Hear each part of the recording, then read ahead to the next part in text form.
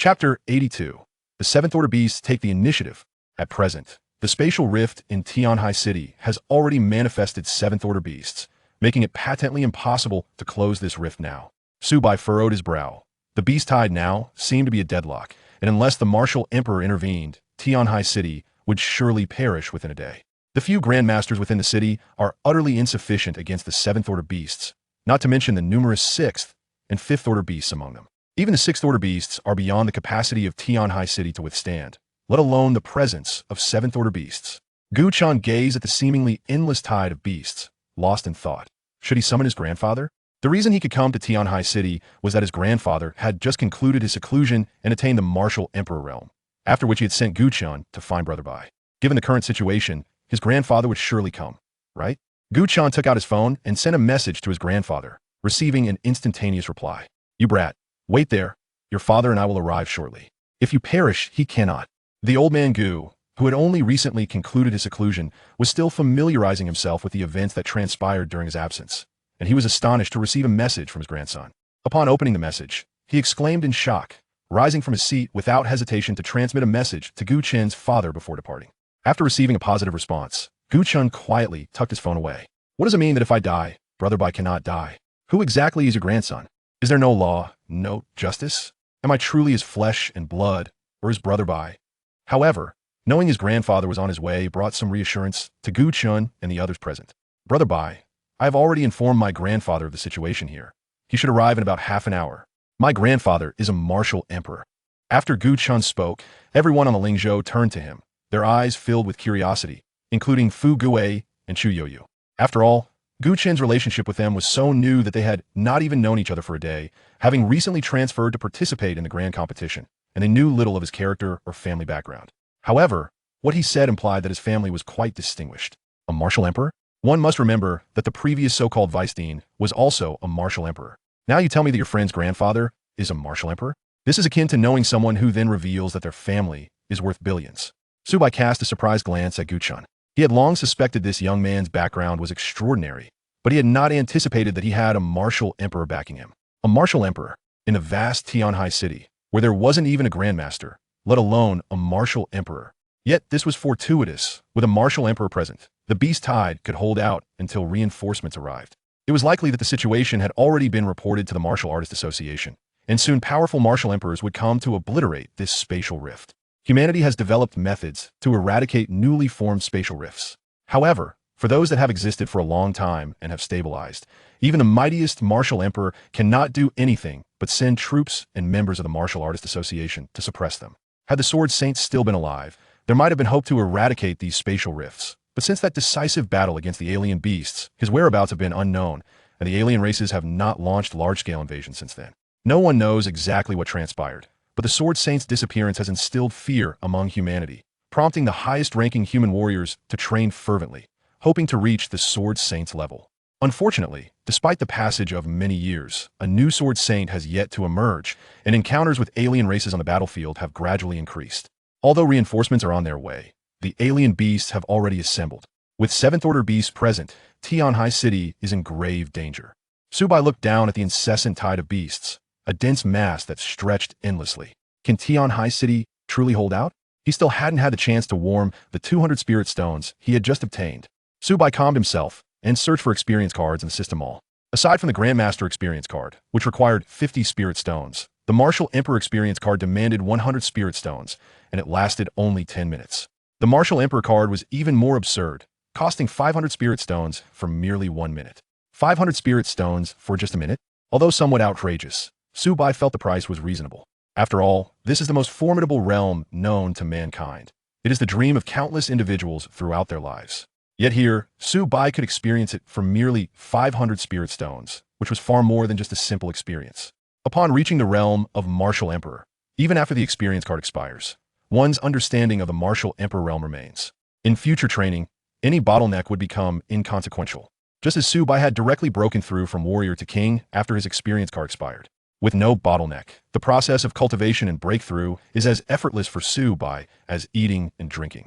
The Martial Emperor is beyond our means, but the Martial Sovereign should suffice, right? With a call, Subai promptly bent down and leaped from the spirit vessel. Do not run amok on the spirit vessel. I shall descend and assess the situation. The aura of the martial king erupted forth, and Subai propelled himself with spiritual energy into the throng of alien beasts. Everyone was taken aback by the sudden outburst of the martial king's aura. By the time they regained their senses, Subai had already leapt from the spirit vessel. Peering down, the roars of the alien beasts reverberated through the heavens, each one fixating on the horizon, eager to breach the gates of Tianhai City. Moo! A tremendous roar emanated from the rear of the alien beasts, carrying an undercurrent of oppressive might. The already agitated alien beasts could no longer contain their bloodlust upon hearing that sound, and they surged frantically towards the gates of Tianhai City. On the spirit vessel, Chu Yu and Fugue, witnessing Su Bai's descent, contemplated following suit, determined to face death together. Guchan felt even more compelled, for he knew that his grandfather had proclaimed that if he were to perish, Su Bai must not meet the same fate. Su Bai's voluntary plunge into the tide of beasts. Was this not a death wish? Aware of the truth, Xiao Xingyuan and the master hurriedly obstructed those intent on following. Xiao Xingyan understood Su Bai's true strength. He was a grandmaster, and even among grandmasters of the same realm, one could be dispatched with a single stroke. Brother Bai's actions must surely be guided by thoughtful consideration. Otherwise, he would not recklessly throw himself into danger. Brother Gu, Brother Fugue, and you, dear sister-in-law, do not be hasty. Brother Bai must have his reasons. After all, after spending so much time together, do you not understand his character? The restrained individuals pondered these words. Fugue was the quickest to react, followed closely by Guchun. Oh right, Brother Bai is such a prudent person. How could he possibly engage in such a suicidal act? Chapter 83. The Experience Card of the Martial Emperor, Abyssal Dragon. After careful consideration, Fugue no longer felt the urgency. Brother Bai always approached matters with certainty, and he would never engage in anything without confidence. Guchun shared this sentiment. How could the child of destiny possibly fall prey to a mere beast tide? All they needed to do was wait for him to lead the way. Although Chu Yoyu felt a decrease in her impulse to rush down, the worry in her eyes revealed her thoughts. It was important to note that below them lurked 7th-tier aberrations, creatures comparable to the Martial Emperor realm. Even though Su Bai had just revealed his cultivation level as a Martial King, there was a significant gap of 3 major realms between a Martial King and a Martial Emperor. How could Su Bai possibly contend with a 7th-tier beast? Do not fret. Sister Yu, do you not know Brother Bai well enough? He undoubtedly possesses ample assurance to act in such a manner. We should simply remain here aboard the spirit vessel and await his return. Fu Gue comforted her. The scene shifted, focusing on Su Bai. At this moment, suspended in midair by spiritual energy, Su Bai furrowed his brow as he observed the aberrations charging towards Tianhai City. Without hesitation, he drew the Bai Ling sword and began to channel his techniques. Have you heard of the sword technique that descends from the heavens? The Yuanyang Fiery Slash. Su Bai wielded his sword with great force, cleaving into the throng of beasts. Boom! A deafening crash reverberated through the ranks of the aberrations. As his sword struck, a thick cloud of dust enveloped Su Bai and all beasts within a 100-meter radius. Gradually, the dust settled, revealing not Su Bai, but a mysterious figure clad in a black robe and wearing a mask. This enigmatic individual was none other than Su Bai himself. To conceal his identity, Su Bai had purchased a celestial-grade equipment from the system's shop, which allowed him to mask his appearance and aura, rendering him undetectable even to martial emperors. The black robe he donned was a mere Earth-grade garment, selected for its defensive attributes. Su Bai's desire for concealment was not unfounded. At 18, being a martial king was already astonishing enough to astonish all of China. However, claiming to be an 18-year-old martial emperor would be met with incredulity. If the aberrations were to obtain such information, Su Bai had no doubt that they would dispatch a martial emperor to eliminate him. As for the human martial emperors, there was no way they could spare one solely for his protection, as each one was needed on the front lines, where countless lives hung in the balance. With his identity successfully masked, Su Bai had also devised an explanation. The omnipotent, mysterious master. This excuse had proven infallible. After all, it was all the same person. Any outrageous matters could simply be attributed to this master. Now that his concerns were alleviated, he was free to unleash his fury. Martial Emperor Experience Card, fully utilized, and this too. As the Experience Card activated, Su Bai closed his eyes and savored the sudden surge of formidable power. This was the sensation he craved. If only this power could be at his disposal indefinitely. As Su Bai reveled in his newfound strength, he glanced at the aberrations, feeling as though he could effortlessly crush them with a mere thought. Moments ago, his sword had obliterated all aberrations within a 10-meter radius. These minions were truly feeble. Roar! Roar!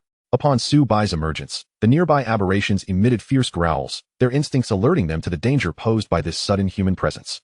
This human had just slain so many of their kin. He was undeniably perilous. Yet, the low-tier aberrations, lacking in intelligence, soon succumbed to their rage and charged recklessly at Su Bai. Roar! The advancing aberrations roared in fury. If anger could kill, Subai would have been torn to shreds 1,000 times over by now. Observing the majority of aberrations rushing towards him, Subai frowned. However, he swiftly drew the Bai Ling sword once more. Now, at the martial emperor realm, he could unleash the full might of the Bai Ling sword. And the power of the celestial technique, the Yuanyang slash, erupted forth. Not enough, still not enough. With the intent of his sword unleashed, there was nothing in this world that could rival it. A terrifying strike brewed in Subai's hands. This earth-shattering sword was a harbinger of humanity's resurgence. As the intent of his sword manifested, many of the charging aberrations faltered, their faces betraying a rare glimpse of fear. They wished to flee. But Subai's sword had already been unleashed. Boom! One sword, an unstoppable force, cleaved through the air with such speed that it created sonic booms. Until the sword intent dissipated, not a living creature could be found for 1,000 meters in its wake. Seeing a path carved through the chaos, Subai swiftly advanced towards the sensed 7th-tier aberration. Time was of the essence. He had but 10 minutes to eliminate that 7th-tier beast, or all hope would be lost. The 7th-tier aberration, several kilometers away, seemed to sense something, and its enraged roar echoed through the skies. Moo! Upon pinpointing the source of the sound, Subai soared into the air, rapidly making his way towards the sound's origin. With the low-tier aberrations no longer obstructing him, they continued their relentless assault towards Tianhai City. Such commotion would undoubtedly attract the attention of several martial kings and masters stationed atop Tianhai City's walls. Given the gravity of the situation, even the parents of Subai and his companions had been summoned to the walls. Should the aberration army approach, these masters and martial kings would need to fight desperately to buy time for the citizens still unable to evacuate.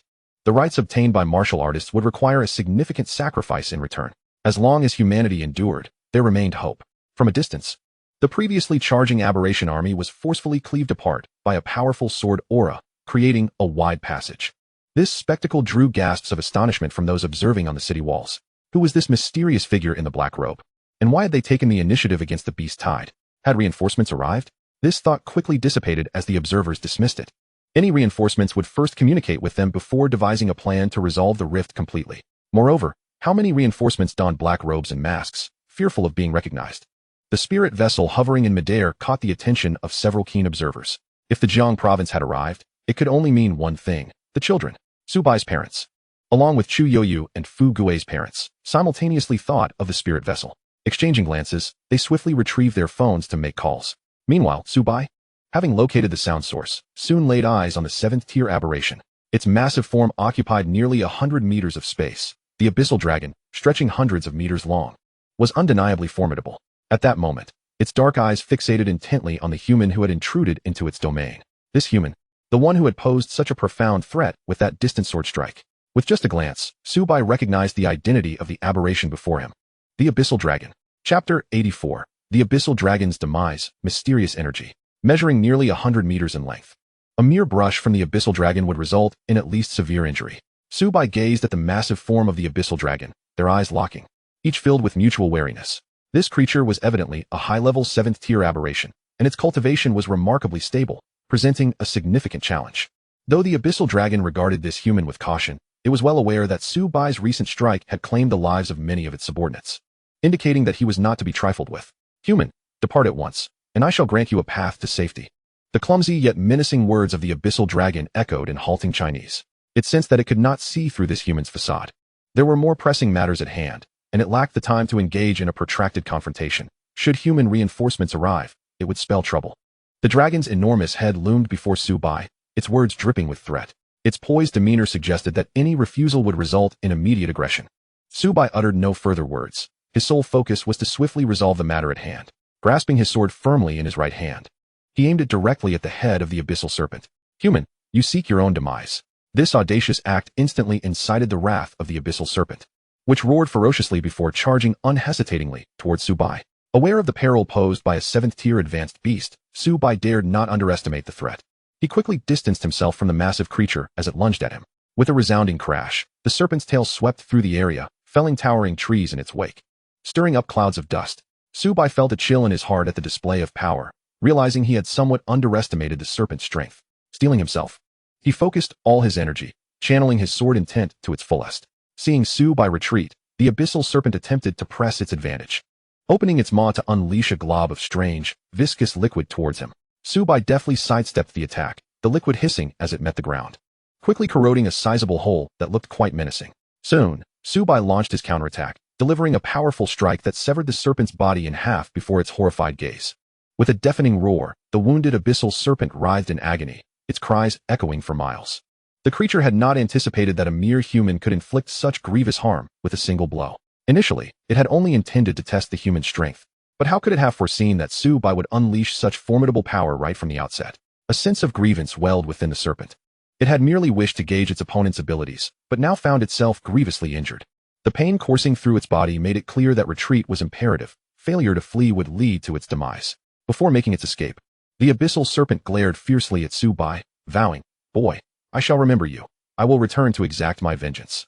However, before the serpent could flee, Subai struck again with the same lethal force, and with a series of thuds, the creature's head tumbled to the ground, while the remaining half of its body crashed heavily down as well. In that moment, the abyssal serpent was left bewildered. How could this human unleash such devastating strikes consecutively? Was it even feasible? The serpent had believed that after expending a significant portion of its spiritual energy to deliver a single blow, it could simply utter a threat and retreat through the spatial rift to recuperate before returning for revenge. How is it that the moment I utter a phrase, your spiritual energy is instantly replenished? Subai observed the unfolding events with a calm demeanor. As the saying goes, villains perish from excessive verbosity. Why did they never heed this warning? With the demise of the abyssal serpent, the surrounding lower-tier beasts lost their leader, scattering in all directions without guidance. On the walls of Tianhai City, the prepared crowd anxiously watched as the horde of beasts approached. The seemingly endless tide appeared like an army about to besiege the city. Yet, just as the tension reached its peak, the orderly ranks of the beast tide suddenly faltered. What had been a synchronized advance devolved into chaotic disarray, with creatures fleeing in all directions. Nevertheless, a portion of the beasts, in their panic, continued their assault on Tianhai City. As the immediate threat seemed to dissipate, the onlookers atop the walls were left in a state of astonishment. What just happened? Has the beast tide come to an end? One man voiced his uncertainty. As his words sank in, more and more people regained their senses, staring in disbelief at the scene before them. The once feared beast tide had simply ceased to exist. Remain vigilant. This could be a trap set by the beasts lurking behind. We must double our guard, commanded the highest-ranking guardian present. Yes. Subai stowed away the carcass of the abyssal serpent, pondering how it might taste when fed to the little azure dragon. After securing the body, he curiously gazed at the spatial rift. Just how had this phenomenon come to be, allowing a continuous influx of beasts? What lay beyond this rift? Should he dare to explore? However, he quickly dismissed the thought, for the Martial Emperor experience card had merely 2.5 minutes remaining. At this moment, Subai's spatial ring was brimming with a plethora of beast corpses. He estimated that this considerable haul could fetch at least several billion when sold. Not to mention the high-tier beasts among them that could serve as valuable materials for crafting. As he prepared to find a discreet corner to change his attire before leaving, the system suddenly chimed with a notification. Detecting mysterious energy, please approach to absorb. Absorption complete. The system will upgrade again. For more details, please check after the upgrade. Mysterious energy? Subai surveyed his surroundings with a sense of curiosity. After scanning the area, his gaze finally settled on the spatial rift, the only source of energy that matched the system's description. With just a minute left on his Martial Emperor experience card, Subai resolved to take a risk. Fortune favors the bold. He cautiously approached the spatial rift, attentively monitoring the system's reactions. Even at a distance of 1 meter, however, there was no indication from the system. Furrowing his brow, he wondered if he needed to touch the rift directly. That seemed rather perilous. Damn it. I've faced little trouble thus far. Why should I fear this minor spatial rift? Summoning his resolve, Subai placed his hand upon the rift. Moments later, to his relief, nothing adverse occurred, and the system's notification sounded as expected. Absorbing mysterious energy, please wait. Chapter 85. The disappearance of the spatial rift. Do you understand now? Absorbing mysterious energy, please wait. 13205099. Absorption complete, system upgrading. As the system's notification concluded, Subai was astonished to discover that the spatial rift he had touched had vanished completely. The system could actually absorb the rift, eradicating it entirely? Subai stared in disbelief at the scene unfolding before him. A problem that had plagued humanity for millennia had been resolved so effortlessly, in mere seconds. Indeed, from the moment Subai touched the rift to its disappearance, only a few seconds had elapsed.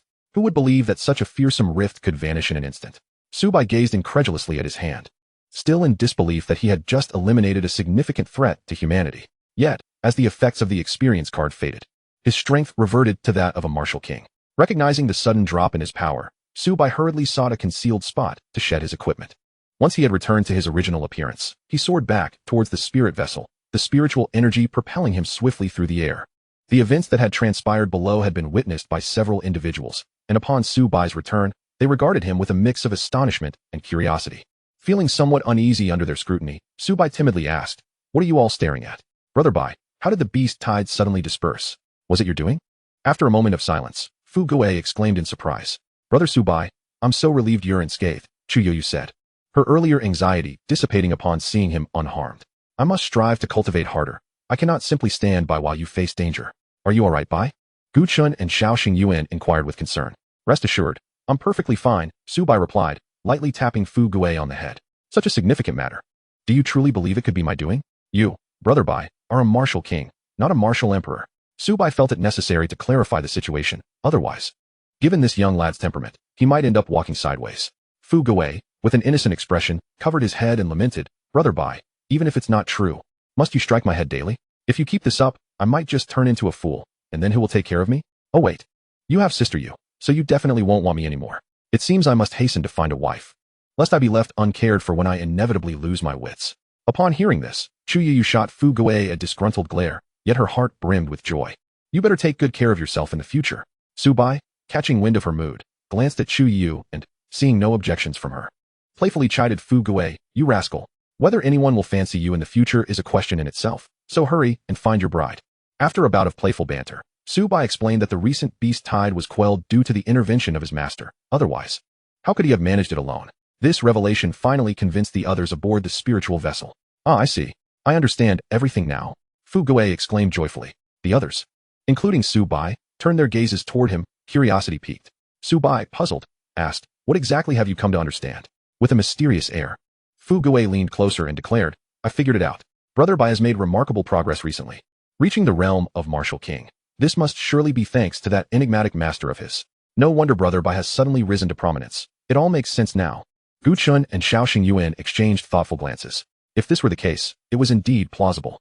With a secretive master aiding him in the enhancement of his celestial talent, his cultivation must have skyrocketed. A being capable of resolving the beast tide would undoubtedly be at least a martial emperor, if not more. The realization sent a shudder through them, their imaginations racing. This included the master steering the vessel, who, upon hearing such clandestine information, felt a chill run down his spine. "Oh no, I've been privy to too many secrets. Will I be silenced?" The master grew increasingly anxious, wondering if this unparalleled prodigy's master might be lurking nearby. Seeing the commotion, Subai refrained from providing any explanations. It seemed Fu Guei had finally come to be somewhat reliable, crafting an excuse on his behalf. "You do understand now, quite well indeed." With Subai offering no objections, the others silently accepted this notion. Gu Chun, relieved he had latched onto the right ally early on, thought to himself that otherwise, even if he attempted to approach, he might be rebuffed. Xiao Xingyan gazed at Subai with admiration, recognizing his humility. Despite being a grandmaster, he remained so understated. "I must learn from Brother Bai to present an unassuming facade while concealing immense strength." As the beast tide gradually receded, the master piloted the vessel toward Tianhai City. With the vessel in motion, the parents atop the city walls were consumed with worry. They had already established contact with Chu Yu and the others aboard the spiritual vessel. Subai's parents, upon learning of his daring plunge into the beast tide, were in a state of frantic disarray. If their son met his doom, what meaning would their efforts hold? "Dear-in-laws, fret not. You know how resourceful little Bai is. He has always been quite clever. He will be just fine," reassured Yan Lanmeng, Chu Yoyu's mother. To her, Subai had long been like family, especially since he had awakened a celestial talent. The two young ones shared mutual affection, having grown up together in innocence. Thus, even without formal declarations of their relationship, they were already regarded as a daughter-in-law and a favored son-in-law by both families. Fu Guei's parents joined in to comfort them, assuring the couple that all would be well. Soon, the spiritual vessel gracefully descended upon Tianhai City, and as the onlookers beheld, it landed softly. The scattered beasts outside the city had already been eliminated by adept ranged warriors, leaving the defenders on the walls untouched. After dispatching the beasts that surged toward Tianhai City, the remaining creatures fled in various directions.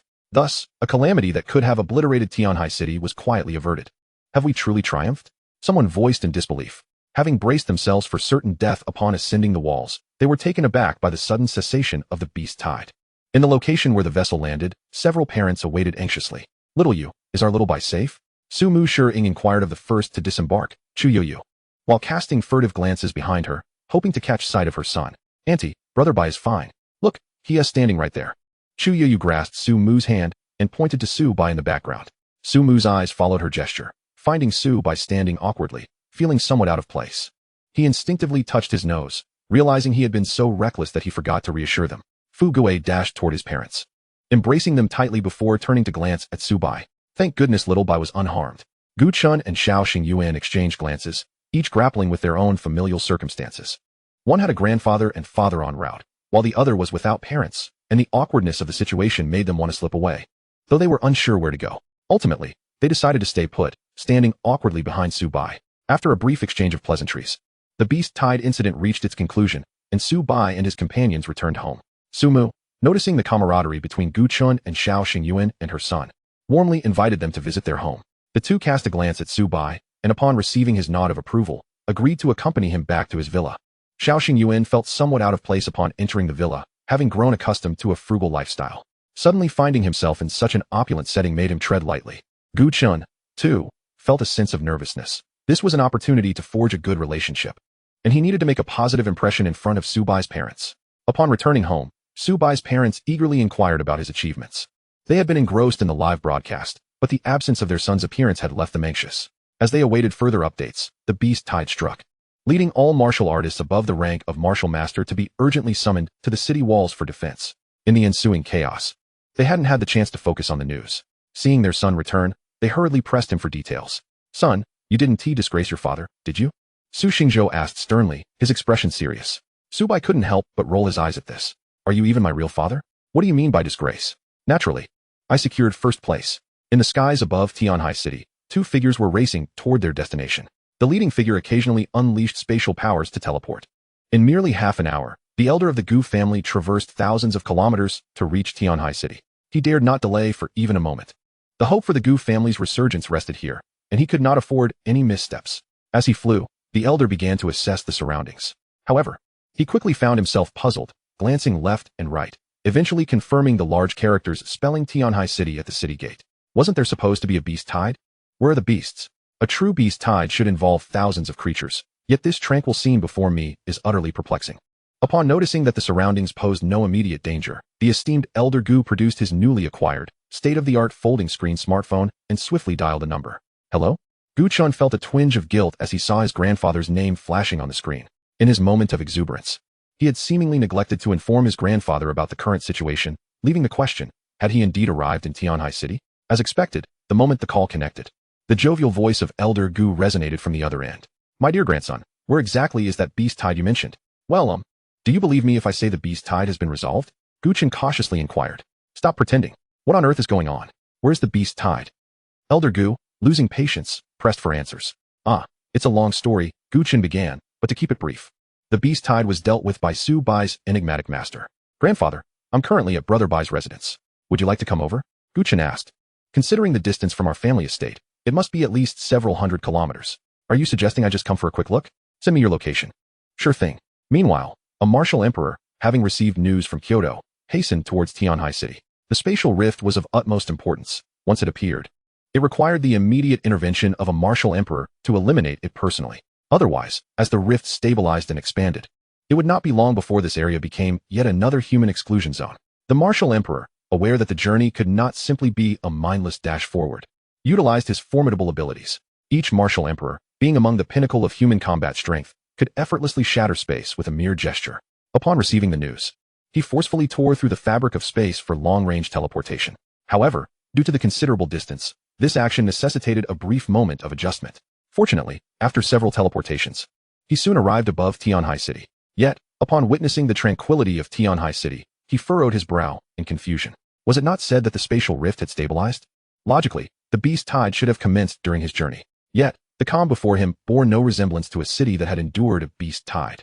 After observing for a while, he suddenly turned his gaze towards a specific direction, the spot where Su Bai had vanquished the abyssal serpent. Before he could greet anyone, the martial emperor executed a swift teleportation, arriving immediately at the site of the former spatial rift.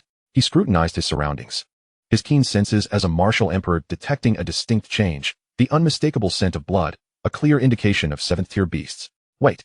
The martial emperor's gaze fixed upon the area where the spatial rift had once been. Though it appeared barren now, his extensive experience with spatial rifts assured him that one had indeed existed here previously. But why had it vanished? Had someone sealed or destroyed it? No. Aside from martial emperors, who else could obliterate a spatial rift? There were no signs of a seal, yet a martial emperor had been here.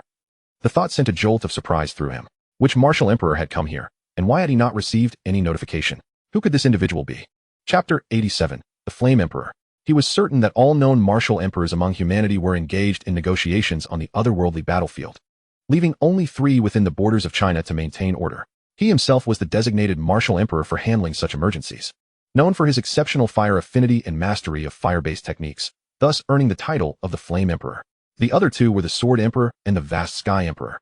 The Sword Emperor was renowned for his expertise in swordsmanship, while the Vast Sky Emperor had adopted a self-bestowed title. With the other 2 stationed at the front lines, incidents like this were typically entrusted to him. Yet, what was happening now? However, upon realizing the crisis had been averted, the Flame Emperor felt a sense of relief. As long as the spatial rift was resolved, everything else could be addressed. Nevertheless, it would be prudent to ascertain the identity of the mysterious individual who had intervened. After concluding his investigation, the Flame Emperor instantaneously teleported to the Guardian's office in Tianhai City. Who goes there? The Guardian of Tianhai City exclaimed upon the Flame Emperor's sudden appearance. However, as his gaze fell upon the visitor, he quickly composed himself and bowed respectfully. Lord Flame Emperor, my apologies for the inadequate reception of your esteemed presence. Impatiently waving a hand, the Flame Emperor cut to the chase. You reported the beast tide, correct? Where is it? Who resolved it? The Guardian, eager to share his insights, responded. It is said that the beast tide was quelled by a mysterious master of the Sun of the Su family within the city. The true extent of this master's power remains unknown, but according to several witnesses, it was this person's master who vanquished the 7th-tier beast. I personally witnessed a mysterious figure in black robes wielding a long sword. With a single strike, a wide path was cleared through the beast tide. Following that, as you can see now, the beast tide retreated in an instant, and the beasts that emerged from the rift fled outside the city. The Guardian recounted the events in detail, mindful that he had reported the imminent threat of the beast tide. With the Martial Emperor now involved, and the threat having dissipated, he worried about potential accusations of exaggerating the situation. The Flame Emperor nodded thoughtfully, pondering the identity of this enigmatic figure in black. Do you know where the son of the Su family resides? I wish to speak with him. I do. Meanwhile, within the villa, Subai began to tally the gains from the recent beast tide, as well as the outcomes of the grand competition.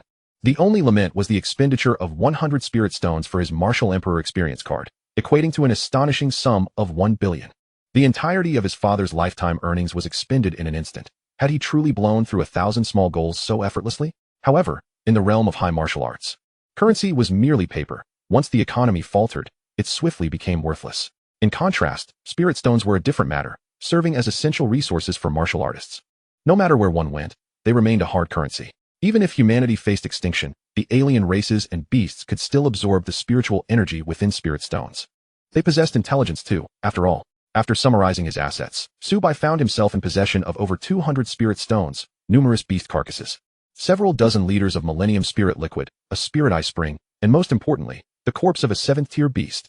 The lengthy meat of the 7th-tier beast alone promised countless meals. Today, as he prepared a meal, Subai took out several pounds of 7th-tier beast meat, a substantial nourishment for his Martial Emperor-level physique. Elder Gu and his father soon arrived. Upon learning they were there to assist his son, Su Xingzhou welcomed them warmly, declaring, "As guests, let us celebrate my son's remarkable achievement of securing first place in the grand competition. Mr. Gu, your son Bai is truly exceptional.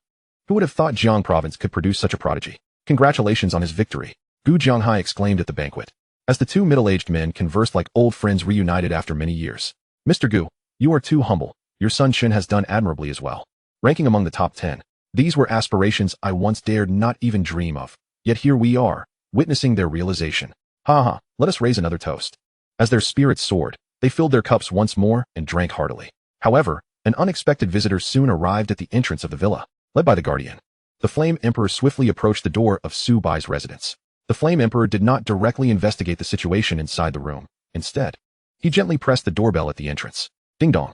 The sound of the bell echoed, prompting Shiying to rise and open the door. Upon opening it, Shiying certainly recognized the Guardian of Tianhai City standing beside the Flame Emperor. But who was the other person? "Hello, I am looking for Subai. Is he home?" The Flame Emperor inquired proactively. As he approached the villa, he had already sensed a familiar aura. If he was not mistaken, it should belong to the Subai within the villa. Moreover, what was this powerful Martial Emperor presence emanating from within? And wait, was there also a Grandmaster present? Shiying was momentarily taken aback, but quickly regained her composure and called into the room. "Son, someone is looking for you." Hearing this, Subai put down his utensils and stepped out of the living room, asking, "Who is it? What do you want with me?" The others at the dining table sensed something was amiss and hurried into the courtyard to glance towards the door. "Wow," the old man Gu exclaimed upon seeing the visitors. his surprise evident. In that instant, the astonished gazes of those beside him were directed his way. At his age, was he really keeping up with trends? Before the old man could explain, he slightly bowed and introduced himself. Greetings, esteemed Flame Emperor. I am Gu Hongyi from the Gu family of Jiang Province. The mention of the Flame Emperor sent shockwaves through the crowd. How could the legendary Martial Emperor be here to seek out Su Bai? However, it quickly dawned on them that the Emperor likely intended to address the recent beast tide, only to realize it had already been resolved by Su Bai's master.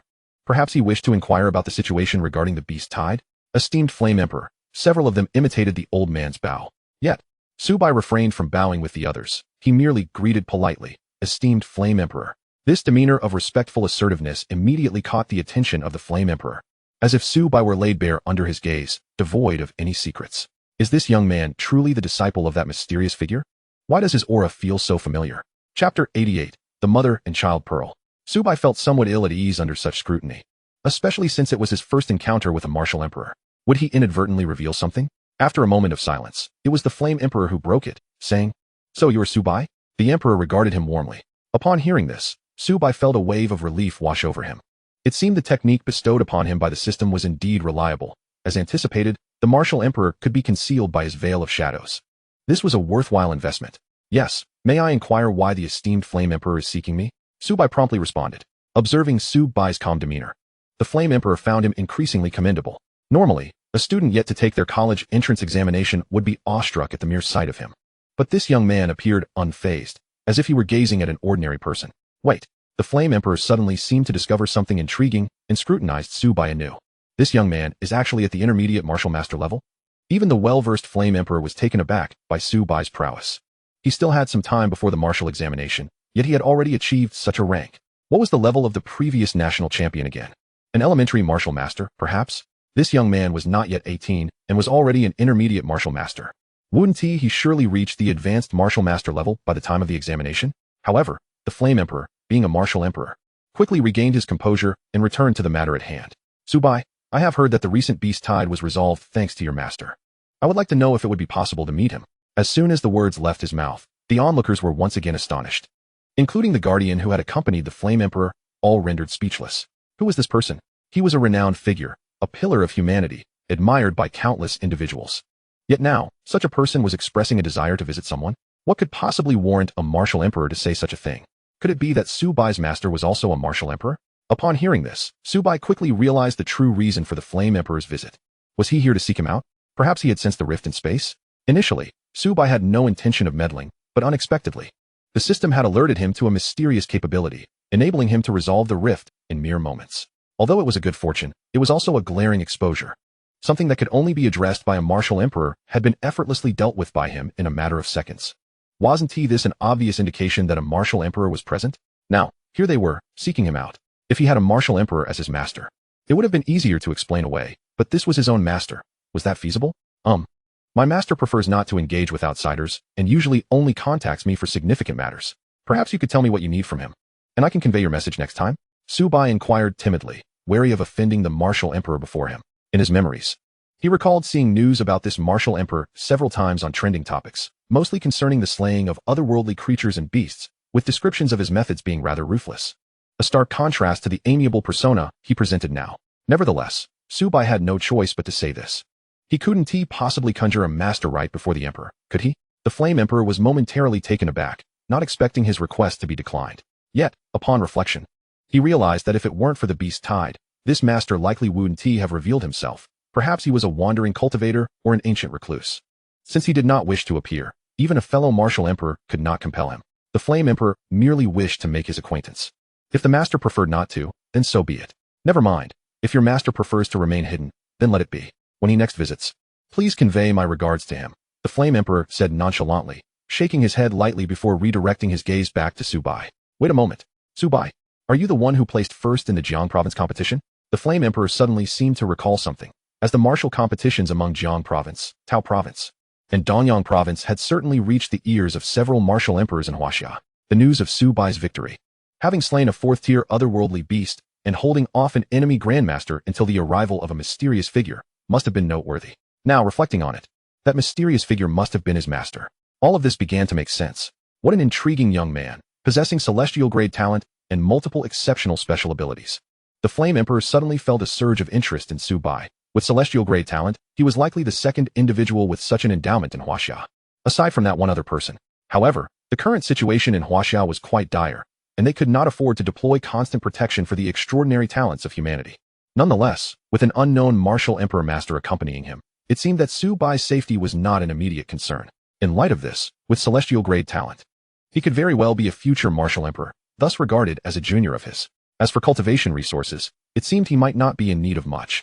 And with a master in possession of formidable weapons, it appeared there was little for him to offer. After some contemplation, the Flame Emperor retrieved a pearl from his spatial ring and tossed it to Su Bai, saying, "Su Bai, this pearl is a mother and child pearl. I thank you for resolving the recent beast tide. I have little of value to offer you, so please accept this pearl. In the future, should you require any assistance, simply crush the orb in your hand, and I shall sense it from here, hastening to your side with utmost urgency. I eagerly await our next encounter." The last utterance of the Flame Emperor was conveyed through a form of telepathy, audible only to Su Bai amidst the gathering. With that, the Flame Emperor tore through the fabric of space, departing without a backward glance. The rift in space would not simply vanish without cause, and the swift resolution of it suggests that this young one's master possesses extraordinary capabilities. Perhaps he possesses some means to permanently resolve such spatial anomalies? Yet, all of this remains speculation. Only Su Bai knows the truth, and his master remains elusive. Thus, one must await their next meeting, by which time he should be sufficiently qualified to learn of such matters. One can only hope, otherwise, humanity may struggle to endure. Chapter 89. My villa is quite spacious. Would you care to take a look? Su Bai pondered, perplexed by the meaning of the Flame Emperor's final words. Anticipating a future meeting? Did such a sentiment require telepathic communication? Or was there a deeper implication? Nevertheless, with the individual having departed, there was no need for excessive contemplation. Throughout the exchange, aside from the two conversing, the rest of the assembly was left in astonished silence, their presence scarcely acknowledged. Even Su Xingzhou bore a look of shock. After all, he was the head of a trillion-dollar conglomerate, seasoned in the face of extraordinary events. Yet, this particular scene was indeed unprecedented. A visit from the Martial Emperor. Had it been anyone else, they would have boasted about it for a decade. The highest realm he typically encountered was merely that of a Grand Master. To think that his own impudent son could elicit a personal visit from the renowned Flame Emperor. What could this young man possibly be up to? Su Xingzhou scrutinized Su Bai closely. Indeed, this was his son. Lord Jiang, why not join us for a meal? We have just begun dining. Shering suggested to the remaining guardians of Tianhai City after the eminent figure had taken his leave. In this day and age, possessing connections is far more advantageous than lacking them, especially when such an individual serves as the guardian of one's own city. Cultivating a favorable relationship is undoubtedly beneficial. Upon hearing the invitation, Jiang Qi snapped back to reality and, upon realizing it was an invitation, politely declined. I apologize, Madam Su, but currently, the evacuation of the populace in Tianhai City due to the beast tide is not yet fully settled. I only managed to spare some time due to the presence of the Flame Emperor. However, I must return to instruct on the subsequent actions, so I cannot stay. Enjoy your meal. Very well, Lord Jiang. Take care, came the response as Jiang Qi turned to depart, tasked with managing the ensuing operations. No one anticipated that the beast tide would conclude so swiftly. Those who had just been relocated must now be brought back and reassured. This undoubtedly posed a time-consuming and laborious endeavor, but as a guardian, such responsibilities are to be expected. Once Jiang Qi had left, the remaining individuals in the villa exchanged glances before returning to the dining table. Gu Chun, Gu Hongyi, and Gu Jianghai were all left speechless. Although they had anticipated Su Bai's eventual rise, none had foreseen the pace at which he ascended. How could they have imagined that a visit from the Martial Emperor would occur so soon? Ask yourselves. Would the Gu family ever have envisioned such an event transpiring in their lives? It was beyond their wildest imaginings. This young man, formidable as he is, from Gu Chun, Gu Hongyi had learned that Su Bai's true cultivation level had long surpassed that of a martial king. Yet, he, a martial emperor, could not discern Su Bai's realm, perceiving him only as a mid-level martial master. Were it not for the fact that this was stated by his grandson, Gu Hongyi would have vehemently refuted the notion that Su Bai was a martial king. After all, had the martial emperor not visited, how could he have remained so composed? A mid-level martial master would have been more acceptable, but were he truly a martial king, the situation would be entirely different. At this moment, Gu Jianghai grasped his father's intent. As the head of the Gu family, he was privy to certain family secrets. It appeared that the ancestral relics were indeed potent, explaining the claims that the Gu family had once produced a martial emperor. Regrettably, centuries have passed, and times have changed, leading to the family's decline. Su Bai toyed with the orb in his hand, musing over the Flame Emperor's intentions. Did he seek to cultivate a rapport with him? Such an object capable of long-distance communication could not possibly be inexpensive. The crux of the matter lies not merely in its cost. The orb could summon a martial emperor directly, akin to a martial emperor's summoning talisman. A martial emperor, the most formidable warrior in existence, could arrive simply upon the shattering of this so-called mother and son orb? This is nothing short of a trump card, and a most formidable one at that. After stowing away the orb, the group returned to the living room. Following the meal, Guqin's father and grandfather took their leave, having ensured there were no further matters to address. After all, with the weighty Gu family at stake, the departure of both decision-makers was not an option. There was nothing amiss now, so leaving Guqin alone was acceptable.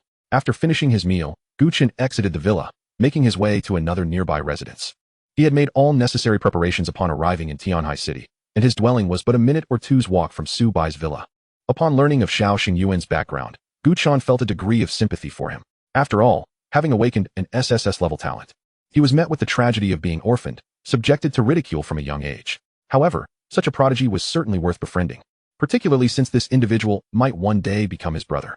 As fellow disciples of Brother Bai, they must unite to prevent anyone else from intervening in their bond. My villa is quite spacious. Would you care to take a look? Thus, Xiao Xingyuan followed Guqin to his villa. Choose any room you like. Here is the key. Stay for as long as you wish, Guqin offered, leading Xiao Xingyuan to the living room, where he reclined on the sofa and casually gestured towards the several rooms upstairs for Xiao Xingyuan to select. He then tossed him a key to the villa. Noticing that Xiao Xingyuan was slow to act, Guqin turned, puzzled. To his surprise, the boy, known for his fearlessness, was now teary-eyed, seemingly on the verge of tears. Hey, brother, why are you crying? Are you dissatisfied? Speak up. I will do my best to accommodate you, Guqin exclaimed, having never encountered such a scene before. He hurriedly approached Xiao Xingyuan to offer some comfort. And no, it's just that sand got in my eyes, Xiao Xingyuan replied, his voice thick with emotion. After uttering this, he wiped his face and made his way upstairs to one of the rooms. What is with him? Acting so strangely, Guqin muttered, perplexed by Xiao Xingyuan's behavior. Little did he know, Xiao Xingyuan had only experienced such kindness from his parents before, making Guqin the second person to treat him so well. The following days were remarkably tranquil. The group could forego attending school, focusing entirely on preparing for the martial examination. Su Bai's status as a mid-level martial master rendered school attendance pointless, and the same applied to Guqin and his companions. The school offered negligible assistance at this stage. To remain in the area, Xiao Xingyuan directly requested a leave of absence from his teachers. However, it seemed that his school had yet to come to terms with his sudden rise from obscurity, threatening him with expulsion if he did not return promptly. Upon hearing this, Guqin could not contain his indignation. He seized the phone and chastised the teacher, subsequently facilitating Xiao Xingyuan's transfer to another school. Now, the five of them were truly united, simultaneously, in a basement in another province. Useless fools. A bunch of imbeciles. What purpose do you serve? Not only did this mission result in the deaths of several ordinary students, but it also claimed the life of a Grand Master. What purpose do you worthless beings serve? With a martial emperor and 3 grandmasters at your disposal, bolstered by array formations, how is it that you cannot eliminate a mere martial artist? Are you all utterly incompetent? Speak up, have you lost your voices? Do you comprehend the terrifying nature of celestial-grade talent? Why do I risk exposure by allowing a martial emperor to accompany us? If not to flawlessly execute this mission? Yet here you are, reflecting on your own failures. Not only did you fail to eliminate the target, but you also lost a grandmaster. Do you grasp the magnitude of this risk? If we succeed, all is well, but if we fail, we, and I, will all face dire consequences. At that moment, the 3 fleeing from the secret realm found themselves berated in an underground chamber by their superior, the head of the foreign tribes from several nearby provinces. This mission was dispatched by the 7th-tier martial emperor before him. It is crucial to note that this was an order from the highest authority, and the incompetence of his subordinates would surely bring him down with them. Useless, gluttonous fools. He realized that no words could rectify the situation. The mission had already failed, and any further attempts would be futile. Before they could ponder their predicament, a series of knocks echoed through the room. Knock, knock, knock. Who is it? It's the water meter inspector. Open the door. Oh, very well. Reacting instinctively, the martial emperor opened the door, only to realize too late that they were in an underground chamber. Don't move. Hands on your heads. The others immediately attempted to flee, but it was all in vain. The pressure had compelled the foreign tribes to betray them, and this time the Emperor of Flames was personally leading the operation. As the foreign assailants were captured, an uproar ignited online. Have you heard? The champion of the recent competition in Jiang province comes from a city called Tianhai, which has produced 3 top 10 competitors. Did you see that recording? The one named Su Bai actually killed a 4th-tier beast. How outrageous. That creature was of the martial king level. How can your focus differ so greatly from mine? Did no one else notice that the competition was attacked by foreign tribes? I heard there was even a martial emperor involved. I was present at the scene. The attack featured 1 martial emperor and 3 grandmasters, one of whom has already perished. We suffered over 20 casualties, and it is rumored that there was an insider. Ha ha ha. Am I the only one who feels a bit sorry for this Ichin? He placed second in the competition, but due to his questioning, he was relegated to fourth. As a trained professional, I usually refrain from laughing unless compelled. But this is just too amusing. Subai paid little attention to the discussions online. He felt like a lamb surrounded by wolves, all eager to devour him. If he did not diligently cultivate, this little sheep would soon become the feast for others. In the following days, Subai made a trip to the treasure-gathering pavilion, selling off all the beast corpses. He retained only the flesh of the abyssal magic dragon, a substantial source of nourishment. The pile of corpses included several 4th and 5th tier beasts, and after a thorough assessment, the staff at the pavilion estimated the total value. The entire collection of corpses, filling a spatial ring of 1,000 cubic meters, along with the materials suitable for refining from the abyssal magic dragon, was appraised at over 500 spirit stones. Clearly, this could not be settled with Huaxia currency, so the pavilion's president, Feng Yuqing, requested to finalize the transaction in spirit stones. These 520 spirit stones were primarily valued due to the refining materials from the abyssal magic dragon, a 7th tier beast. Even at the headquarters of the treasure-gathering pavilion, they could only accept materials from martial emperors and 7th tier beasts. In the online world, such materials belonged to the realm of martial emperors, and those who possessed them seldom parted with them. Would a martial emperor lack spirit stones? A mere trip to a secret realm could yield hundreds or thousands of spirit stones, hardly making them desperate for such currency. Most spirit stones circulate from the hands of these powerful figures or are collected by dedicated legions. Naturally, this small branch of the treasure-gathering pavilion lacked 520 spirit stones. Feng Yuqing instructed Su Bai to return home and await his arrival the next day with the payment in hand. Su Bai was indifferent. As a day or two mattered little, a force as substantial as the pavilion would never default on a transaction. He then returned home to continue his cultivation. The news of Su Bai, son of the Su group, having a martial emperor mentor swiftly spread throughout Tianhai City.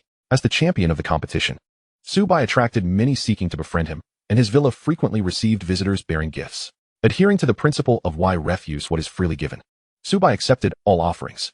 However, he unhesitatingly rejected those attempting to recruit him into their factions. How could such trivial offerings buy his freedom? Absolutely impossible. The Su group thrived due to Su Bai's influence, with many previously in different companies now eagerly seeking collaboration.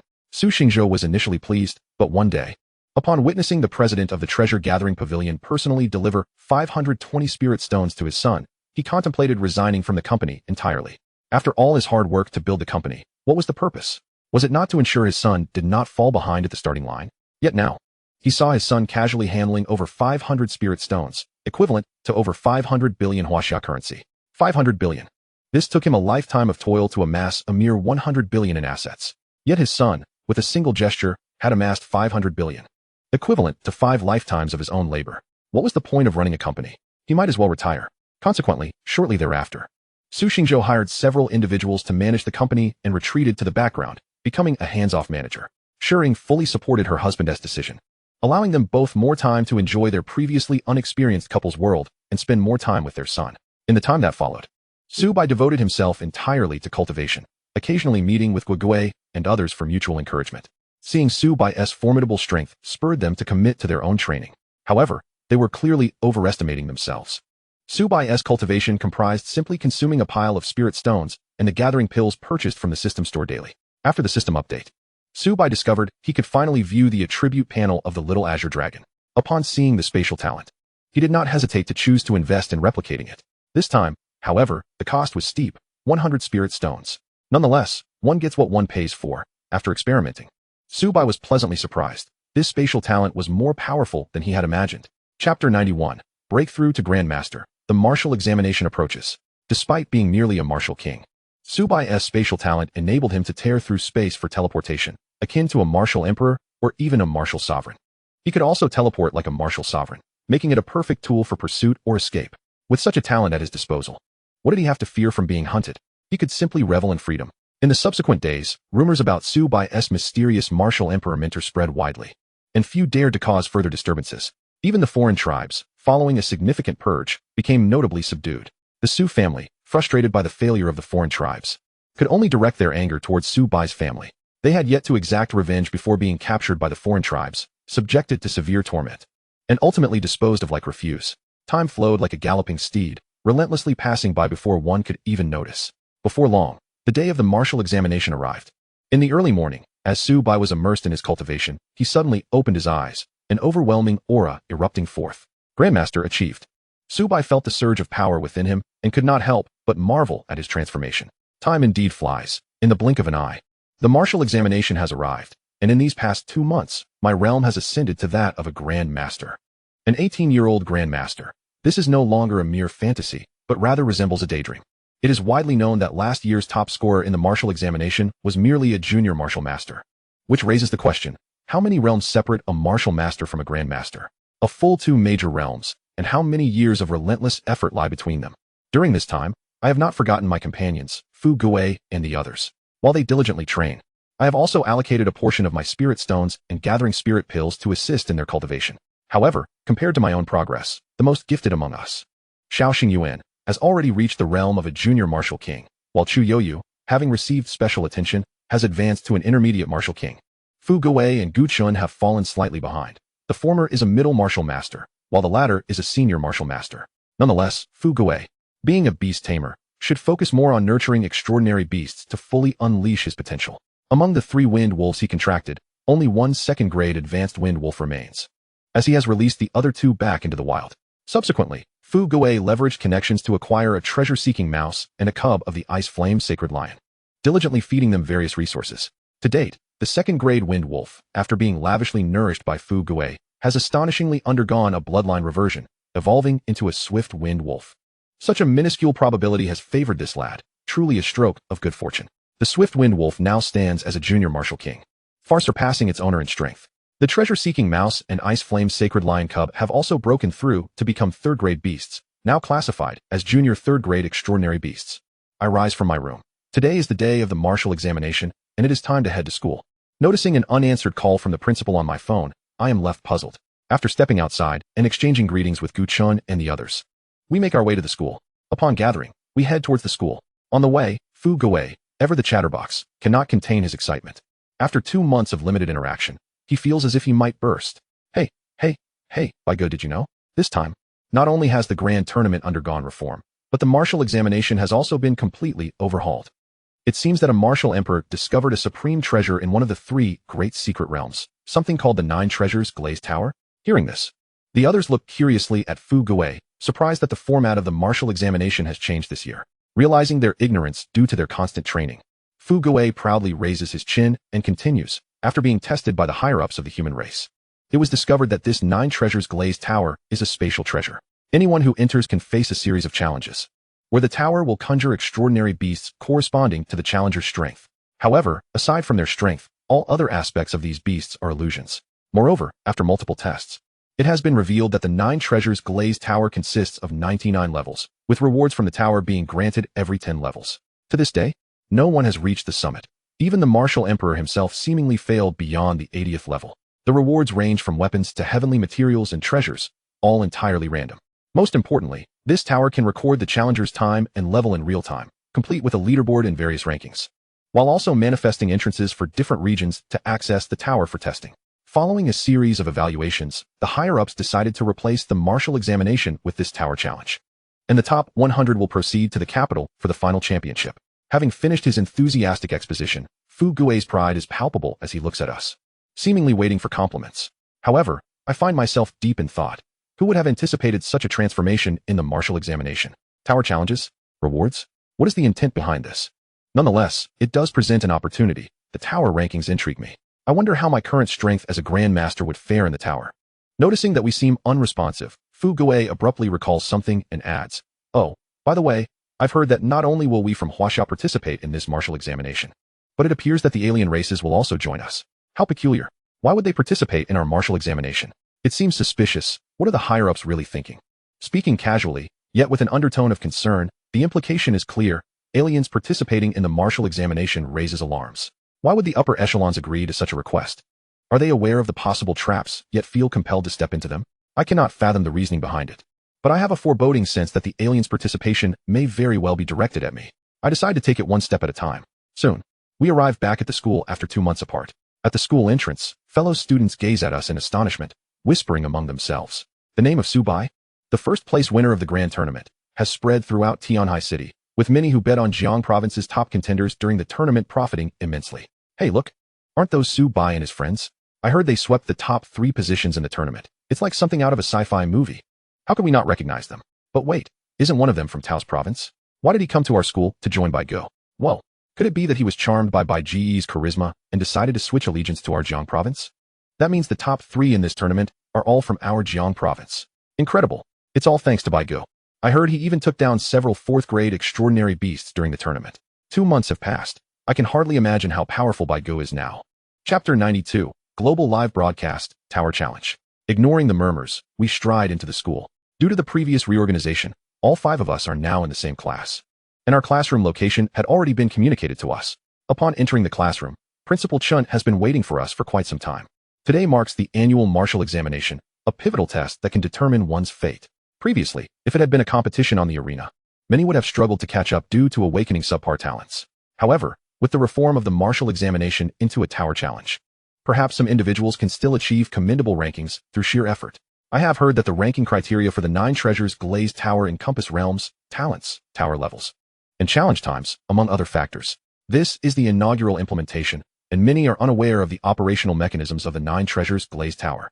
Only by attempting it can one truly comprehend. As a result, a palpable tension permeates the atmosphere of the school today.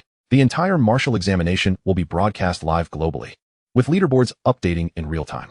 All candidates are to enter the 9 treasures glazed tower in an orderly fashion for the challenge. Candidates will enter the tower in batches, with each batch consisting of 100 participants. Please follow the designated arrangements for a smooth entry. Any violations will result in immediate disqualification and a lifetime ban from future examinations. Once again, I emphasize, please enter the 9 treasures glazed tower in an orderly manner. The following are important notes regarding the tower's interior. It is now 9:50 a.m. After gathering information with Principal Chun, the students of the entire school head towards the 9 treasures glazed tower. The entrance to the 9 treasures glazed tower is overseen by members of the Martial Artist Association, with each city having 1 entrance. All candidates must enter at the designated location. Students from the 1st, 2nd, and 3rd high schools are now converging in one place. The entrance of the 9 treasures glazed tower set within a plaza. The plaza has been completely cleared of any obstructions, and from a distance, the towering illusion of the 9 treasures glazed tower appears truly magnificent and extraordinary. However, this is merely an illusion conjured by the tower. Its true form resides in the capital. It is evident that the 9 treasures glazed tower lives up to its reputation as a supreme treasure. The entirety of the blue star is shrouded in mystery, with an innumerable count of cities. Yet, the 9 treasures glazed tower astonishingly manifests so many duplicates, accommodating throngs of individuals navigating its challenges simultaneously. Would it not become overcrowded? With each batch comprising 100 participants, we are speaking of several hundred to thousands of cities. Assuming merely 100 cities, that entails at least 10,000 individuals per batch, all engaging in the tower's trials at once. What, pray tell? Is this 9 treasures glazed tower a paragon of treasures? As the repetitive reminders echoed, the clock struck 10. At that very moment, the 9 treasures glazed tower transformed, a vortex appearing at its entrance, reminiscent of a teleportation portal from before. Concurrently, the global live broadcast commenced. Greetings, everyone. Welcome to the inaugural new martial examination. I am your commentator, Chi-Chi. Hello, everyone. The annual martial examination has once again arrived, and I am your commentator, Yuanxiu. Have you missed me? In the live broadcast room, the 2 official commentators greeted the audience. The moment the stream began, it was inundated with hundreds of millions of viewers. This year, the new martial examination prompted a nationwide holiday, with only a few officials remaining to oversee operations. Many, although not participants themselves, arose even earlier than the examinees, eager to witness the reformed examinations unfolding. Let us not forget, this year's examination even involves the participation of other races, with rumors suggesting that prodigies from those races would also attend. Who among the gifted would prove superior, the talents of the alien races or those of the human realm? The anticipation for this competition is palpable, especially since glimpses of other races are seldom seen outside the front lines, with most information gleaned from the internet. The title of the live broadcast was intriguingly dubbed, The Battle of Prodigies. Who will prevail? Finally, the long-awaited martial examination is about to commence. It had been known for some time that reforms were in place, and the excitement surrounding the event is palpable. What? Prodigies from other races are participating in this examination? What does this mean? Surely, they harbor ill intentions. Why allow them to partake in our grand contest? Curse these scoundrels. How dare they participate in our martial examination? Are they mocking the strength of our huaxiao? Do they believe they can meddle in our affairs, whether they be mere cats or dogs? My son fell victim to these wretched beings. They shall not escape justice. Huaxiao rise to glory. In the live broadcast room, the atmosphere grew fervent, transforming into a grand assembly of indignation. The commentators hesitated to interrupt this fervor, but soon, as the leaderboard shifted, they found their commentary direction. Behold the screen. The first batch of examinees has entered the 9 treasures glazed tower. and the leaderboard is already in flux. The current frontrunner is a high-level martial artist from Sichuan province, astonishingly reaching the second level within mere minutes of the commencement. It appears that this year, the competitors are imbued with fervent zeal. What a splendid beginning. Meanwhile, Subai's first batch of examinees also entered the 9 Treasures glazed tower. As they did, the leaderboard outside the tower transformed with each passing moment. 1 second it was a contestant from Sichuan, and the next, it was a contestant from Qing province. No one could maintain the top rank for more than 3 seconds. It seemed that the leaderboard's leading position changed every second. Before long, 10 minutes had elapsed. Gradually, individuals began to emerge from the tower, defeated and dejected, exiting the examination grounds. Most among them were those who had shown little effort in their training, even as the examination drew near. When their talents awakened, they had already condemned themselves. This outcome was entirely predictable. Soon after, 20 minutes passed, and more contestants were expelled from the tower. Numerous individuals faltered at the 10th level, directly vanquished by the inner beasts and unceremoniously ejected. Each 10 levels presented a threshold, with rewards awaiting at each interval, naturally raising the difficulty. A select few persevered beyond the 10th level, yet soon, many others were eliminated at each subsequent stage. As one batch concluded, the next batch rushed in, emphasizing seamless transitions. Quickly, several batches passed, and the leaderboard's top positions began to stabilize.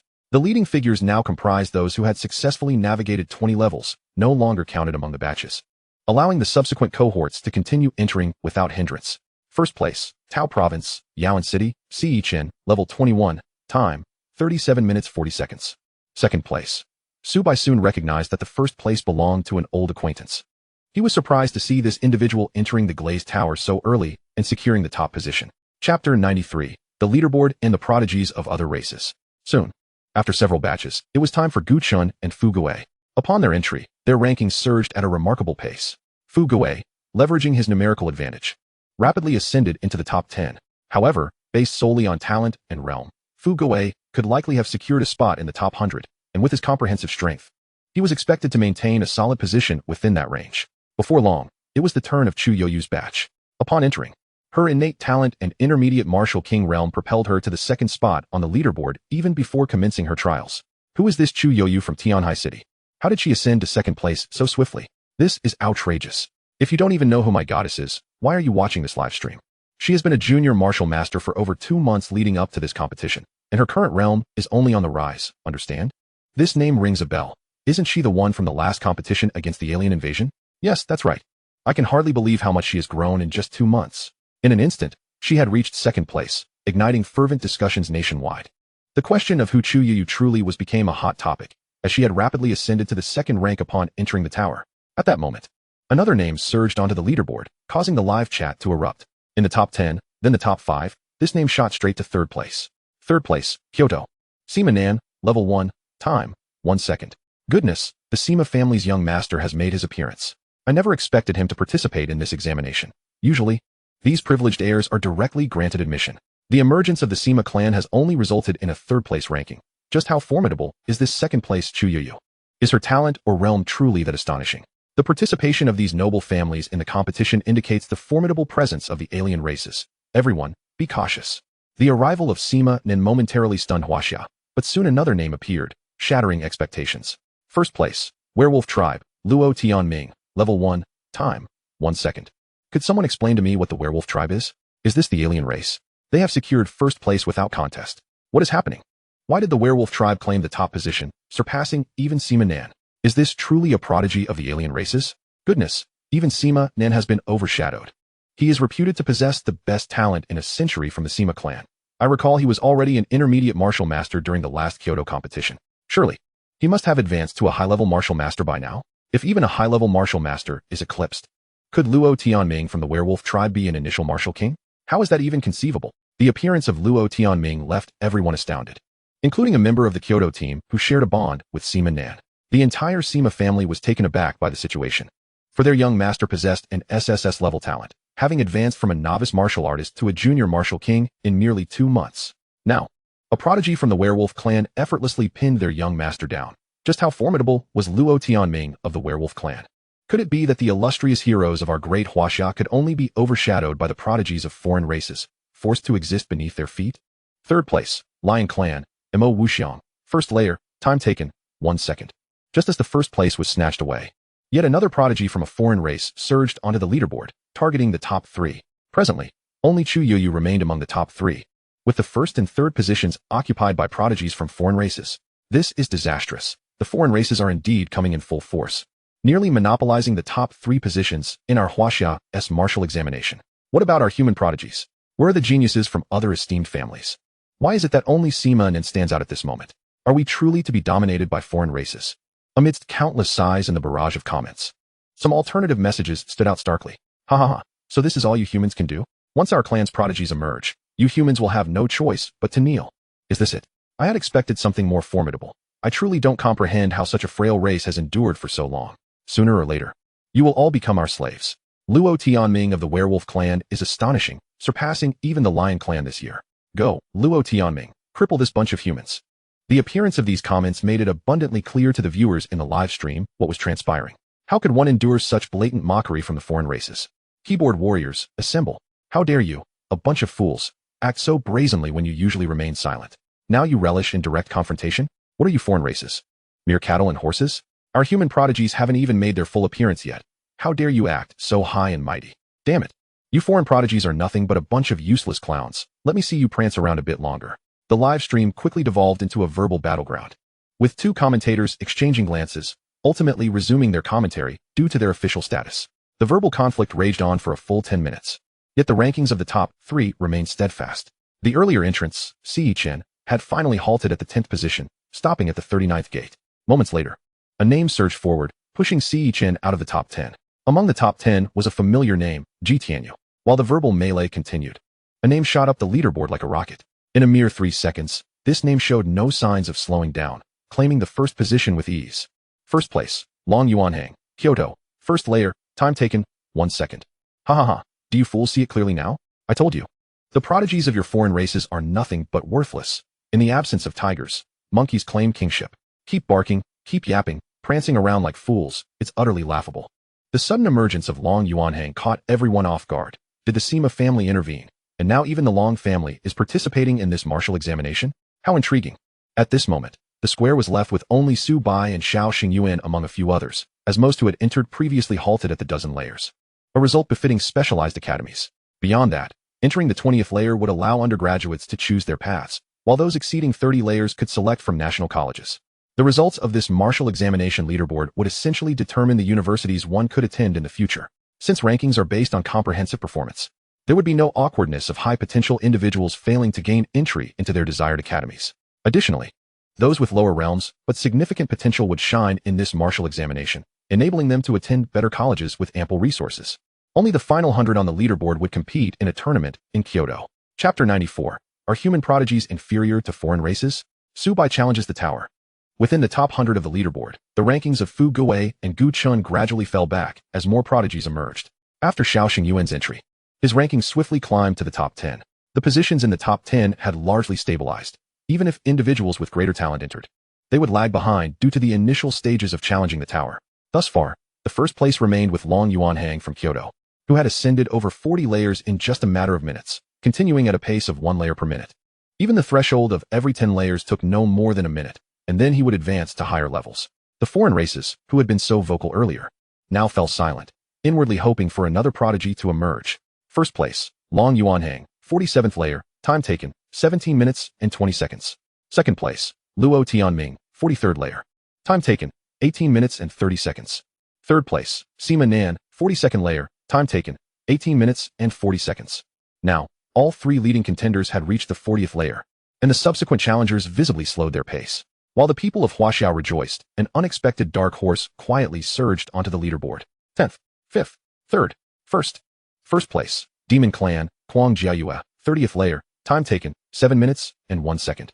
Second place, Long Yuanhang, Kyoto, 49th layer, time taken, 20 minutes and 10 seconds.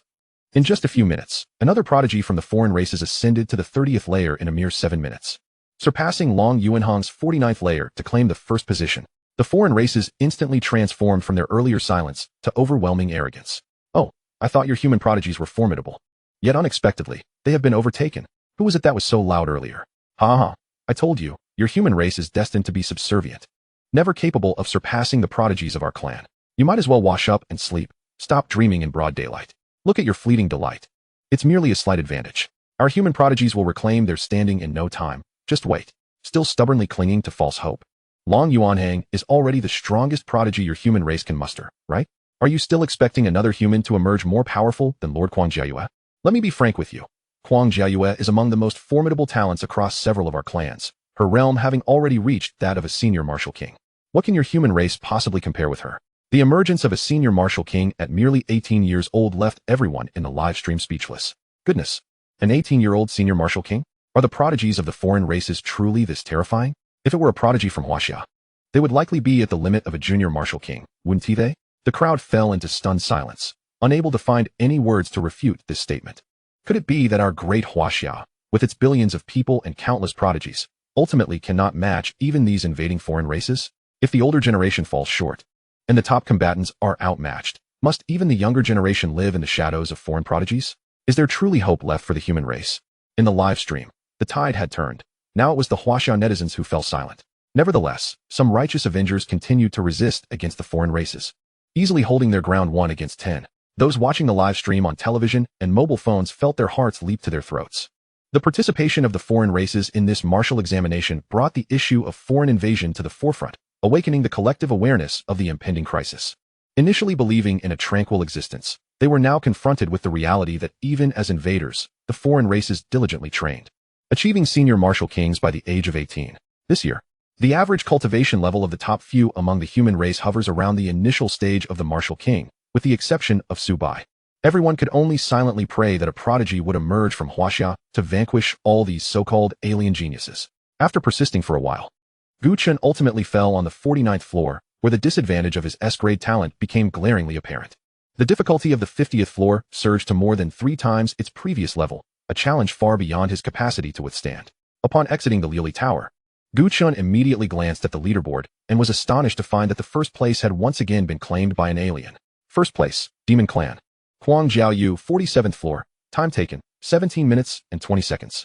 Second place, Jingdu, Long Yuanhang, 55th floor. As he scrolled down, Gu Chen soon spotted his name within the top 30 of the leaderboard, which brought him a sense of relief, thankful that he had not performed too poorly. However, his gaze then turned towards the area where Su Bai stood. Seeing that Su Bai remained in place, Gu Chen felt less apprehensive. Brother Bai's prowess ensured that regardless of whether they were from the Werewolf clan or the Demon clan, they would all ultimately be left in defeat. The 9-treasure Liuli Tower truly lived up to its reputation as a treasure. Having only cleared the 49th floor, he had already acquired 4 treasures, apart from 3 items of little use to him. The one that truly caught Gu Chen's eye was the reward from the 40th floor, a low-grade earth-tier weapon perfectly suited for him. Such a weapon was hard to come by even with wealth. Could it be that the rewards from the Liuli Tower were this bountiful? Not long after Gu Chen's exit, it was finally Su Bai's turn in the 12th batch. Please promptly enter the 9-treasure Liuli Tower to commence the challenge. Hearing his batch called, Su Bai couldn't help but yawn. For someone of his Grandmaster caliber, the challenges displayed on the leaderboard felt akin to child's play, a mere game of chasing and retreating. With just a slight exertion of his strength, he could easily reach the limits of the martial examination. Upon entering the tower, the 100 participants were instantly allocated to independent spaces. Before they could even assess their surroundings, the illusory beasts had already charged at them. With a mere thought, Su Bai caused several first-tier beasts to perish in an instant. 2nd floor, instant kill. 3rd floor, instant kill. 10th floor, instant kill. In less than a minute, Su Bai had reached the 10th floor of the Liuli Tower. The beasts within, barely visible to him, were effortlessly dispatched. As Su Bai began his ascent, the Liuli Tower seemed to struggle to comprehend the presence of this 18-year-old Grandmaster. By the time Su Bai had surpassed the 10th floor, the 9-treasure Liuli Tower finally registered the changes on the leaderboard. Amidst the anticipation of everyone in Huaxia, the name of the alien in first place shifted down a line, replaced by an astonishing new name. Chapter 95. We are number 1. First place, Jiang Province, Tianhai City. Su Bai, 10th floor, time taken, 30 seconds. What the heck? 10086. Finally, after holding back for so long, the tables have turned. Does anyone know this Su Bai? 30 seconds for the 10th floor? Unbelievable. How is this even possible? This is utterly outrageous. Who is this Su Bai? Jiang Province's Tianhai City seems to be a hotbed of talent. Several individuals in the top 10 hail from there, including the previously mentioned Chu Yoyo. What kind of place is Tianhai City? Upon reviewing the leaderboard, Gu Chen noted with surprise that 5 individuals were from Jiang Province's Tianhai City, making it feel comparable to Jingdu. Haha, I told you not to celebrate too soon. He's just a high-level martial king, and yet he was still pressed down by us. 30 seconds for the 10th floor. Breaking news. We have now reached the 20th floor, with a time of 2 minutes. With billions in Huaxia, countless prodigies emerge, each a beacon of hope for the future. How could we possibly be defeated by these aliens? Sooner or later, we will step onto your territory and sound the horn of counterattack. I found the information 2 months ago during the grand competition against the alien invasion. This Su-Bai was the first-place victor, capable of single-handedly slaying 4th-tier high-level alien beasts 2 months ago. I extend the same caution to you. Don't celebrate too early. Perhaps we just haven't shown our full strength yet. The live stream was once again dominated by Su-Bai's emergence. The long silent keyboard warriors could no longer contain their excitement, their fingers flying across the keyboard. Meanwhile, the principal watching from outside the square and Su-Bai's parents at home found it hard to believe. Is everything happening before our eyes real? Is that glaring first place on the leaderboard really Su-Bai? At this moment, even the students who had been eliminated from the Lioli Tower were astonished at this spectacle. Who could have imagined that the Su-Bai, once regarded as a cultivation waste, would achieve such remarkable success today? The global #1, surpassing the elites of the super clans and vanquishing the alien anomalies. Was this truly the Su-Bai they all knew?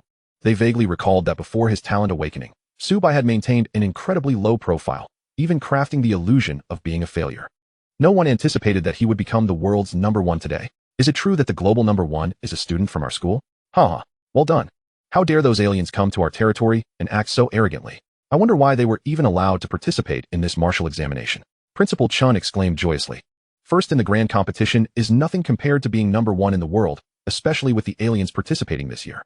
The attention is far greater than any previous year. If Long Yuanhang has any hidden cards, perhaps he could surpass the Demon Clan and reclaim first place. Though the odds are slim. As the two commentators continued to discuss the forthcoming rankings, a flurry of comments drew their attention to the leaderboard. Wait, everyone. Look at the leaderboard. 2 minutes for the 20th floor, ranking first. A new prodigy from Huaxia has emerged. No, this cannot merely be called a prodigy or a genius. This is a monster, an unparalleled prodigy. 2 minutes to reach the 20th floor. This speed is utterly lethal. Who is this Su-Bai, capable of crushing all other talents? First, the human race is #1. We are #1. Even in the face of great adversity, there will always be those who rise to the occasion, as this prosperous era unfolds as you desire. The two commentators passionately narrated the events. Initially, it was believed that Huaxia would be overshadowed by the aliens, as Long Yuanhang was already known to be the final trump card. Yet, even he was now firmly pressed down by an alien. Just a second ago, the discussion centered on how to turn the tide. The next moment, someone provided the answer. To claim first place without any suspense, 2 minutes for the 20th floor, something no one in the world could achieve with such ease. As they reached the 30th floor, the illusory beasts grew increasingly formidable in accordance with the challenger's cultivation level. Nevertheless, these beasts could merely withstand a single strike from Su-Bai. Instant kill. On the 40th floor, Su-Bai took a moment to observe his surroundings. The once monotonous scenery began to shift, revealing molten landscapes and icy terrains. The generated beasts even utilized the terrain to their advantage, attempting to delay Su-Bai's advance. Realizing that they posed little threat, Su-Bai struck with a single sword. One sword was all it took. No obstacle could withstand his might. During his ascent, Su-Bai discovered that some of the beasts were actually ancient beings from the secret realms, a surprising revelation. His meteoric rise, akin to a rocket, left many live viewers, including Gu Chun, utterly mesmerized. To comprehend the immense challenge faced by him as a senior martial artist, one must acknowledge that each level beyond the 40th was a strenuous endeavor, requiring the full exertion of his abilities merely to advance. Yet, Brother Bai traversed layer after layer with seemingly effortless grace, hardly pausing for breath. Was I merely navigating a facade of a tower? First place, Su-Bai, Tianhai City, Jiang Province, level 50, completion time, 10 minutes. Second place, Demon Clan, Huang Jiaoyu, level 56, completion time, 27 minutes. The disparity between the two was glaringly apparent, solidifying Su-Bai's position at the pinnacle. As the competition progressed, Xiao Xingyuan's prodigious talent began to shine through, an SSS level aptitude. Complemented by a warrior's heart, and armed with an earth-grade longbow, he maneuvered through the Lioli Tower with remarkable ease. Under such fortuitous circumstances, Xiao Xingyuan quickly ascended into the top 10 ranks. Currently, the top 5 were Su-Bai, Huang Jiaoyu, Long Yuanhang, Luo Tianming, and Sima Nan, 3 humans and 2 from the other races. Thus far, only 3 prodigies from the alien factions had entered the fray. Huang Jiaoyu had already established herself as the most formidable among the alien elites. Even with more of them joining, the rankings would remain largely unchanged. Upon reaching the 50th level, Su-Bai encountered a beast of formidable strength, already at the Martial King realm, yet it was no match for his blade. By the time he reached the 59th level, he faced a total of 16 beasts at the Martial King level, all attacking from various directions, forcing Su-Bai to expend a full minute to conquer that layer. A flash of white light engulfed him, and upon reopening his eyes, he found himself at the 60th level. The beasts ahead had further elevated their prowess to the intermediate Martial King realm. However, as long as their numbers were not overwhelming, Subai could still dispatch them with a single strike each. Chapter 96. The Ceasefire Agreement. What are the other races after? Xiaoxing Yuan had now reached the 40th level, effortlessly confronting beasts of the Martial Master realm while simultaneously honing his archery skills. With his longbow drawn and infused with spiritual energy, an arrow formed from pure energy materialized upon the string. Whoosh! The instant the arrow was released, a sound like the tearing of the air resonated beside him. The arrow surged forth with unstoppable force, piercing through the skull of a beast at the Martial Master level. After a flicker of white light, Xiaoxing Yuan ascended to the next layer. Meanwhile, on the other side, the Wind Wolf, boasting a beginning Martial King level, faced no challenge from the third-tier beasts within the 40th level, merely a matter of time before passing through. Goodness, just how extraordinary is Subai? As a participant myself, my talent is decent as well, an S-level aptitude, but I only managed to reach the 30th level. Can you imagine the scene of one individual confronting several beasts of the same realm? I could barely hold on until the 30th level. It's unbelievable that Subai not only caught up, but has now surpassed them, with over 10 minutes difference in levels. Just how formidable is Subai? No need to speculate on his strength. Just shout out how impressive he is. Subai is incredible. Watching Subai dominate the leaderboard without any chance of being overtaken, everyone felt an overwhelming joy. In this open confrontation with the alien races, humanity prevailed. In a vast command center on the alien battlefield, 10 minutes earlier. Oh dear, it seems the prodigies of your human race still have much to prove. Honestly, these fellows should learn to be a bit more low-key. Securing first place right off the bat is hardly impressive. In a conference room, dozens of individuals were seated, their auras unmistakably exuding the presence of Martial Emperor-level beings. Among them were several Martial Emperors from the alien races as well. The participation of alien prodigies in this competition was proposed by the other races themselves. The human Martial Emperors were acutely aware that such a request surely harbored ulterior motives. Yet they felt powerless to resist. All believed that the current balance of power between humans and aliens was still even. However, those fighting on the front lines understood that since the departure of the Sword Saint, the aliens had grown increasingly audacious in their actions. The once stable situation had deteriorated significantly over the past century, with the interdimensional battlefield reigniting and various alien factions stirring restlessly. There had even been several large-scale conflicts in recent years, only resolved when martial emperors from both races intervened. Yet, from a broader perspective, the aliens had gained a substantial advantage, with plans to further invade Huaxia looming. As the annual martial examination approached, the alien martial emperors convened and devised a strategy. Naturally, the aliens were immediately informed of the humans' discovery of the 9-treasure Lioli Tower, and the news that rewards awaited those who could conquer the tower spread quickly. Through a ceasefire agreement lasting 6 months, the aliens managed to send 3 of their prodigies into the 9-treasure Lioli Tower for exploration. With participation in the martial examination being a secondary requirement, the human representatives, although aware of the potential deceit involved, recognized the urgent need for a 6-month ceasefire. Since the previous skirmishes, small-scale conflicts erupted daily on the interdimensional battlefield, with the aliens often holding the upper hand in 8 out of 10 encounters. The monthly casualties for Huaxia were devastating, and they had no means to counter the aliens. Their top-tier combatants were already outmatched, and their mid-tier forces were inferior to several alien races. A 6-month ceasefire could at least prevent the deaths of thousands, compelling them to agree despite their reservations. Moreover, the aliens merely sought a few slots to enter the 9-treasure Lioli Tower, which seemed reasonable enough. The martial emperors had previously entered the treasure and conducted investigations. Yet even the strongest martial emperors had only managed to clear up to the 80th level, with most failing at the 90th. As for levels beyond 90, no one had yet been able to breach them. The rewards appeared to be abundant, enticing even the martial emperors. But could such rewards genuinely justify the aliens offering a ceasefire agreement for half a year? Before they could ponder further, the agreement was swiftly finalized. However, the aliens' true intentions had never been about the 9-treasure Lioli Tower.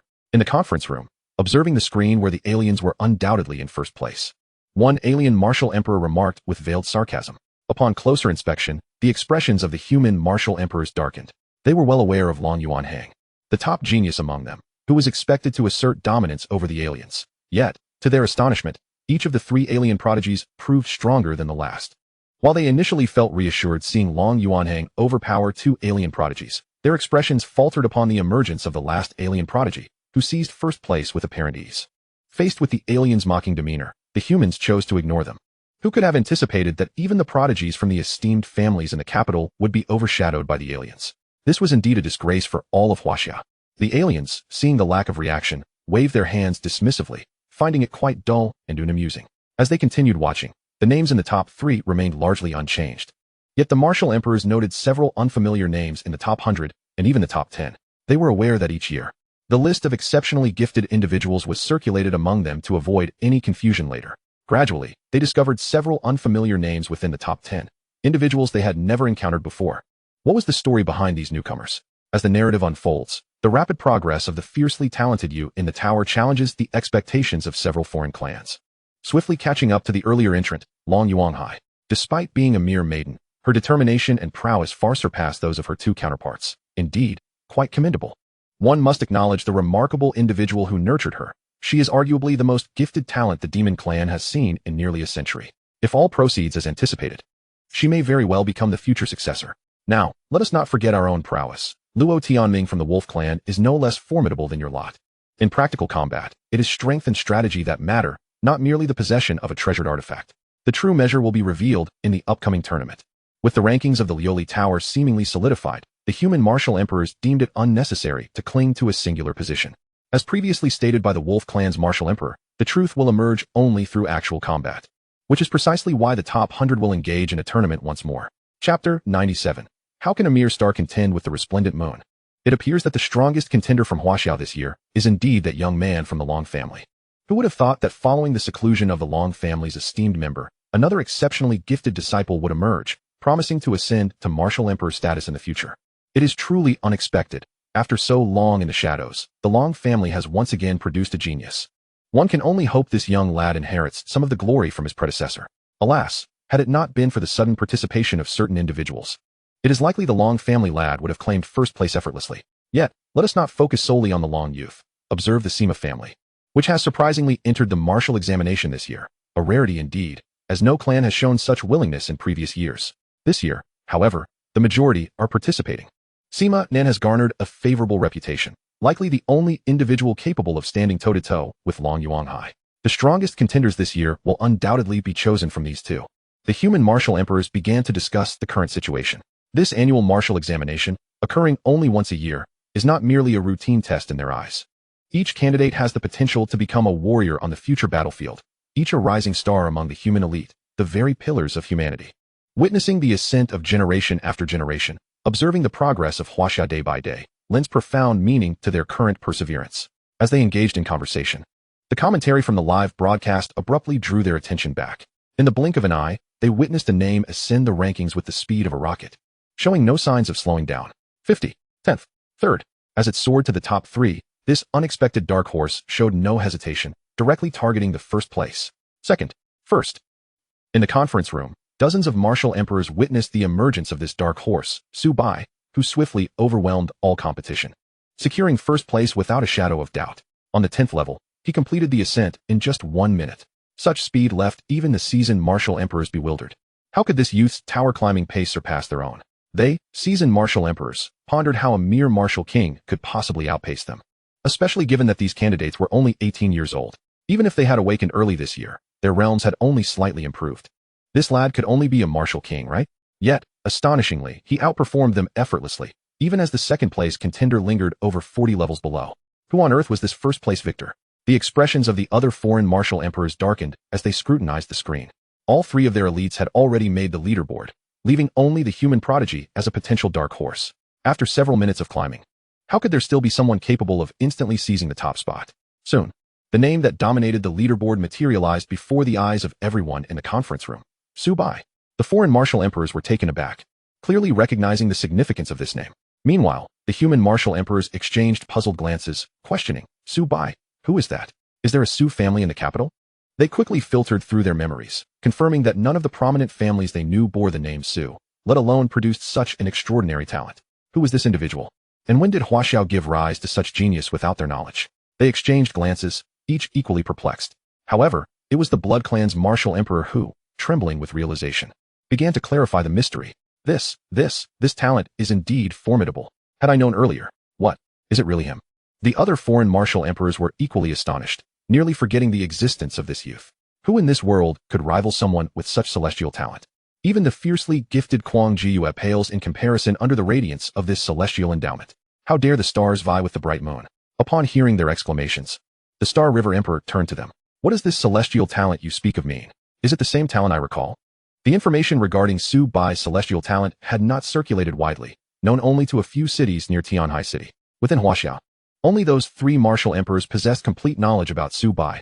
Others would require SSS-level classified authorization to access his personal details. Yet, whether this information remained confidential was of little consequence.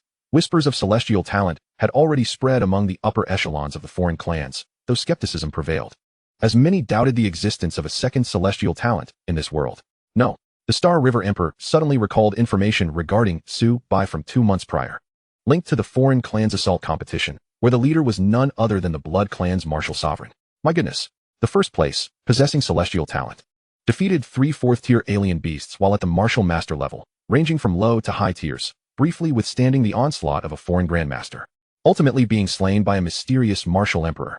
The phrase mysterious martial emperor suddenly connected the dots for the Star River Emperor. Recalling a prior report that suggested a hidden martial emperor had emerged in Jiang province, resolving the beast tide issue, it dawned on him. There had indeed been information, only overlooked. With celestial talent and the ability to surpass levels, how could such a prodigy not claim first place? In an instant, the Star River Emperor comprehended everything. The current top contender, Su Bai, was, after a millennium, yet another possessor of celestial talent among the human race. Celestial talent. Celestial talent. The human race has birthed yet another being with celestial talent. Were the previous 4 responsible for the last operation mere failures? A martial sovereign and 3 grandmasters could not even eliminate a humble martial master? Instantly, the expressions of the foreign martial emperors soured. Not solely due to the loss of first place to a human, but because humanity had once again produced a being with celestial talent. The last celestial talent holder, the Sword Saint, single-handedly repelled all foreign threats. And that legendary sword strike was so fearsome that merely hearing of it instilled dread in countless alien hearts. Oh, you humans truly are a remarkable race. Every time you find yourselves in dire straits, a glimmer of hope emerges. I must explore this phenomenon further. The Wolf Clan's martial emperor remarked, his face alight with curiosity. Ha ha ha, no need for concern, my esteemed colleagues. It appears our human prodigy has once again outshone the rest. The Star River Emperor joyfully replied. Chapter 98. A being more abnormal than the abnormal? Following the reversal of fortunes, it was now the foreign martial emperors who wore somber expressions, rendered speechless. Just a moment ago, they had been exuberant. Now, they were profoundly disheartened. Their intention was to send forth their clan's prodigies to suppress the human race's arrogance and demonstrate the disparity between them. The outcome, initially anticipated, took an unexpected turn with the emergence of the celestial-grade talent, which completely disrupted the carefully laid plans of several individuals, resulting in an astonishing reversal displayed before the entire world. Consequently, they found themselves rendered into mere jesters. As time gradually elapsed, an increasing number of participants began to be eliminated. Many proficient warriors, having persevered for 20 to 30 minutes, gradually succumbed after breaching the 30th level, one after another falling short beneath the 40th. Those of slightly higher realms held the hope of surpassing the 40th level. Achieving this milestone would grant them the opportunity to vie for a place among the top 100 on the leaderboard, a gateway to the finals in the capital. Even finishing last would be preferable to lacking any qualification to participate. Almost an hour had passed since the martial examination commenced, with all batches having entered the 9 Treasures glazed tower. After such a duration, the remaining individuals within the tower were all ranked among the top 100. Upon emerging, their first instinct was to gaze upon the leaderboard, confirming their own standings before shifting their attention to the names within the top 100. When their collective gaze fell upon the first rank, the name revealed left everyone in astonishment. Su Bai? Who is this? The predominant thought among the crowd was a curiosity about Su Bai's identity. Scanning further, they recognized the familiar names of Long Yuanhang and Sima Nan, leading to the question, who is this Su Bai, who has outshone the prodigies of the esteemed families in the capital? The second place belonged to the demon race's Quan Jiaoyu. Astonishingly, an alien entity ranked second, even surpassing the likes of Long Yuanhang and Sima Nan, both renowned prodigies. Had it not been for Su Bai, would the top rank have been claimed by an alien? Many swiftly retrieved their phones, logging onto forums to investigate the identity of this Su Bai. Damn. They had not anticipated that this tower would be so arduous to conquer. Merely this trivial challenge to occupy their time. It was perplexing why they had sent him, a member of the human race, to undertake this task. After a considerable duration, Mo Wuxiang of the lion race was expelled from the glazed tower, his final standing fixed at 69 levels. Upon his expulsion, he immediately glanced at the leaderboard. First, he scrutinized the top 3. Upon seeing the name in first place, his brows furrowed tightly. Su Bai, wasn't this the target of their operation? To think he possessed such formidable strength. At this moment, Su Bai had already ascended to the 70th level, surpassing everyone else on the leaderboard. Looking further down, Mo Wuxiang's frown deepened. Unexpectedly, Even that madwoman could only secure the second position. Was Su Bai's celestial grade talent truly that powerful? Surpassing the grueling 69 levels. He evidently possessed considerable prowess. How delightful it was to have such a formidable rival. This journey had proven worthwhile. Mo Wuxiang murmured to himself. Standing at the periphery of Huaxia, where the 9 treasures glazed tower had been acquired from the capital. After arranging for several individuals to participate in this martial examination, the 3 alien prodigies had long been gathered together, entering the tower to commence their trials as soon as the examination began. The alien race had also caught wind of this news and desired to claim the tower for themselves, a treasure that offered rewards for each successful ascent. Who knew what other treasures might lie within? Furthermore, according to insider information, even the human martial emperors had only managed to reach the 80th level, with the 90th level acting as an insurmountable chasm. Not to mention the ultimate challenge of the 99th level. The primary objective of this endeavor was to execute a plan. The 9 treasures glazed tower was merely a secondary concern. If the plan succeeded, this planet would inevitably belong to them, rendering the acquisition of this treasure trivial. Eventually, everything would belong to the lion race. Sima Nan and Luo Tianming managed to push through to the 71st level, yet soon found themselves eliminated from the tower as the difficulty doubled. Upon their exit, they too glanced at the leaderboard. Merely 5th place? Sima Nan felt a twinge of dissatisfaction. Surely, he deserved to rank among the top 3. Looking upward, he noticed that 2 of the 4 individuals ahead of him were from the alien race, while the third was an old acquaintance. What was going on? Even that guy could only manage a place in the top 3. Who, then, were the first and second? With confusion, Sima Nan continued to scrutinize the leaderboard. 2nd place, Quan Jiaoyu, a demon from the alien race. To think an alien could surpass that monstrous individual. But who was in 1st place? He glanced upward once more, and there it was, Jiang Province, Tianhai City, Su Bai. The moment Sima Nan beheld the 1st place, his mind was flooded with questions. What was this Jiang Province, Tianhai City? Who was this Su Bai?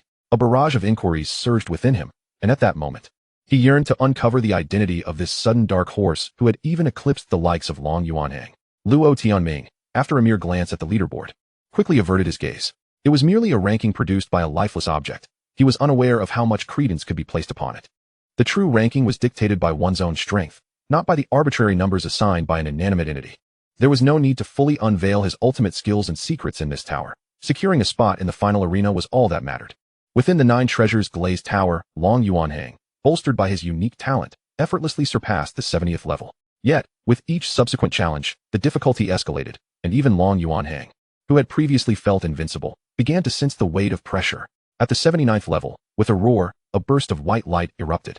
After expending his final ounce of strength, Long Yuanhang finally vanquished the last of the 5th-tier advanced beasts, beholding the 6th-tier initial beast awaiting him at the 80th level. He recognized his inability to continue fighting and opted to withdraw. Upon returning to the outside world, he promptly sat cross-legged to recuperate his strength.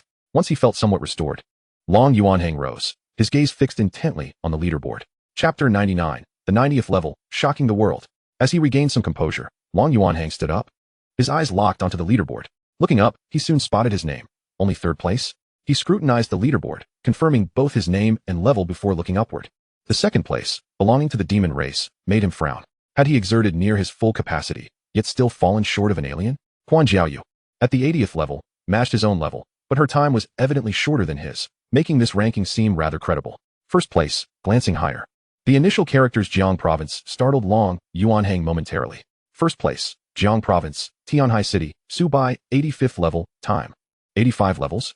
Long Yuanhang's mind screamed in disbelief. Who was this 1st place, having conquered the 80th level and still advancing? 85 levels, with a time significantly shorter than his by several minutes. Who was this individual? Long Yuanhang swiftly rummaged through his memories for any recollection of this name. Soon, he unearthed information regarding Su Bai from over 2 months prior. Su Bai, the first in the Jiang Province Grand Competition, had slain enemies across a major realm. This had been a piece of news Long Yuanhang had stumbled upon inadvertently, never expecting it to be relevant now, though he could achieve similar feats now. Attempting to slay beasts across a major realm 2 months ago would have been a daunting task. Upon ascending to the rank of Martial King, each subsequent minor realm presents a monumental disparity, let alone the transition into a major realm. With my current status as a mid-level Martial King, I find myself effortlessly contending with ordinary high-level Martial Kings, and I possess the capability to engage even some novice Grandmasters. Despite the prospect of advancing to the next tier within the tower, even after vanquishing a low-level 6th-tier beast, I would merely encounter 2 or 4 more adversaries. Given my current prowess, there is no necessity to delve deeper. Ascending an additional layer or 2 would hardly alter the outcome. Fortunately, Had it not been for this individual's emergence, the top rank would have been claimed by an alien. In the homeland of Huaxia, how could we allow an outsider to seize the first position? Currently, Long Yuanhang does nothing but observe the fluctuations in the leaderboard.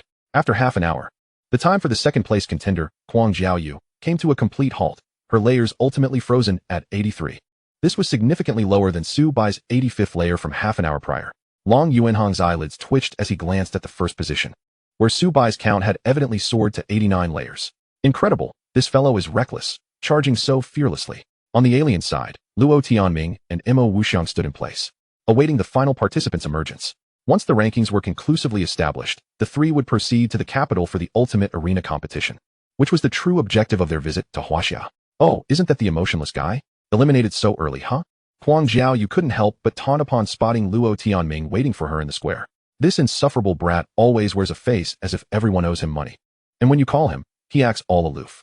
The straightforward Huang Jiao, you find such pretentiousness intolerable. Who looks like they need a beating?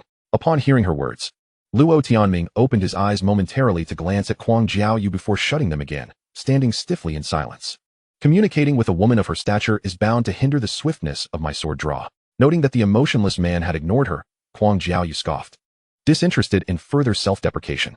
Instead, she was quite curious about her own rank. Given their appearance, they must have emerged some time ago. And if those two could only last that long, how well could the others from the human race be faring? Turning back, Huang Jiaoyu first sought out Luo Tianming and Imo Wuxiang's rankings. One was 4th, the other 8th. Goodness, they seem to have fallen behind considerably in these few days. How is it that Imo Wuxiang is only 8th with 69 layers? Upon seeing Imo Wuxiang's rank, she cast him a disapproving glance, thinking, among everyone, you truly are lagging behind. What a disgrace. Luo Tianming's name was associated with 79 layers, but Huang Jiaoyu found it hard to believe he could only reach that height. Convinced he was concealing his true strength. Looking upward, she saw the third position was held by a human, while the second belonged to a member of the demon race. Surprised, she realized that apart from herself, there were no compatriots among the three present. Following her instinct, she confirmed her suspicion. Her own name was indeed listed. What on earth? With 83 layers, I am merely in second place? Considering that the other two are at 69 and 79 layers respectively, my 83 should have put me far ahead. Who, then, occupies the first position? Scanning the leaderboard, she noted the name of the third contender, Long Yuanhang. She had heard of him before. Acknowledged as the most formidable competitor among her peers, someone she believed could engage her in a few exchanges. Yet, he ranks below her at third. Who then could be in first place? Wait, could it be the target of this operation? With such a celestial talent, it was indeed possible. Curiosity piqued. Huang Jiaoyu turned her gaze toward the first position. As anticipated, the name on the leaderboard matched the target. Su Bai? Excellent. This adds a layer of excitement to the competition. Rather than feeling disheartened, the sight of the top contender ignited a fervent desire for conquest within her. The last appearance of such a celestial talent was a millennium ago, and she was eager to ascertain the true extent of its power. Lost in thought, a playful smile crept across her lips. Under the watchful eyes of the world, Su Bai remained the sole individual continuing to ascend the tower, his layers refreshing one after another. 89. As the numbers danced, Su Bai entered the next layer, 90. Oh my goodness, 90 layers? With so many thousands participating, only one person has reached the 90th layer? Su Bai is astonishing, a true legend. Woe betide anyone who dares to refer to him dismissively. Initially fearing that the alien race would overshadow the Huaxia stronghold, it turned out that a hero has emerged. May heaven bless Huaxia and humanity.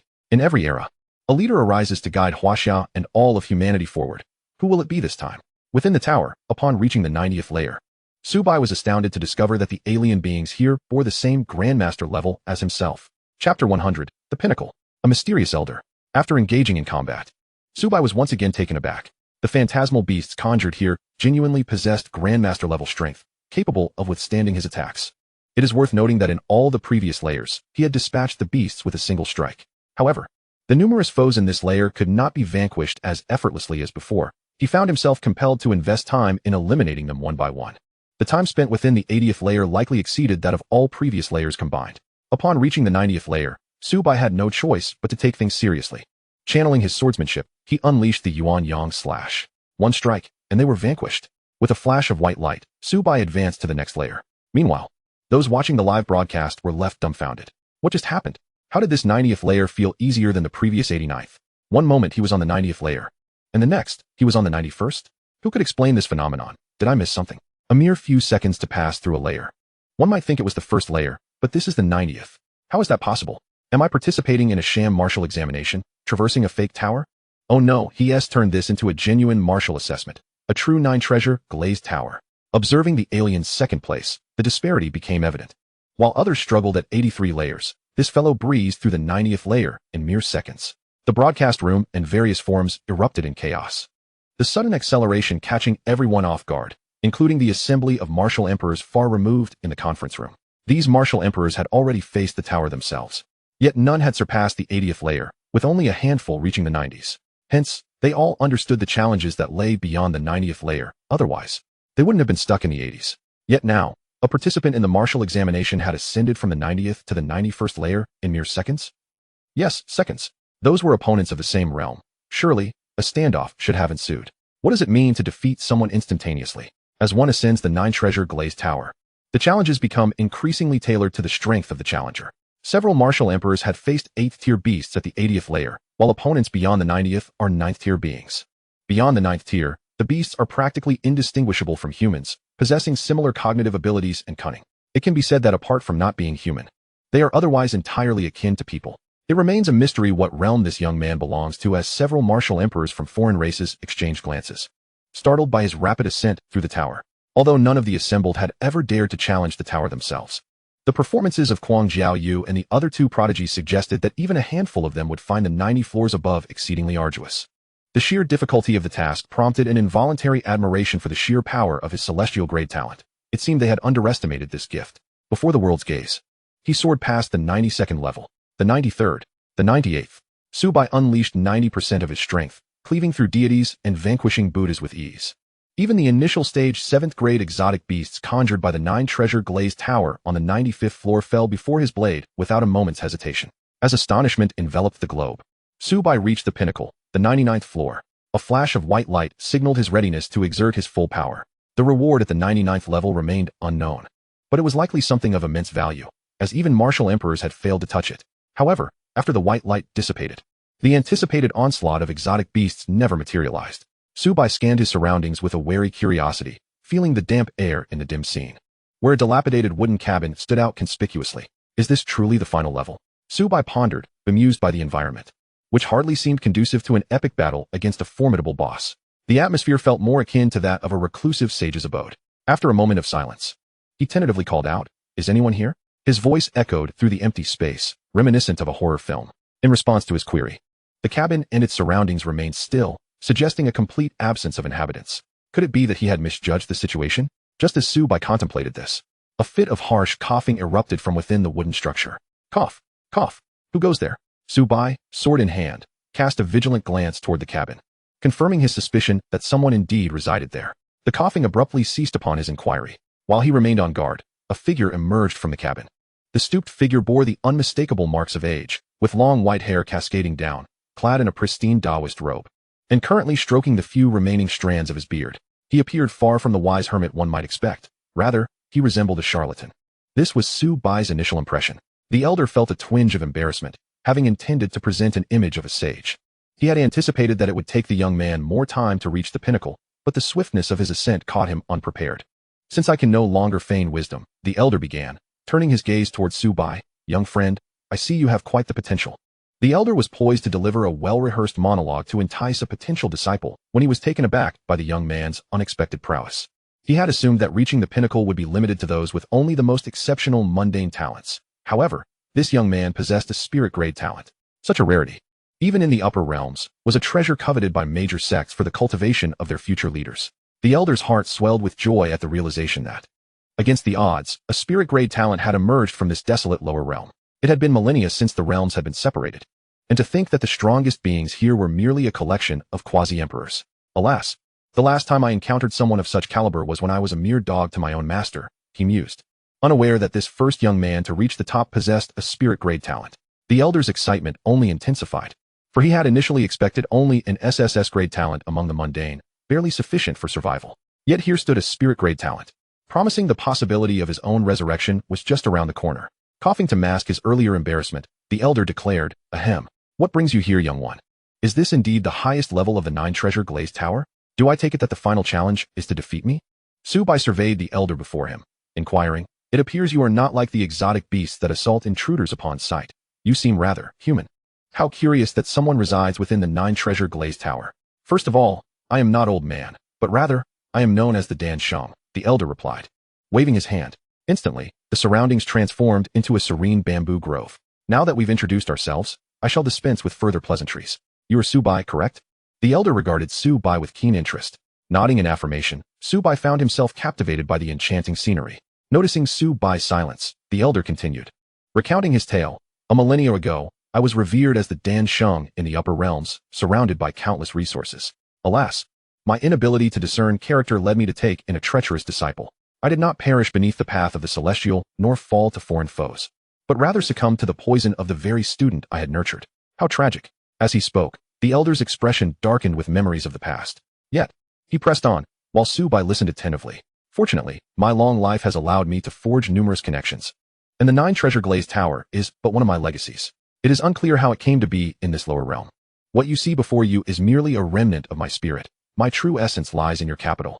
You are the first to reach this level, and I have faith that, with your spirit-grade talent, you will break through to Martial Emperor within 3 years. At that time, perhaps you can aid me in regaining my corporeal form. As he uttered this final sentence, the elder straightened, his gaze piercing into Subai's. In that moment, it felt as though time itself had folded, allowing two beings from disparate realms to genuinely connect. Subai hesitated in his response, swiftly processing the elder's revelations about the upper realms, the Dan Sheng, and his own spirit-grade talent. Every word was familiar, yet the context eluded him. Could it be that this elder had perished at the hands of his own disciple, only to now seek to assist the protagonist in overcoming the initial trials, eventually returning to seek vengeance? But with his own system, what need had he for such assistance? Yet, the concepts of the upper realms, the Dan Sheng, and his spirit-grade talent intrigued him. There was no record of such a figure in his memory, leading him to wonder if the elder hailed from a world beyond his own. Was it possible that such vast universes existed? The Dan Sheng, noticing Subai's prolonged silence, began to worry that the young man might refuse his offer. Given Subai's evident prowess, having attained the status of a Grand Master by the age of 18, he far surpassed the chief disciples of the prominent sections. At the tender age of 18, while others, nurtured by various prestigious resources, merely reached the realm of Grandmaster, barely grazing the edges of the Grandmaster level, save for a few prodigies from the 3 major sects. How is it that this young man, in such a desolate lower realm, has ascended so swiftly? As the revered Dan Saint anxiously awaited Subai's response, Subai finally lifted his head and spoke slowly. Old man, what proof do you have for these claims? How can I be certain you aren't simply weaving tales to dupe me? Surely, you must present something tangible. The realization struck Li Xingqi. This lad had indeed anticipated his arrival. He had not expected the young man's resolve to be more formidable than he had imagined. Logically, as a legendary Dan Saint, revered by multitudes, one would expect an immediate desire to apprentice under him upon hearing his name. Yet this boy possessed a remarkably high-level alchemical talent, which, if cultivated, could potentially surpass that of his own ungrateful disciple. Nevertheless, he still had one precious item in his possession. Steeling himself, Li Xingqi cast a glance at Subai, gritting his teeth as he resolved to present that item. After all, one must take risks to reap rewards. With a swift motion, a spirit stone materialized in his hand. However, this spirit stone was unlike any Subai had encountered before. It was larger and more robust. Noticing the look of confusion on Subai's face, Li Xingqi explained leisurely. This is a spirit stone, but not just any ordinary one. It is a top-tier spirit stone, a rarity that typically appears only a few times in low-level spiritual veins. After all these years, this is the last one remaining.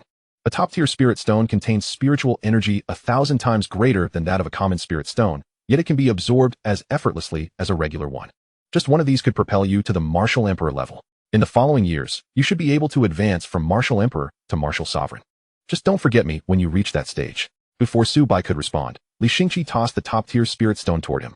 Within the confines of the Lioli Tower, all spaces were interconnected, and with a mere thought, the spirit stone landed in Subai's grasp. Holding it, Subai had no intention of refusing. After all, he was in dire need of spirit stones. If provided with enough, he could ascend to godhood in an instant. Detected new currency, top-tier spirit stone. Converting exchange rate. Conversion complete. Spirit stone, top-tier spirit stone, exchange rate 10,000 to 1. The moment Subai made contact with the top-tier spirit stone, the sound of the wealth-seeking system resonated in his mind. Upon comprehending the exchange rate, he was momentarily rendered speechless. What is this? This top-tier spirit stone is worth 10,000. Goodness, I've just struck gold, 10,000. Accepting this top-tier spirit stone implies your acquiescence, Li Xingqi continued. Here is an alchemical formula. Should you require my assistance or need any items listed in this formula over the coming years, feel free to contact me directly. I will always be available. Li Xingqi then tossed an alchemical formula towards Su Bai, who caught it with ease. Chapter 102. 8th Rank Elixir. 9 Transformations Resurrection Pill. An alchemical formula? An elixir? Su Bai pondered. Weren't elixirs plentiful in the system's marketplace? As long as one had the funds, anything could be acquired. Glancing at the name of the elixir above. 9 Transformations Resurrection Pill. Wasn't this used for reviving individuals? Would it not be beneficial even for a lingering soul? Su Bai felt a twinge of confusion, but noted that the name suggested it could be useful. Instead of responding immediately, he turned to the system's marketplace and began searching. 9 Transformations Resurrection Pill. Upon searching, the elixir promptly appeared. 9 Transformations Resurrection Pill.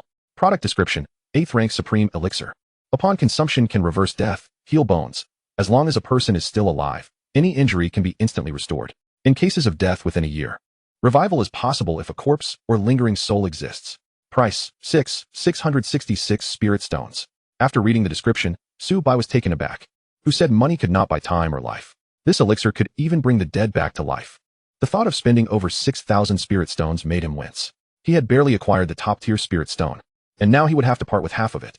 However, since it was a gift from the old man, he reasoned that it was worth it. After all, he was getting over 3,000 spirit stones for free, so he decided to buy it.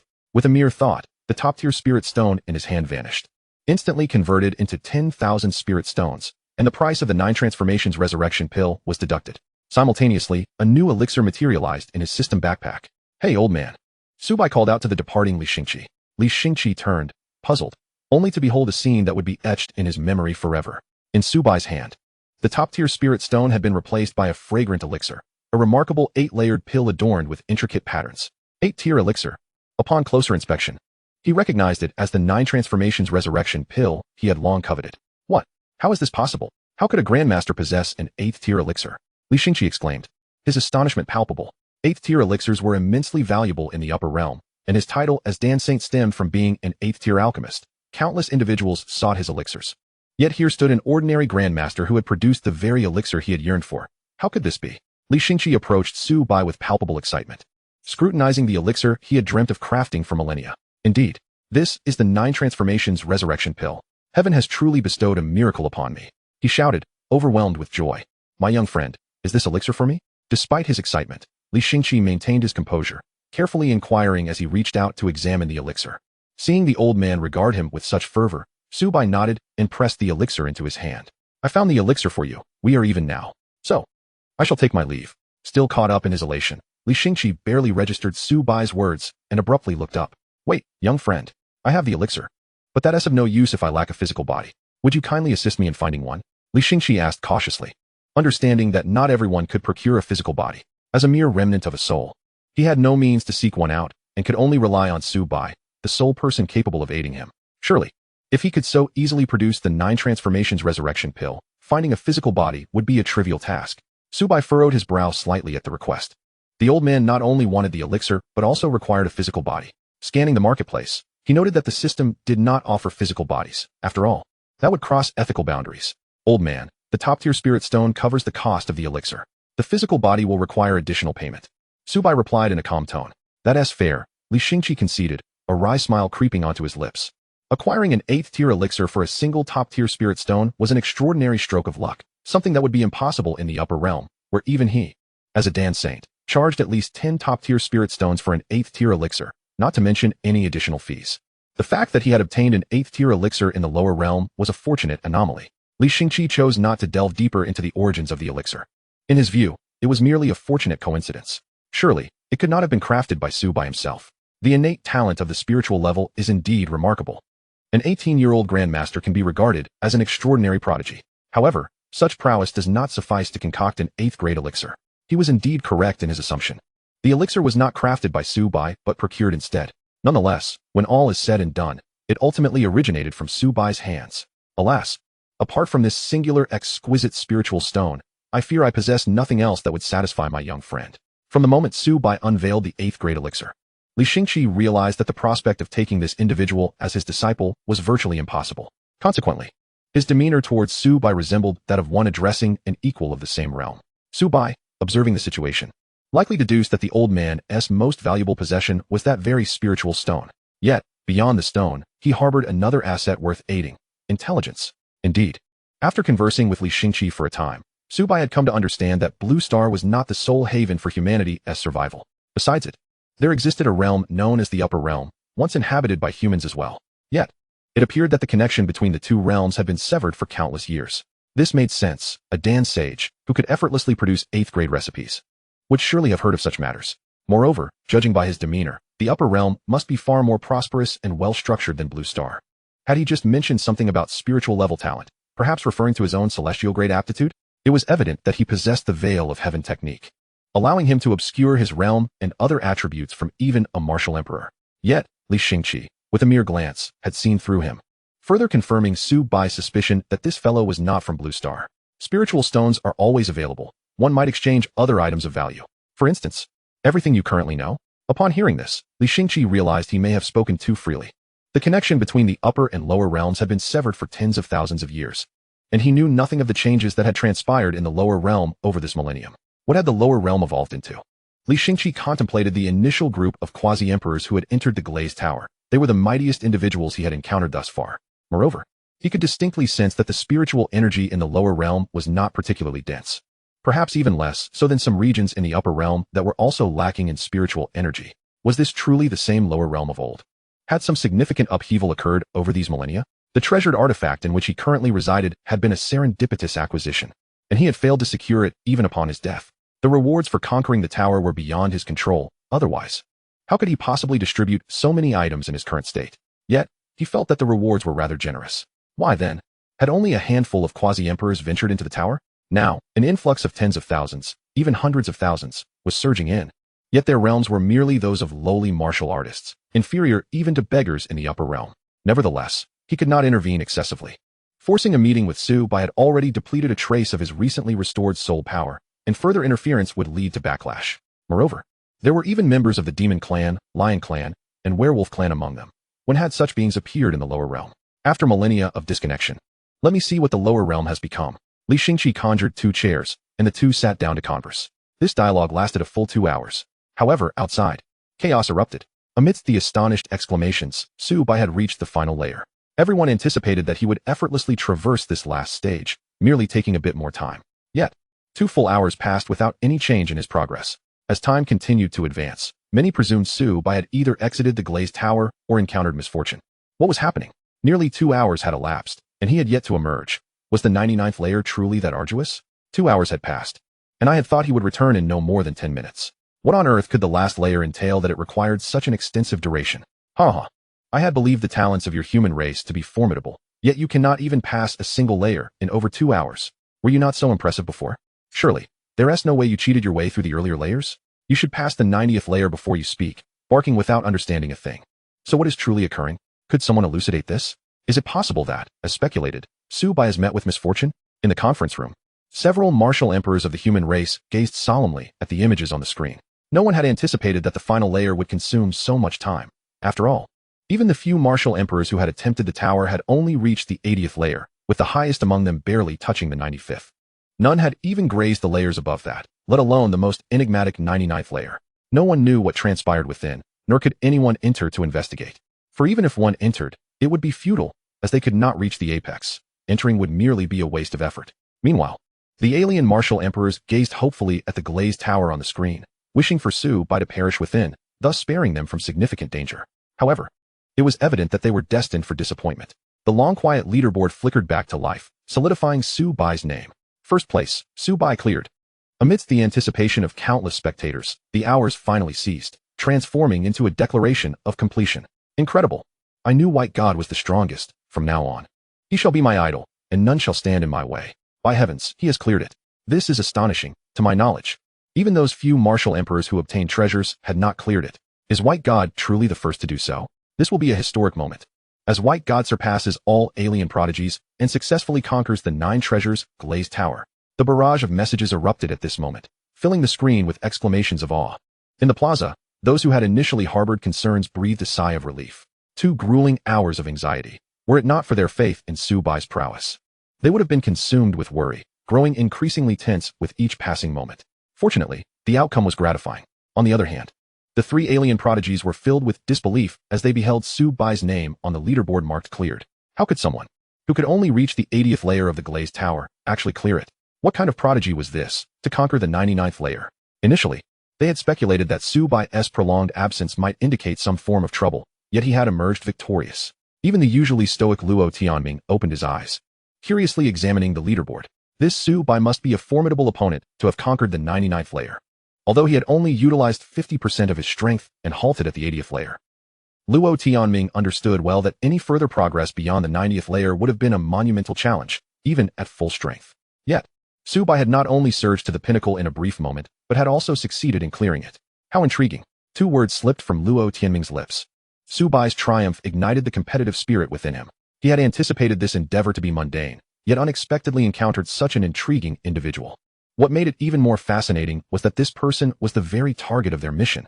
As the screen faded to black following Su-Bai's successful clearance, the conference room fell into silence. The expressions of the several alien martial emperors darkened to match the hue of the screen, utterly astounded that the last individual, Su-Bai, managed to conquer all 99 levels with such ease. In stark contrast, their so-called prodigies had only reached a meager 83 levels, the disparity glaringly evident. The joy etched upon the faces of the human martial emperors was almost impossible to conceal, yet upon observing the grim expressions of the aliens in the conference room, they tempered their exuberance, choosing to restrain themselves. After all, the human race still had to heed the sentiments of their adversaries. Let us depart," exclaimed the alien martial emperor, who had been the most boisterous moments ago, as he slammed his palm upon the table and exited the conference room without a backward glance. Chapter 104. The Truth of a Millennium Ago, the Twin Stars. Following the Tower Challenge, the top 100 contestants would gather in the capital 2 days hence for the final arena competition. The rankings on the Lioli Tower served merely as a reference. The actual standings of the martial examination would be determined by the outcomes of the final arena contest. No matter how precise the rankings, they were merely the result presented by an artifact. Within the Lioli Tower, one could never ascertain the hidden cards possessed by others, nor the extent of their capabilities. Why are these hidden cards termed as such? They are meant to be revealed only in dire situations. Should they be displayed prematurely, they cease to be hidden cards. Thus, both the haughty Jiao Yu and the stoic man eagerly anticipated a confrontation with the victorious Su-Bai, yearning to discern what distinguished this prodigy of celestial caliber. Inside the tower, after conversing with Li Xingqi for over 2 hours, Su-Bai gleaned a clearer understanding of the so-called upper realm. A millennium ago, the human race thrived, their fortunes soaring like a dragon. At that time, the upper and lower realms were interconnected, martial emperors were plentiful, and martial sovereigns were as common as dust. The myriad races, now represented by the invading aliens, were suppressed by the human race of that era, unable to raise their heads, while humanity continued to flourish. The world was divided into countless realms, all interlinked and engaged in commerce. However, a catastrophic event transpired a millennium ago, when an individual of unparalleled strength emerged among the aliens, leading a vast army against the human race. The lower realm was the first to bear the brunt of this onslaught. With no forewarning, the lower realm was plunged into chaos, transforming Blue Star into a hellish nightmare. With countless casualties, the teleportation arrays activated in haste, transporting nearly all the geniuses to the upper realm just before the alien forces arrived, leaving many behind to make a stand. Witnessing the futility of their situation, the remaining human masters chose to self-destruct, obliterating the connection between the upper realm and Blue Star, as well as severing ties with other worlds. The alien army, having not fully breached the lower realm, was thwarted at the threshold, helplessly watching as their kin who had already entered Blue Star were disintegrated by the explosive power. Blue Star was left in a state of desperate survival, and the will of the world had to expend all its strength to resist the remaining onslaught. Some humans survived, yet Blue Star entered an era of magical decline, devoid of spiritual energy, left to slowly mend itself over time. After the last human warrior perished, no martial practitioners remained on this planet, and the aliens, lacking a teleportation route, could not infiltrate Blue Star. Seeing so many self-destruct, the aliens retreated, marking a rather flawless victory. What followed was a millennium of self-repair for Blue Star, culminating in the resurgence of spiritual energy 1,000 years ago, heralding the revival of the high martial era. Yet, this was soon accompanied by the aliens' watchful gaze. While they could not penetrate the upper realm, a freshly revitalized Blue Star seemed an easy target.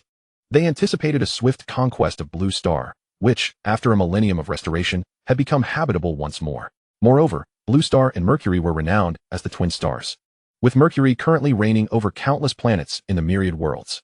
However, this once shared twin, Blue Star, had now become a coveted prize in the eyes of the aliens. Regrettably, despite their relentless efforts over the millennium, the aliens could only establish a passageway to Blue Star that accommodated beings of the utmost quasi-emperor level. Should any higher-tiered beings attempt to force entry, the passage would collapse instantly, rendering it impossible for anyone to cross into Blue Star, leaving them to watch helplessly as the latter grew ever stronger. Subai was aware of the subsequent events. The Sword Saint emerged, engaging in a standoff with the aliens for thousands of years, amidst disturbances from exotic beasts. So it was. Subai was taken aback to learn that the human race once thrived so magnificently, with martial emperors abundant and martial sovereigns plentiful. Yet such a golden age was inevitably beset by destruction, as no dynasty could escape ruin or the cycle of change. Curiously, it seemed that life in the upper realm was still rather pleasant. Why had they not considered reclaiming Blue Star? If the aliens could locate it, how could Mercury, which governed countless planets, fail to find a realm devoid of any issues? Li Xingqi responded to this inquiry. In truth, the inhabitants of Mercury had contemplated seeking you out. But when they dispatched envoys long ago, they discovered that the lower realm had entered an age of magical decline, regressing even into a feudal state, leading them to abandon the search for the lower realm. 1,000 years ago, a figure who claimed to be the Sword Saint arrived from the lower realm, defeating numerous prodigies with a talent akin to yours, ultimately becoming a disciple of one of the three major factions of the human race. Higher-tier talents are classified as spiritual level, earth level, and heaven level. However, even with the appearance of that Sword Saint, public sentiment towards the lower realm did not shift. It was regarded as a domain of primitive beings, destined only to drag down Mercury, leading to widespread indifference. The Sword Saint endeavored to rally support for the lower realm. Yet many shunned him due to his origins, fearing conflict with other races in the lower realm. Indeed, the relationship between the human race and the myriad races in the upper realm was notably amicable, with various races engaged in close relations, let alone conflicts. Oh, those from the lower realm? Subai mused inwardly, mocking the irony. Had Mercury initiated the offensive, the outcome would have been dramatically reversed. After risking self-destruction to obliterate the teleportation array for safety, they were still met with disdain after a millennium. How absurd. Yet, the Sword Saint's disappearance a millennium ago was due to his journey to the upper realm, and there had been no word of him since. Subai believed that given the Sword Saint's past actions, he was not the type to ascend to the heavens and abandon his kin. He likely faced constraints imposed by certain individuals in the upper realm, preventing him from assisting Blue Star. However, since the Sword Saint could travel from Blue Star to Mercury, there must be hidden teleportation arrays still concealed within Blue Star. Otherwise, with the Sword Saint's quasi-emperor cultivation, even if he had attained the rank of martial emperor, it would be impossible for him to journey alone to Mercury, especially with so many alien powers surveilling the area. This suggested that a teleportation array must exist in some secret location on Blue Star, allowing the Sword Saint to traverse to the upper realm. Yet, after the self-destruction, all teleportation arrays were destroyed. Where could this particular teleportation array be? After a moment's contemplation, Subai arrived at a singular possibility: the secret realm. The revival of spiritual energy was largely attributed to the secret realm, and aside from Blue Star, the only other location capable of harboring a teleportation array would be the secret realm. The formation of this secret realm was a mystery even to Li Xingqi, who himself had been discovered by a human quasi-emperor within one. Wait, the secret realm. Chapter 105, The Entrance to the Upper Realm. Upon hearing this, Li Xingqi suddenly seized upon a pivotal realization. A secret realm, a being from the upper realm. How could he possibly arrive in the lower realm? Moreover, after all these years, he had ultimately been discovered by several quasi-emperors in a particular location, which seemed to be the secret realm. If one could traverse from the upper realm to the lower realm, it implied that the teleportation portal lay within the very secret realm he had previously inhabited. Li Xingqi pieced together the entire sequence of events. As long as he could locate that prior secret realm, he too could return to the upper realm upon restoring his corporeal form. Subai, my dear friend, I believe I should now know the whereabouts of that teleportation array. Li Xingqi exchanged his thoughts with Subai, and soon received Subai's agreement. Before Subai departed, Li Xingqi reiterated all the necessary conditions, then took his leave. For he needed to rest and stabilize his spirit. Otherwise, a moment of carelessness could lead to his utter demise. Prepare your physical form, and ensure your realm reaches at least Martial Emperor before coming to Kyoto to seek me. I have already marked you. The moment you enter the tower, I shall sense your presence. So be it, and do not forget to find me when the time comes. With that, Subai cleared the 99th level and was promptly ejected from the 9 Treasures glazed tower. Upon exiting the tower, Subai gazed at the rewards in his hands with astonishment, for he had not anticipated such bountiful rewards from the glazed tower. Why then, did Li Xingqi appear to be as impoverished as a beggar? If he were to hear this, he would undoubtedly retort. This 9 Treasures glazed tower is currently an unclaimed treasure. Its wealth bears no relation to me. In Subai's hands were an additional 100 spirit stones along with an array of rare treasures. Without a second glance, he cast the pile of treasures into his spatial ring, intending to sell them at a later date. With spirit stones in abundance, what could one not procure from the system's marketplace? As for the 100 spirit stones, they were indeed the most desirable, ready for immediate use. After securing all his rewards within the spatial ring, Su Bai made his way towards the plaza. In the plaza, Chu Yoyu and several others, including the principal, stood at the forefront awaiting his arrival. The moment Su Bai emerged, a throng of individuals surged towards him. The first to speak was the ever-familiar Fu Guo, echoing the excitement. Wow, Brother Bai, you cleared it. You actually cleared it. I only made it to the 60th level. Brother Bai, are you alright? Why did you take over 2 hours on the final level? Congratulations on securing first place, Brother Bai. In response to their inquiries, Su Bai merely explained that he had experienced a sudden epiphany during the last challenge, which accounted for the time spent in cultivation. Only then did they realize that Su Bai's concealed realm had now ascended to the initial stage of a grandmaster, surpassing even the so-called strongest prodigies from the other races. Indeed, Su Bai, you truly bring glory to our school. It has only been a short while, and your realm now exceeds even mine as the principal. Truly, the younger generation is formidable. Principal Chen approached with a beaming face to extend his congratulations. Su Bai's current realm had reached the initial stage of a grandmaster. It was worth noting that even the guardian of Tianhai City was merely a grandmaster. Su Bai was but 18 years of age and had achieved this level even before the martial examination concluded. Historically, what was the highest realm attained at 18? Oh, it seems it was the advanced grandmaster of the Sword Saint. Could it be that humanity is on the verge of producing another Sword Saint following the first? After engaging in conversation with the group, Su Bai and his companions prepared to return home. Tomorrow, they would embark for Kyoto. And with the rewards from the Glazed Tower and the experience gained from this battle, the others needed to solidify their strength. It was understood that this testing had pushed everyone to their utmost limits, with only a few retaining hidden cards, while the majority had reaped immense benefits. After all, battling within the Glazed Tower posed no real threat of death. Once a failure was determined, one would simply be eliminated from the tower, leaving no opportunity to continue. However, as they exited the plaza, a throng of reporters, having received wind of the events, quickly surrounded Su Bai. Su Bai, may I ask how you feel about securing first place this time? Do you believe the martial examination reform was successful? Su Bai, what are your thoughts on overpowering several prodigies from other races? You were the only one to clear the challenge. Do you have any secrets to share? Hello, Su Bai. How did you manage to clear the 9 Treasures Glazed Tower? Is there a particular technique you could share with us? Your fellow citizens nationwide are eager to hear your insights. With a multitude of media reporters thrusting microphones towards him, Su Bai found himself in a precarious position. How could he articulate, I am, in fact, a grandmaster, effortlessly surpassing everyone present? All of you here are but my juniors.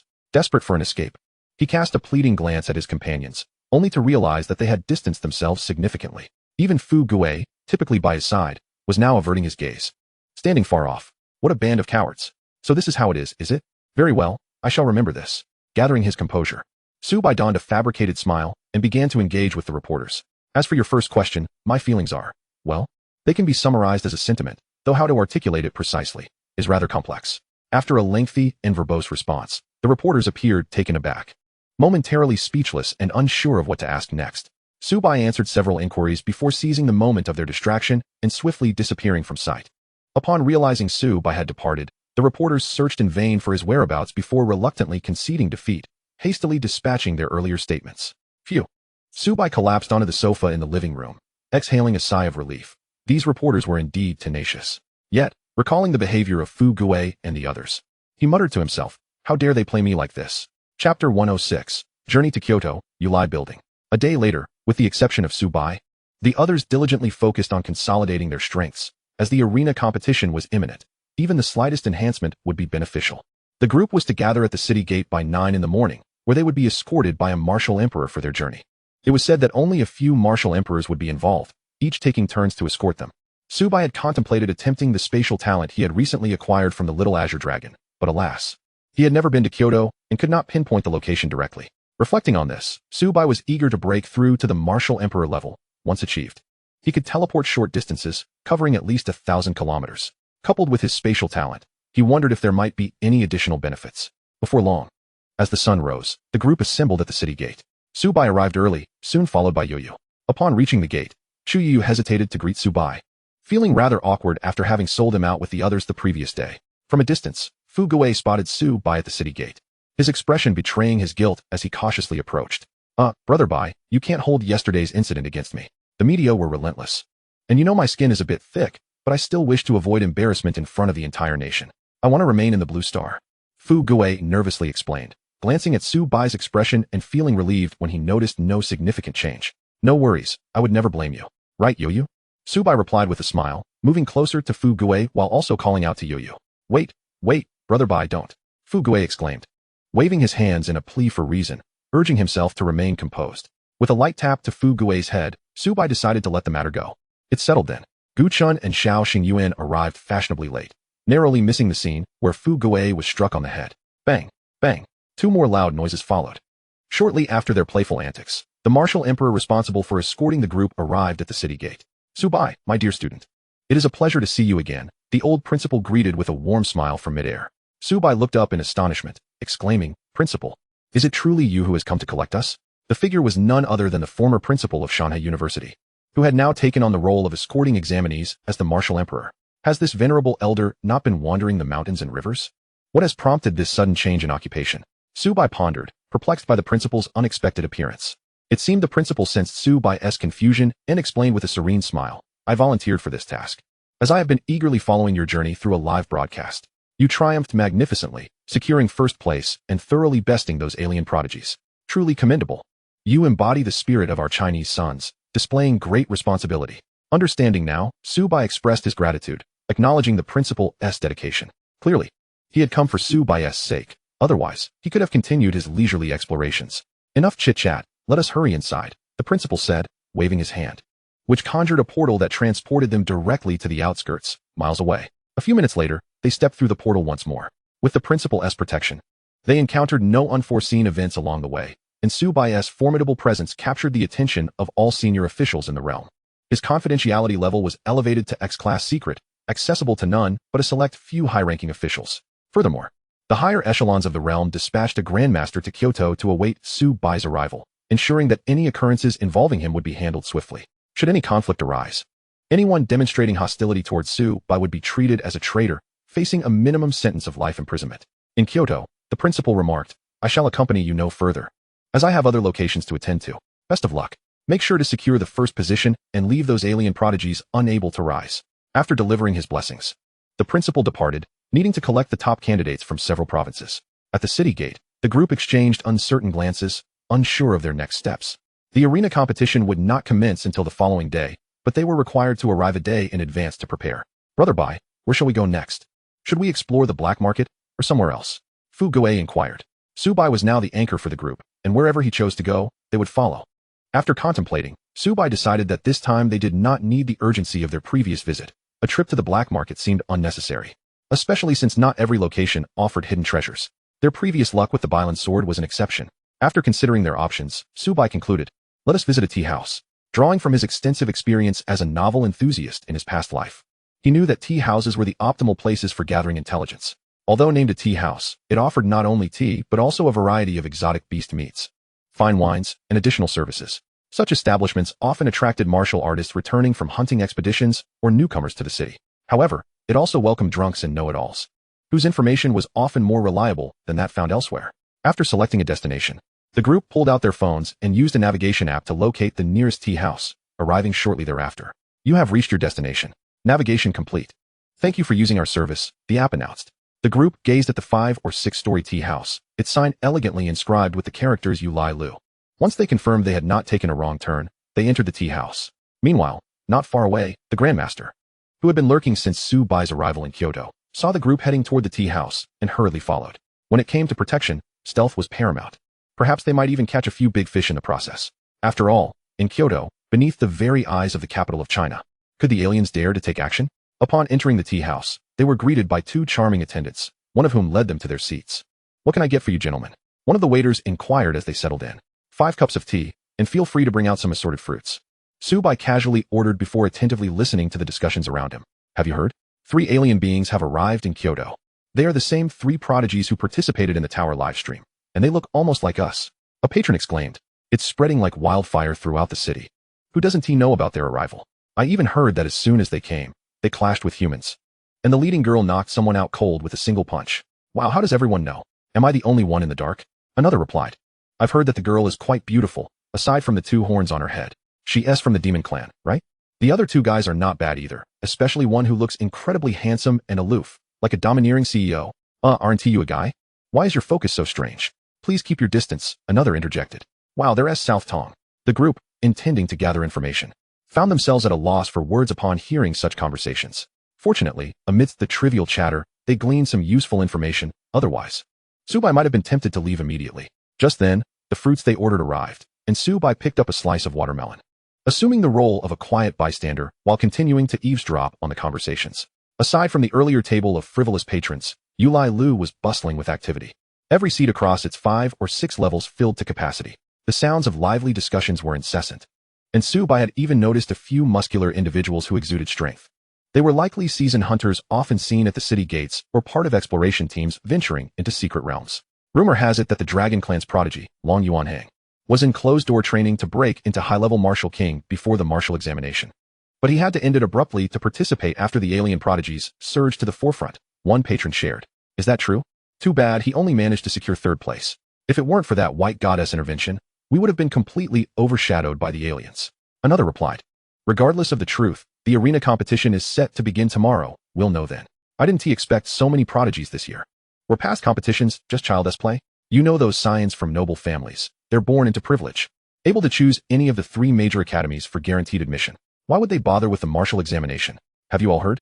There have been reports of beast uprisings in many areas, and just a few days ago, an entire city was overwhelmed by a beast tide, unable to call for reinforcements. Didn't we feel it ourselves when we ventured outside these days? The beasts are clearly becoming more troublesome than ever. I wonder what is going on. It's not only the beasts in the outskirts. I heard even some guarded secret realms are becoming restless. Just a few days ago, an incident occurred in a C-class secret realm in a certain province, resulting in many casualties. After eavesdropping on gossip for the better part of the day, Subai finally discerned crucial information from the group of robust men he had been observing. The martial arts examination was merely a formality in his eyes. With his grandmaster level prowess, could anyone possibly ascend to the rank of martial emperor at the tender age of 18? However, he found himself intrigued by the talk of the beast rampage mentioned by these men. It was noteworthy that he had encountered a beast tide on his way home after the previous grand competition. Had it not been for the system and the experience card, he would have been a mere bystander, watching Tianhai City and the recently obliterated city meet the same fate. The simultaneous uprising of multiple exotic beasts was clearly a sign that something was amiss, a sentiment that even those living on the edge of peril daily would easily recognize.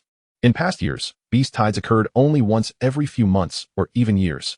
Now, within a mere 2 to 3 months, several incidents had transpired, indicating something was profoundly wrong. This situation seemed orchestrated by an unseen hand, suggesting that matters were far from straightforward. The spatial rift caused by the last beast tide had upgraded the system, but Subai pondered what significance this phenomenon held for the system, especially given the mention of some mysterious energy. He shook his head, deciding that such specialized matters were best left to experts. What perplexed him was how the likes of Yo-Yu and his peers, who were at the level of junior martial kings, could not even secure a place among the top 3. In previous examinations, the scions of noble families with any semblance of talent were directly admitted, which had, in turn, set the bar for junior martial artists as the pinnacle of achievement. The arrival of the exotic races had led to chaotic upheaval. This year, those who would have effortlessly clinched the national champion title as junior masters could barely squeeze into the top 10. If this trend were to persist, it would ensure a continuous influx of fresh blood for Huaxia, and reckoning with the exotic races would become inevitable. He decided it was best to leave this place, as there was little left to glean, and proceeded to check on the accommodations arranged for the martial arts examination. Suddenly, he felt that coming to the tea house had been a misjudgment. He could simply look up the information online, as he had a mobile phone at his disposal. Almost led astray, he stood up to depart. Seeing Subai rise, Fuguei hastily pocketed a handful of sunflower seeds and followed suit. Gu Chun and Xiao Xingyuan quickly trailed behind as well. Although they were uncertain about Subai's intentions, they trusted that he had his reasons. Before long, the group made their way to the hotel, guided by the address provided by the school. The hotel was conveniently located just a few hundred meters from the arena, allowing them to arrive almost immediately after stepping outside. Upon presenting the necessary identification, the front desk facilitated their check-in, assigning each person a luxurious single room. Inside his room, Subai contemplated his forthcoming actions. His primary objective was to successfully complete the arena competition, followed closely by locating the body for the elderly man who referred to himself as the Dance Saint. The exotic races had likely marked him as a thorn in their side. If tranquility was unattainable, he would turn the world upside down. As a traverser with an advantage, he could not allow himself to be perpetually threatened. Having already faced death once, he viewed life and death with indifference. If challenged, he would fight back. Given that the old man hailed from a higher realm and claimed to be the Dance Saint, his strength must not be trifling. Having such an ally would make confronting the exotic races considerably easier. Nevertheless, the immediate priority remained to enhance his own strength. He needed to reach the rank of Martial Emperor before he could roam freely. For now, achieving Grandmaster status felt somewhat distant. With this thought, Subai glanced at the system balance. Thanks to the high-grade spirit stones provided by the Lixing pool, he still had over 3,000 spirit stones remaining, which he could utilize effectively. Little Qinglong, come forth. He had kept the little azure dragon in the beast control space for several days, and it had been lamenting its confinement, yearning for some excitement, as the space felt rather desolate without company. After 2 months of nurturing, the dragon had now broken through to the rank of Martial King, its length reaching several hundred meters, beginning to exhibit the characteristics of a dragon king. Fortunately, it could freely control its size, otherwise, Subai would have hesitated to release it. With its strength increased, its appetite had also grown, yet fortunately, the corpses of martial emperors he had previously stored were still ample, likely lasting another 10 to 15 days, allowing the little azure dragon to frolic in the room. Subai settled onto his bed to commence his cultivation. Chapter 108. The Martial Arts Examination Finals. 1. Since the cessation of cultivation bottlenecks, Subai found himself able to cultivate mindlessly. Once the spiritual energy reached a certain level, he would directly break through, an exhilarating experience. With spirit stones abundantly available, he set aside several as reserves and grasped one to begin his practice. Activating the enlightenment technique, an unceasing stream of spiritual energy flowed from the spirit stone into Subai's energy sea. Upon breaking through to the rank of Martial King, his vitality would form an energy sea within his body for storing spiritual energy. The process of breaking through involved expanding or evolving this energy sea. Minor breakthroughs were about enlarging the energy sea, while major breakthroughs involved condensing it, compressing the spiritual energy within. It was said that upon reaching the rank of Martial Emperor, the energy sea would coalesce into a dantian the size of a fist. Meanwhile, upon arriving at the hotel, only Chuyayu followed Subai back to his room to cultivate, while Fuguei, being a Beastmaster, focused primarily on the exotic beasts at hand. The growth of exotic beasts was far more straightforward than human cultivation. Simply put, it was about feeding. As long as they were provided with an array of rare herbs and high-tier exotic beast carcasses, their growth would skyrocket. Furthermore, within the beast control space, he could even choose to let them hunt and evolve on their own, essentially a hands-off approach to leveling up. Thus, Fuguei felt no urgency to cultivate. His current level was sufficient, and he could simply bide his time, letting his beasts handle the battles. With time until dusk still ample, Fuguei contemplated visiting the Jubyoji, a treasure house in Kyoto, and other black market venues to scout for valuable items. Guchen shared similar thoughts, with his S-class talent. He reasoned that an evening of cultivation would not yield significant advancement, and it would be more enlightening to explore the city's nightlife, as he felt constrained at home. Before leaving the hotel, Guchen persuaded Xiao Xingyuan, who had also planned to return to his room for cultivation, to join him. After all, a bit of leisure and entertainment was essential amidst their rigorous training. Hey, don't drag me. I still want to cultivate. The elongated protest echoed in the hallway as Guchen and Xiao Xingyuan stepped onto the street. Hello everyone. Welcome to the annual Martial Arts Examination Finals. I am your commentator, Chi-Chi. Did you miss me? The lively and charming familiar face at the commentary booth greeted the audience. Simultaneously, the global live broadcast commenced, transforming all television news channels into live coverage. Welcome to this martial arts arena competition. I am your commentator, Yuan Xiu. This arena competition features the top 100 contestants from the Tower Climbing Challenge, culminating in the selection of the champion of this martial arts examination. Who do you think will emerge victorious? The two commentators were well-known figures, having previously hosted the global broadcast of the Tower Climbing Rankings. And now they were back to provide commentary for the finals. Without further ado, here comes Ji Tianyu from Donyang Province, currently ranked as time progressed into the second day. All contestants began to enter the arena. This competition was held in a vast stadium, equipped with 100 arenas, all set up and ready for the event. The stadium occupies an expansive area, spanning tens of thousands of square meters, and is surrounded by spectator stands that can comfortably accommodate over 10,000 attendees. Prior to the commencement of the event, the audience had already filled the seats to capacity, eagerly awaiting the official start of the martial arts competition. Given the participation of foreign races in this year's event, the significance of the martial arts examination has surpassed all expectations. Historically, tickets for the live event have been difficult to sell out, as many prefer to watch the live broadcast from the comfort of their homes. After all, venturing across provinces to witness the event in person is not without its dangers. Encountering formidable beasts or foreign entities along the way could prove fatal. Thus, many opt to enjoy the spectacle from home while indulging in snacks and beverages. What could be more delightful? However, this year, the emergence of Subai and the unexpected participation of previously uninvolved scions from elite families, coupled with the presence of distinguished foreign champions, has rendered this martial arts examination an event of unparalleled excitement, one that simply cannot be missed. Consequently, when pre-sale tickets were released, they vanished in mere minutes, with even the most distant seats selling out entirely. The stadium is now a veritable sea of humanity, all anticipating the forthcoming fierce and exhilarating battles.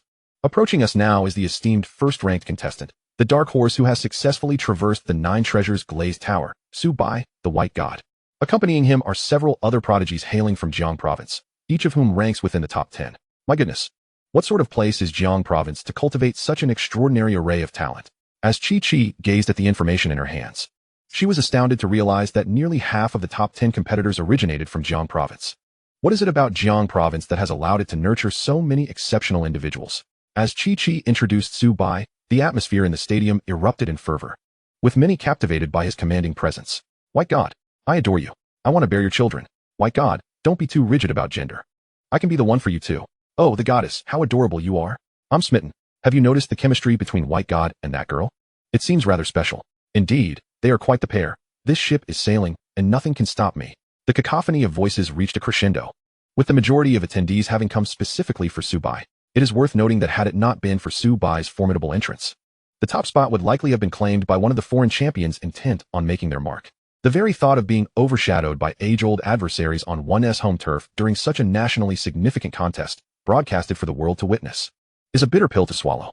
The excitement within the stadium is palpable, and the online broadcast is no less tumultuous.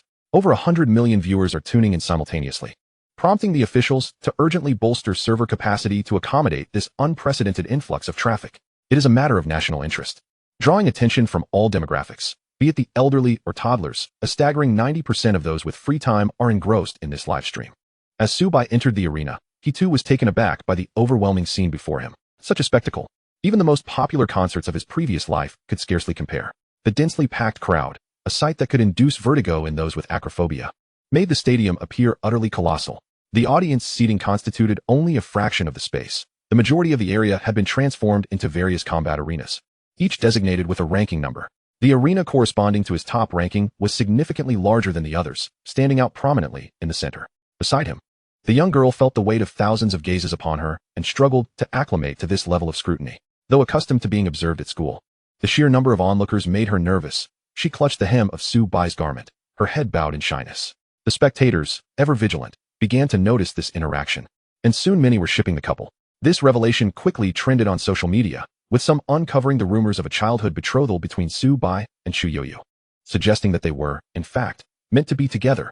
Following this, the entrance of Long Yuanhang, Sima Nan, and others sparked waves of excitement. Yet, when the 3 foreign competitors made their entrance, the previously lively crowd fell into a hushed silence, devoid of any welcoming sounds. Even the commentators exchanged bewildered glances, unsure of how to proceed, ultimately opting to divert the conversation.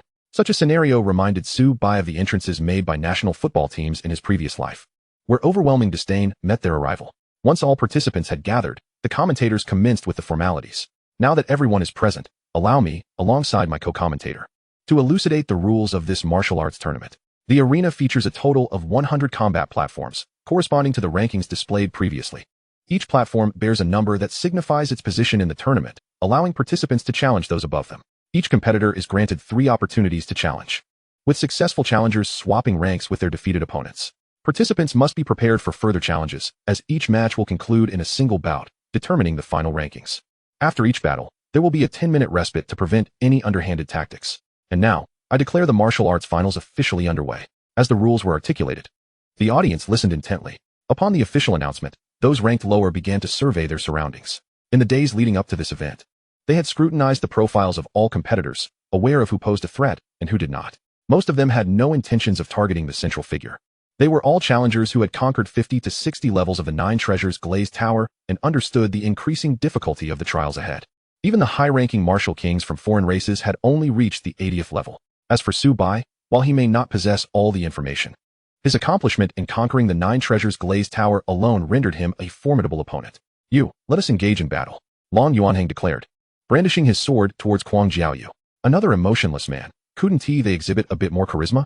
Kuang Jiaoyu thought, casting a glance at Long Yuanhang, momentarily mistaking him for the stoic Luo Tianming. Let us engage in battle, Long Yuanhang repeated. How dare you provoke me when I've chosen to overlook your earlier insolence? Bring it on. Kuang Jiaoyu, disliking emotionless types the most, resolved to treat him as a stand-in for Luo Tianming and teach him a lesson. With Kuang Jiaoyu accepting the challenge, Long Yuanhang swiftly ascended the platform, ready for combat.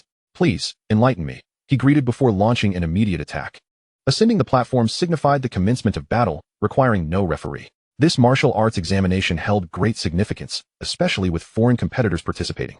The human faction had dispatched esteemed figures like Emperor Yin and another martial emperor, the Blade Emperor. The presence of 2 of the 3 martial emperors from Huaxia underscored the event's importance. However, both martial emperors observed from above, prepared to intervene only if lives were at stake. In the sky, not only were there 2 human martial emperors, but 2 foreign martial emperors also hovered directly opposite them. Although it is understood that the human race would not dare to confront the alien prodigies directly, these particular individuals are far from ordinary. Each of the 3 prodigies embarking on this journey represents the pinnacle of talent from their respective races, honed over centuries, if not millennia. This year, for reasons unknown, there seems to be an unprecedented surge of exceptional talents emerging. What once took a century to see a single prodigy now appears to be happening with the rapidity of dumplings being dropped into boiling water. This phenomenon evokes a sense of unease among the observers, who recall a long-standing legend that has circulated through history. While this may seem like a positive development, the underlying implications are anything but simple. On the arena, Long Yuhang and Kuang Jiayue have already engaged in combat. Both fighters possess remarkable skills, demonstrating exceptional martial prowess and combat experience. Long Yuhang wields an ancient sword, its blade glinting with a chilling light. His posture is upright, resembling a soaring dragon, with fierce determination burning in his eyes. He steps forward, flicking the sword's tip, unleashing a powerful wave of sword energy that rushes toward Kuang Jiayue like a tempest. Kuang Jiayue does not immediately draw a weapon. Instead, her agile form allows her to utilize any object as a weapon. The almost frenzied sword energy elicits a slight smile from her. It seems this stoic man is not without merit, she muses. After deftly evading the attack, she swiftly retrieves a spear from her spatial ring. The spearhead is intricately curved, suggesting endless possibilities for transformation. She wields it with grace, deftly dodging Long Yuhang's strikes while counterattacking with precision. The silhouettes of the 2 combatants flicker across the arena, their sword shadows and spear light intertwining. At times they become entangled, only to rapidly retreat and maintain their distance. Long Yuhang's sword techniques are as swift as lightning, the blade slicing through the air with a series of piercing shrieks. Yet, Kuang Jiayue, relying on her nimble movements and extensive battle experience, consistently avoids his strikes, countering with rapid thrusts of her spear. As time passes, the intensity of their battle escalates. Both warriors unleash their full potential, refusing to grant each other a moment's respite. The onlookers are captivated, their eyes glued to this seemingly evenly matched duel, with tension permeating the entire arena. Amidst the chaos, Long Yuhang is left gasping for breath, staring at the arena ahead. He had not anticipated that this alien prodigy would prove so formidable. Indeed, the rankings hold some merit. What? Is this all you can muster? Are you even capable? He taunts, confronting Kuang Jiayue, who cannot help but mock his exhausted state. How audacious of him to challenge her while he struggles. Long Yuhang had aimed to defeat the so-called top alien prodigy to prove his worth, yet here he finds himself unable to best even a female alien. And being ridiculed as weak. How can he endure such humiliation? With unwavering resolve, he gazes at Kuang Jiayue, vowing that, even in defeat, he will not allow himself to be insulted. Seizing the moment, he executes a soaring slash, successfully breaking through Kuang Jiayue's defenses, the sharp blade aimed at her. However, Kuang Jiayue merely smiles enigmatically, as if anticipating this move. With a swift motion, she evades the lethal strike, and with a flick of her spear, bam! Long Yuhang loses his balance, a small wound gracing his face as he stumbles off the arena. In this exchange, he realizes he has been thoroughly defeated, both in strength and strategy. The silence that envelopes the arena is deafening, a fitting description for the scene unfolding. Tens of thousands of spectators are left in stunned disbelief. Could it be that he is actually lost? In their past experiences, members of prestigious families typically remain undefeated among their peers, dominating their contemporaries. Now, the audience grapples with the shocking realization that the previously unassailable champion has succumbed to an alien prodigy. It seems the alien races have always been this powerful. Fortunately, the 2 professional commentators have regained their composure, their voices resonating through the speakers. Congratulations to the champion of the second arena for successfully defending their title. Long Yuhang from the third arena has suffered a defeat and lost a challenge opportunity. Let us congratulate the prodigy from the demon race, Kuang Jiayue, on her victory. As this was a challenge match, the rankings remain unchanged. Now, let us enjoy the battles of others. Upon returning to his own arena, Long Yuhang has scarcely had time to recuperate from his injuries when another challenger approaches. Human, I wish to challenge you. Do you dare to face me? At this moment, Mo Wuxiang strides directly toward Long Yuhang's position. What is happening? Is this individual attempting to seize an opportunity for a sneak attack? Long Yuhang, still recovering, contemplates whether to accept the challenge from this alien. His brow furrows as he turns to see yet another foreigner approaching, tightening in anticipation. Soon, he recognizes Mo Wuxiang as a member of the lion race.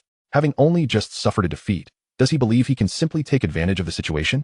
Although the arena has a 10-minute protection mechanism, it can be disregarded if both parties agree. Come forth. Long Yuhang's voice becomes low and cold. Upon hearing this, Mo Wuxiang's eyes light up. It seems this stoic man is nearly spent, and if he can seize this chance, he might secure a top 3 position. With Long Yuhang's acquiescence, Mo Wuxiang leaps onto the arena, initially intending to feign politeness. However, he is met with Long Yuhang's immediate and ruthless strike. Mo Wuxiang, being a member of the lion race, possesses innate speed, and with a mere sidestep, he avoids the attack. Yet Long Yuhang's fury is far from quenched. He channels his anger into the alien before him. With another horizontal slash, a crimson line appears at Mo Wuxiang's waist, followed by a powerful kick to his abdomen that sends him sprawling to the ground. Long Yuhang, however, demonstrates restraint, recognizing that while Mo Wuxiang appears injured, the wounds are merely superficial and will not pose a significant threat. My heavens, truly, he is the pride of our Huaxia. Not only did he accept this battle, but he also concluded it with a single strike. Simply magnificent. Chi-Chi exclaims in astonishment, her words stirring the emotions of the audience. As anticipated, the crowd, initially anxious, erupts in surprise at the outcome. It becomes clear that it was not Long Yuhang's weakness, but rather Mo Wuxiang's overwhelming strength. Long Yuhang is incredible. He should decisively put these aliens in their place. How dare they think they can take advantage of this opportunity without knowing their own worth? The audience cheers, exhilarated by the spectacle. Ah, that strike was so stunning. It pierced my very soul. I'm utterly enamored. What happened to that one upstairs? Just a moment ago, she was speaking of wanting to have children with Baishan, and now she has suddenly switched her affections. What a fickle woman. Absolutely stunning. This is how you show those aliens their place. Otherwise, they'll lose sight of their own identity. Long Yuhang, keep it up. You are the best. Not only in the live broadcast room, but the entire venue is reignited with enthusiasm following that strike. After defeating his opponent, Long Yuhang retreats to his arena to meditate, confident that for the time being, no one will dare to challenge him again. Su Bai, noticing the commotion, merely glances over before redirecting his focus. When will this arena finally conclude? If it weren't for the presence of several alien prodigies, he would have been eager to learn more about them through their participation. However, it appears his expectations were overly optimistic. What can these individuals truly offer? Had he not joined the fray, it is likely that the Huaxiao prodigies would have already been thoroughly overwhelmed. Apart from the battles of these individuals, the subsequent arena competitions were equally intense. Su Bai even spotted several familiar faces among the contestants, namely Ji Tianyu and Si Chen. Initially ranked lower, Ji Tianyu, with his SS level talent, had surpassed Si Chen after 2 months of training, leaving the latter struggling to maintain his position amidst frequent challenges. The formidable Fu Gue also drew the attention of several other top contenders. Once on stage, he donned an array of defensive gear and retreated to a corner to summon a beast. The challenger, upon entering the arena, did not rush to attack, but cautiously observed the creature summoned by Fu Gue. Suddenly, the massive figure of the Wind Wolf appeared, marking the first time many had witnessed the battle style of a Beastmaster. The imposing beast completely obscured Fu Gue, leaving no room for maneuver. Observing the aura emanating from the Wind Wolf, it became evident to all that it was a 4th-tier beast. It was no wonder that Fu Gue, appearing as merely a senior martial artist, had managed to secure a place in the top 10. His beast was the key to his success. Chapter 111, The Martial Arts Examination Finals, 4. At the moment the Wind Wolf appeared, the opponent on the opposite side of the arena was utterly bewildered. Are you sure you want me to fight that colossal beast? With a roar, the Wind Wolf, having communicated with Fu Gue, recognized the human in front of it as its adversary, and looked down on him with disdain. While the challenger was still in shock, the Wind Wolf charged forward with the swiftness its name suggested. A gust of wind forced many nearby to shut their eyes, and when they reopened them, the Wind Wolf remained in place, yet the challenger had vanished without a trace. What just happened? Where did that person go? Gasps of disbelief filled the air as onlookers struggled to comprehend the sudden elimination. Did that Wind Wolf just obliterate him? This creature is astonishingly powerful. How could Fu Gue have contracted such a beast? It's truly enviable. Why can't I awaken such remarkable talent? If I had the gift of a Beastmaster, surely I would be formidable too. Alas, but then reality struck. Even if one were granted such talent, what could they achieve without the resources to nurture a beast or the ability to find a quality contract? Ultimately, if one lacked capability, talent would be wasted. Fu Gue's performance left the live stream viewers and several onlookers utterly astonished.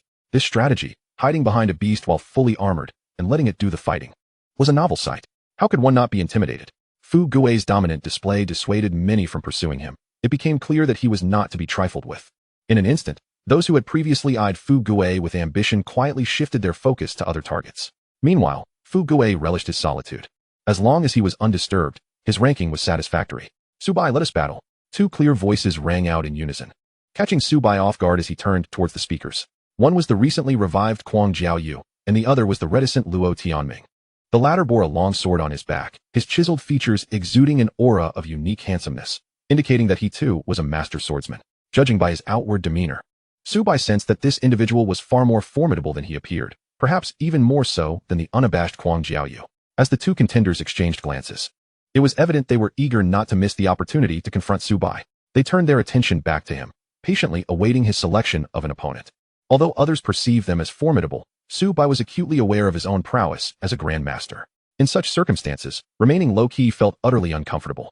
With a hum, Su Bai drew the Bailing sword, pointing it at both challengers before sweeping the blade around the entire arena.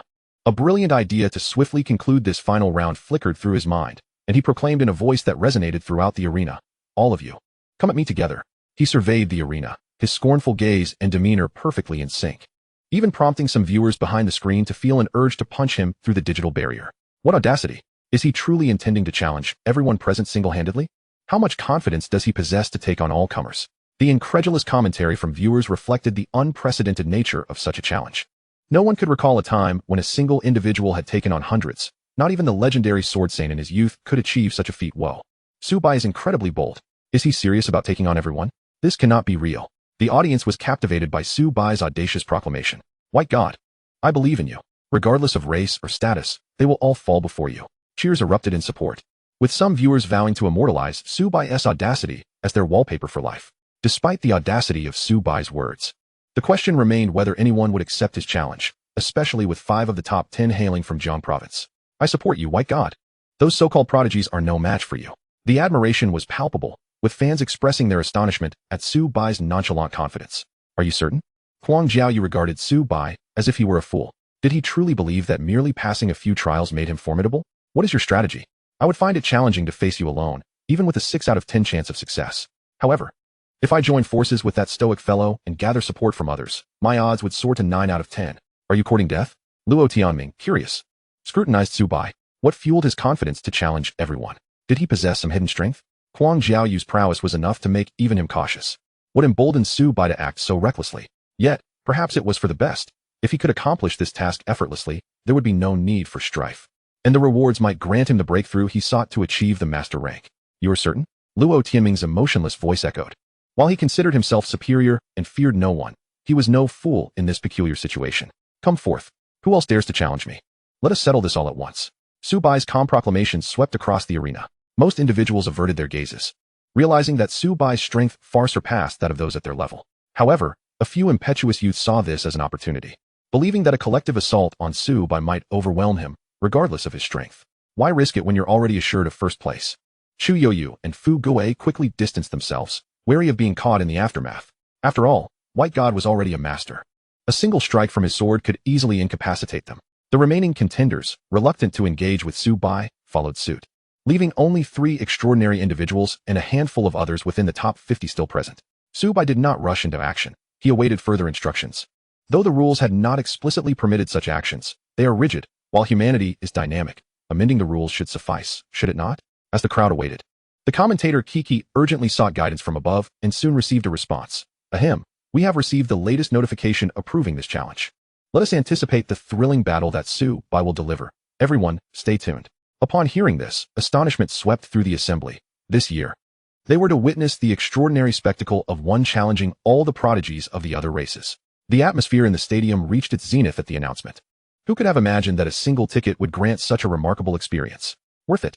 The 3 otherworldly prodigies exchanged knowing smiles, while several onlookers eagerly prepared to teach the arrogant Su Bai a lesson he would not soon forget. Why not simply engage in a straightforward one-on-one duel to secure victory? Instead, he dared to provoke death itself. With so many opponents, even if his realm were superior, could he withstand the onslaught of so many? Furthermore, should they succeed in defeating Su Bai, they would achieve an enviable feat. Having bested Su Bai, the mere thought of basking in the glory of such an accomplishment, surrounded by admirers, sent shivers of delight down their spines. The onlookers could not help but lick their lips in anticipation of a bright future. Let us make this swift. Su Bai, however, was not at all surprised by the outcome. In such a high-stakes martial examination, it was certain that powerful martial emperors were lurking in the shadows for protection. Those who had traversed the 9 Treasures glazed tower should be well aware of his current strength. Facing multiple adversaries was merely a trifling matter. Upon receiving consent from above, The inscrutable Luo Tianming finally displayed a glimmer of curiosity. Why was this fellow so confident? Something felt amiss. Though Kuang Jiaoyu may have been dim-witted, even she could discern that Su Bai was far more formidable than he appeared. However, even if he possessed hidden trump cards, could these three formidable individuals allow him to retain them? The arena was ample enough to accommodate the remaining 9 opponents with ease. Please unleash your full power. I wish to experience your swordsmanship. Luo Tianming unsheathed his longsword, scrutinizing Su Bai across the expanse. From the weapon Su Bai wielded moments ago, Luo Tianming inferred that he, too, was a master of the sword. Battling a true swordsmanship expert had been his aspiration for many years. Regrettably, throughout his journey, the so-called sword masters he encountered had all succumbed to his prowess, with few managing to endure more than 3 exchanges. Today, encountering a worthy adversary promised an exhilarating clash. As Luo Tianming assumed his combat stance, Kuang Jiaoyu and the others entered a state of readiness. This individual was their ultimate target. Once they succeeded, the martial emperors of their clan would intervene to escort them safely away, and upon their return, they would gain access to countless superior cultivation resources. You hardly warrant my full effort. If you can withstand this strike, then perhaps you may possess a modicum of qualification. Su Bai stood resolutely, and without hesitation, he launched his attack. In that instant, the others reacted, and without any exchange, Kuang Jiaoyu, Luo Tianming, and Mo Wuxiang simultaneously charged from 3 different directions. The 6 bystanders exchanged glances and then directed their assault toward the final location. In an instant, Su Bai found himself besieged from all sides, yet he remained unfazed. A few mere martial kings, some of whom were even martial masters, believed they could inflict harm upon him. They ought to practice for another 2.5 years. I possess a sword that can reign supreme in this world. Flame. Flash. The fire affinity infused within his sword energy transformed what would have been a mere blade of air into a lethal threat, one potent enough to endanger their lives. With this strike, Su Bai meticulously calibrated his strength to that of a master, simultaneously employing the concealment technique to maintain his realm at the initial level of master, without a soul perceiving any anomaly. In the air, several martial emperors of the human race anxiously observed the proceedings within the arena. Su Bai's sudden demand had taken them aback. Brother, can you not engage in a straightforward 1v1 duel like a true man? Why resort to facing multiple opponents for amusement? Despite their disbelief, for the otherworldly prodigies were indeed formidable, even the young scion of the Long family had been bested. Now, Su Bai intended to simultaneously challenge 3 otherworldly prodigies along with 6 of the top 50 geniuses, altogether 9 opponents. By all logical evaluations, his chances of victory appeared exceedingly slim. Yet, observing Su Bai's self-assured demeanor and recalling his successful navigation of the glazed tower, the Flame Emperor pondered the enigmatic mentor behind him. If he could achieve such feats, he must possess confidence. Gritting his teeth, he ultimately acquiesced. The Blade Emperor and the other 2 otherworldly martial emperors were momentarily astonished. They could not fathom how the Flame Emperor had so readily consented to what they had deemed impossible. However, soon they found joy in the prospect that if humanity so relished courting disaster, it would be their own doing. This mission was destined to succeed. The Blade Emperor refrained from intervening, merely casting a contemplative glance at the Flame Emperor, then back to Su Bai. He had known the Flame Emperor for years. He would not engage in reckless endeavors. The swiftness of his decision indicated considerable assurance. Yet, the more the Blade Emperor observed Su Bai's audacious demeanor, the more he found himself irked, wishing to strike him across the face. I have attained the rank of Martial Emperor, yet I have never been so audacious. How dare this young man flaunt such arrogance? However, Su Bai's sword strike soon altered the Blade Emperor's perspective. By the heavens, as Su Bai swung his sword, the overwhelming aura of spiritual energy erupted across the arena, and the pressure of a master momentarily halted the movements of the onlookers. The martial masters among them came to a complete standstill. With a single stroke, the heavens shifted in hue, and the razor-sharp sword energy sliced toward them. The sword energy took on a crescent shape, precisely cleaving through the 3 otherworldly prodigies. The once proud Kuang Jiaoyu and the stoic Luo Tianming instantly flushed crimson, exerting every ounce of strength to withstand the force of the strike. As for Mo Wuxiang, already injured by Long Yuanhong's previous strike, Su Bai's blow was akin to adding insult to injury. He could barely resist for a second before being flung backward, crashing heavily to the ground, blood spewing forth as he lost consciousness. Witnessing this spectacle, the 6 bystanders dared not resist, their faces pale with terror as they regarded Mo Wuxiang's plight and the once mighty otherworldly prodigies. Was it possible that a mere casual strike from Su Bai could render even the 3 combined prodigies powerless? What? The otherworldly martial emperors in the air gasped in shock, their gazes darting toward the Flame Emperor.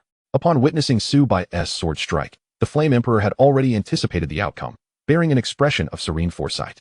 The Blade Emperor, however, was transfixed, observing the center of the arena, where all but Su Bai had bowed their heads in submission, with some even collapsing in terror. In that moment, The arena was graced solely by Su-bai, standing resolutely in the center as he had at the beginning. Chapter 113, The Martial Examination Finals, 6. His expression remained placid, as if he had foreseen this outcome, as though executing this deed was of little consequence. Su-bai quietly regarded the two, desperately resisting the sword energy, and murmured, "To think you can truly withstand a single strike? If one strike is insufficient, then let us have another."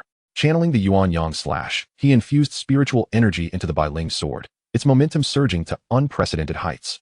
Yuan Yang slash. Su-bai softly uttered these 3 words, unleashing an even more ferocious wave of sword energy toward the two. As for the other bystanders, it was already commendable that they had not soiled their trousers in fear, let alone take any action against Su-bai. This strike compelled several high-ranking figures in the sky to take notice. Being an emperor of martial arts, one could discern that the power of this sword had reached the level of an advanced grandmaster, and there was even a faint hint of a great grandmaster's might. Should this sword land squarely upon the bodies of Kuang Jiaoyu and Luo Tianming, it was likely that these two proud youths would either meet their demise or be left grievously wounded. But wait, where did the two intend to flee? The battle had not yet concluded, nor had anyone conceded. Could they be contemplating a withdrawal? At this moment, the Flame Emperor subtly intercepted the two, as the rules they had previously established had finally encountered a setback. When the alien race had put forth their demands, there was a particular clause regarding the martial examination. It stated that during the arena battles, if one party had not lost their combat capability or conceded, neither side could interfere in the match under any pretext, no matter how dire the consequences might be. Originally, this was a tactic employed by the alien race to restrain the human race, yet unexpectedly, Su-bai's overwhelming strength had turned the tables upon them. "Stand aside," an alien martial emperor, suppressing his fury, exclaimed. If he delayed any longer, those two would surely collapse to the ground, and he had no desire to entangle himself with the humans. After being rebuked, the Flame Emperor retracted his amiable demeanor, his expression gradually turning frigid, and he coldly replied, "What if I refuse?" The atmosphere had reached a boiling point, with the Sword Emperor and another alien martial emperor making subtle movements, poised for the impending conflict. The two sides faced off, but to the outside world. Only a few seconds had elapsed, during which Su-bai had already reached the 3rd stroke of his sword technique. The alien martial emperor was exceedingly anxious. Should a conflict erupt at this moment, the several alien prodigies below would undoubtedly lose their lives, and how could he possibly survive upon returning? "Step aside. We, the alien race, are willing to concede to you an unexcessive condition. Should those two encounter any mishap, we would all be unable to escape." Aware of his disadvantage, the alien martial emperor began to negotiate. Upon receiving this satisfactory response, the Flame Emperor instantly restored his genial expression, his face beaming with goodwill, then let those two depart. The alien martial emperor shot a fierce glare at the Flame Emperor before hastily approaching the arena, lightly deflecting the sword strike unleashed by Su-bai, causing the sword energy to dissipate in an instant. At this point, Kuang Jiaoyu and Luo Tianming, having resisted for so long, were gradually exhausting their strength, with the violent sword energy leaving countless minor wounds upon them. After about a minute, the sword energy from Su-bai's initial strike finally dissipated, and the two collapsed to the ground. As soon as Kuang Jiaoyu hit the ground, he succumbed to unconsciousness. Meanwhile, Luo Tianming, still gripping his sword, summoned the last remnants of his strength, shakily rising to his feet once more, but soon his eyes rolled back, and he too fell into unconsciousness. The two alien martial emperors each caught one of them, swiftly channeling spiritual energy to assess their injuries. Fortunately, the initial strike had not been overwhelmingly potent. They merely bore surface wounds and were spiritually drained, requiring only a brief respite to regain consciousness. As for Imo Wuxiang, who had long since collapsed and lost consciousness, one of the martial emperors approached to inspect him and discovered that this young man had sustained more severe internal injuries. After administering a 4th-tier elixir, he finally relaxed his furrowed brow. "You young ones have engaged in such a malicious match today. Let this serve as a lesson." The martial emperor, who had initially promised to abide by the conditions, now stood, disregarding all protocol, and questioned Su-bai. With a wave of his hand, an unknown object shot swiftly towards Su-bai. Trouble. In the sky, the Flame Emperor and the Sword Emperor instantly grasped the situation. They had not anticipated that after being compelled to rescue others, the aliens would still attempt to strike at Su-bai. Did they truly disregard the so-called covenant, believing the human race to be easy prey? However, it was evident that the alien martial emperor's actions were born out of desperation. Their objective was to extinguish this prodigious talent in its cradle, even at the cost of signing a 6-month truce with the human race. That truce was no mere verbal agreement. It was a one-time artifact, and once the oath was sworn, it would be witnessed by the heavens. Any violators would face relentless retribution from the heavens. Yet, as a martial emperor, he could momentarily obscure the heavenly secrets, making this act undetectable by the heavens, thus not constituting a breach of contract. Nevertheless, the cost of obscuring heavenly secrets was exorbitant. requiring a year's worth of cultivation and resulting in a slight diminishment of one's dantian. Although the Flame Emperor understood the significance of this extraordinary talent, was it truly worth such desperation from the alien race, even at the cost of damaging their own foundations to strike at Tsubai? Was there some hidden secret of which he was unaware? Yet, before the two could ponder further, the alien Martial Emperor's attack had already reached Tsubai. It hurt. It hurt immensely. The instant Tsubai was struck, it felt as though he had been violently assaulted by an unseen force. His throat constricted painfully, and he spat a mouthful of blood, flying off the arena. Simultaneously, unseen to all, a minuscule creature, no larger than a speck of dust, burrowed into Tsubai's body through his ear, hiding itself away. Damn it! You dare violate the heavenly oath and persecute the prodigy of Huaxia? Prepare to pay with your lives. The Flame Emperor's previously benevolent visage was instantly consumed by rage. He had never anticipated that the alien race would go back on their word and resort to underhanded tactics to eliminate Tsubai in his infancy. This was a prodigious talent, a beacon of hope that had not appeared in millennia. Given a few more years, the human race could again boast a Martial Emperor. And with such extraordinary talent, perhaps the glory of the Sword Saint could be revived. Damn it! The aura of the Flame Emperor erupted, enveloping the entire arena, causing all spectators to feel the sudden pressure pinning them to the ground. The Flame Emperor first caught the flying Tsubai, gently placing him on the ground before glaring fiercely at the direction of the alien Martial Emperor. The events unfolding here were simultaneously broadcasted in the conference room of the otherworldly battlefield, where all the Martial Emperors present wore grim expressions as they gazed at the screen. Having failed with their initial strike, but leaving behind a contingency, the two alien Martial Emperors realized there was no need to linger further. The conflict between humans and aliens had reached its zenith. Absent the constraints of the Heavenly Covenant, a war would erupt instantaneously. The alien Martial Emperors swiftly gestured, and a void materialized, indicating their intent to escape. Leave me not. The Flame Emperor roared as he unleashed his most formidable martial technique, the self-created Heavenly Tier skill, Buddha's Wrathful Lotus. A massive fireball instantly coalesced and hurtled towards the two alien Martial Emperors. The Sword Emperor, standing to the side, uttered not a word and immediately unleashed a full-powered strike, targeting one Martial Emperor each. The Sword Emperor's assault was swift, and the alien Martial Emperor, realizing the attack was upon him, hurriedly turned to absorb the blow. Hiss! After forcibly enduring the strike, the alien Martial Emperor's sole focus was on fleeing. Yet the Sword Emperor's onslaught came again. Aware that the portal would not remain open for long, and sensing the weakening presence of Mo Wuxiang in his grasp, he gritted his teeth, enduring the pain, and tossed him backward. In that instant when flesh met sword energy, Mo Wuxiang peacefully departed this world, slipping into eternal slumber. Meanwhile, the Buddha's Wrathful Lotus was met with a highly resilient object wielded by another alien Martial Emperor, effectively blocking this attack.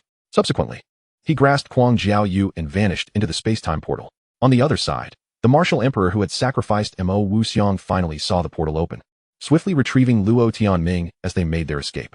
The life of a mere budding genius traded for the future of a Sword Saint was a transaction most worthy. As long as the prodigious talent perished, nothing else mattered. The lion race would remember his sacrifice, and all would express their gratitude. Seeing the aliens already slipping into the void, they were likely transported thousands of miles away. With no specific location to pursue, there was little point in chasing after them. Even if they did, it would yield nothing. It was far more prudent to attend to Tsubai's injuries. The Emperor of Flames, in a fit of rage, cast one last glance at the direction in which the damned foreign tribes had departed. One day, I swear, I shall storm into your lair and slay every last one of you, leaving not a single soul behind. After the foreign tribes retreated, aside from a few, including Chu Yuyu, who hurriedly rushed to assess Tsubai's injuries, the others remained ensnared in a state of disbelief from the recent events. What had just transpired? The center of the stadium had been reduced to a desolate ruin following the earlier attack. The onlookers stared at the wreckage, unable to fathom the gravity of the situation. Had they truly witnessed the Martial Emperor in action? Just moments ago, everything had seemed normal. How had it devolved into this chaos? Brother Bai, are you all right? Brother Bai, is there anything seriously amiss? The wealthy gentleman surrounded Tsubai, probing and examining him in a flurry of concern. With the assistance of Xiao Xingyuan, Tsubai managed to sit up. The metallic taste of blood lingered unpleasantly in his mouth, prompting him to expel some residual blood with a surge of spiritual energy. Enough. You too. I'm fine. I merely fell victim to that old doggish treachery, he remarked, wiping the blood from the corner of his mouth. It was astonishing that a mere casual strike from the Martial Emperor had nearly brought him to his demise. Had he not achieved the level of a Grand Master and instinctively defended against the assault at the moment of the sneak attack, he would now be a lifeless corpse. Damn, it was fortunate that the old dog had only delivered a casual blow. Otherwise, he would have truly been unable to withstand it. Aside from some internal injuries, Tsubai was otherwise unscathed. A simple medicinal pill would suffice for a swift recovery. During his efforts to heal Xiao Xingyuan, He had discovered another property of the Millennium Spirit Milk, which facilitated rapid healing, something that mere recovery pills could not achieve. Without hesitation, Subai produced a vial of the Millennium Spirit Milk and took a generous swig. As the elixir coursed through him, warmth enveloped his body, and the pain he had felt moments ago began to dissipate. Once reassured of Subai's well-being, Fu Guo and Gu Chun exchanged glances, both acknowledging the awkwardness of their prior actions, as they had been the most hands-on in their concern. However, upon Subai's recovery, they promptly withdrew their hands, feigning innocence. The Emperor of Flames, in a frantic rush, approached Subai without delay, pushing aside those encircling him to get a clear view. Although the strike had merely been a casual one from the foreign tribe's martial emperor, the fact remained that a martial emperor was a martial emperor. Even a nonchalant blow was beyond the capacity of a grandmaster to withstand. Yet when the Emperor of Flames arrived and saw Subai standing upright and seemingly unscathed, he sensed something was amiss. There was an undeniable discrepancy. The Emperor reached out and grasped Subai's arm, conducting a brief examination. After closing his eyes for a few seconds, he reopened them, now gazing at Subai with curiosity. How could this mere grandmaster withstand a blow from the martial emperor without so much as a scratch? And yet, the blood he had spat out seemed genuine. What could be the explanation for this? Unbeknownst to the Emperor, concealed within a secret corner of Subai's body was a minuscule insect, no larger than an anemometer, undetected by anyone. Once assured of Subai's safety, the Emperor breathed a sigh of relief, quickly replaced by a surge of anger. How dare they disregard the oaths of the heavenly Tao to extinguish the brilliance of humanity? This act of aggression signified the irrevocable collapse of relations between their two races. Come the agreed-upon 6 months, the foreign tribes would invade China en masse, leading to untold suffering and death with each passing moment. Damn it, there are only 6 months left. We must urgently strategize for the impending crisis. After confirming Subai's safety, the Emperor began to contemplate how to address the forthcoming challenges. The foreign tribes had attempted to extinguish the prodigy of humanity, but had failed. However, the Blade Emperor had slain one of their own, complicating matters further. Yet, a thought struck the Emperor. They strike first and expect to be justified? Do they truly believe humanity is so easily bullied? This realization lightened the Emperor's heart. The skirmishes between the foreign tribes and humanity had been ongoing. An outright war was merely a matter of time. This incident had simply expedited the timeline. While humanity's strength may not match that of the foreign tribes collectively, tearing a piece from them was certainly within reach. The Emperor bid farewell and departed the stadium, while the Blade Emperor remained silent, casting a lingering glance at Subai before following suit. This young man is formidable. When he fully matures, he will undoubtedly become a formidable adversary. His comprehension of the sword path surpasses that of any sword master I have encountered thus far. With just a single strike, he unleashed power far exceeding his realm, truly terrifying. In the conference room, silence enveloped the gathering as they gazed at the ruins in the center of the stadium, the atmosphere palpably awkward. One could hear a pin drop. Chapter 115, The Martial Arts Examination Finals, End. Although the foreign tribe's martial emperor had anticipated the outcome, he had not expected it to unfold in this manner. Let us call it a day, he said, attempting to ease the tension as he made his way toward the exit. Once one had broken the silence, the remaining foreign martial emperors quietly followed suit, recognizing that this was likely their final amicable meeting in human territory. Once all the foreign tribes had departed, a human martial emperor finally spoke. What shall we do now? No one responded. Severing ties with the foreign tribes was a last resort. Yet it was a necessary course of action.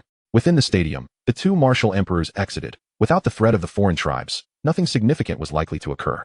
They needed to return and deliberate on their next steps. Soon enough, the announcer declared the national champion, while the remaining ranks continued to be contested. The events that had transpired weighed heavily on the minds of those present, causing a collective sense of powerlessness. Consequently, the martial arts examination finals concluded rather hastily. And when the final rankings were announced, few paid attention. All thoughts converged on a singular individual, the one who had challenged the entire arena, Subai, the White God. With his solitary strength, he had vanquished the 3 great prodigies of the foreign tribes, prompting even the martial emperor to intervene. Yet he emerged unscathed while the foreign tribe lost one of its own. How many had dreamed of such feats? Who would have imagined witnessing the tenacity of China in such a manner? This lifetime has been worth living. Once the martial emperors had departed, the crowd took a moment to collect themselves before erupting into endless cheers. This year's martial arts examination had concluded amidst the resounding applause, and the rankings were swiftly established. First place, unsurprisingly, was Subai. Second place, due to the departure of the foreign tribes, automatically fell to Long Yuanhai. Third place turned out to be an unexpected dark horse, Xiaoxing Yuan, who had ultimately triumphed over Sima Nan to claim his position. Fourth was Sima Nan, who, despite everything, hailed from a prestigious family, having been surrounded by countless rare resources since childhood. The subsequent ranks included Chu Youyu, Wang Fu Guo, and Gu Chen. At the conclusion, a familiar face, whose complex expression betrayed a mix of emotions, gazed at Su Bai and his companions. This individual was none other than Simari Chen, who had previously dismissed Su Bai. In the end, he had become a mere jester, overshadowed even by Gu Chun, who possessed an S-level talent. Following the conclusion of the martial arts examination, the events that had transpired spread across the internet within mere hours, with all trending topics revolving around this extraordinary examination. Regardless of which celebrity has suffered a hand injury or what scandalous rumors are circulating about them, at this moment, none of these matters command attention. The sole focus of everyone is the recent national and even global champion, Su Bai. Every event that transpired during the martial arts examination was recorded in real time through live broadcasts. And even the immediate cessation of the stream post-event could not hinder the dissemination of this information. Furthermore, with tens of thousands of spectators present at the scene, it is virtually impossible to contain such news. After some deliberation, the authorities decided to let the discussions flow freely. After all, in 6 months, the likelihood of war breaking out is high. Instilling a sense of crisis among the populace at this juncture is prudent, as the situation for Huaxia is exceedingly dire. Did you all just witness the live broadcast of the martial arts examination? It was my first time witnessing a genuine confrontation between our kind and the other races. One of their prodigious warriors even fell, exclaimed one witness. I was present at the scene, and when that foreign martial emperor appeared, the oppressive aura rendered me immobile, as though I were welded to my seat. Despite being over 100 meters away, I too was there. The elegance of White God's sword strike was breathtaking. I never anticipated that after the second strike, the foreigner would become so agitated. Did you see the panic on his face? It was utterly hilarious. Fortunately, White God emerged unscathed. He is the most formidable martial artist I have encountered in years. Even the legendary sword Saint pales in comparison. At just 18, he has already reached the level of a grandmaster. Discussions online continued to escalate, ultimately becoming common knowledge, with even centenarians who follow the martial artist community becoming aware of the illustrious Su Bai. For an ordinary person to cultivate to the level of a martial artist means they can easily live past a century, with those in their 50s and 60s still considered in their prime. Following the martial king, lifespans generally extend to around 150 years, while grandmasters often reach 200. Upon attaining the rank of martial emperor, one can live up to 500 years, though most do not enjoy lengthy lives, with many causes of death not stemming from natural causes. As for martial emperors, their lifespans approach a millennium, and the most recently born martial emperor dates back several decades. Upon observing comments about the lack of specific descriptions regarding lifespan, let me provide some context here. The rarity of martial emperors among billions of humans elucidates the difficulty of achieving such a realm. The martial emperor classification ranges from 1st to 9th tier, with each tier requiring months or even years for a genius to ascend. Progressively, as one advances, the difficulty increases. The leap from 9th tier to martial emperor represents a significant threshold. Countless prodigies devote their lives to transcending from martial emperor to martial emperor. Yet the crucial requirement for this transition is the comprehension of a singular concept, be it sword intent, knife intent, or spear intent. However, this singular requirement has thwarted innumerable talented individuals, leading them to depart this world without ever grasping a single concept. The difficulty of comprehending this realm is akin to scaling the heavens. This explains why, despite billions of human beings, only a scant few are martial emperors, with their numbers being at least half compared to the other races. Among billions, those who can comprehend a concept are fewer than 1 in 10 million, and some who do grasp a concept still cannot break through to become a martial emperor. This disparity is so pronounced that even the strongest among the human race can only contend against 2 adversaries at most, let alone the martial emperors who are not particularly adept at offense, who might struggle even in one-on-one situations. Chapter 116. This child must not be left, soul-eating worm. Thus, engaging in war with the other races is deemed the least favorable strategy. However, the situation has become dire. The other races are relentlessly pressing forward. While humanity's martial history spans merely a millennium, with vast realms of martial exploration yet to be uncovered. If only humanity were granted a millennium more, we could establish a far superior cultivation environment for the younger generation. At that time, threats from any foreign races or beasts would be nullified. Regrettably, while such dreams are beautiful, the reality is harsh. Blue Star has only recently begun to experience a resurgence of spiritual energy, and it remains a considerable distance from the glory of its past era. Nonetheless, it is evident that the spiritual energy on Blue Star is intensifying day by day, a phenomenon that previously required at least a month to manifest. Although martial arts have been dormant for thousands of years, the resurgence of spiritual energy has led to the emergence of various ancient martial emperor relics. Among these, some have discovered records of Blue Star from 10 millennia ago, yet few believe them. This so-called upper realm, Mercury, is often mentioned alongside Blue Star. But in the millennia that have passed, there have been no credible accounts of this so-called upper realm in the history of the past few thousand years. Folklore suggests that a millennium ago, a single sword saint vanquished the foreign army and subsequently stumbled upon that so-called upper realm. Yet, humanity on Blue Star could never have imagined that the foreign army they viewed as their mortal enemies constituted merely a minuscule fraction of the entire foreign races. Even the coveted martial emperors exist in abundance beyond Blue Star. Following the martial examination, most participants returned to their hotels to rest. After all, having ventured to Kyoto, how could one not linger and explore for a few more days? Subai was no exception. Let us not forget that his purpose in coming to Kyoto was also to seek the 9 treasures glazed tower. Conveniently, the body of Mo Wuxiang had not been disposed of within the stadium, so Subai simply stored it within his spatial ring. He wondered if that wretched corpse could still be of any use. Feeling rather indifferent, he thought that finding a pristine corpse would require thievery, an act he would never stoop to. He decided to make do with what he had. Being overly particular would not serve him well. At this moment, Subai sat cross-legged on his bed, the events of the day instilling within him a profound sense of urgency. This was the first time a foreign martial emperor had confronted a human martial emperor in full view of the world. Even attempting to eliminate him before the eyes of all, it became abundantly clear to him that as long as he remained weak, he would always be prey to others. He must hasten his cultivation. The injuries he sustained today illuminated the truth that mere talent is insufficient. Without commensurate strength, one is merely a lamb awaiting slaughter in the eyes of others. Only by cultivating his own strength could he acquire the means to speak and the power to resist the foreign races. From the moment his talent awakened, it became evident that the foreign races could not tolerate the emergence of another sword saint among humanity. Otherwise, Subai's growth would indefinitely delay their invasion plans. A martial emperor is merely a martial emperor, is it not? If only he could be granted sufficient time. 2 years. No, just 1 year.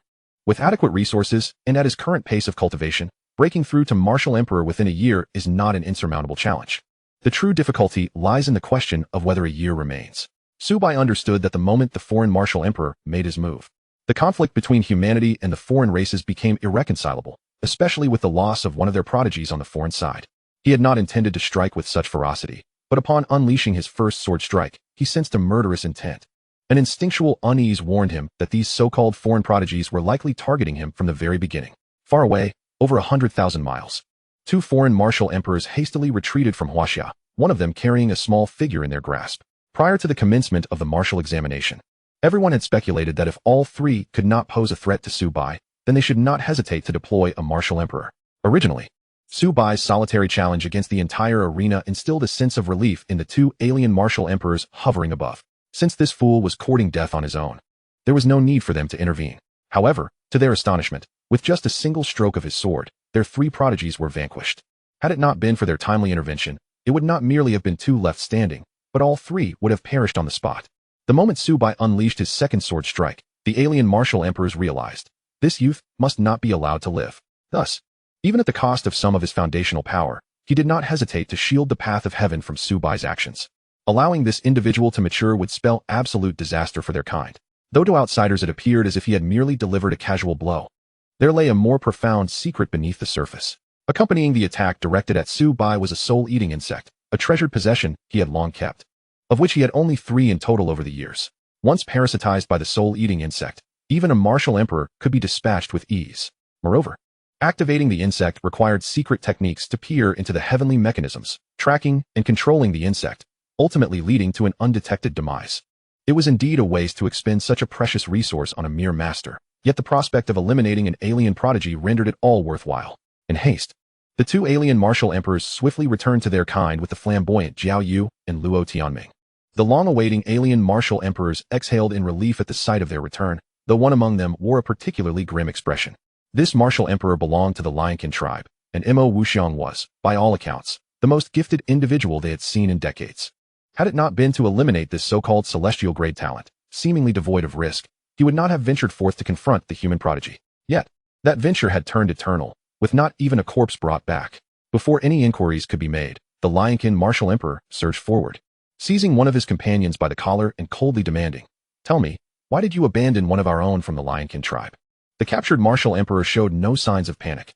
After releasing Luo Tianming, he scoffed, "If you don't let go, you'll find yourself dead too. I already endured 1 attack. What more do you want? Do you wish for me to perish alongside you?" In response to the Lionkin martial emperor's interrogation, he replied nonchalantly. Had he not released one of them at that moment, he too would have been ensnared, for that Blade Emperor had no intention of showing mercy. Seeing the standoff, the other martial emperors exchanged glances. They had witnessed the live broadcast and were well aware of the peril involved. as the two remained locked in a stalemate. The remaining martial emperors took on the role of peacemakers, attempting to mediate. Old Wang, while your actions may have been somewhat misguided, you saw the situation yourself. Old Su had no other options. Indeed, Old Wang, Old Su was forced into a corner, had he not acted as he did. He might not even be standing before you now. Take heart, Old Wang. The deceased cannot be revived, and soon we shall engage in war with the humans. Then, that Blade Emperor will meet his end. Don't worry, Old Wang. When it comes time to divide the spoils from the humans, you can choose the best treasures first. Take heart. A chorus of voices urged Old Wang, and gradually his grip began to loosen.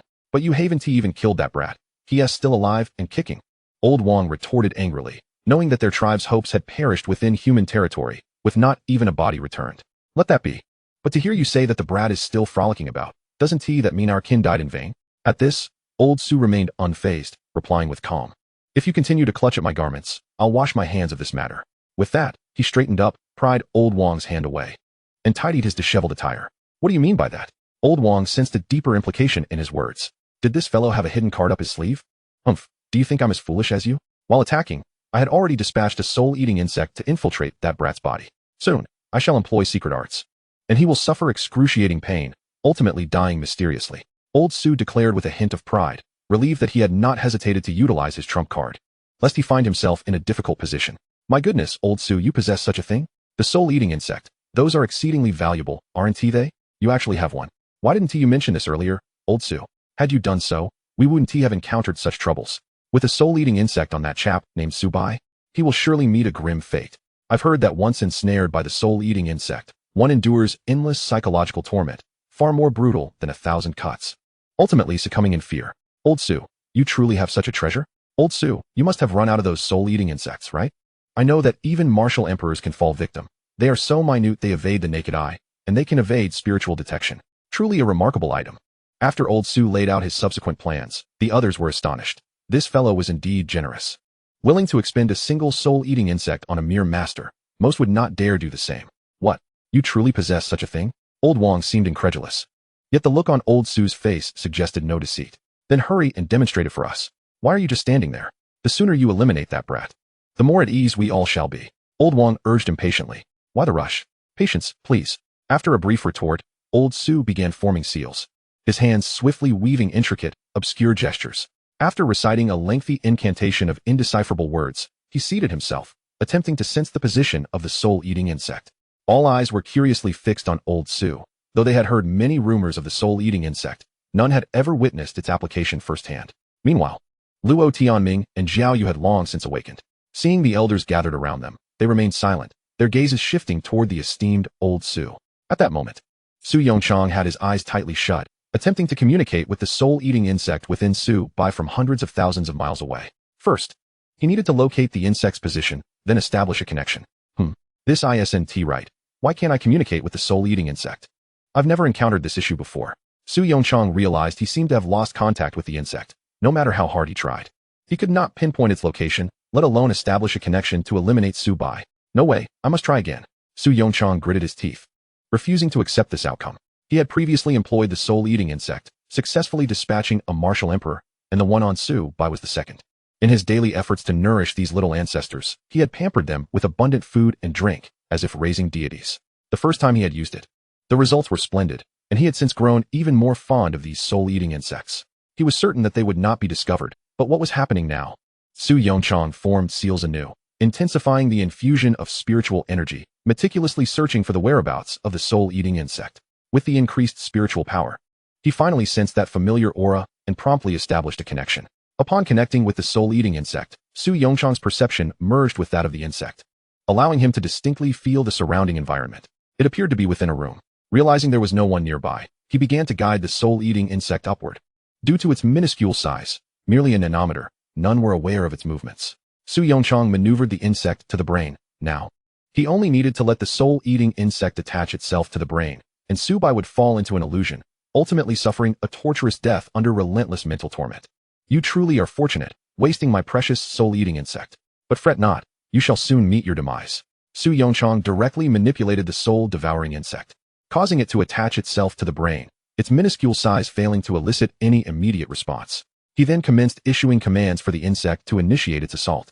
The true terror of the soul-devouring insect lies not in its physical intrusion into one's body, but rather in its exceedingly rare form of mental attack, an assault that many would overlook.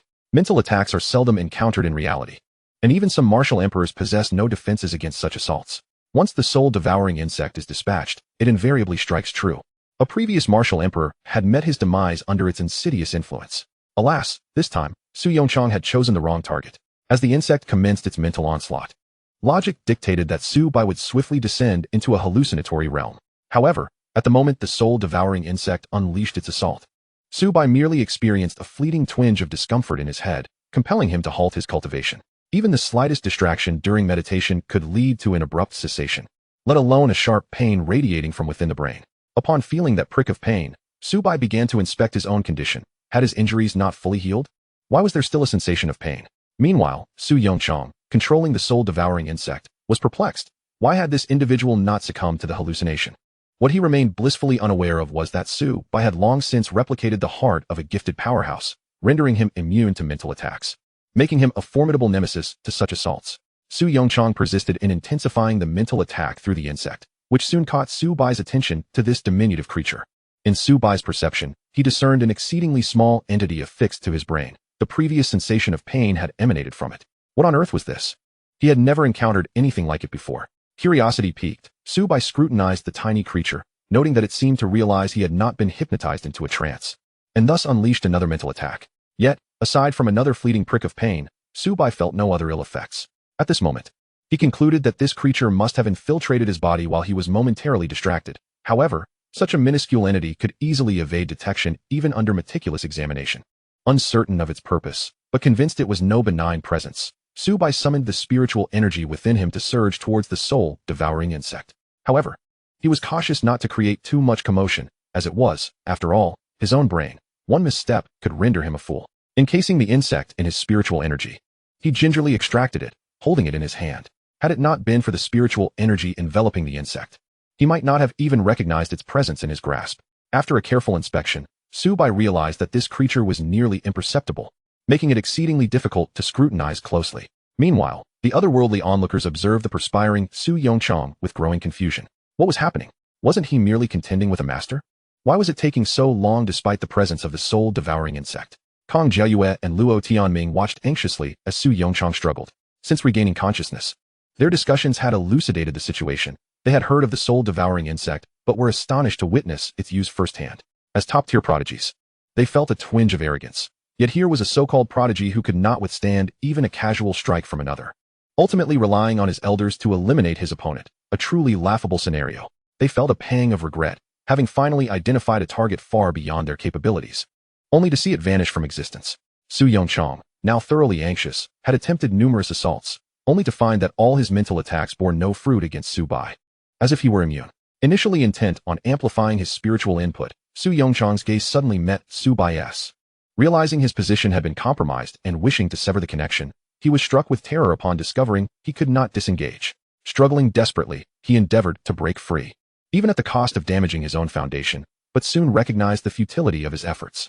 He could only watch helplessly as Su Bai examined him with curiosity until Su Bai, losing patience, acted decisively.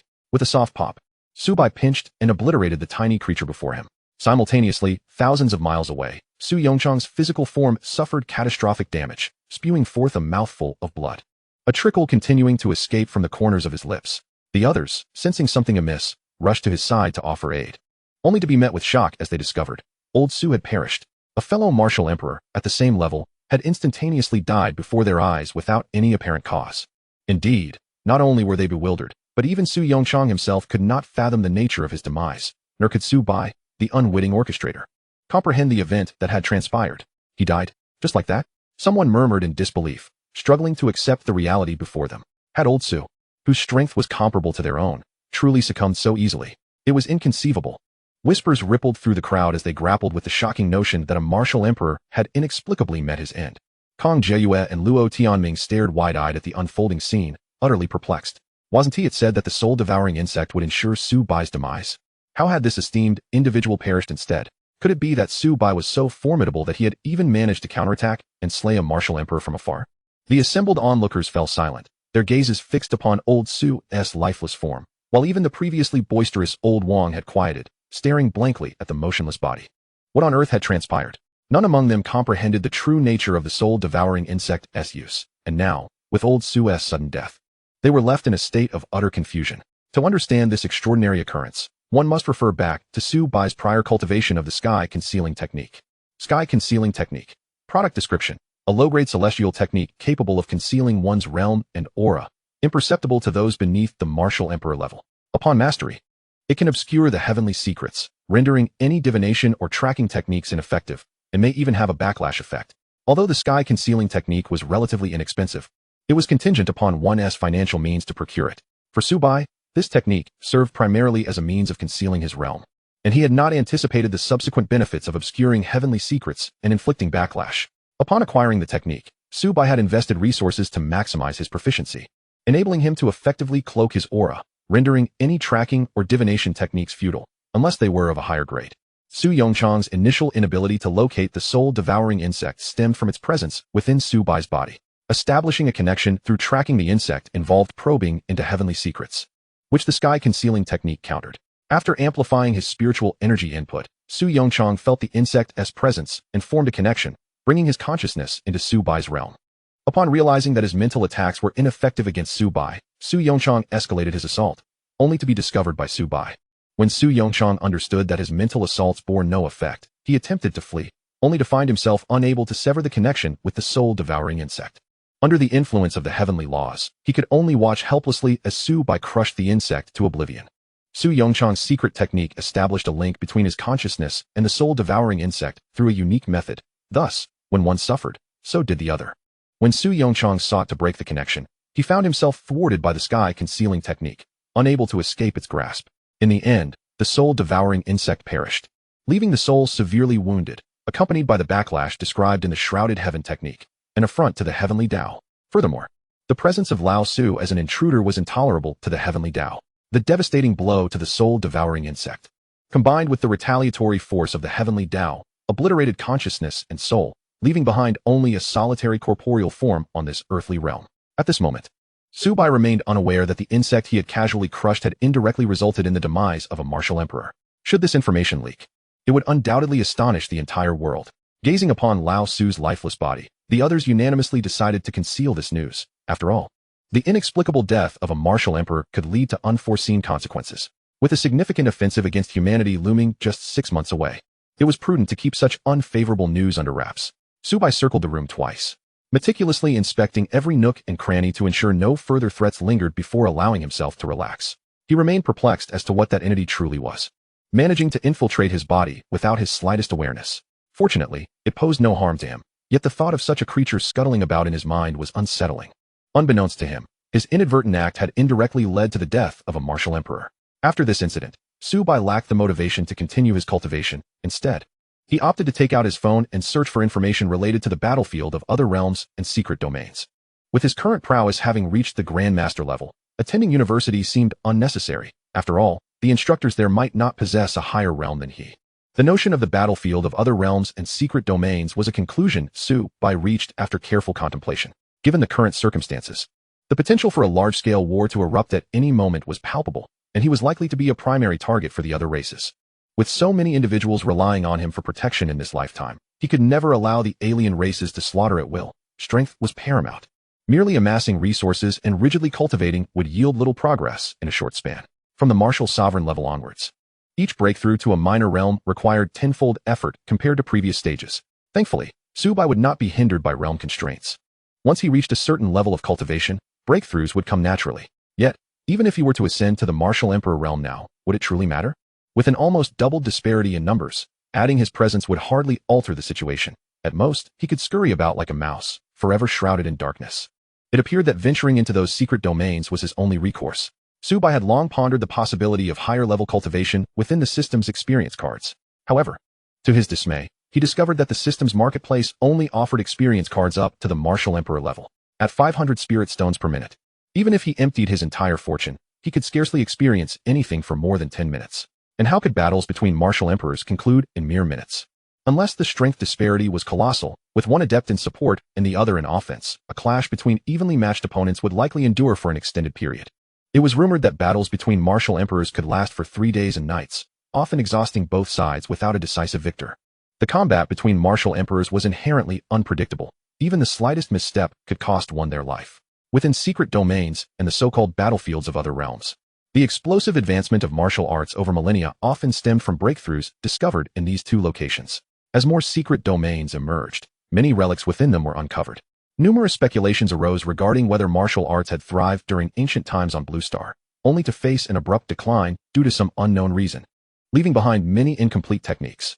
For instance, prior to the resurgence of spiritual energy, people practiced Taijiquan, Wing Chun, Baguazhang, Xingyiquan, and various other forms of Chinese martial arts during their leisure time. These martial arts indeed strengthened the body during their practitioners' time. Yet the spiritual energy in the air was scant, rendering it nearly non-existent. At the onset of the spiritual energy resurgence, all those who had practiced Chinese martial arts suddenly found their strength magnified, and they felt increasingly invigorated after completing their routines. However, when the initial wave of alien beasts invaded, many of these longtime practitioners found themselves contributing significantly to the fight. The explosion of martial arts began with the appearance of the world's first secret domain, where China discovered techniques that could facilitate cultivation, written in ancient Chinese characters. Following translation, the military promptly began training according to the methods outlined, and after a period of continuous refinement and expansion, the first universally accessible cultivation technique was introduced. Having witnessed the brutality of the alien beasts and the transformations of flora and fauna on Blue Star, this cultivation technique garnered overwhelming support from the populace, leading to a fervent dedication to training day and night, all in hopes of alleviating some burden from China by enlisting in the military. Subsequent historic advancements in humanity largely stemmed from secret domains and the relics within them. A widely accepted narrative among the common folk posits that throughout the long history of Blue Star, some dynasty must have experienced a flourishing of martial arts when spiritual energy was still sufficient for cultivation. Yet, due to unknown reasons, spiritual energy depleted, and the transmission of martial arts was interrupted. Over countless years of human development, martial arts gradually faded from public consciousness, ultimately forgotten by the masses. Yet, Taijiquan and a series of other Chinese martial arts, due to their uniqueness, have persisted through the annals of history, albeit in an incomplete form. To this day, no records of complete Chinese martial arts have been discovered within relics. They remain fragmented. Due to their incompleteness, the resurgence of martial arts over the millennia has birthed a plethora of high-level cultivation techniques, causing Chinese martial arts to be slowly forgotten, with very few individuals still practicing them. Su Bai's only opportunity now lay in seeking fortune within the battlefields of other realms or secret domains, a chance that could facilitate rapid breakthroughs and benefit all humanity. Otherwise, he would be left to watch helplessly as another world as China once again faced invasion, suffering from looting and oppression. If the alien races sought to invade, and the alien beasts joined the fray, then it was time to fight. Strike decisively to avoid being overwhelmed. Such occurrences must never transpire. What are alien races if not simply that? What are alien beasts but mere beasts? The truth lies only within the range of cannon fire. So too with Blue Star, the truth forever resides within the realm of power. As the night passed, Su Bai gathered a wealth of information regarding the battlefields of other realms and secret domains. The reason the battlefield for the two races was designated as such was significantly tied to a particular location known as the Nine Nether region. This place emerged only after the resurgence of spiritual energy, perpetually shrouded in thick fog, causing anyone who entered to lose their sense of direction and become lost. It is said that even martial emperors find it exceedingly difficult to escape once they venture inside. Those fortunate enough to emerge from this place often return in a state of madness, yet the treasures they bring back leave everyone envious.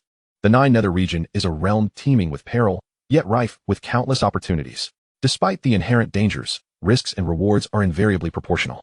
The world is never devoid of those bold enough to take chances, whether alien races or humans, and even some alien beasts. There is no shortage of those willing to gamble for greater stakes. However, the Nine Nether region was not Su Bai's first choice. Firstly, his current realm is merely that of a grandmaster, a level so formidable that even a martial emperor would find it arduous to emerge from such a domain. It is not a place that a solitary grandmaster can venture into at will. Furthermore, the uncertainties inherent in this realm are exceedingly vast, even with countless opportunities. One must possess the fortune to seize them. There is no assurance of a safe return, or that one could enter and exit within a short span of time. It is entirely possible that by the time one emerges, the opportunity may have dissipated. The Netherworld, or Juyo, should only be explored once one attains the strength of a martial emperor. Since Blue Star is recognized as a twin star alongside the upper realm, it must possess its own unique characteristics. The Juyo, based on various past experiences, is undeniably a place brimming with opportunities, accessible only to those of great fortune. At the very least, one must be of Martial Emperor caliber to explore it with any semblance of safety. Thus, as a mere Grandmaster, it would be prudent to refrain from seeking out such perilous excitement. Aside from the Juyo, there exists another location that stands as the optimal choice at present, the Lioli Secret Realm, situated in the capital. The Lioli Secret Realm is the largest secret domain discovered by humanity to date, and even since its discovery, it has yet to be fully explored.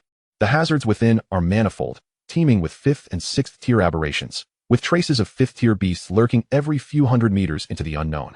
2nd and 3rd tier aberrations are exceedingly rare in this realm, not due to their absence, but because these lower tier creatures are either hunted by their higher tier counterparts or captured by humans to serve as sustenance. The Lioli Secret Realm is also notable for being the site where the most relics and opportunities for inheritance have been uncovered in Huaxia.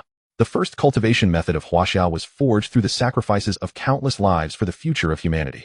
Strangely enough, the aberrations within the Lioli Secret Realm do not behave as those in other secret realms. They do not proactively attack Huaxia. Moreover, the more perilous and expansive the secret realm, the less likely the aberrations are to breach its boundaries and wreak havoc upon Blue Star. It is as if they are awaiting humanity's initiative to explore. This notion is merely one interpretation. Another posits that the entrance to the secret realm is exceedingly concealed, and its vastness renders it unlikely for many aberrations to take notice. Furthermore, higher-tier aberrations typically possess a degree of sentience.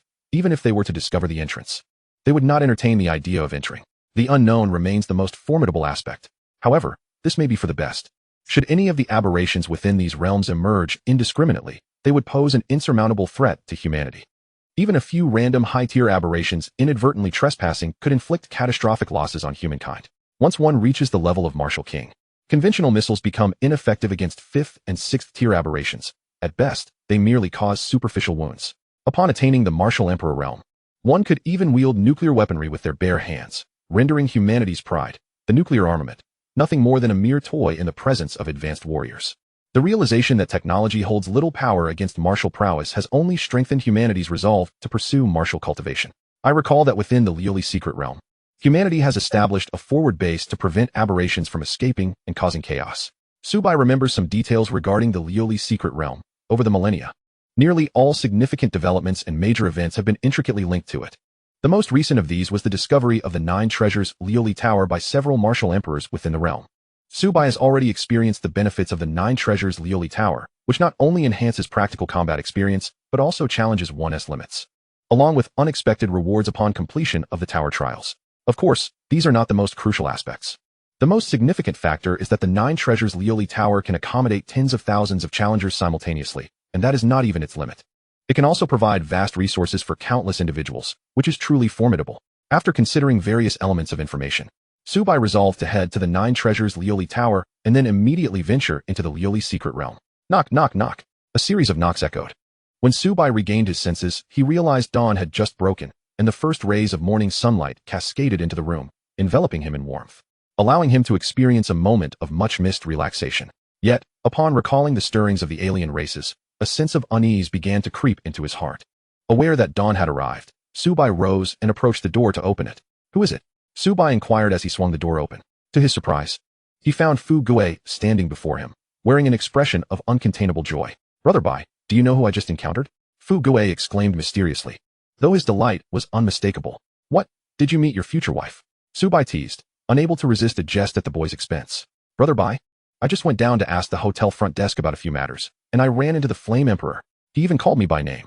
He wanted me to convey a message to you. He said to find him when you have the chance. He has something to discuss with you. That's the renowned Flame Emperor. What could he possibly want with you? Fu Gue was still puzzled. How could a martial emperor personally seek out Subai?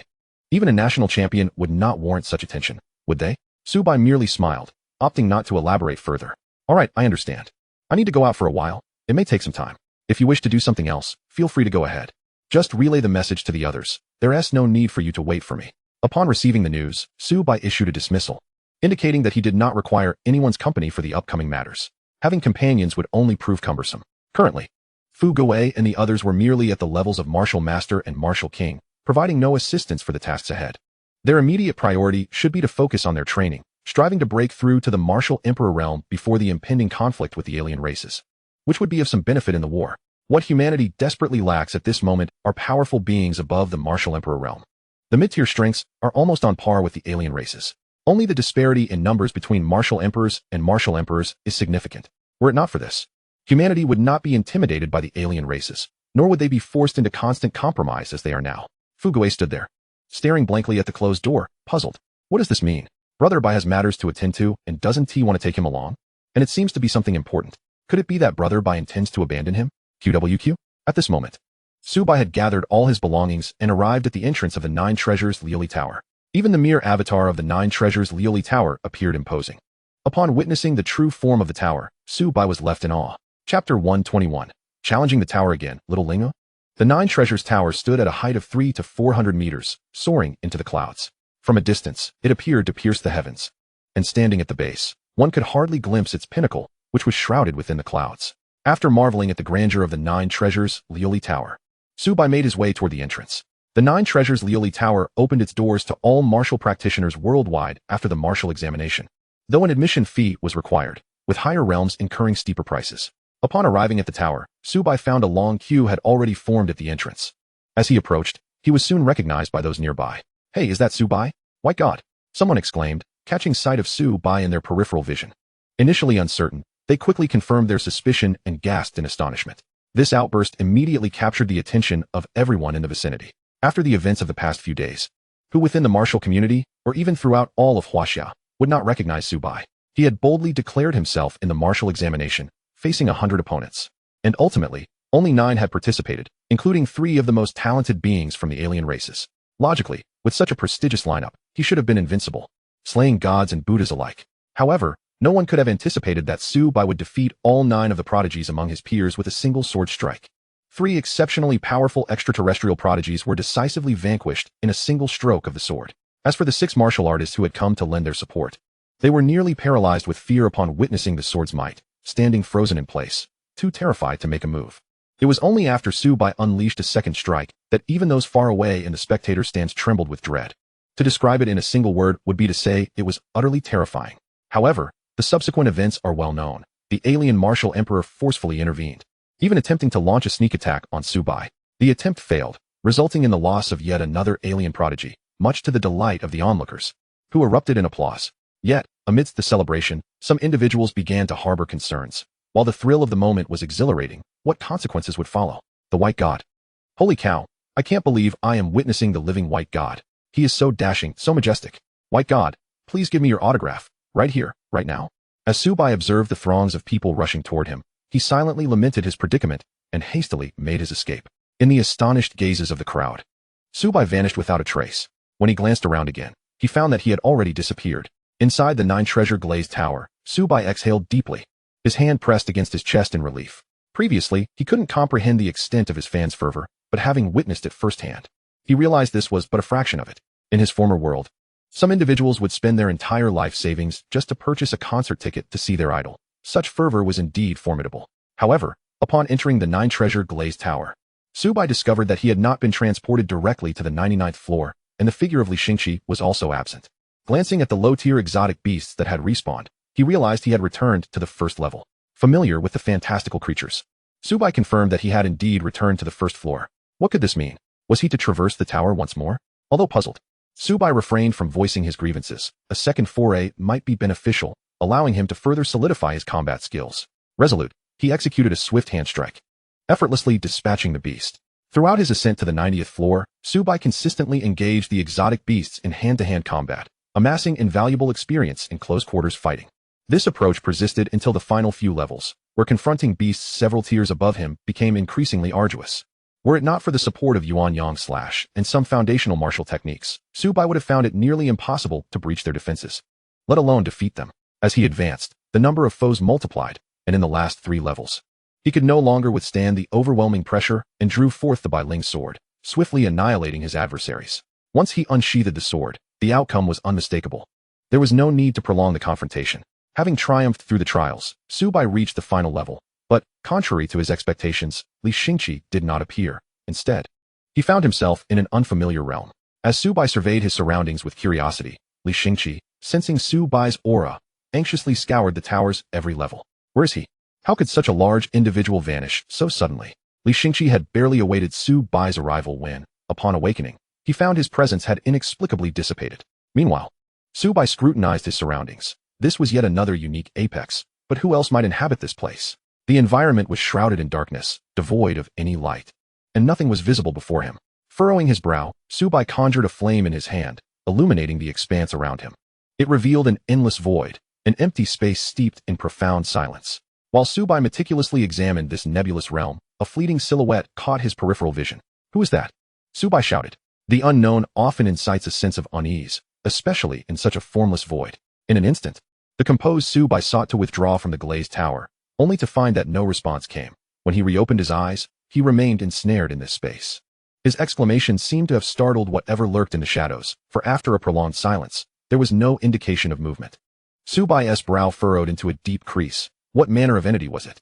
What was this enigmatic realm? Why had he found himself here? All his uncertainties began to unravel with the arrival of a figure, not a figure, precisely, but rather a sphere of light. It approached him slowly, its anthropomorphic expression suggesting a hint of trepidation. As Subai discerned the nature of this entity, his confusion deepened. What on earth was it? Amidst his bewilderment, a voice, reminiscent of the small azure dragon's previous communication, resonated in Subai's heart. Who are you? A gentle, melodious voice echoed within him. Yet it did little to alleviate his wariness. Who are you, and why have you brought me here? What has become of Li Xingqi? Subai countered, evading her inquiries. No, it wasn't Linger who brought you here. The master said that if anyone were to appear here again, they would become my master. So, you shall be Linger's new master henceforth. Chapter 122, Tower Spirit, Ling Level Weapon, Geostationary Cannon. Master? Subai found himself momentarily bewildered. He had yet to clarify the situation. And now this little creature was referring to him as its master? However, he quickly grasped the crux of the matter. The master mentioned a new master? Casting a dubious glance at the peculiar being before him, which bore an odd shape and could communicate directly with him as the small azure dragon did, he wondered if it was yet another rare mythical beast. Without immediately responding to her query, Subai summoned the small azure dragon, which had been soundly asleep in the beast space. Upon awakening, the small azure dragon instinctively positioned itself protectively behind Subai, casting wary glances around. Soon, it spotted the diminutive sphere of light and turned its attention to Linger with heightened vigilance. At that moment, Subai engaged in silent communication with the small azure dragon. Do you recognize that entity over there? Do you sense any threat from her? Subai inquired within his mind. The small azure dragon scrutinized the glowing orb carefully, and after confirming that it posed no immediate danger, it cautiously replied, Master, I sense no spiritual energy or threat from that being. But it is also possible that her realm is too elevated for me to discern. Upon hearing this, Subai remained silent, nodding slightly to acknowledge his understanding. When Linger beheld the small azure dragon, she displayed signs of alarm. How had such a large creature come to be here? Could this also be the new master? Who are you, and why are you here? Why have I found myself in this place? Subai grasped the Bai Ling sword, ready to eliminate the small orb of light should it prove uncooperative. He resolved to eradicate any potential danger without hesitation. The orb, sensing Subai's readiness to strike, grew increasingly flustered and stammered, I am the spirit of this tower. Since awakening, I have recalled that the next human I meet would be my master. However, I do not know why you are here. Linger fervently attempted to explain, her lack of corporeal form preventing her from gesticulating animatedly. Observing her demeanor, Subai discerned that she was not lying. Yet how could this being articulate speech? Tower Spirit, Master? What is this? So, this little orb of light is the spirit of the nine-treasure glazed tower? Subai pondered for a moment before inquiring again. Do you remember anything else? Such as how to control the glazed tower or the location of its treasure vault? As Subai contemplated this, a surge of excitement coursed through him. If this individual before him could indeed escort him to the treasure vault of the Liuli Tower, it would be akin to striking gold. Linger, listening to Subai's words, recognized each character, yet found herself perplexed when they were woven together. She strained to recall any memories associated with those terms, but alas, despite delving deep into her recollections, she discovered nothing pertinent. Realizing her lack of familiarity with the subject, she shook her head. Yet upon catching sight of the sword in Subai's hand, she nodded vigorously. There was indeed a crucial memory that remained with her. Within the depths of the nine treasures Liuli Tower lay a lethal mechanism. The contents within could effortlessly annihilate a martial emperor, and even those above that rank could be easily dispatched. However, due to the immense energy required, it necessitated a week's time to recharge after each use, though it could be employed indefinitely. I am aware there is an offensive device within the tower. That should be of use to you, right? Linger spoke uncertainly, unsure if this contraption would be beneficial to her new master. What if it proved ineffective? Would he resort to using that sword against her? Observing Linger's apprehensive demeanor, Subai felt a wave of relief wash over him. He had initially feared that another alien martial emperor had come to wreak havoc. But why was there only this orb of light here? And where was the Lixing pool? After having ventured through the tower once more, surely he could not be oblivious to the whereabouts of others. Yet, it seemed this so-called tower spirit had no recollection. As if it were stricken with amnesia. Had he truly become the master of the 9 treasures, Lioli Tower, in such a manner? Xiaolinger, what do you know now? Please divulge everything to me. Without further ado, Xiaolinger unraveled all the knowledge she possessed, not solely because of the sword in her new master's hand. After absorbing all the information she provided, Su Bai fell into deep contemplation. According to the tower spirit, she too had awakened recently, with all prior memories erased. Retaining only one crucial detail. Any human she encountered next would henceforth be her master. Beyond that, she remembered nothing more. However, since her awakening, she had endeavored to understand the 9 treasures Lioli Tower, for she was its spirit, and Su Bai's comprehension of the tower deepened further. Yet, when Su Bai inquired about her previous master, Xiaolinger would immediately lapse into a stupor, staring blankly at him for several seconds before her expression turned to one of confusion, as if she had no recollection of the preceding exchange. Subsequently, Su Bai forged a contract with Xiaoling. Upon the signing of the pact, he probed into the Lioli Tower, and he beheld the offensive device Xiaolinger had mentioned. This apparatus bore an uncanny resemblance to a missile launcher. The initial layers from 1 to 98 presented themselves as standard trial levels, yet upon reaching the 99th layer, Su Bai discovered an expanse so vast it was utterly astounding. It was as if the tower constituted a realm unto itself, an infinite space that stretched beyond sight. However, Su Bai realized he could only explore a portion of this area, specifically the offensive device. In an instant, its description and operational instructions flooded into his mind. Geographic Cannon, spirit-level initial weapon, capable of autonomously absorbing spiritual energy to recharge for offensive strikes. Once it locks onto an enemy, it will pursue automatically. One shot can effortlessly annihilate a martial emperor and severely injure a saint. Current spiritual energy recharge rate, 7 days per shot. Can utilize spirit stones for recharging. 1,000 ordinary spirit stones per use, while a single premium stone can sustain 10 recharges. Spirit-level initial weapon, autonomous recharging, 1 shot to annihilate a martial emperor? What on earth is this spirit-level weapon? Aren't weapons classified into the realms of heaven, earth, mystery, and yellow? What, then, is this spirit-level weapon? Wait. Spirit-level talents and spirit-level weapons. Chapter 123. Acknowledgement of the Lioli Tower's master. Resurrection of the Lixing Pool. Could it be that this geographic cannon is also one of the so-called weapons from the upper realm? This classification mirrors what Lixing Pool had previously stated about spirit-level talents. And the introduction even presented a new tier of classification. Saint? Is a saint the next rank above a martial emperor? Though throughout the years, there have been speculations regarding even more formidable realms beyond the martial emperor, not a single individual has ever managed to breach that so-called higher tier. As for the invading aliens, their highest realm clearly remains the martial emperor. Otherwise, humanity would never withstand their onslaught. There are also whispers among the populace, suggesting that the legendary sword saint earned the title of the world's strongest by reaching a level beyond the martial emperor, which could explain the subsequent disappearance of the sword saint. The martial path emphasizes the pursuit of the ultimate. Once one becomes aware of a higher realm beyond the martial emperor, it may incite madness in many. The lifespan of a martial emperor hovers around a millennium. Yet humanity seeks immortality. No warrior wishes to perish after enjoying the myriad benefits that come from their elevated status. Furthermore, longevity has always been a cherished aspiration among humans. If a path to eternal life lay before someone, it would be exceedingly difficult for them to resist such temptation. Upon discovering the geographic cannon, Su Bai turned his gaze to the surroundings once more. Yet aside from this monumental surprise, there was naught else in sight. If anything remained, it was merely a haze ahead. After a moment of contemplation, Su Bai surmised that there must be other treasures concealed within, but perhaps his current level was insufficient, or specific conditions were required to unlock them gradually. However, these considerations were not his immediate concern. With the geographic cannon in his possession, what need did he have to fear a martial emperor? What? You say you refuse to yield?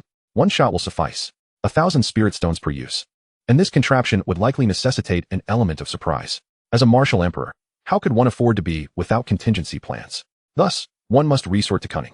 A direct confrontation would be far less thrilling. With the geographic cannon now at his disposal, it was high time for him to initiate his quest for the Lioli secret realm. Master, may I call you that? Xiaolinger cautiously inquired, gazing at her new master with trepidation.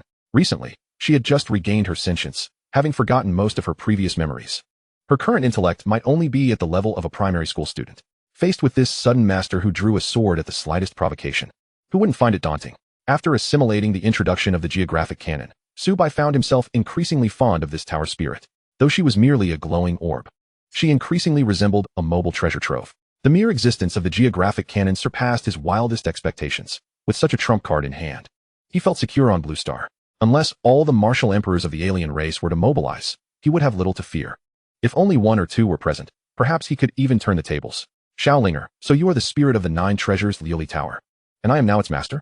Su Bai sheathed his sword, inquiring with curiosity. If she had shown him the might of the geographic canon, but withheld its use, it would be quite the jest. Yes, master. From now on, you are Linger's master. If you wish to take Linger with you, you merely need to reduce her size, and Linger can even merge with your body. Upon witnessing Su Bai sheath his sword, Xiaolinger felt a wave of relief wash over her and joyfully communicated with him. Soon, Su Bai fully grasped the operational mechanisms of the 9 treasures Liuli Tower, during which Xiaolinger divided a portion of her essence and merged it with his body. Almost immediately, Su Bai sensed a subtle connection forming between himself and the 9 treasures Liuli Tower. With just a thought, the tower could instantly shrink and meld into his being. Not only that, but Su Bai has now discovered that he can observe who is currently attempting to challenge the 9 treasures glazed pagoda. With merely a thought, he can instantaneously expel anyone from within its confines. Goodness, this seems rather extraordinary, doesn't it? In Su Bai's consciousness, there are thousands upon thousands of individuals from various regions engaged in this tower climbing endeavor, most of whom are entering through the avatars of the glazed pagoda. These avatars are no different. Su Bai can make them vanish or appear at will.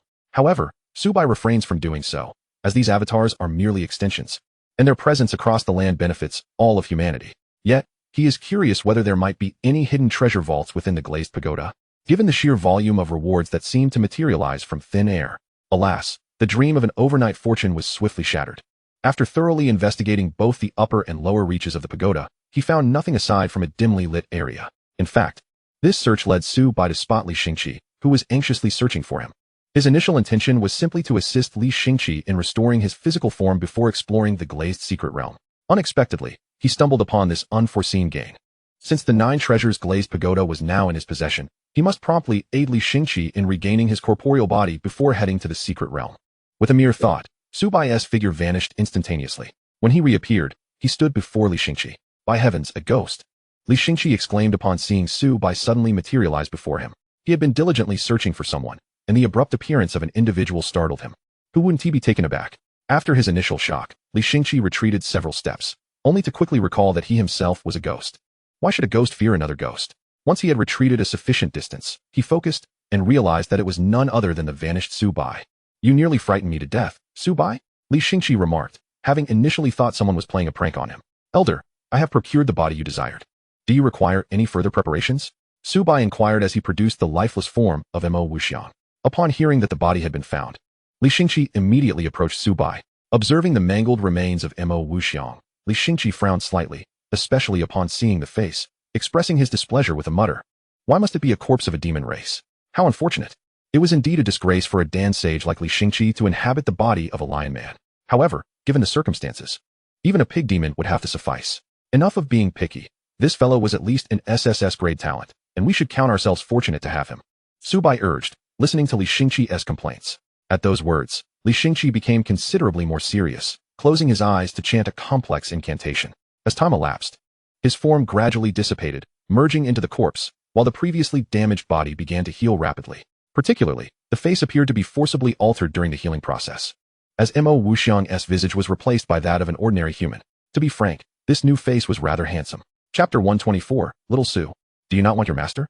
Soon, the body was fully restored, and the Li Xingqi who had stood before Su Bai completely vanished after the last glimmer of starlight dissipated. Simultaneously, the corpse erupted with a powerful aura, which intensified with each passing moment. Master, Grandmaster, Martial Emperor. It was not until a stick of incense had burned down that, boom, a violent shockwave erupted from around the corpse, which suddenly opened its eyes. Su Bai, vigilant, gazed at the freshly revived body, ready to employ the ground rail cannon for an attack at any moment. When venturing into the unknown, caution is paramount, even if the individual appears to be well-intentioned. After all, the depths of the human heart are inscrutable. One can never be certain of another's true intentions. Should one become complacent, the consequences could be dire. This individual had resurrected as a martial emperor. One could only imagine the magnitude of his former strength, perhaps a saint, or even a higher realm beyond that. Fortunately, Su Bai's concerns proved unwarranted. The reborn Li Xingqi did not exhibit the ruthless tendencies of the legendary old monsters. Upon opening his eyes, the first feeling he experienced was overwhelming joy at having been given a second chance at life. After undergoing some modification, this body bore no trace of its demonic lineage, appearing as an entirely ordinary human. Once he fully adapted to this new form, Li Xingqi erupted into laughter, marveling at the unexpected opportunity to relive his life. Who could truly comprehend the exhilaration of rebirth? My dear disciple, I am truly grateful to you. I would not have persevered without the sorrow you caused me. Otherwise, how could I have endured to this moment? This body is even more compatible than I had anticipated. Remarkably, as soon as I integrated with it, my strength surged back to that of a martial emperor. Furthermore, Li Xingqi discovered that all his previous training experiences and alchemical knowledge were vividly present in his mind, readily accessible whenever needed. It is worth noting that he was an 8th-tier alchemist. Had he not been overly obsessed with the alchemical path in his previous life, he would not have fallen victim to the betrayal of the disciple he had personally mentored. While the alchemical arts are indeed valuable, one must not neglect the cultivation of their martial prowess. However, having been granted a second chance at life, he was determined to reclaim what rightfully belonged to him, all while pondering the fate of that treacherous beast. As he felt his strength gradually returning, Li Xingqi reveled in the sensation, relishing the comfort of being human after so long as a ghost. Elder, what are your plans now that you have resurrected? Su Bai interrupted Li Xingqi's reverie, pondering the implications of this individual's resurrection as a martial emperor. What might his previous level of power have been? Currently, the most pressing need for Blue Star is martial emperor level strength. If Li Xingqi were to lend his assistance, the plight of Huaxia could be significantly alleviated. After all, he hails from the higher realms, theoretically possessing a superior understanding of martial arts and techniques that would overshadow all others on Blue Star. Even in the same realm, he would likely be invincible, capable of taking on multiple opponents simultaneously. Li Xingqi, upon hearing Su Bai's inquiry, snapped back to reality and began to contemplate what he should do next. It seemed he was not in a position to take action. According to Su Bai, the pinnacle of power in this world was merely a pseudo-martial emperor, and even he was only a pseudo-martial emperor at best. Li Xingqi furrowed his brow. Realizing the limitation of this world's highest realm, it seemed there was only spiritual energy available, devoid of any trace of celestial essence. What those on Blue Star fail to understand is that the transition from martial sovereign to martial emperor involves a crucial step, akin to the transformation of blood essence into spiritual energy. One must absorb the celestial essence from the world, gradually converting spiritual energy into celestial essence. The reason martial arts on Blue Star stagnate at the martial emperor level is due to the absence of celestial essence. Even the spiritual energy is exceptionally sparse. Under such circumstances, not a single true martial emperor exists, let alone any prospects for advancement. Yet, this demon corpse possesses no trace of celestial essence either. What could this mean? Little Su, what are your plans moving forward? Li Xingqi inquired, not directly answering Su Bai, but instead posing a question in return. Elder, what do you wish to do? Little Su, do you not want your master? As long as you are willing to speak, your master will appear before you in an instant. No, disciple. Li Xingqi observed as Su Bai suddenly seemed inclined to take on an apprentice. His talent was astonishing, his fortune extraordinary, and notably, this young man's alchemical prowess appeared to be quite impressive as well. Although Li Xingqi had perished due to his disciple, he could not help but acknowledge Su Bai's prodigious talent, which rivaled that of the sacred progeny and esteemed heirs he had encountered in his previous life. Had Su Bai been born on Water Star, it would not be long before he became an existence even Li Xingqi could not aspire to reach. However, now we find ourselves on Blue Star, a planet whose resources are alarmingly depleted. If I were to take on such a disciple, I could lead them to the higher realms, and would that not mean I could effortlessly watch my apprentice ascend to greatness? Alas, while such imaginings are delightful, reality is often far more unforgiving. Just as Li Xingqi was lost in reverie, envisioning the prospect of acquiring this disciple, a single utterance from Su Bai shattered his daydream. No, how could you not want this? Shouldn't you be elated? Suddenly realizing his misstep, Li Xingqi fell silent, as though he had spoken too much. Old man, if you have something to say, just say it. After a moment of contemplation, Li Xingqi replied, I wish to accompany you. What are your plans now? Oh, Su Bai was taken aback. A Dan Saint wished to follow him? After witnessing Li Xingqi unleash his martial emperor prowess, Su Bai had already come to believe a significant portion of Li Xingqi's previously revealed identity. Have you ever seen someone ascend in rank so rapidly, reaching the realm of martial emperor in mere moments? I ask you, who else could accomplish such a feat? Though surprised, Su Bai responded, I will be visiting the Liuli secret realm shortly. Are you certain you wish to accompany me? By the way, I forgot to mention that I have become the master of the 9 treasures, Liuli Pagoda. Consequently, you may not be able to remain here much longer. Is it truly necessary for you to express such astonishment over just a few sentences? The first statement posed no issues, but what do you mean by the next one? The 9 treasures Liuli Pagoda can recognize its master? This thing can actually acknowledge a master?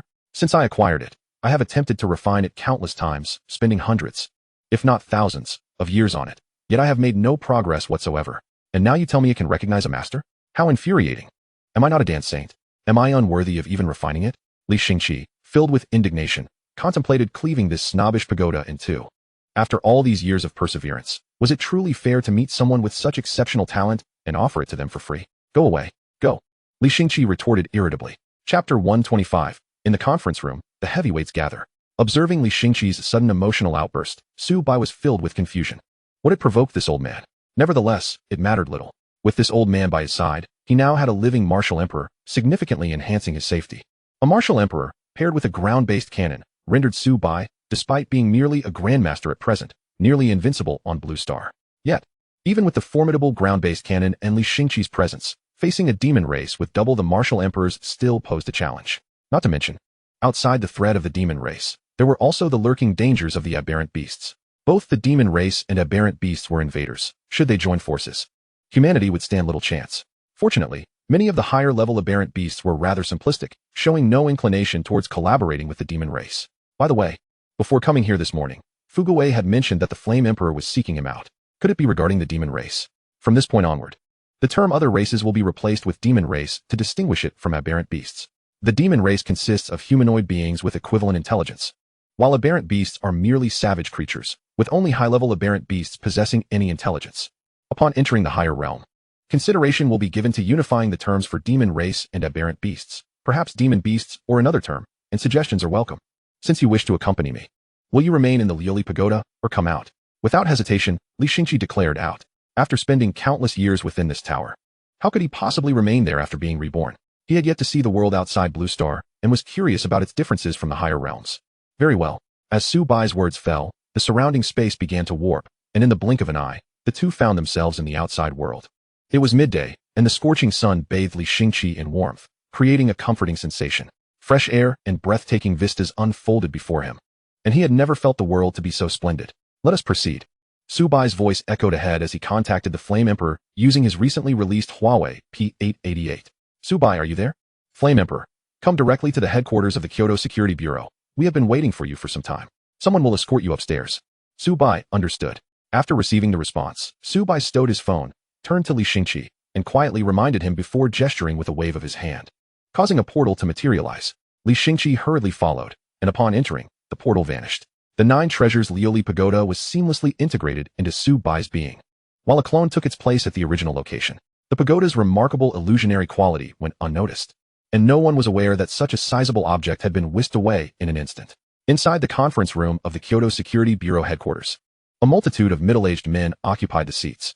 Had anyone been present, they would have recognized these men as influential figures whose mere footsteps could shake the entire Kyoto.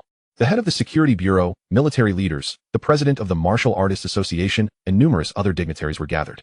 Following recent events, the armies of the two clans on the otherworldly battlefield had retreated, and the 6-month buffer period had left Huaxia in a precarious crisis. After centuries of stalemate yielding no results, what could 6 months possibly achieve? Unless, of course, a new martial emperor were to emerge in that time frame. But such a thought was utterly fanciful and implausible.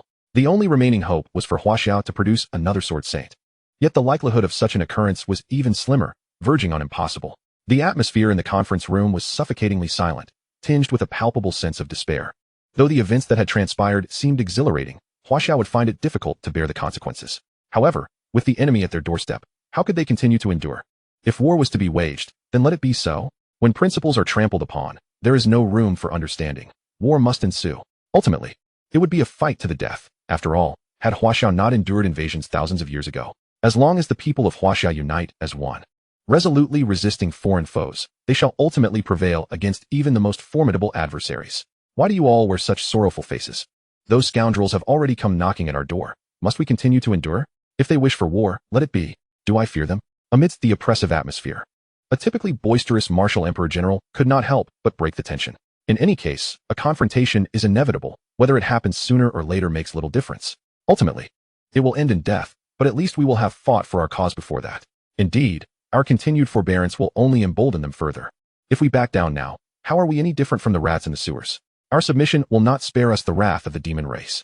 Eventually, a confrontation is unavoidable. Do we truly fear them? Another martial emperor chimed in, unable to contain his agreement. Chapter 126, The Supreme Commander. Once someone broke the ice, more voices joined in support. After all, they had been oppressed by the demon race for years, swallowing their grievances in silence. Having endured for so long, was a battle not inevitable? Bang, bang, bang. In the midst of the commotion, 3 resounding knocks echoed in the room, commanding the attention of all present. In that instant, The previously impassioned crowd fell silent, turning their gazes towards a middle-aged man seated at the head of the table, with his hands clasped. The man surveyed the attendees with a piercing gaze. Have you all vented your frustrations? His right hand tapped rhythmically on the table. While his expression suggested he was deep in thought, the room fell silent, as if everyone had exhausted their grievances. He glanced around once more, noticing that those who met his gaze averted their eyes instinctively. The absence of conversation indicated that the matter at hand had been thoroughly discussed. Let us not forget the purpose of this meeting, to deliberate on how to resolve this issue, rather than merely to vent your emotions, he asserted. I implore you to understand that a war with the demon race would spell cataclysmic disaster for us, and for all of Huaxia. Countless innocent lives would be lost in such a calamity. Our time is limited to merely 6 months. We must focus on how to navigate this crisis. And any further discussions can wait until Xiaosu arrives. Upon his concluding remarks, no one dared to counter him. The man seated at the head of the table was none other than the supreme commander of Huaxia, one of the revered pioneers who had ascended to the rank of Martial Emperor.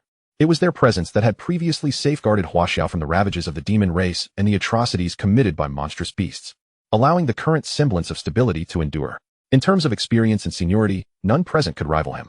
Indeed, every decision he made would directly influence the future of Huaxia, and before such critical matters, no one would consider challenging his authority. Simultaneously, Su Bai and Li Xingqi arrived at the headquarters of the Security Bureau via a teleportation portal.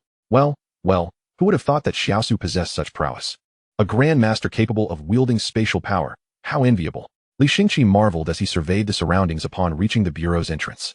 It seemed one could not judge this fellow by ordinary standards, even in the upper realms. It was unheard of for anyone to master spatial power at the Grandmaster level. Typically, such abilities were the domain of martial emperors or even martial sovereigns.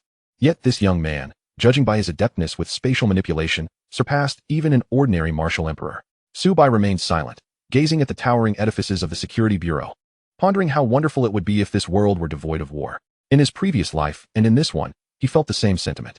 These magnificent structures, though currently resplendent, would become the first casualties of war should it arise. He shook his head gently, reflecting that in his past life, he lacked the power to prevent war, relegating himself to the role of a mere bystander. But now, things were different. Equipped with the system as an advantage and endowed with unparalleled talents, he possessed the strength to avert war and disaster. It would be worth attempting. For trying is always preferable to surrendering. Greetings, you must be Su Bai, Mr. Su. The esteemed leader has been awaiting your arrival upstairs for quite some time. Please, follow me. A representative from the Security Bureau greeted as Su Bai appeared at the entrance. Li Xingqi attempted to join him, but was swiftly intercepted. Pardon me, sir. May I inquire who you are? The escort questioned, glancing at Su Bai as if seeking confirmation. He is my master, responsible for ensuring my safety, Su Bai replied calmly. Ah, I see, the esteemed teacher. Please, both of you, come along. The escort, relieved to learn of Li Xingqi's status, led them upstairs. However, he couldn't help but wonder if the national champion's strength stemmed from his master. As they ascended, he cautiously stole glances at Su Bai's mentor, who appeared rather unremarkable, seemingly devoid of any peculiarities. Once outside, Li Xingqi immediately concealed his aura, after millennia away from the lower realms. He had no idea what the situation outside entailed and knew he must remain discreet. Before long, they reached the door to the conference room. This is the conference room. I will leave you here. Su Bai nodded, glancing at the sign next to the door, and without hesitation, he pushed it open. With a whoosh, the door swung wide, and a dozen pairs of eyes turned towards Su Bai in unison, making him feel as though he were completely exposed, devoid of any privacy. Sensing the probing gazes, Li Xingqi furrowed his brow and conjured an invisible barrier to shield them both. Noticing the interruption of their scrutiny, several attendees in the conference room shifted their curious gazes towards Su Bai's back. May I ask who you are? Inquired Yan Di, who had previously interacted with Su Bai. This is my master, Li Xingqi. He is rather reticent. May I inquire why you have summoned me, esteemed lords? Su Bai promptly interjected, hoping to prevent Li Xingqi from causing any unnecessary trouble. As for the title of master, Su Bai had previously informed Yan Di of having an enigmatic mentor, making it convenient for Li Xingqi to adopt this identity without raising suspicions.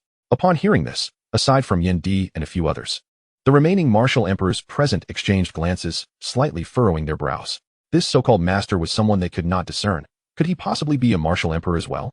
Yet all the martial emperors of Huaxia were seated within the conference room, with only 1 or 2 absent due to other commitments, making it clear that the individual before them was not one of their own. Yan Di also sensed that Su Bai's master was indeed extraordinary, as even his own probing efforts were ineffective. Could it be true, as he suspected, that Su Bai's master was a martial emperor? Please, take a seat. Yan Di gestured toward an empty chair beside him. Su Bai, feeling a mix of trepidation and excitement at being surrounded by so many prominent figures, took his place beside Yan Di. Generals, the head of the Martial Artists Association, and even the Supreme Commander were present, individuals he had only glimpsed in the news. The sheer magnitude of the gathering made him wonder what could possibly be the cause. As they settled in, Li Xingqi found a spot nearby and began to scrutinize the assembly. So many martial emperors? What could they possibly want with Xiaosu? Chapter 127, Sudden Wealth? According to Su Bai's earlier assertions, the spiritual energy of this world had only recently begun to recover, and even now, martial emperors were a rarity. Thus, the presence of so many martial emperors in this conference room suggested that they comprised the majority of the martial emperors among the human race in the lower realms. Li Xingqi became increasingly curious about Su Bai's identity. A mere grandmaster seemed an unlikely candidate to draw the attention of so many martial emperors. Yet considering his innate talents, it was entirely plausible, had he been in the upper realms. Su Bai would surely have been snatched up by the various sacred lands to become a saintly heir. The purpose of your presence here is straightforward. You are undoubtedly aware of the events that transpired yesterday, and since we have brought you here, there is no reason to conceal the truth. The involvement of the demon race is linked to prior agreements. Consequently, Huaxia and the entirety of the human race find themselves in a perilous situation. In 6 months, we will be at war with the entire demon race. You are merely 18 years old, yet already possess Grand Master cultivation, an unprecedented phenomenon. If one were to draw a comparison, perhaps only the legendary sword saint in his youth could rival you. Yan Di, who had some prior interaction with Su Bai, took the lead in clarifying the purpose of the meeting. So what you are implying is, Su Bai pondered for a moment before asking. Yan Di paused briefly, exchanging glances with those around him. After receiving a nod from the figure at the head of the table, he continued. The reason we have summoned you is that we need you to immediately proceed to the Lioli secret realm or venture to the Jiyo abyss. Yan Di's declaration was startling. Do not be taken aback. This is the only course of action left to us. In 6 months, the demon race will launch a massive invasion, and you will undoubtedly be their first target. However, you are undoubtedly aware that the martial prowess of our Huaxia is utterly incomparable to that of the demon clan. When the time comes, we may be utterly incapable of safeguarding you. Moreover, the internal stability of Huaxia is not as assured as one might hope. The individual from the treasure pavilion has not been heard from since rumors suggested he ventured into the abyss of 9 hells. As of now, aside from the treasure pavilion, numerous so-called noble families are continuously scheming. The Emperor of Flames concluded with a tone laced with disdain, remarking on the folly of individuals who, even at the precipice of humanity's survival, still entertain such trivialities. Thus, we earnestly hope that you can venture into the glazed secret realm or the abyss of 9 hells, and only emerge once you are thoroughly prepared. Additionally, we shall arrange for a cadre of elite talents to enter the glazed secret realm and conceal themselves therein. This initiative is dubbed the Spark Plan. Upon leaving the conference room, Su Bai found his fingers adorned with an abundance of spatial rings. Li Xingqi, trailing behind him, regarded Su Bai as if he were a ghost, bewildered by how this individual had transformed into the beacon of hope for humanity. Moreover, an inexplicable trove of resources had materialized. What sorcery was this? Was it mere coincidence that he was to venture into the glazed secret realm while being endowed with such advantages? At this moment, Su Bai himself was somewhat dazed. He had merely intended to explore the glazed secret realm and had not anticipated being summoned there with the promise of ample cultivation resources. As he casually examined one of the spatial rings, he found it brimming with spirit stones, resembling small mountains, rendering him unable to divert his gaze. Switching to another ring yielded a similar abundance. Was he, then, experiencing an overnight windfall? Chapter 128. The Spark Plan, Humanity's Hope. Su Bai felt a sense of helplessness. Accepting these burdens signified a weighty responsibility had settled upon his shoulders, granting him no respite. Was this, then, the purpose of his arrival, to become the hope of humanity? In an instant, he felt the weight of immense pressure. How could he be seen as the last bastion of hope for mankind? Although a group of talents would also be arranged to enter the secret realm, the emergence of a single martial emperor was no trivial matter, no matter how swiftly they cultivated. Never mind, one step at a time. Surely a path will reveal itself as the journey unfolds. Shaking his head to dispel his thoughts, he stored the remaining spatial rings within the system space, keeping just one in hand. Subsequently, Su Bai and Li Xingqi hastened toward the glazed secret realm. In the conference room, silence enveloped the space once more after Su Bai's departure.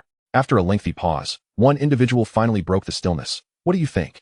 Can any of you discern the realm of that master who accompanied him? At this, all present shook their heads, ultimately directing their gaze toward the individual seated at the head of the table. However, he too gently shook his head, admitting that even he could not fathom the depths of that person's strength. Such a formidable figure, and yet, in all these years, how could he have gone entirely unnoticed?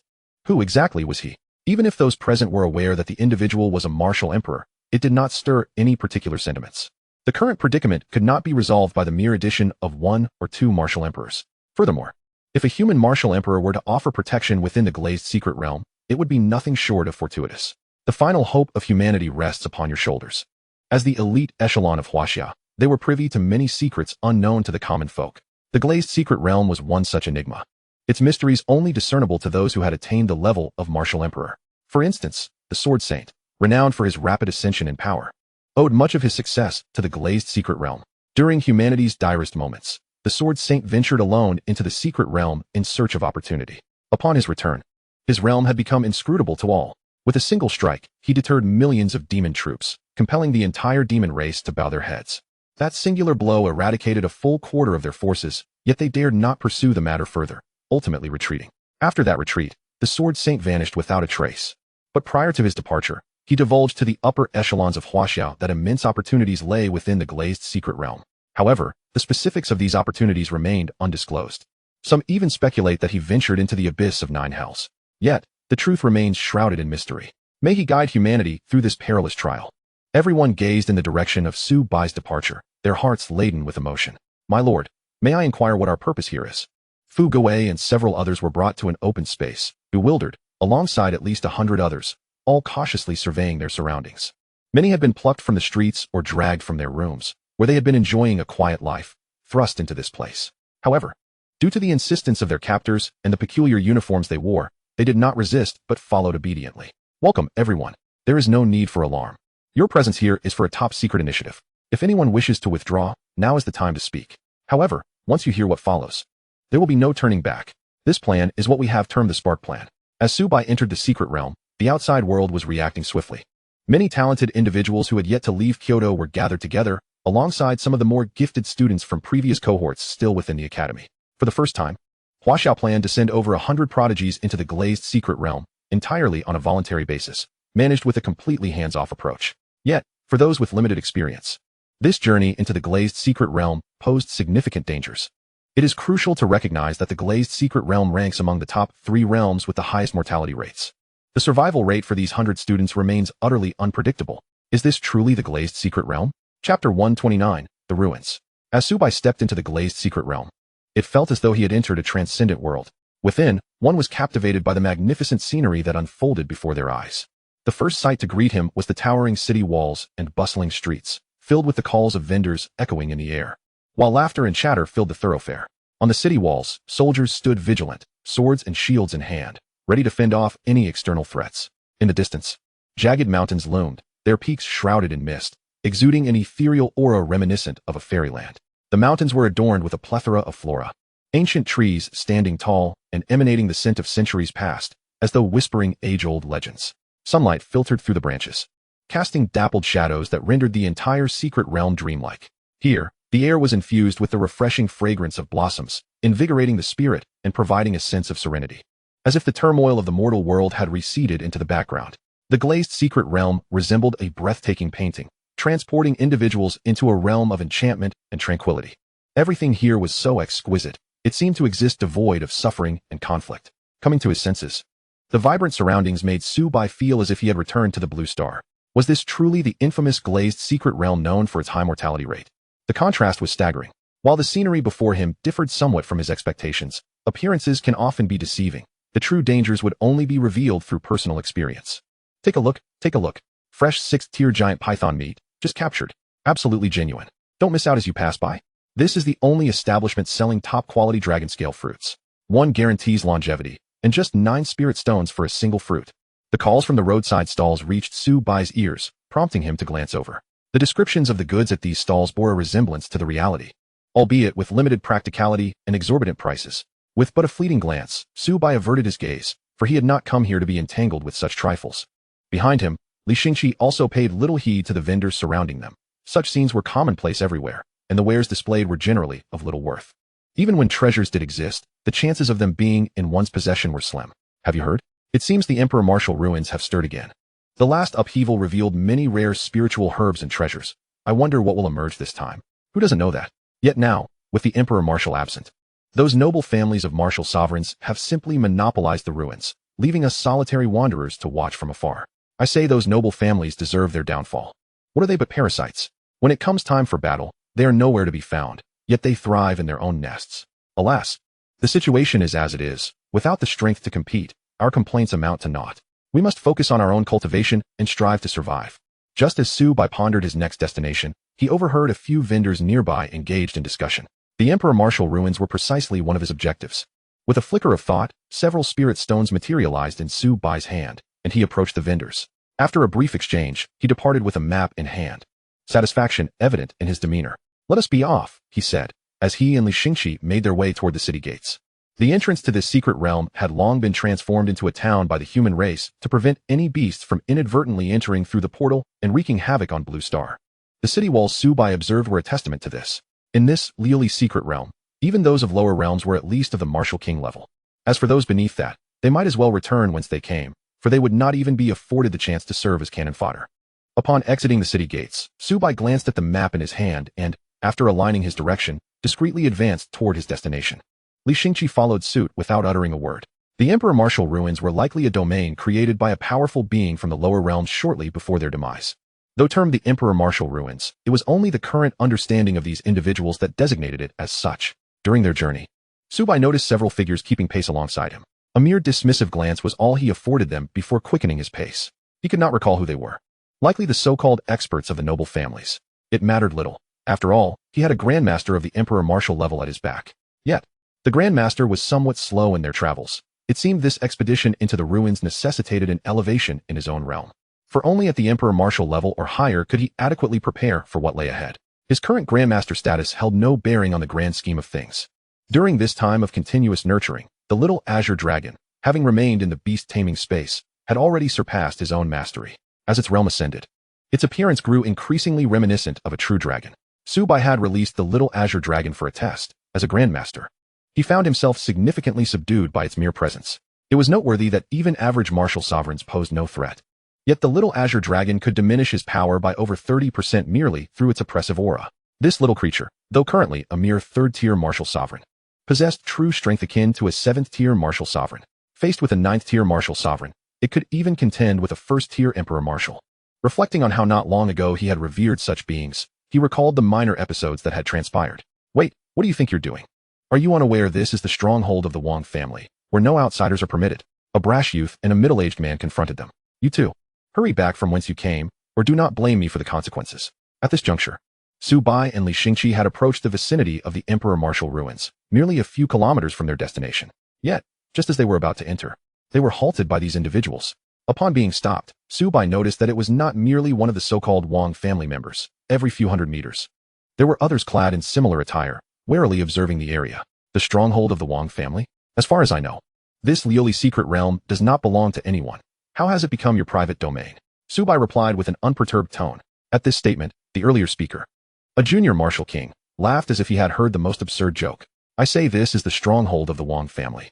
Do you have a problem with that, or do you dare to challenge me?" Brothers, enlighten him about what this place is. Having entered the secret realm, it was natural that strength dictated authority. Otherwise, a mere child and a middle-aged man could easily vanish within the realm without anyone caring. "What do you say? Ha ha ha." The other members of the Wang family joined in laughter, having encountered countless such naive individuals over the years, truly believing in the efficacy of these so-called rules. Once they left school, someone would inevitably inform them of who truly held the power in this world, as if they still believed in the so-called rule of law from a millennium ago. Seeing that Subai and Li Xingqi remained silent, the youth's patience wore thin. The smile that had graced his face faded, replaced by a cold demeanor. "Since you are so reluctant to leave, then remain here forever. The stronghold of the Wang family is not a place you can enter or exit at will." With that, he beckoned with a finger, and his companions moved closer. "Little brat, this is the first and last lesson society has to offer you." He brandished a large blade and swung it menacingly towards Subai. Witnessing this, Subai felt a twinge of helplessness. He had intended to reason with them, yet they compelled him to act. However, before Subai could respond, Li Xingqi released a wave of pressure, halting the advancing figures in their tracks, causing them to kneel with a thud. Had it not been for Subai's covert signal to refrain from violence, he would not have tolerated such indignities from mere insects. These worthless beings were not even worthy of polishing his shoes. At the moment they felt the oppressive aura, the kneeling individual realized they had encountered a formidable opponent. This pressure was something even their highest-ranking martial sovereign could not replicate. Could it be an Emperor Martial? His heart brimmed with regret. Had he known this person was an Emperor Martial, he would have made way without hesitation. "Please, spare me. I am a member of the Wang family. You must be aware of the Wang family in Kyoto. We have 4 or 5 martial sovereigns, and our ancestors include a true Emperor Martial." For the sake of the Wang family, let us put this matter behind us, shall we? He wished to raise his head and scrutinize this being. Yet the overwhelming pressure rendered him motionless. Are you threatening me? Even if your ancestor stood before me, it would be of no consequence, let alone you. Li Xingqi cared not for the trivialities of the Wang or Li families. He knew that should one provoke him, they ought to prepare for a swift transition into the next life. Before he could finish his words, with a casual wave of his hand, the figures that had knelt before them vanished without a trace, leaving no remnants of their existence. Let us continue our journey, Li Xingqi said, brushing off his hands as though he had merely completed a mundane task. Su Bai said little, recognizing that the intent to kill had been established. Such individuals could not be allowed to remain. Indeed, let us proceed, he replied softly. For the two of them, this was merely a minor episode in their travels. Yet for the Wang family, it was anything but trivial. At the headquarters of the Wang family within the Lioli secret realm, a voice cried out, Great Lord, we have a grave situation.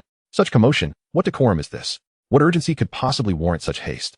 Within the tent, the martial emperor, stationed in the glazed secret realm, was indulging in playful revelry with two young maidens when the sudden interruption shattered the nascent atmosphere of elegance. Should the messenger fail to elucidate the matter at hand, while the death penalty might be averted, the living consequences would be inescapable, given the gravity of the situation. The messenger hastened to relay the alarming news of several individuals missing at the entrance of the martial emperor's relic. What? Upon hearing this, Wang Charan abruptly approached the messenger, disbelief etched across her visage. How could this be? Could anyone dare to lay hands upon the Wang family within the glazed secret realm? The simultaneous disappearance of multiple individuals, with nary a trace left behind, effectively ruled out the involvement of any aberrant beasts. The only plausible explanation remained that someone had taken action. After all, this was the martial emperor's relic, and those who coveted it were not few. Moreover, recent disturbances surrounding the relic had likely stirred the ambitions of some. Aside from other noble families, the culprits could only be lesser factions or rogue cultivators. Yet, they erred gravely in targeting the Wang family. Had they refrained, perhaps they might have been spared. Enough, I have understood. You may leave, Wang Charan said, waving her hand in dismissal, her irritation palpable. Understood, my lord. The messenger promptly exited, acutely aware that had the matter not been so dire, his earlier audacity might have cost him dearly. Once he departed, Wang Charan found herself bereft of any inclination to continue her merriment. The identities of those who dared to intrude upon the relic remained unknown, yet it was unlikely they were anything but mediocre rogue cultivators. Has it been so long since I last acted that some dare to disregard the Wang family? A flicker of malice danced in Wang Charan's eyes at the thought of those audacious enough to prance about under her nose. Investigate this matter forthwith and capture those vermin, she commanded to the air beside her. At her words, a voice from the shadows responded, As you command. The voice belonged to a grandmaster. Capturing a few insignificant intruders would be well within his capabilities. As Su Bai approached the relic, he could perceive that the density of spiritual energy here was 2 to 3 times that of the outside world. And this was merely the periphery of the relic. The spiritual energy within was likely unfathomable. Observing the relic from the banks of the starry pool, he noted that entry was not permitted at all times. A barrier enveloped the relic's surface, and when first discovered, dozens of martial emperors and the most skilled in formation arts had congregated for 3 days and nights, yet found themselves utterly helpless against it. Ultimately, their efforts bore no fruit. However, the barrier was not entirely stable. It would periodically weaken for brief moments, allowing those present to slip through, but even then, access remained limited to the outer layers.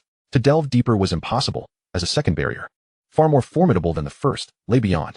Even a full-force strike from the martial emperor could not so much as ripple it, and there was no indication of any waning strength. Gradually, the depths of the relic were overlooked by many, as the rewards from merely the periphery were enough to drive most into a frenzy. Despite the passage of time, the entire relic remained largely unexplored.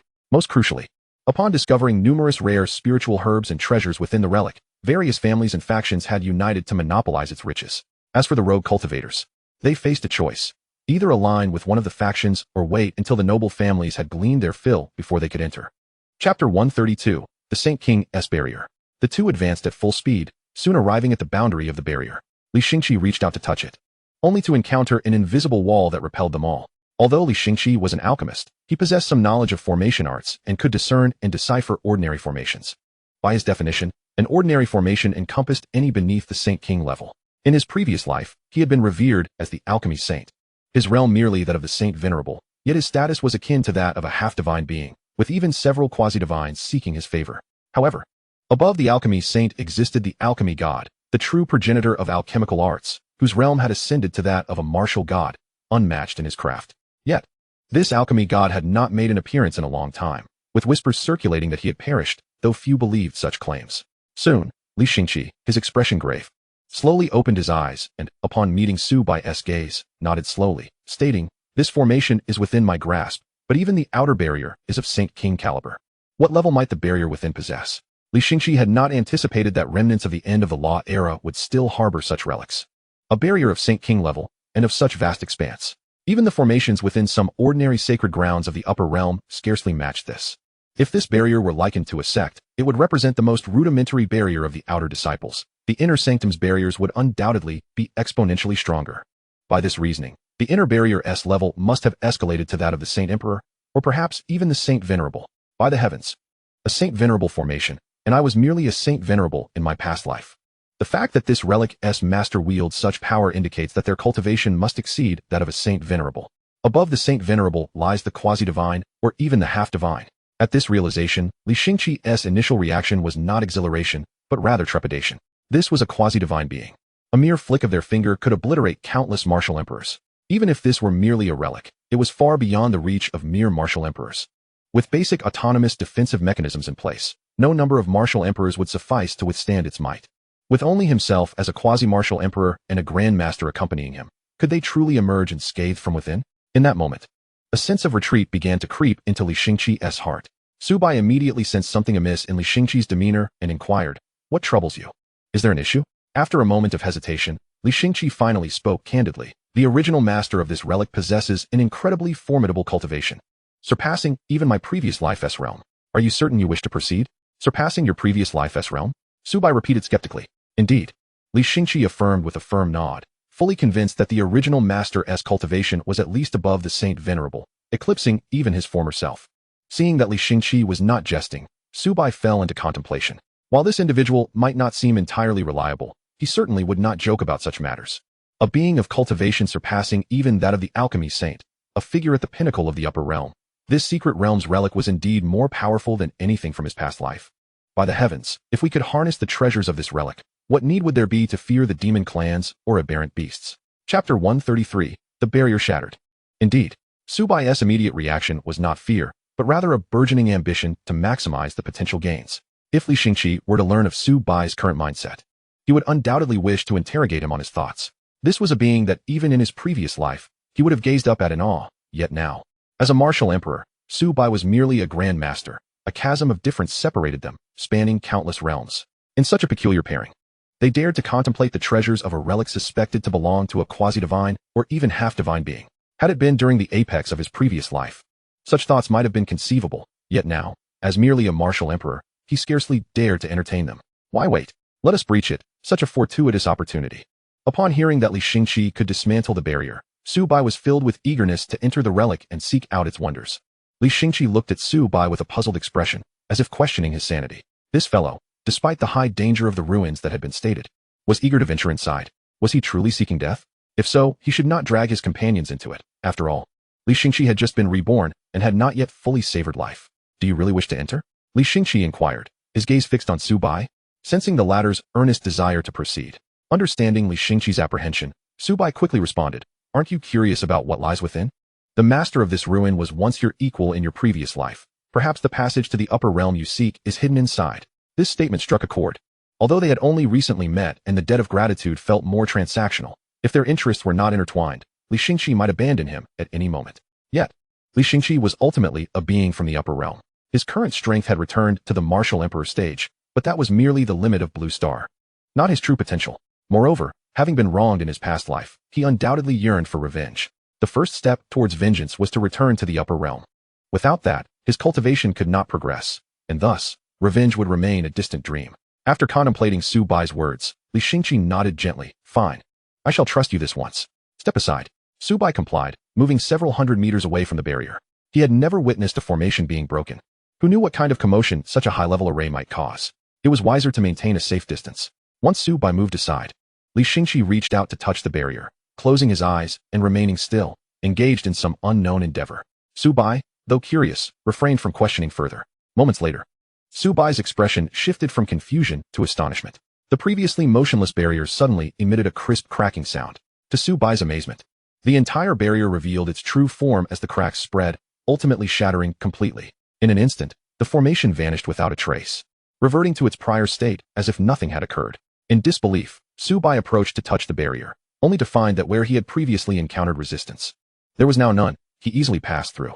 However, before he could celebrate, the ruins, enveloped by the barrier, erupted into a blinding column of light, causing the surrounding spiritual energy to intensify. Chapter 134. Fortuity, the revelry of all. As the light column emerged, most individuals within the secret realm seemed to perceive something amiss. Their gazes collectively directed toward the ruins.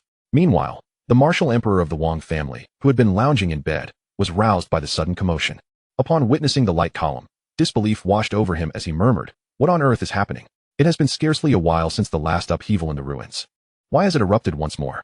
Fortuity, this must be a grand opportunity. Heaven bless the Wang family." Previously, light columns had accompanied such disturbances, yet none could compare to the magnitude of this one. This indicated that the current upheaval would surely bring forth even greater fortune. Suddenly, Wang Churen's expression changed. A realization struck him. Someone has intruded into the ruins. Could this commotion be related to that intruder? The more he pondered, the more he felt the incident was tied to the individual who had just entered. However, it was crucial to note that the outer barrier had resisted even the combined efforts of several martial emperors. How could a mere intruder provoke such turmoil? Yet before he could delve deeper into his thoughts, the unfolding events had already attracted a multitude of onlookers, necessitating his presence to maintain order.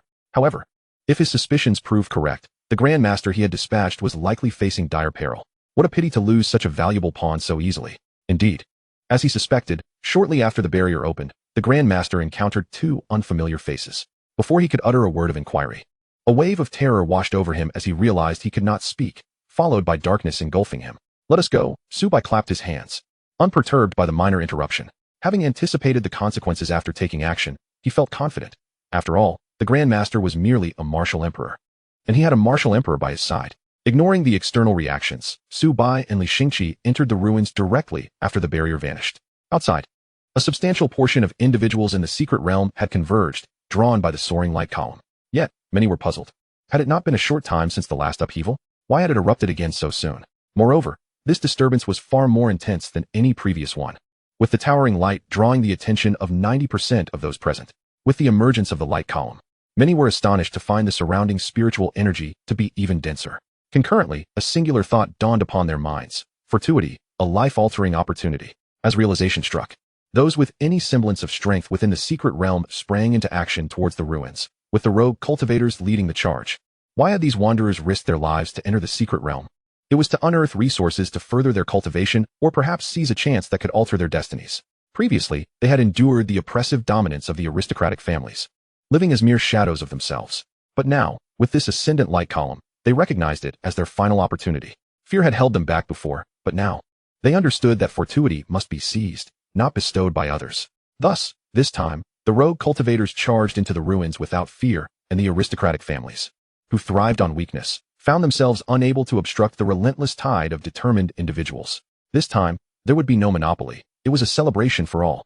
Chapter 135. The Entrance to the Ruins. Subai and Li Xingqi exchanged glances at the soaring light column, then plunged into the secret realm, aware that delaying even a moment could mean competing with countless others. Shortly after their entry, a throng of rogue cultivators surged toward the secret realm. Aside from a few individuals of lower cultivation, nearly everyone in the Lioli secret realm was rushing toward the Martial Emperor ruins. The intensity of this upheaval far surpassed any previous occurrences, with every participant eager to partake in the bounty. Most of those entering the Lioli secret realm were trapped at their current levels, and as one of Blue Star's 3 major secret realms, it was brimming with opportunities. Countless warriors, dreaming of seizing a chance within, flocked to the secret realm. The path of a martial artist is inherently one of defiance against fate. If one shrinks back from adversity, they hardly merit the title of a warrior. With such a grand opportunity laid before them, it would be disingenuous to claim they were not moved. The Martial Emperor ruins had persisted for many years, yet they had been monopolized by the aristocratic families. While they had previously tolerated this, the contents within had proven too enticing to resist. The emergence of this light column had become the last straw, igniting their desperation to seize what lay within the ruins. If the previous desire was merely a fleeting temptation, now it has escalated into an uncontrollable urge, compelling them to plunge headlong into this unexpected opportunity, even at the risk of their lives. Countless warriors surged towards the ruins, and even the aristocratic families dared not impede them excessively, hastily dispatching messengers to relay the news. Such a situation warranted an immediate report to higher authorities, summoning more martial emperors and even martial sovereigns to take action. This phenomenon had never manifested during previous upheavals. Yet, inexplicably, today saw a sudden and unheralded riot. Furthermore, these reckless rogue cultivators audaciously dared to charge in, only to find themselves laboring for the martial sovereigns when they arrived. At this moment, Su Bai and Li Xingqi had already entered the ruins. The periphery of the ruins was overgrown with spiritual herbs and watched over by predatory beasts. However, the two paid them no heed, making their way directly to the entrance. Indeed, what they perceived as ruins were not the actual remnants, but merely an area evolved from them. The true ruins, at that level, typically existed within a separate, newly opened small world.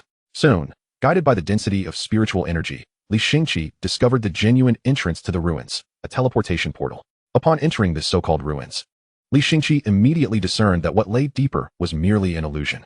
It was merely a facade. The real entrance to the ruins was a teleportation portal, which connected to the authentic original ruins. Though, in the lower realm, the highest cultivation level was only that of a martial emperor, rendering them incapable of perceiving it. Shall we proceed? Su Bai inquired, raising an eyebrow at Li Xingqi as they stood before the portal. Let us, came the prompt reply. Without further ado, they stepped forward into the ruins.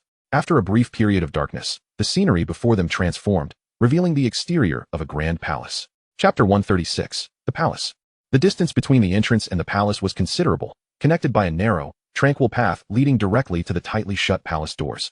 Surrounding them was an expanse of void, enveloped in silence. This peculiar tranquility rendered the atmosphere somewhat eerie and unpredictable. Nonetheless, it did not hinder their advance.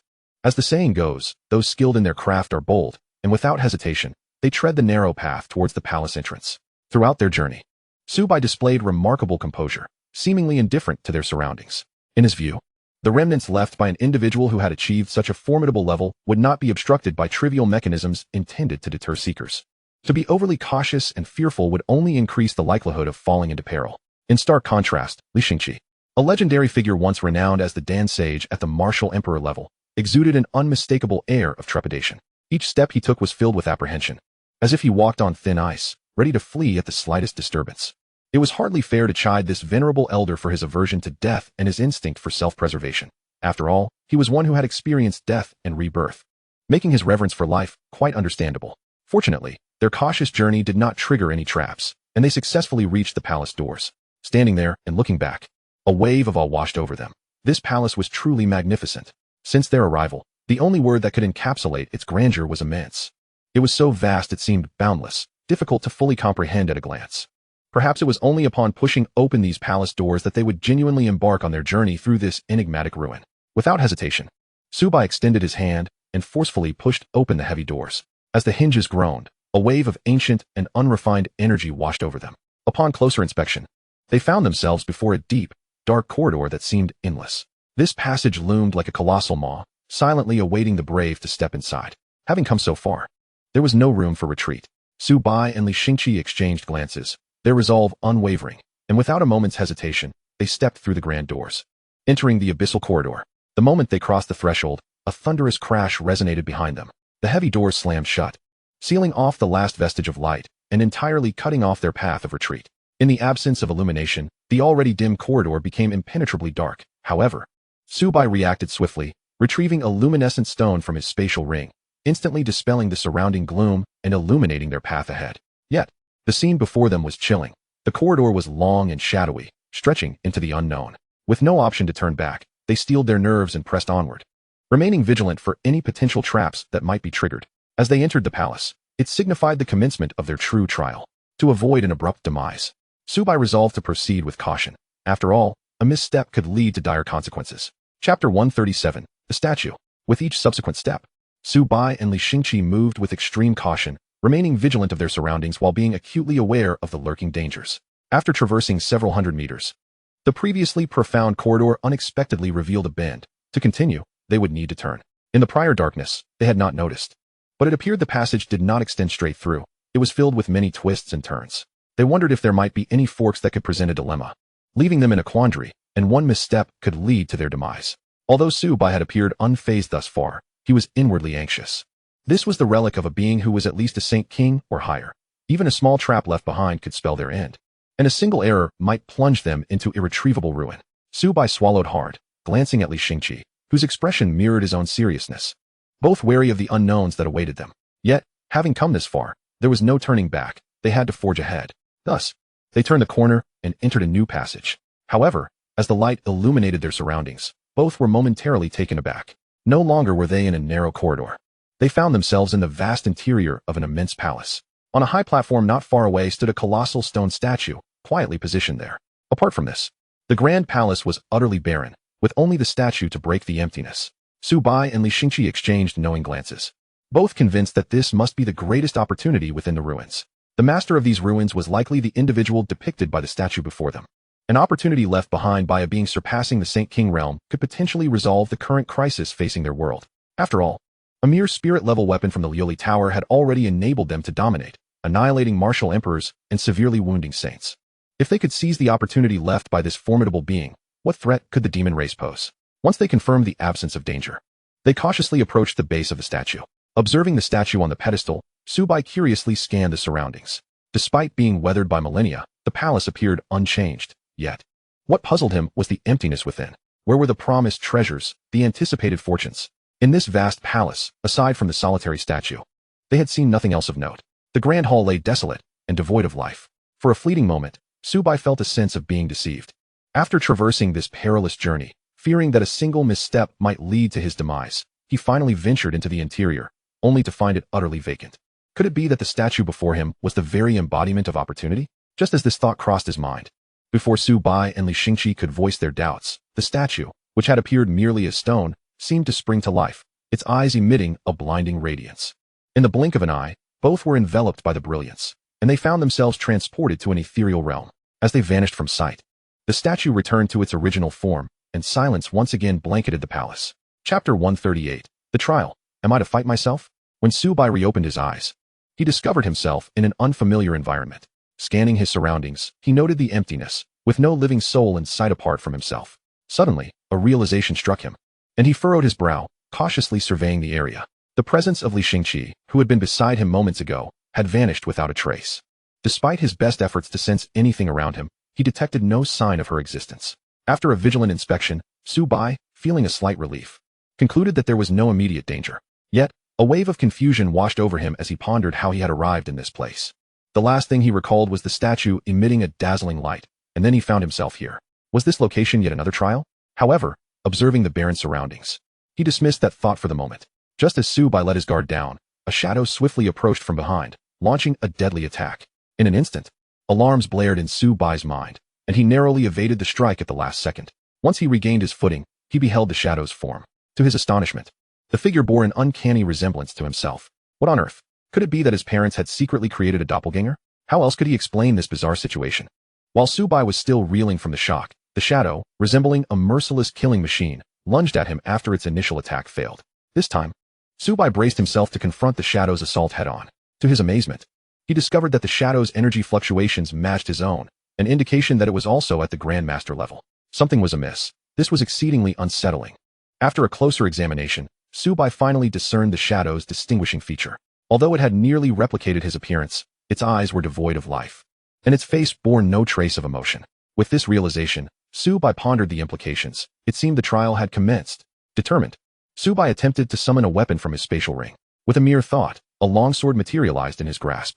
The situation was abundantly clear. His trial was to defeat or vanquish this nearly identical shadow of himself. At first glance, this task appeared deceptively simple. Su Bai was confident in his abilities. With various hidden cards at his disposal, he could easily dispatch a Grandmaster, and even contend with a martial sovereign, if necessary. With resolve, Su Bai gripped his longsword tightly and charged at the shadow. The shadow paused momentarily upon witnessing Su Bai draw his weapon, only to conjure an identical longsword of its own as Su Bai approached. The clash of steel rang out with a resounding chime as their swords met, blocking Su Bai's strike. Failing to land his blow, Su Bai retreated slightly, furrowing his brow at this uncanny doppelganger. How could this be? He had summoned his sword from the spatial ring, yet this shadow seemed to manifest its weapon out of thin air. Moreover, the shadow's sword was a perfect replica of his own. Was this mere coincidence? As comprehension dawned on him, Su Bai sensed the predicament was more complicated than he had anticipated. It appeared that the opportunity left behind by a Saint Emperor was not easily obtained. To validate his suspicions, Su Bai prepared to execute the Yuan Yang slash against the shadow. Channeling his spiritual energy, he unleashed nearly 80% of his strength, infusing a hint of sword intent into the attack, and struck fiercely at the shadow. In response, the shadow mimicked Su Bai's actions, consolidating its own spiritual energy. Their techniques were identical, with the same sword intent layered upon them. The ensuing collision unleashed a tremendous shockwave, rendering them evenly matched once more. Subai's expression grew grave. This move of his, typically a challenge even for lower-tier martial sovereigns, was met with equal prowess from his counterpart. The shadow had not only replicated Subai's martial technique, but had also mirrored the exceedingly rare sword intent. However, recalling that this was a legacy left by a being of considerable power, Subai found solace in the thought. What was exceedingly rare on Blue Star might be commonplace in the higher realms. As the battle progressed, Subai explored various techniques, pouring all his strength into overcoming the shadow, yet to no avail. Even after exhausting his spiritual energy, he retrieved a drop of the Millennium Spirit liquid from his spatial ring, replenishing his vitality in an instant. To his astonishment, he observed the shadow also produce a drop of spirit liquid from seemingly nowhere and drink it, restoring its own energy as well. In exasperation, Subai couldn't help but voice his frustration. After hours of relentless battle, he had released the little azure dragon from the beast control space, only to discover that the shadow had summoned an identical creature. Both Subai and the little dragon were dumbfounded, exchanging bewildered glances with the other self. Reluctantly, Subai returned the little dragon to its space, realizing that none of his tactics were effective. Frustrated by the prolonged engagement, he reached a breaking point. Fine. You can mimic all of this. I refuse to believe you can duplicate the system as well. Chapter 139. Completing the trial. Receiving the legacy. System. Activate the Martial Emperor Experience card. In a bold move, Subai decided to utilize the Martial Emperor Experience card. The moment he uttered the command, he felt his power surge, ascending rapidly through the ranks until he reached the Martial Emperor level. 7th tier Martial Emperor, 8th tier Martial Emperor, 9th tier Martial Emperor, Martial Emperor, achieved. As he sensed the immense spiritual energy coursing within him, Subai had no time to savor the moment. Gripping his long sword, he charged toward the shadow. After all, the Martial Emperor Experience card cost 500 spirit stones per minute. Any delay could result in a significant loss, enough to power a railgun shot. Thankfully, upon using the card, Subai noticed the shadow froze in place, akin to a machine that had crashed. However, sensing the shadow's aura gradually intensifying, it appeared intent on forcibly elevating its own level to that of a martial emperor. Realizing the urgency, Subai knew he could not afford to underestimate the situation. If the shadow managed to reach the martial emperor realm, he would be in dire straits. Yuanyang slash. With the full force of a martial emperor, he unleashed a devastating strike imbued with complete sword intent. The sheer power of this attack startled even Subai himself. The might of this blow would likely intimidate even a genuine martial emperor. As he closed the distance, the shadow's strength finally surged to the 9th tier martial emperor, mere steps away from achieving martial emperor status. Throughout this transformation, the shadow remained motionless, even as Subai's strike approached with lethal intent. In the fleeting moment preceding the arrival of the martial emperor, Subai's strike landed upon the shadow. As his sword descended, he swiftly turned to gaze at the location where the shadow had once lingered. The sensation he felt in the hilt of his sword indicated that the troublesome shadow had finally been vanquished. However, he remained uncertain if there would be further trials beyond this one. Fortunately, his concerns proved unwarranted. Upon the shadow's disappearance, the ethereal space began to shatter like fragile glass. Before Subai could fully comprehend the situation, he was transported out of that realm and returned to the palace. Subai cast a bewildered glance at the statue upon the steps, his mind swirling with questions. Had he completed the trial? Yet, where was the reward for such an accomplishment? Just as he pondered these uncertainties, a beam of white light erupted from the statue, hurtling directly towards him. Unsure of this white light's intentions, Subai attempted to evade it, only to find that it seemed singularly focused on him, rendering all his efforts futile. He could only watch helplessly as the light entered his mind, flooding it with a torrent of memories. Sensing the significance of this occurrence, Subai promptly settled into a meditative posture, preparing to absorb the influx of memories. Indeed, this was the fortuitous legacy left by the formidable saint, and under the current circumstances, it appeared to be a transmission of his teachings. The white light represented the most profound opportunity within this ancient ruin. Not long after Subai sat in meditation, the beleaguered Li Xingqi was also transported back. The shifting scenery momentarily disoriented him, and he remained vigilant, scanning his surroundings. Upon spotting Subai in a meditative stance, Li Xingqi finally exhaled a sigh of relief. It seemed he had at last escaped that dreadful place. Who could fathom his feelings? An old man like himself, recently reborn, had been subjected to such trials. Was this the conduct of a civilized world? Upon entering, he had merely exchanged a glance with a doppelganger that was an exact replica of himself, only for that being to launch an unprovoked assault. Li Xingqi had barely managed to process the situation before he found himself embroiled in a chaotic battle against this copy, with neither side able to claim victory. Only moments ago, he had been locked in combat with the replicant when the ethereal space began to collapse, and suddenly, he was back in the palace. With this thought in mind, Li Xingqi regarded Subai with a peculiar gaze. From his own experience, The recent events likely constituted a trial set forth by the master of this ruin. Passing such trials typically granted access to the legacy of the ruin's master or other rewards. Given Su Bai's demeanor, it seemed highly probable that he had received the inheritance. As he reflected on this, Li Xingqi felt increasingly perplexed. This young man appeared to possess a wealth of hidden capabilities. In his previous life as a saint, he had found himself utterly powerless against the very situation Su Bai had just navigated. Even though he now existed as a mere martial emperor, the experiences from his past life remained vivid in his mind.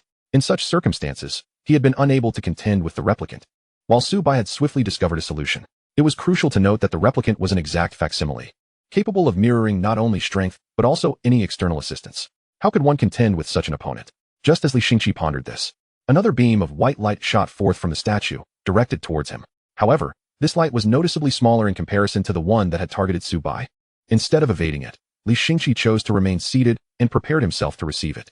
At this moment, Su Bai had entered a state of transcendence, and as he absorbed the memories, his own cultivation began to shift and evolve. First to the first stage Martial Emperor, then to the second stage, fifth stage, and finally to the seventh stage Martial Emperor.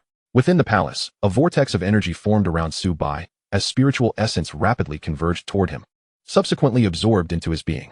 Previously, after briefly attaining the Martial Emperor rank, Su Bai had sensed the potential for further growth, recognizing that a breakthrough was imminent. Now, he had fortuitously found the catalyst necessary to propel him through several significant realms in one swift motion. The immense disturbance roused Li Xingqi from his meditative state. He realized that he was benefiting from Su Bai's fortune and had also received a portion of the inheritance, particularly insights into alchemy. As he had suspected, the master of this ruin was indeed a saint-level alchemist, and this legacy would yield substantial benefits for him as well. Yet, he wondered why he had never heard of such a figure before his demise. Shaking his head to dispel these thoughts, Li Xingqi redirected his focus to Su Bai. Seventh stage Martial Emperor. Good heavens, he mused. No wonder the surrounding spiritual energy felt so depleted. It had all been absorbed by this young man. Observing that Su Bai still exhibited signs of impending breakthroughs, even a seasoned observer like Li Xingqi could not help but exclaim in astonishment. Truly remarkable. To ascend from the Grandmaster level to multiple stages of the Martial Emperor in one go was a feat unparalleled even among the most renowned prodigies of the upper realms. It remained a mystery what kind of inheritance Su Bai had received, considering the magnitude of the disturbance and his lack of any signs of awakening. Li Xingqi, feeling a tinge of envy as he gazed at Su Bai, acknowledged the allure of inheriting a saint's legacy. Even as a former saint himself, he found himself coveting such an opportunity. Furthermore, it was likely that the master of this ruin had transcended even the saint level, merely possessing alchemical prowess at the saint stage. Feeling the spiritual energy around him dwindle further, Li Xingqi wasted no time in producing dozens of spirit stones, placing them beside Su Bai for his absorption. He then resumed his meditative position beside Su Bai to safeguard him. Chapter 140, Ninth Stage Martial Emperor. The Abyss of the Nine Hells. After several hours had passed, Su Bai gradually ceased his absorption of spiritual energy. At this moment, he had reached the ninth stage Martial Emperor, having solidified his foundation through repeated reinforcement, eliminating any concerns of instability from rapid advancement. Suddenly, he opened his eyes, and the oppressive aura emanating from his ninth stage Martial Emperor form filled the entire palace. Li Xingqi, seated nearby, was jolted awake by this overwhelming presence. As he opened his eyes, he beheld Su Bai, now fully alert and stretching his limbs, reveling in the power of the ninth stage Martial Emperor. Although he had previously utilized a Martial Emperor experience card, the stark differences between that ephemeral experience and the authentic Martial Emperor state were now abundantly clear to Su Bai. He could not articulate the precise nature of this disparity, yet it felt undeniably stronger than the time he had used the experience card. Following the reception of the inheritance, Su Bai learned that the master of this ruin had been a quasi-divine being, who had passed away over 10,000 years ago during an era when everyone was extraordinary, leaving behind this ruin as a testament to his existence. The inheritance from a quasi-divine being enabled Su Bai to leap from the Grandmaster level directly to the ninth stage Martial Emperor, bringing him perilously close to the peak of Blue Star's Martial Emperor realm. However, this final step still posed a considerable challenge for Su Bai. It was essential to recognize that throughout several millennia, only a scant few Martial Emperors had emerged among the human race, with even fewer managing to survive to the present day, with a population in the tens of billions. The occurrence of just a handful of Martial Emperors underscored the daunting nature of the transition from Martial Emperor to the next echelon. Countless Martial Emperors had been thwarted at this threshold, dedicating their lives to the pursuit of the Martial Emperor title, only to meet their untimely ends in despair. Nevertheless, given Su Bai's celestial talent and the support of his system, ascending to the Martial Emperor rank was merely a matter of time. Having recently experienced the Martial Emperor state, albeit for a fleeting minute, Su Bai had garnered a preliminary understanding of this realm. You are truly the most extraordinary anomaly I have encountered in my lifetime, Li Xingqi marveled aloud. To leap from Grandmaster to 9th stage Martial Emperor in one fell swoop, such a feat is unheard of, even among the most elite families in the upper realms. I have gained an advantage, do you believe me? Subai replied earnestly upon hearing the words. An advantage?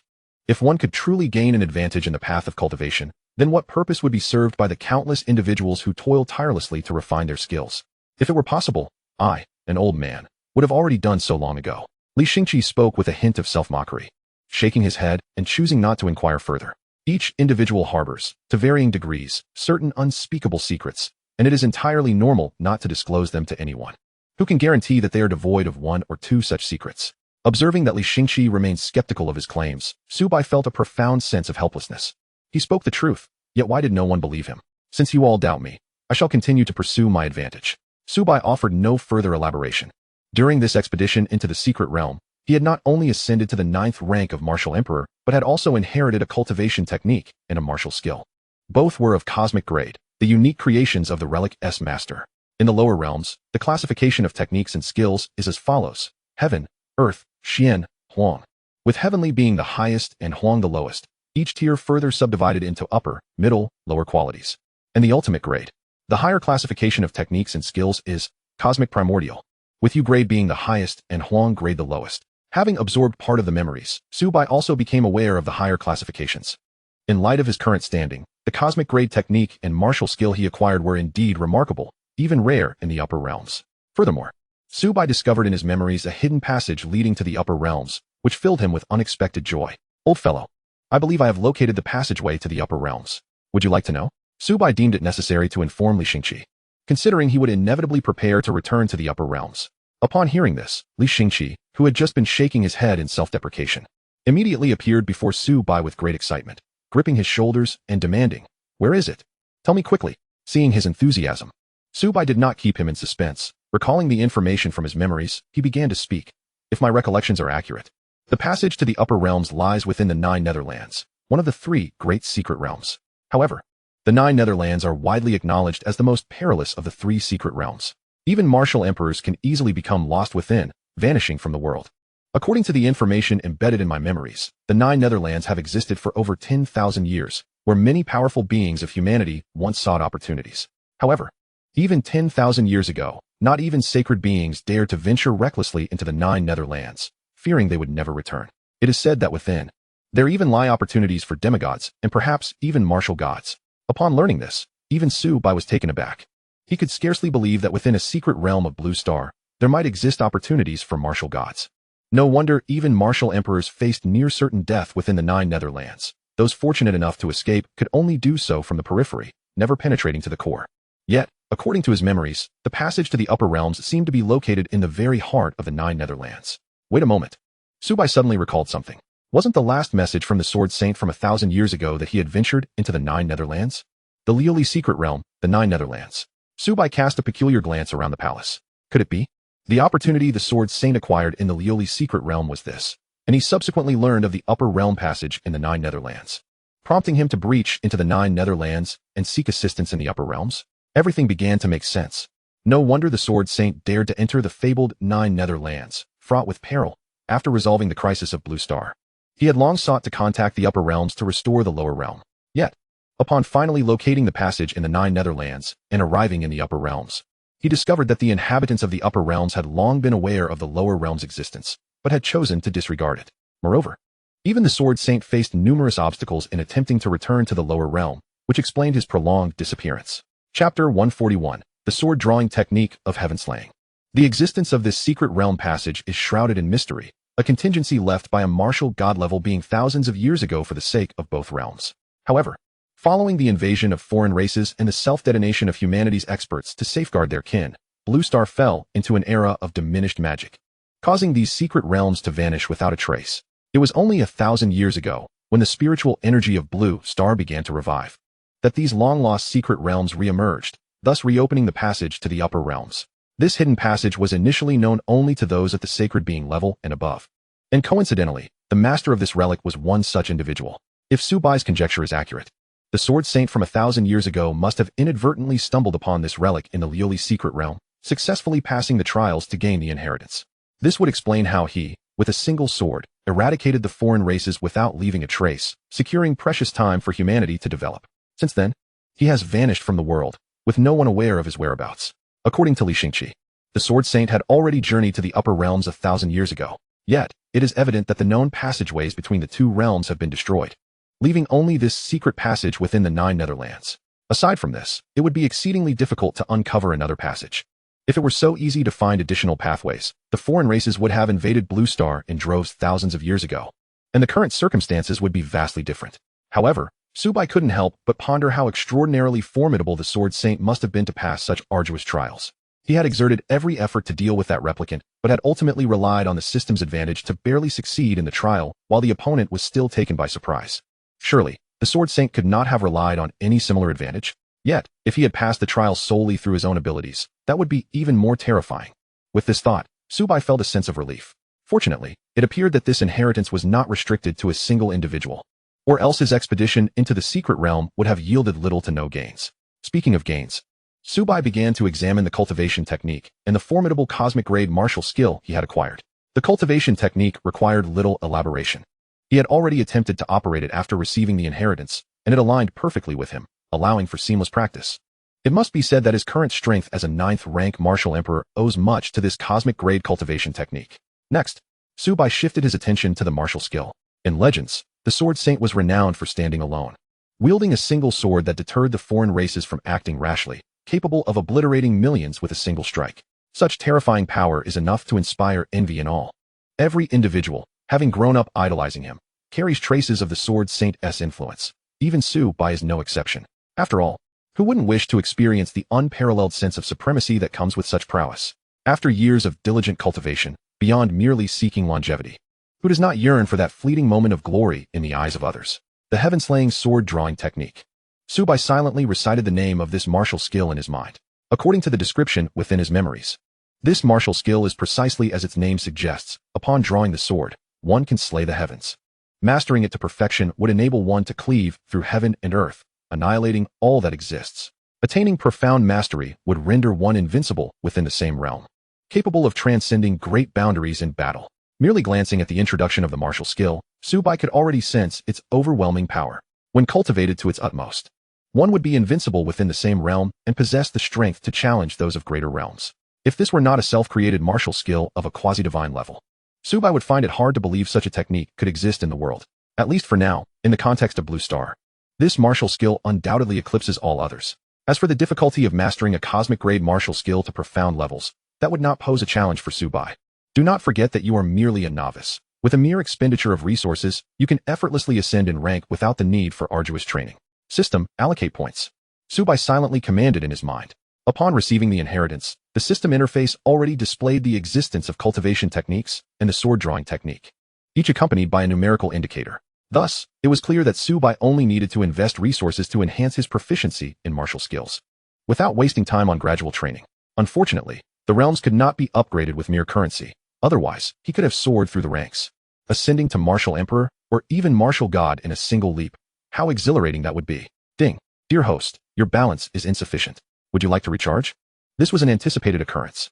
Subai was acutely aware that to enhance the proficiency of a cosmic-grade martial skill would require a staggering amount of spirit stones.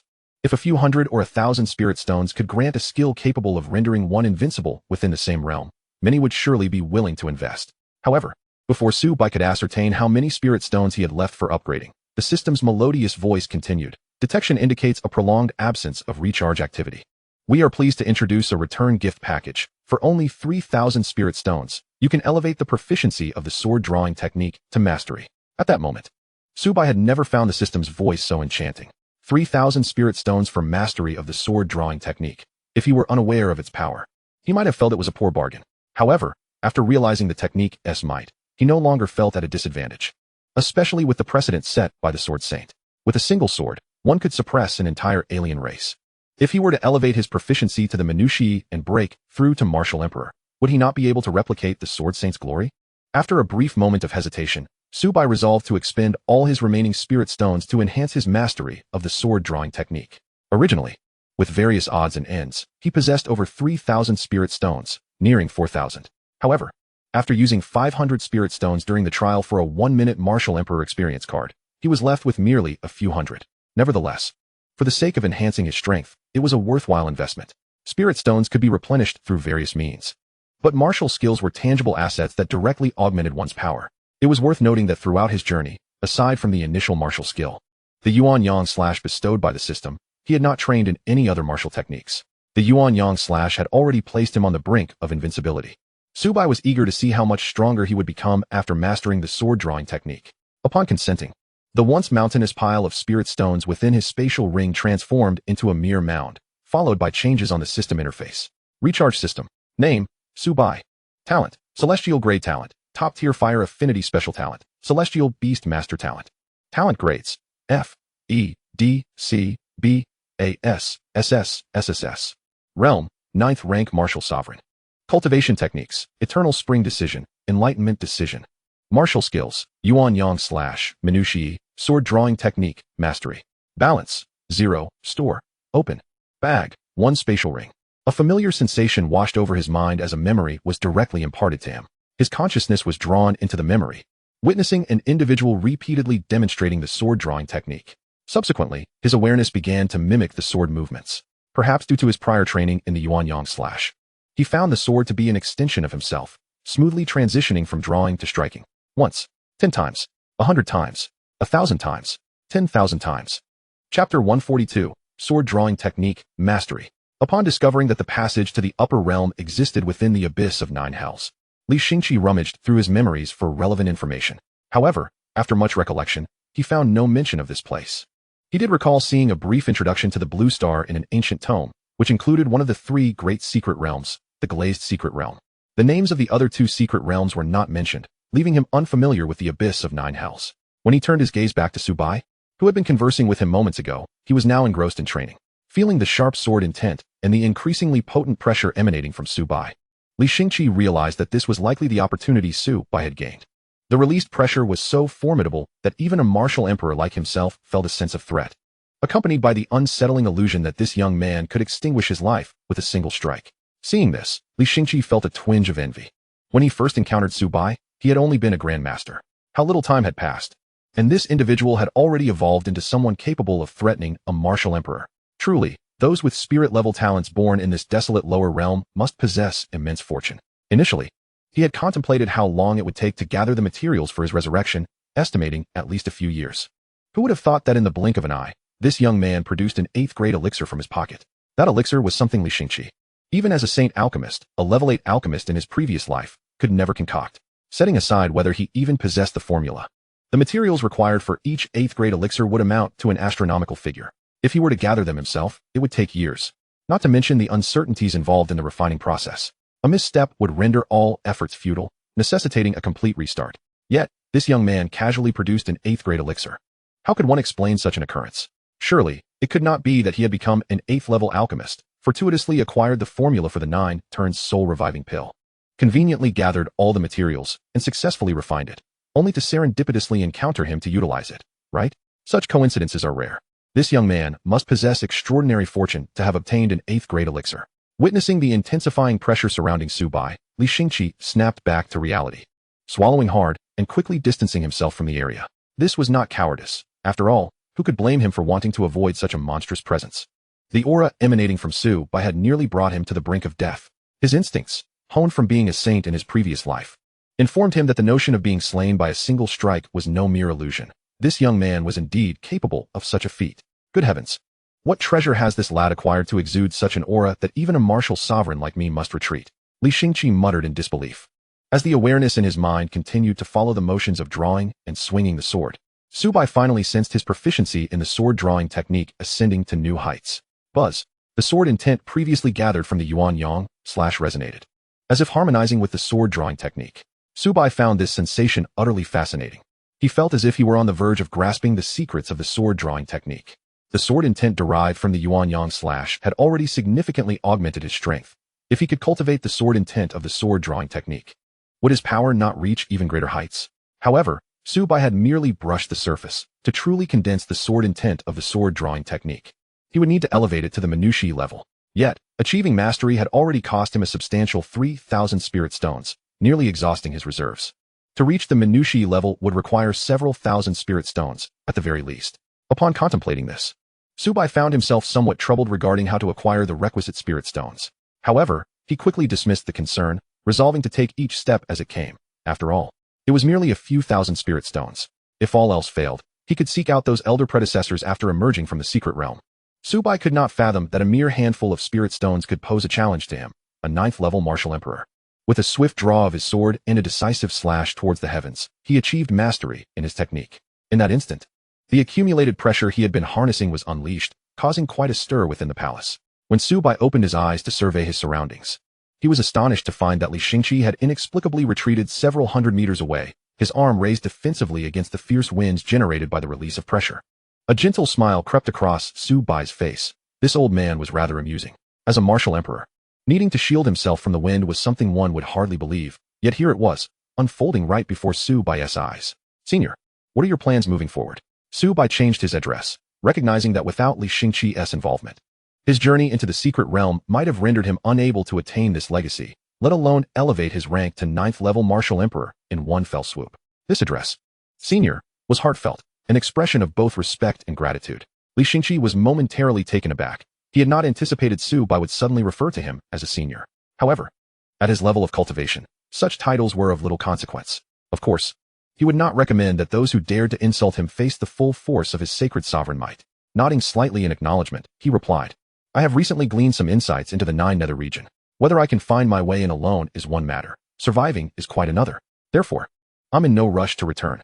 My status as a martial emperor is insufficient for vengeance. For now, I will accompany you. Once you have resolved these matters, you will likely prepare to ascend to the upper realm, correct? Subai was surprised that Li Xingqi was aware of his intentions. If he merely aimed to elevate his rank to martial emperor and tackle the immediate crisis, it would only address surface issues without confronting the root cause. Chapter 143, Departing the Ruins. It is essential to recognize that the highest rank attainable on Blue Star is currently that of martial emperor. A limitation imposed by the present circumstances, which can only sustain martial emperors. Any aspiration to rise beyond this level is thwarted by the heavenly Tao. However, with the gradual improvement of Blue Star's environment, it is evident that the upper limits of cultivation will soon rise as well. This, in turn, would enable foreign entities to dispatch beings of higher cultivation levels to invade Blue Star. At that juncture, even the most powerful individuals on Blue Star would merely be martial emperors, leaving humanity utterly defenseless against any formidable sacred being, potentially leading to a repeat of past massacres. Thus, for the safety of humanity, as well as his family and loved ones, Subai was determined to journey to the upper realm. Should he be able to address the root of the problem directly, all the better. If not, he would resolve it through sheer force. Such is the nature of a high martial world, where only the powerful possess the leverage to negotiate. Even if negotiations fail, one must resort to force to assert one's position. Moreover, with the advantage of his system, Subai felt confident that even upon reaching the upper realm, he would continue to shine brilliantly. Now that he understood there were numerous realms beyond martial emperor, perhaps he could even aspire to become a martial god in due time. Indeed, once the current crisis on Blue Star was resolved, he intended to venture to the upper realm to further develop and strengthen himself. If Li Xingqi wished to accompany him, he would welcome it wholeheartedly, with a sacred sovereign like him by his side.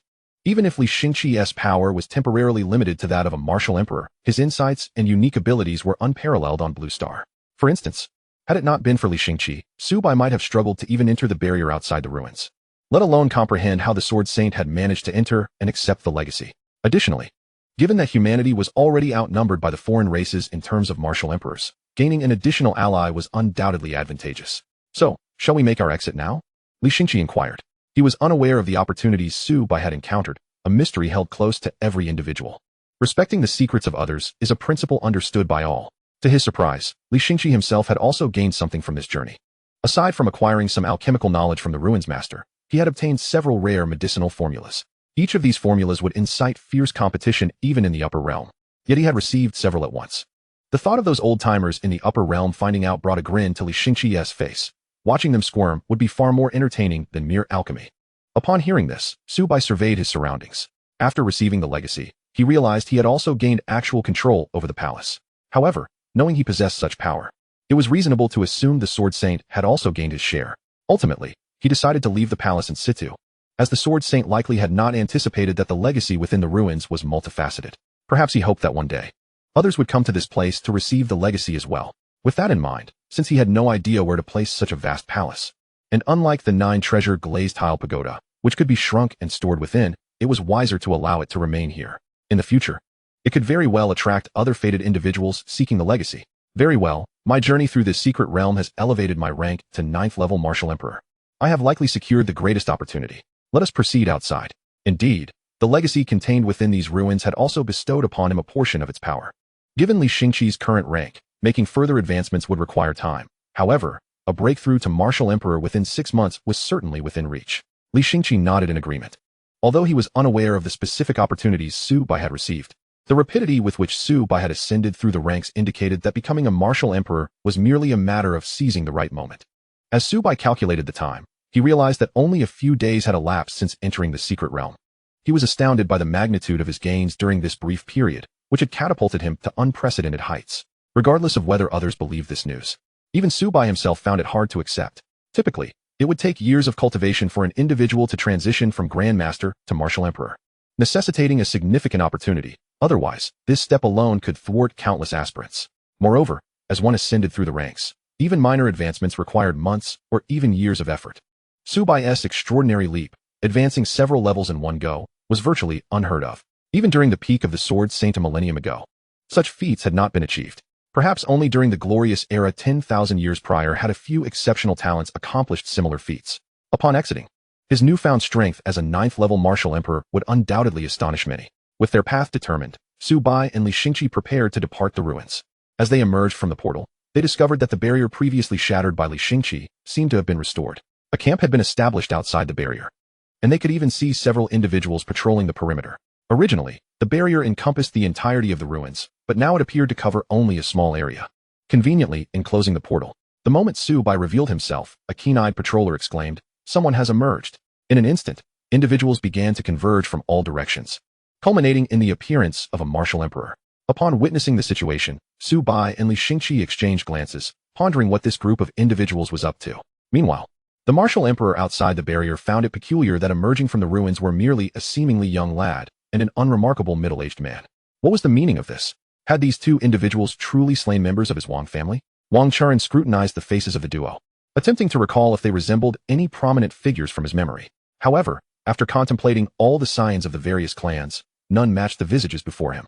As for the middle-aged man, he sensed no trace of martial prowess emanating from him. This could only imply one of two possibilities. Either he had mastered a technique that concealed his true cultivation level, or his strength surpassed Wang Churen's, rendering him inscrutable.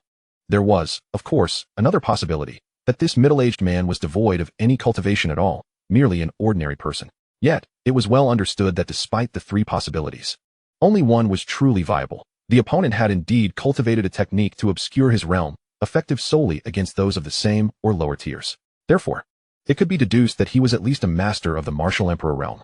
The number of Martial Emperors and Emperors on Blue Star was quite limited. Yet Wang Churen found the appearance of this unfamiliar middle-aged man rather unsettling. A Martial Emperor adept seemingly emerging from nowhere, alongside a what? This young lad was, astonishingly, a Grandmaster?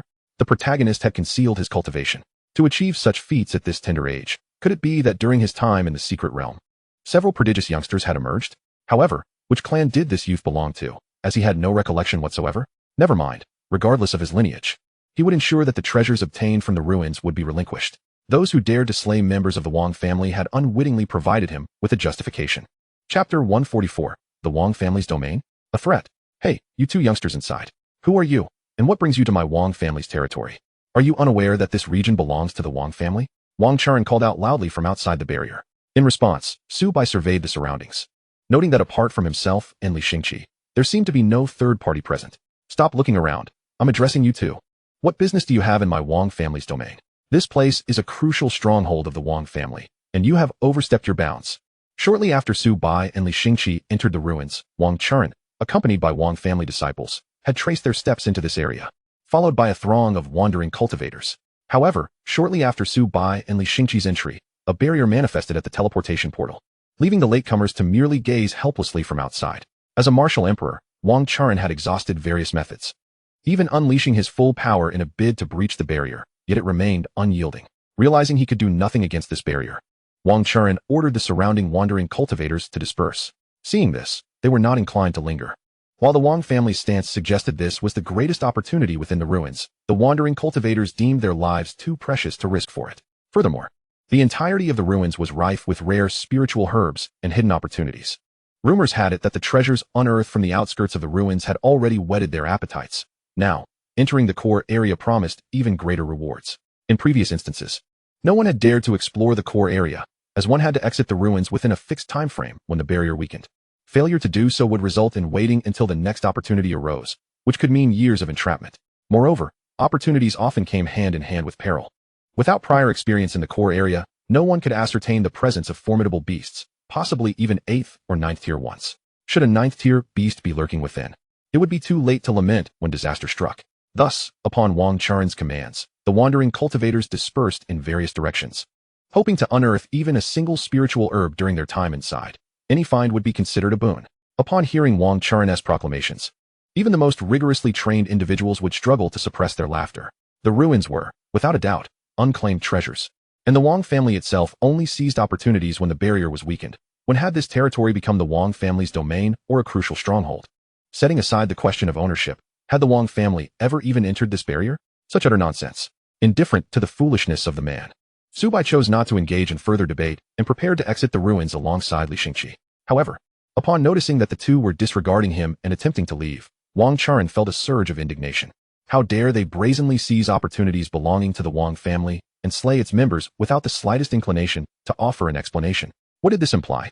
Did they think so little of the esteemed Wang family of the capital? It was well known that their ancestor was a martial emperor, and to him, any being below that rank was akin to an insect. How could a mere martial emperor and a grand master hope to depart unscathed before him? Realizing the situation's gravity, Wang Charen had dispatched a message to their ancestor at the first sign of unrest within the ruins. Calculating the time, he surmised that the ancestor should have received the message and be en route, with only one martial emperor and a grand master facing him.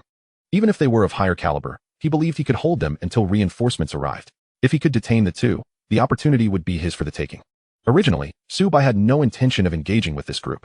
However, as he approached the barrier's exit, Wang Charen and his entourage encircled them. Subai frowned slightly, growing increasingly impatient. Even Li Xingqi exhibited a glimmer of murderous intent in his eyes. Having lived for so long, if he could not discern the intentions of the group before him, it would be a life wasted. The current scenario was simply one where they saw individuals obtaining an opportunity, and, feeling emboldened by the perceived vulnerability of just two, they dared to block their path. Unaware of their impending doom, Wang Charen, emboldened by the presence of his companions, called out, "You too. You can leave, but the treasures remain. Understand? What if I refuse?"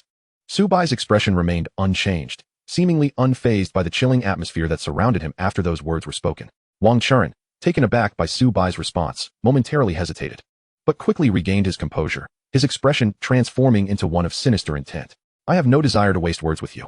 Hand over all the treasures and opportunities you have acquired within these ruins, and I shall overlook your trespass into the Wang family's territory, as well as the murder of my kin. However, should you refuse," Wang Charen paused, the implication hanging heavily in the air. "I have already notified our ancestor, and if I am not mistaken, he is on his way here even now. It would be wise for you to comply. Otherwise." Chapter 145, The Might of the Martial Emperor. Otherwise what? Subai regarded the scene before him with the amusement of one observing a mere jester. His voice laced with mockery. It seemed that the two individuals opposite him had entirely dismissed his presence. Wang Charen, perceiving this slight, steeled himself and waved his hand towards his comrades. "Brothers, advance. I refuse to believe that a mere martial emperor and a grandmaster dare to wreak havoc on my Wang family's territory. If word of this spreads, it would be a disgrace to the Wang family. Since communication has failed, do not blame me for my ruthless measures. Debts must be repaid, and lives taken must be avenged. This is a universal principle. Since you have slain members of my Wang family and refused to engage in dialogue, then you shall meet your demise." With that, Wang Charen charged towards Li Xingqi, who stood behind Subai. In his estimation, Subai, being merely a grandmaster, posed no threat to the battle's outcome. Had it not been for the presence of one whose cultivation he could not fathom, he would not have wasted breath on such trivialities. In the past, he would have resorted to violence to impart a lesson to those unwilling to communicate. Such ignorance. Subai, noting the fury ignited within his adversary, felt a surge of amusement instead of anger. Everything unfolded precisely as he had orchestrated. Had he not wished for them to act first, Li Xingqi's mere release of martial emperor pressure could have rendered this group of individuals powerless, causing them to kneel in submission. For years, the Wang family had monopolized this relic and many resources within the Lioli's secret realm, doubtlessly amassing a considerable fortune. The notion of debts and retribution seemed farcical. Had the other side not harbored murderous intent, would Su Bai have even contemplated striking back? If one was to allow others to attempt to kill them without retaliation, would that not be sheer folly? Moreover, how audacious to assume that only the Wang family could take lives while forbidding others from defending themselves. Such arrogance. Had he not encountered himself, would others of lesser cultivation have been slaughtered without a second thought? Observing their practiced movements, it was apparent that they had engaged in such deeds countless times before. While Su Bai harbored a desire to eliminate the man before him, he recognized that his continued existence served a greater purpose. Since they had dared to provoke him, it was only fitting that they pay the price. Su Bai was not one to indiscriminately slay the innocent. He adhered to the principle of do not transgress against me, and I shall not transgress against you. However, should one seek his life, then they must face the consequences. The Wang family's ancestor? Perfect. It was high time to test the true might of a 9th-grade martial emperor and gauge the specific power of the sword-drawn heaven technique. As Wang Churen led a throng of Wang family disciples toward them, Su Bai refrained from obstructing Li Xingqi. After acknowledging him with a nod, he retreated. Li Xingqi, having eagerly awaited this moment, no longer concealed his aura. Martial Emperor. Boom. The pressure emanating from Li Xingqi forced the advancing Wang family members to the ground, rendering them immobile, with only Wang Churen, as a martial emperor himself, displaying a semblance of movement. What? You are actually a martial emperor? Wang Churen exclaimed, his eyes wide with disbelief as he gazed at Li Xingqi. How can this be? There are so few martial emperors on Blue Star, and as a martial emperor, I am well acquainted with their appearances. Before we arrived, I had confirmed that none resembled him, which is why I acted so recklessly. After all, our ancestor is also a martial emperor. Below that rank, everyone else is but an ant. No, this cannot be. I have seen every martial emperor on Blue Star. Who exactly are you? Wang Churen's voice trembled. Were it not for the overwhelming pressure from Li Xingqi, he might have thought this was a ruse. However, the reactions of the surrounding Wang disciples confirmed that such power could not be feigned. Ants dare to inquire about my name? Li Xingqi replied indifferently. He then pointed a finger towards Wang Churen, pressing down lightly. Once capable of moving his limbs, Wang Churen was suddenly pinned to the ground, unable to stir. The martial emperor's pressure instilling profound dread within him. He had never anticipated that an unassuming middle-aged man could be a martial emperor, a being of the same caliber as his own ancestor. The realization that he had not only threatened this individual, but had also harbored murderous intentions filled him with regret. Had you revealed yourself as a martial emperor earlier, I would not have dared to impede your departure. As a mere martial emperor, you could crush me with a single finger. Why resort to subterfuge? Wang Churen lamented. The individual he had unwittingly provoked turned out to be a martial emperor, a figure many would scarcely glimpse in their lifetime. Yet, a thought soon crept into Wang Churen's mind. He was certain that he should recognize most martial emperors on Blue Star, yet this person was entirely unfamiliar to him. Could it be that he was a reclusive master who chose to remain uninvolved in worldly affairs? Yet, even in such a case, he had never heard of anyone fitting this description. At this moment, Wang Churen placed his hopes in the timely arrival of his ancestor, unsure if he could survive much longer. Martial emperors were capricious. Even minor offenses could lead to immediate extermination, let alone the murderous intent he had just displayed. The fact that he had not been killed outright was likely due to the favor of his ancestor. Otherwise, had he been an ordinary martial emperor without backing, his demise would have been swift. At that level, eliminating a martial emperor was akin to squashing an ant. However, even martial emperors could not carelessly eliminate grandmasters and above, particularly those who had reached the martial emperor level. With the looming threat of the demon race, every martial emperor represented a crucial protector of a city. Unless one had committed an unforgivable crime, death was often avoidable. Witnessing their leader reduced to a state of immobility beneath a mere finger, the remaining Wang disciples bowed their heads deeply, praying not to draw attention to themselves, while simultaneously gripped by terror. It's over. Our leader has provoked a martial emperor. We want to be silenced, will we? Ancestor, hurry. If you don't arrive soon, I feel my life slipping away. Don't look at me. I'm still young. I don't want to die. After suppressing the crowd, Li Xingqi turned to Su Bai, his gaze inquiring how to proceed with the situation. Patience. Did he not claim that his ancestor would arrive shortly? I am curious to see how this will unfold, Su Bai replied, his tone unhurried and composed. Chapter 146. Can you endure my kneeling? In light of the unfolding scene, even Wang Churen, pinned and unable to move, mustered the strength to lift his head towards Su Bai, standing behind Li Xingqi. What is happening? Why does it seem that this unfamiliar martial emperor is deferring to that young boy? This lad appeared scarcely 18, having only recently reached adulthood. Setting aside how he was exploring a relic alongside a martial emperor, the current situation was perplexing. Next, Wang Churen observed as the martial emperor nodded in agreement after hearing the boy's words, standing silently by. What? Had he not been in such discomfort? Wang Churen would have shouted in disbelief. He struggled to comprehend what he had just witnessed, an accomplished grandmaster commanding a martial emperor? The most astonishing part was that the martial emperor actually complied, stopping on command. At that moment, Wang Churen was torn between relief and astonishment. On the one hand, Su Bai's words suggested that their lives might be spared. On the other, he was bewildered by the implications of a grandmaster being capable of directing a martial emperor. The astonishment is truly beyond words. How could a martial emperor heed the counsel of a grandmaster? This seems utterly implausible, even within the Wang family. Should the heir or head of the family dare to make decisions on behalf of the ancestor, they would undoubtedly face the consequences of the ancestor's teachings.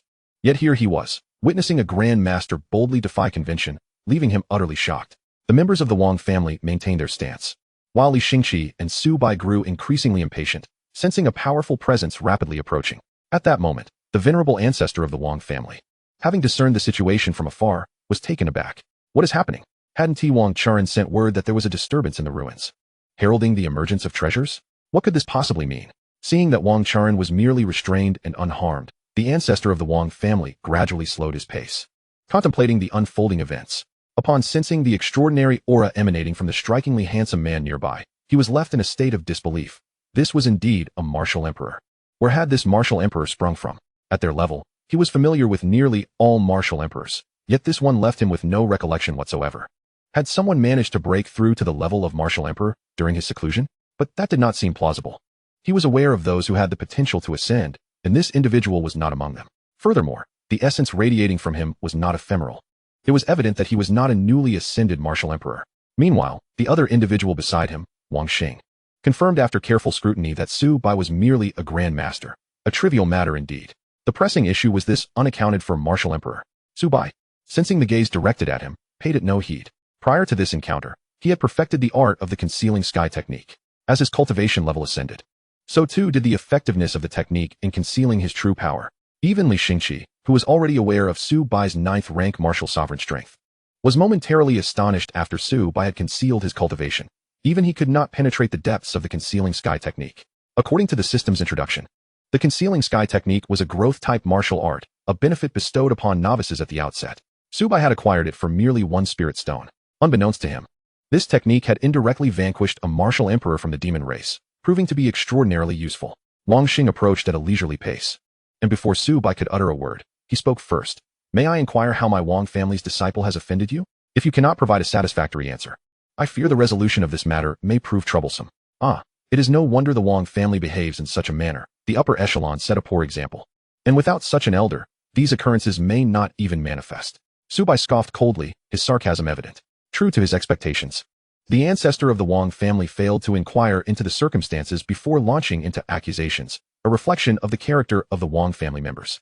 With such a poor role model, how could the younger generation aspire to better behavior? They were accustomed to dominance, and expecting civility from such individuals was utterly futile, unless one possessed even greater authority and strength. After voicing his thoughts, Su Bai turned his gaze toward the petulant youth before him. When did it become acceptable for juniors to interrupt the elders? Kneel before me. The wrath of the martial emperor bore down upon Su Bai, who felt an invisible pressure compelling him to submit. However, upon recognizing the targeting of his personage, Su Bai discarded any pretense and unleashed his hidden power, fully manifesting his 9th rank martial sovereign strength. Old fool, you seek death, Su Bai bellowed, drawing forth his long sword and channeling the full might of the sky-slaying sword technique for a decisive strike. The elder had disregarded his presence from the outset, and now, merely by stating facts, he demanded submission? Could he withstand the consequences of such an affront? Wang Xing was taken aback by the sudden surge of power emanating from Su Bai, but before he could fully comprehend the implications, he noted that the young man was preparing to strike. While he was astonished by Su Bai's youth and strength, he dismissed the notion of being threatened by a mere martial sovereign-esque attack. The gap between a martial sovereign and a martial emperor was not merely one of rank. It was a chasm of insurmountable difference. Such naive thoughts were typical of an inexperienced youth. As Wang Xing intended to confer with the martial emperor, he caught sight of Li Xingqi, who seemed to be reveling in the spectacle, as though he might produce a watermelon to snack on while observing the unfolding drama. Su Bai's impending strike, which had once threatened his own life, was now being underestimated by the elder. Would this attack truly be enough to obliterate him? Draw the sword. Sky-slaying technique. Su Bai unleashed his full strength, directed toward Wang Xing, then gazed upward, anxious to witness the outcome of his assault. In truth, even before Su Bai completed his charging, Wang Xing had begun to feel an unsettling premonition, an inkling that something significant was about to transpire. Upon executing his strike, the realization of his unease crystallized. By the heavens, the aged elder exclaimed, his voice laced with shock. Chapter 147. Inflicting heavy damage on the martial emperor. Troublesome? Then let us abandon the pretense. He felt an overwhelming sense of dread, recognizing that the force behind Su Bai's sword had instilled a genuine fear of death within him. His instincts warned him that should he attempt to absorb the blow, he might not perish outright, but he would certainly be grievously injured, requiring a significant period for recovery. After a swift evaluation of his options, Wang Xing resolved with a singular thought, to flee. To his astonishment, not only was there a martial emperor present, but there was also a 9th-rank martial sovereign. Even worse, why did the attack of a martial sovereign instill such a sense of mortality in a martial emperor? Was this even conceivable? As Wang Xing prepared to escape, he turned only to find Li Xingqi, having stealthily positioned himself behind him, fixating on him with a predatory intensity. It seemed that the moment Wang Xing harbored thoughts of fleeing, Li Xingqi would pounce and engage in battle. Curse it! Was Wang Churen, that treacherous wretch, perhaps a spy sent by another family? He had interrupted Wang Xing's seclusion under the pretense of a disturbance in the ruins, urging him to hurry. Yet now that he had arrived, he was not met with treasures, but rather a monumental surprise. Seeing that Li Xingqi had sealed off his retreat, Wang Xing clenched his teeth and activated his defensive martial technique, preparing to withstand the impending strike. If it came to that, he would have to fight. 9th-grade Lotus Platform, Wang Xing shouted, and suddenly, threads of golden light materialized in the air, converging rapidly to form a lotus platform that enveloped him. As he settled into a defensive posture, Su Bai's sword strike reached him. Upon the formation of the lotus platform, Wang Xing sat cross-legged, palms pressed together, channeling all his focus onto Su Bai's attack. The moment the sword energy collided with the lotus platform, the sound of their clash echoed through the heavens, followed by the fierce struggle between the sword energy and the defensive barrier. Su Bai intently observed the lotus platform, eager to determine whether his strike could indeed harm a martial emperor. Seeing that his sword did not immediately shatter the defense, Wang Xing sighed in relief. Yet, in the blink of an eye, an unexpected turn of events transpired. The sword energy, previously ineffective against the lotus platform, suddenly intensified, becoming more fierce and unruly, its will resonating as if unwilling to concede defeat. Wang Xing had initially believed he had successfully thwarted the attack, but little did he know that the sword energy could augment itself, swiftly affecting his mental state. Originally, his limits were just sufficient to withstand this attack, but unexpectedly, the intensity of the sword energy escalated beyond expectation. As Wang Xing's mind was affected, the previously indomitable lotus platform began to show fine cracks under the assault of the sword energy. Crack, crack. The fissures multiplied, and upon witnessing this, Wang Xing finally panicked, hastily channeling more spiritual energy to fend off the sword energy. However, once the cracks appeared, they were difficult to mend. In his moment of distraction and turmoil, the sword energy breached the defenses of the lotus platform and struck Wang Xing's body with considerable force. Spurt. At the moment of impact, Wang Xing violently spat out a mouthful of blood, seemingly gravely injured. Difficult to manage? Then let it not be managed. With this, Su Bai spoke in an icy tone. Hearing this, Wang Xing, clutching his chest, looked at Su Bai with great difficulty, his eyes filled with astonishment. He had never anticipated that a mere 9th-rank martial emperor could breach his defenses and even injure him, a martial emperor himself. How could this be possible? Only then did Wang Xing have the opportunity to scrutinize Su Bai, who was not far away. Observing someone so young, merely 18 or 19, having already attained the 9th-rank martial emperor, was utterly illogical. He recalled his arduous journey from Grandmaster to martial emperor, enduring decades before finally breaking through to the 9th-rank martial emperor, and then, after over a century of cultivation, crossing the threshold to become a martial emperor. Yet now, a mere child, barely out of adolescence, had reached the 9th-rank martial emperor, and with a full-force strike, could injure a martial emperor? This was simply preposterous. At that moment, having sustained severe injuries and returned to the ground, Wang Xing's desire to eliminate Wang Churen intensified. Damn it! If it weren't for that little brat sending someone to interrupt my seclusion and force me to the secret realm, I wouldn't have to come here and get beaten up. Not only was he gravely injured by a 9th-rank martial emperor, but his very life was now at stake. Can we speak properly now? Seeing that the opponent was already severely injured, Su Bai and Li Xingqi approached and inquired. Yes, of course. Wang Xing immediately donned a forced smile, suppressing the pain in his body as he replied. Young brother, you see, this is merely a misunderstanding. Since it is a misunderstanding, it can be resolved. My Wang family has made a mistake. How would you like to handle it? Upon hearing this, Li Xingqi coldly snorted. Now you wish to resolve it? Why didn't you do so earlier? Wang Xing could only continue to wear a smile, saying, we are all citizens of Huaxia. We are one family and should not speak of matters as if they are two. This matter is my fault. I acted rashly against you, young brother. Feel free to propose any conditions for resolution, and I will do my utmost to satisfy them. What do you think?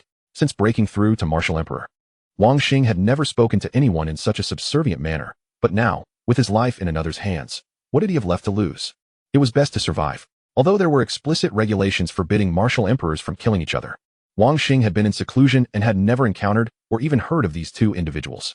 Who knew where they had suddenly emerged from? If he didn't negotiate, he might not even have time to lament his fate. Therefore, it was best to resolve this peacefully, even if it meant enduring some humiliation. It was far better than losing his life. Li Xingqi turned to Su Bai, recognizing that it was this young man who had initially intervened and was curious about his intentions. Seeing the opportunity presented, Su Bai decided to forego excessive chatter and spoke directly. First of all, your Wang family acted unjustly, attempting to lay hands on me. I defended myself and eliminated them. You have no objections to this, do you? No objections. This was indeed self-defense. Thank you, young brother, for ridding the Wang family of a menace. Wang Xing maintained a composed demeanor, despite the turmoil within. How could he argue? The young man had declared it self-defense, and even if it were not, it must be accepted. Under the eaves, one must bow their head. Secondly, upon emerging from the ruins, your Wang family attempted to block me and threatened me to surrender my opportunity, brazenly trying to rob me in broad daylight.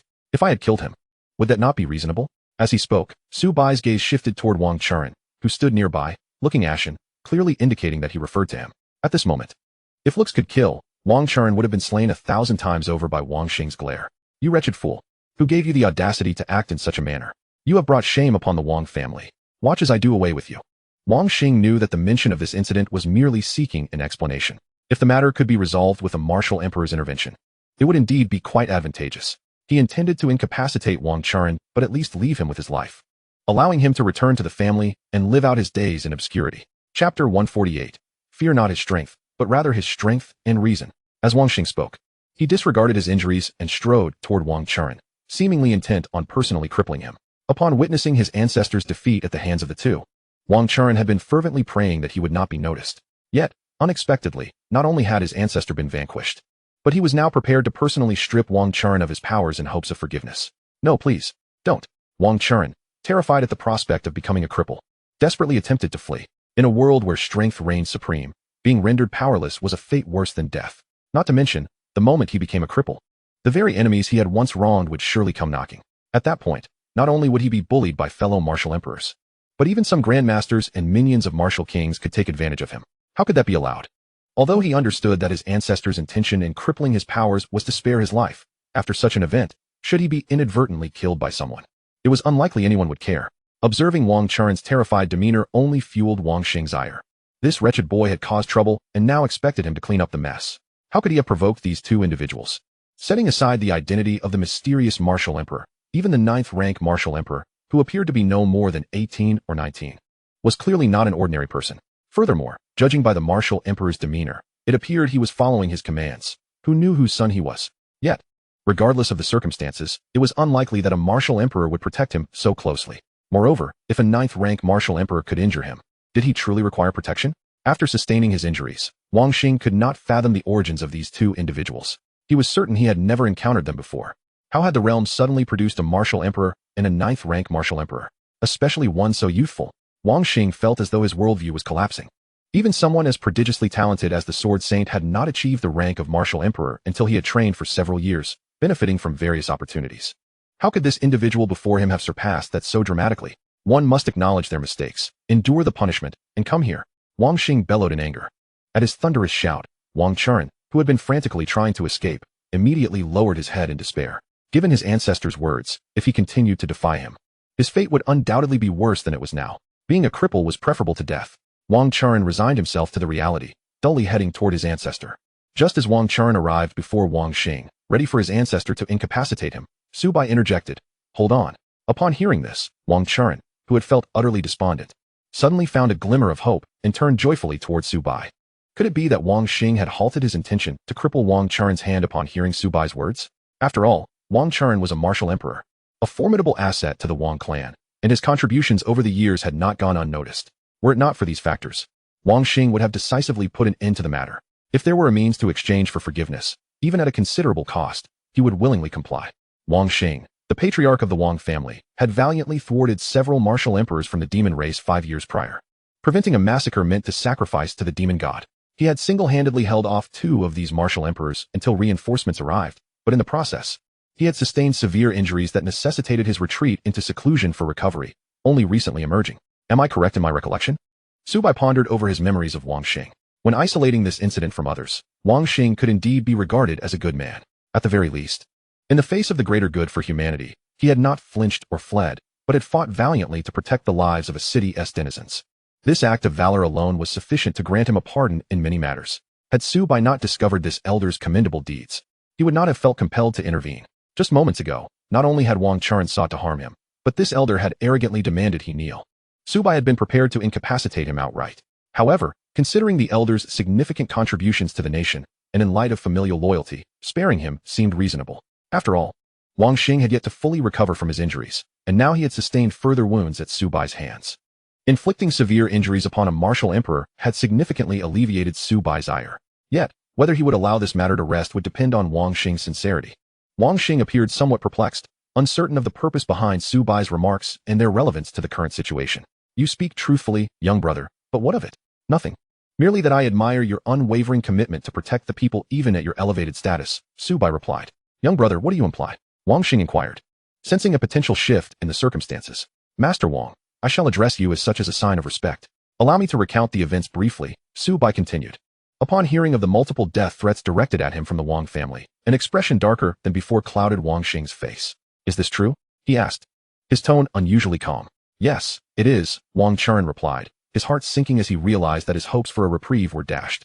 He understood well that while his ancestor was often protective of his kin, he would not hesitate to act decisively in matters of great consequence, showing no favoritism in such dire situations. His previous rashness had stemmed from the audacity he perceived in Subai, a mere junior, daring to speak so boldly to a martial emperor.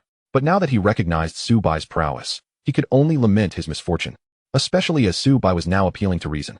Do not fear the strong. Rather, fear the strong who possess reason. Chapter 149, a self-imposed sacrifice, even among martial emperors. There exists a divide. Seeing the unfolding situation confirmed Subai's suspicions, based on the elder's past deeds. He did not seem like someone who would allow his family to act with impunity, which had prompted Subai to suddenly engage him in dialogue. The current scenario validated Subai's assumptions. The members of the Wang family had grown arrogant, emboldened by the presence of a martial emperor in their lineage, often invoking his name to justify their hubris. The elder, being a martial emperor, generally did not concern himself with such trivialities, leading to their escalating arrogance. You wretched boy, I shall not allow you to escape today. You have committed heinous acts in secrecy, and I shall act as the instrument of justice. Upon learning the truth, Wang Xing's agitation intensified, and he drew a long sword, poised to deliver a fatal blow to Wang Churen. Master Wang, wait. Subai interjected. However, Wang Xing waved his hand, resolutely declaring, young brother, you need not restrain me. I shall ensure you receive an explanation for this matter. No. We cannot allow him to be struck down.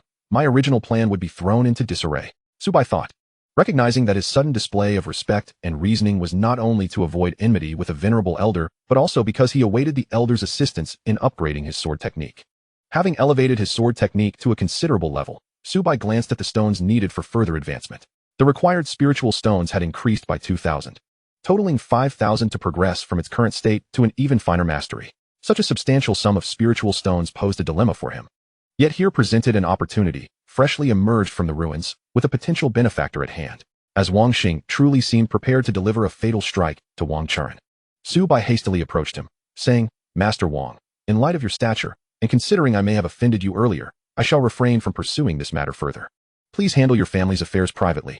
However, should you feel indebted, a modest compensation would suffice.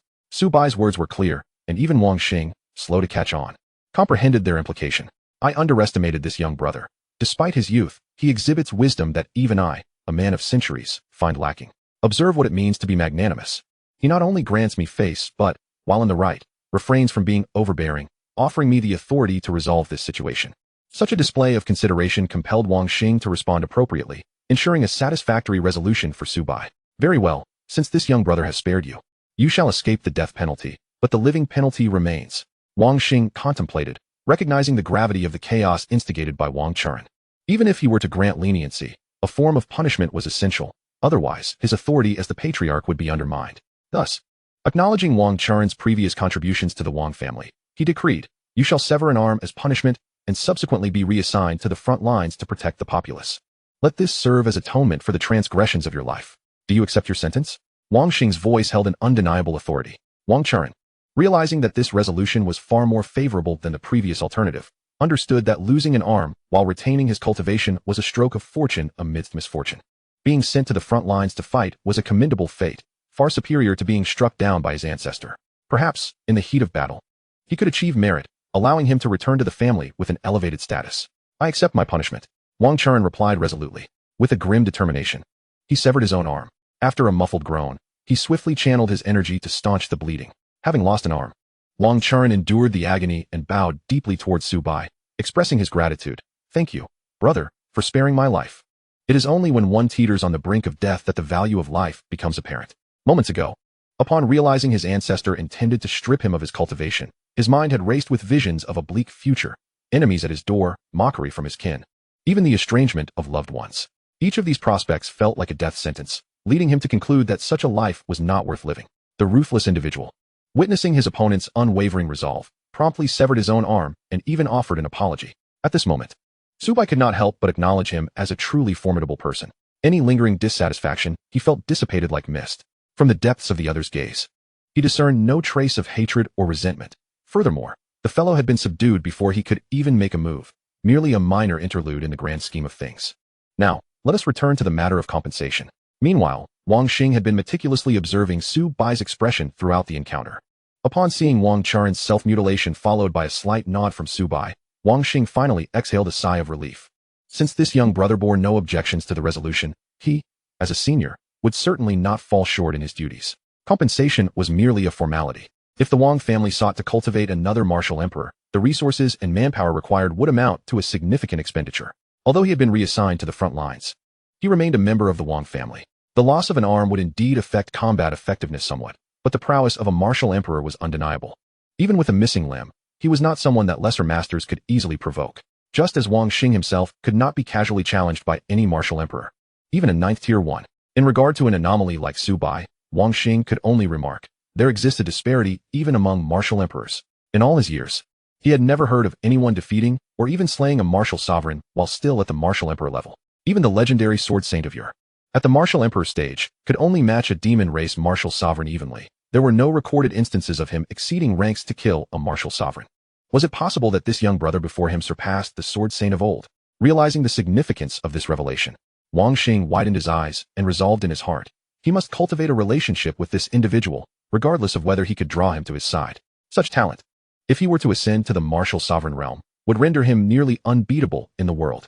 Chapter 150, Cultivation, 5,000 Spirit Stones. With these thoughts in mind, before Su Bai could utter a word, Wang Xing took the initiative to broach the subject of compensation. Young brother, since you have chosen not to pursue this matter further, let us discuss compensation. May I inquire which family you hail from? I am not from any family. My surname is Su, and my name is Su Bai. This is my master, Li Xingqi, Su Bai introduced. Oh, so your surname is Su. This is quite an unexpected encounter. Without this incident, we would not have met such a genius here on Blue Star. Wang Xing searched his memory for any prominent families with the surname Su. However, he quickly realized that among the known noble families on Blue Star, there was no one by that name. It appeared he truly was an independent cultivator. As for his master, Li Xingqi, Wang Xing was certain he did not recognize anyone by that name, nor did he know many with the surname Li. This only deepened Wang Xing's confusion. Surely, a martial sovereign emerging from nowhere would not go unnoticed by the higher echelons of the Huaxiao officials? It was not entirely Wang Xing's fault. During his seclusion, he had been too preoccupied to pay attention to the happenings of the outside world, especially regarding the martial examination competition. This year, none from the Wang family participated, so why should he concern himself with it? The renowned talents on the list were all from other families. Had he been more aware, he would have been astonished by Su Bai's exploits. Not long ago, during the competition, Su Bai had only been at the Grand Master level, and now, in such a brief span, he had transformed into a 9th-tier martial emperor. Surely, no one could match Su Bai's rate of advancement, not even with a rocket. Wang Xing silently noted the names of the two and resolved to discover what had transpired recently after he emerged from this secret realm. It felt as though he had been in seclusion for decades and had fallen out of touch with the world. Ah, so it is Brother Su and Brother Li. I truly did not expect you to be such a young 9th-tier martial emperor. Your future is limitless, a great fortune for our humanity. Wang Xing regarded Su Bai as an equal, addressing him as a brother. Such was the nature of a world where martial prowess reigned supreme. If one possessed sufficient strength, age became irrelevant. At this moment, Su Bai's strength posed a legitimate threat to Wang Xing, leading him to naturally view Su Bai as a peer. You flatter me. It is merely luck, Su Bai replied humbly. Ha ha ha, you are too modest. This is the result of your hard work and dedication. Luck has little to do with it. Wang Xing interpreted Su Bai's words as mere humility. Yet, who could fathom that it was neither luck nor mere effort, but rather Su Bai's innate advantages at play? Of course, even if Su Bai were to claim otherwise, it would likely be dismissed as jest, regarded as the fruits of his labor. No matter how exceptional one's talent, without diligent cultivation, it would be akin to the race between the tortoise and the hare, purely a wasted opportunity. Now that we have clarified matters, I am curious what kind of compensation you desire, Brother Su. Rest assured, as long as it is within the capabilities of the Wang family, feel free to ask, and I will do my utmost to fulfill your request. Wang Xing, having resolved to cultivate a relationship, was unafraid of Su by making extravagant demands. He feared only that he might not ask for something substantial. Otherwise, how could he forge a connection? This could be seen as a form of forward investment. Once Su Bai ascended to the martial sovereign realm, any assistance he offered would far outweigh the value of Wang Xing's compensation. Su Bai, observing the confidence with which Wang Xing presented himself, realized that he was indeed seeking to cultivate a relationship. Experience speaks volumes. Those who achieve the status of martial sovereign are certainly not ordinary individuals. Having just severely injured this man, Su Bai now found himself in a position where Wang Xing appeared unperturbed, encouraging him to make requests that he would endeavor to fulfill. One might mistakenly think that Wang Xing owed him a tremendous favor. Was it not akin to a life-saving grace? After a moment's contemplation, Su Bai found himself unable to specify a precise quantity. Thus, he stated, I currently require spirit stones, as many as possible. Upon hearing this, Wang Xing was momentarily at a loss regarding the specific amount.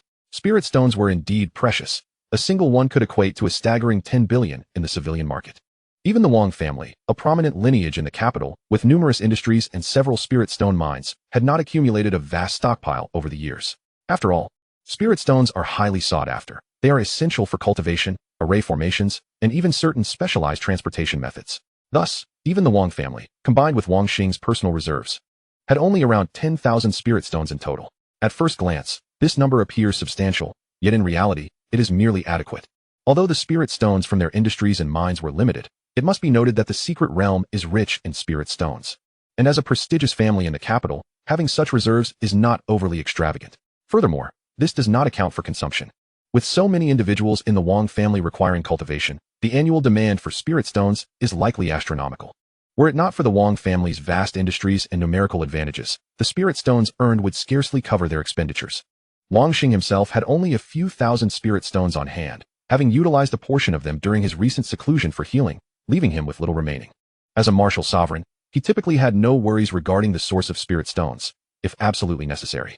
He could simply venture into the secret realm and easily gather dozens or even hundreds of spirit stones, albeit at the cost of time. Alternatively, he could borrow a few hundred or even 1,000 from a random demon race expert, thus acquiring the needed resources. Originally, Wang Xing contemplated that since the other party was in need of spirit stones, offering a mere 1,000 would suffice, as this amount was already adequate to cultivate a martial emperor. However, upon further reflection, he realized that, in order to win the other party's favor, providing only 1,000 spirit stones seemed somewhat inadequate. Moreover, he had not articulated any other demands aside from the spirit stones, and he emphasized that the more he gave, the better it would be. Was it not evident that he was currently in need of spirit stones for a particular endeavor? And this presented an opportune moment to extend a favor? Such favors are invaluable. The higher one's realm, the more one values them, unless truly in need of assistance. Even Wang Xing seldom found himself indebted to others.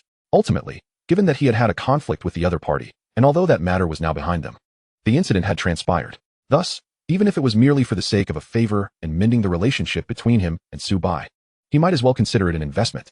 Stealing his resolve, Wang Xing directly presented the entirety of his family's annual spirit stone income as a gesture of goodwill. Brother Su, within this is 5,000 spirit stones. Consider it compensation from the Wang family. The excess is my way of extending friendship on behalf of the Wang family. In chapter 151, regarding his next course of action, when Wang Xing offered the spirit stones, he did not attribute this favor to himself alone, but rather to the Wang family as a whole. Given his current status as a martial emperor, retaining Su Bai's goodwill should not pose a challenge. Rather, it would benefit the Wang family. Should the family face adversity in the future, it would be fortuitous to have someone who might lend assistance. 5,000 spirit stones, even for a martial emperor, is no trifling sum. Upon witnessing Wang Xing produce 5,000 spirit stones, even Su Bai, who had anticipated this gesture, was momentarily taken aback. He had expected Wang Xing to increase the compensation slightly to entice him, but he had never imagined that it would amount to 5,000 spirit stones, precisely fulfilling the requirements for advancing his sword severance technique to the micro level. Su Bai had originally planned to secure some compensation from the Wang family, and then earn the remaining spirit stones needed for his advancement. With his 9th level martial emperor status and accompanied by a martial emperor, gathering the rest of the spirit stones would not be a significant challenge, albeit requiring some time. However, with Wang Xing's generous offer of 5,000 spirit stones, which perfectly satisfied the requirements for his advancement, there was no longer a need for him to toil for the spirit stones. Thank you, senior. Should there be any opportunity for you to utilize my assistance, do not hesitate to call upon me. Subai accepted the favor with utmost courtesy. Seeing Subai acquiesce, Wang Xing produced a spatial ring and handed it to Subai, stating, "Well then, Brother Su, I must return to recuperate, so I shall not disturb your departure." Wang Xing indicated that he needed to attend to his injuries and bid farewell. "Very well, senior, until we meet again," Subai replied, accepting the spatial ring with a cursory glance. Li Xingqi merely nodded in acknowledgement, offering no response. As Subai took his leave, Wang Xing turned his attention to Wang Churen and the others, letting out a cold snort as he gestured, causing everyone to be enveloped by spiritual energy and follow him out of the secret realm. The fate of this group, aside from Wang Churen, who had her arm crippled and was assigned to the front lines, would also entail punishment for the others, despite their obedience to orders. It seemed that this outing had not been entirely disadvantageous. Not only had he befriended an extraordinary talent, but he had also uncovered some corrupt elements within the Wang family. Clearly, during his absence, the management of the Wang family had encountered issues, and upon his return, he would need to investigate thoroughly. Once Wang Xing departed, Subai eagerly examined the spirit stones within the spatial ring. The sight of 5,000 spirit stones amassed together was truly breathtaking. Even after witnessing over 3,000 spirit stones previously, he could not help but be awestruck. Li Xingqi remained silent beside him. These 5,000 spirit stones were obtained through Subai's own prowess, and now that he had acquired them, they were of little use to him, as the highest cultivation level permitted in the lower realms was that of a martial emperor. Even if he wished to cultivate further, there was no means to do so. After accepting the spirit stones, Subai did not hastily endeavor to enhance his proficiency in the sword severance technique. He had only recently elevated his realm to the 9th level martial emperor and perfected the sword severance technique. It had not been long since these gains. Was it wise to seek further advancement? Not only would Li Xingqi from the upper realms be intrigued by his progress, but even the martial gods from above might covet the opportunities he possessed. Although Li Xingqi would not act against him, he needed Subai to return him to the upper realms. Maintaining an air of mystery and retaining some trump cards was indeed prudent. If all went as anticipated, he had already begun to sense the potential to condense the sword intent of the sword severance technique. Should he advance to the micro level, there was every chance he could manifest this sword intent. The enhancement to his strength would be exponentially significant. To illustrate, had the previous full force strike contained the sword intent of the sword severance technique, Wang Xing would not have merely sustained severe injuries. Of course, if such terrifying power truly existed, Wang Xing would likely prioritize evasion over enduring the attack as he had before. With the spirit stones now in hand, Subai began to contemplate his next course of action. By all accounts, it had been less than a day since he entered the secret realm. Yet, in this short span, his circumstances had undergone a profound transformation. His realm had skyrocketed from Grandmaster to 9th level Martial Emperor, leaving him but a step away from becoming a Martial Emperor. This time frame was shorter than his prior expectation of achieving Martial Emperor status within a year. Perhaps he truly had a chance to break through within 6 months. At that point, the impending conflict with the demon race would not seem so urgent. With his current 9th level Martial Emperor strength, he could inflict significant damage on a Martial Emperor. If he were to break through, would he not dominate most Martial Emperor practitioners, rendering them incapable of opposing him?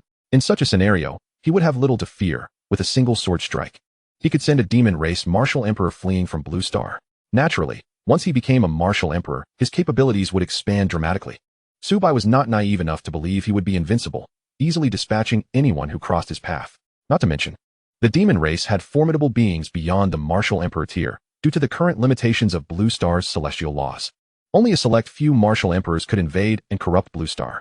For now, there was no urgency to exit. He first sought to familiarize himself with the strengths of some exotic beasts. Moreover, Fu Guei and the young fish had also been transported to the Lioli secret realm, making it an opportune time to seek them out.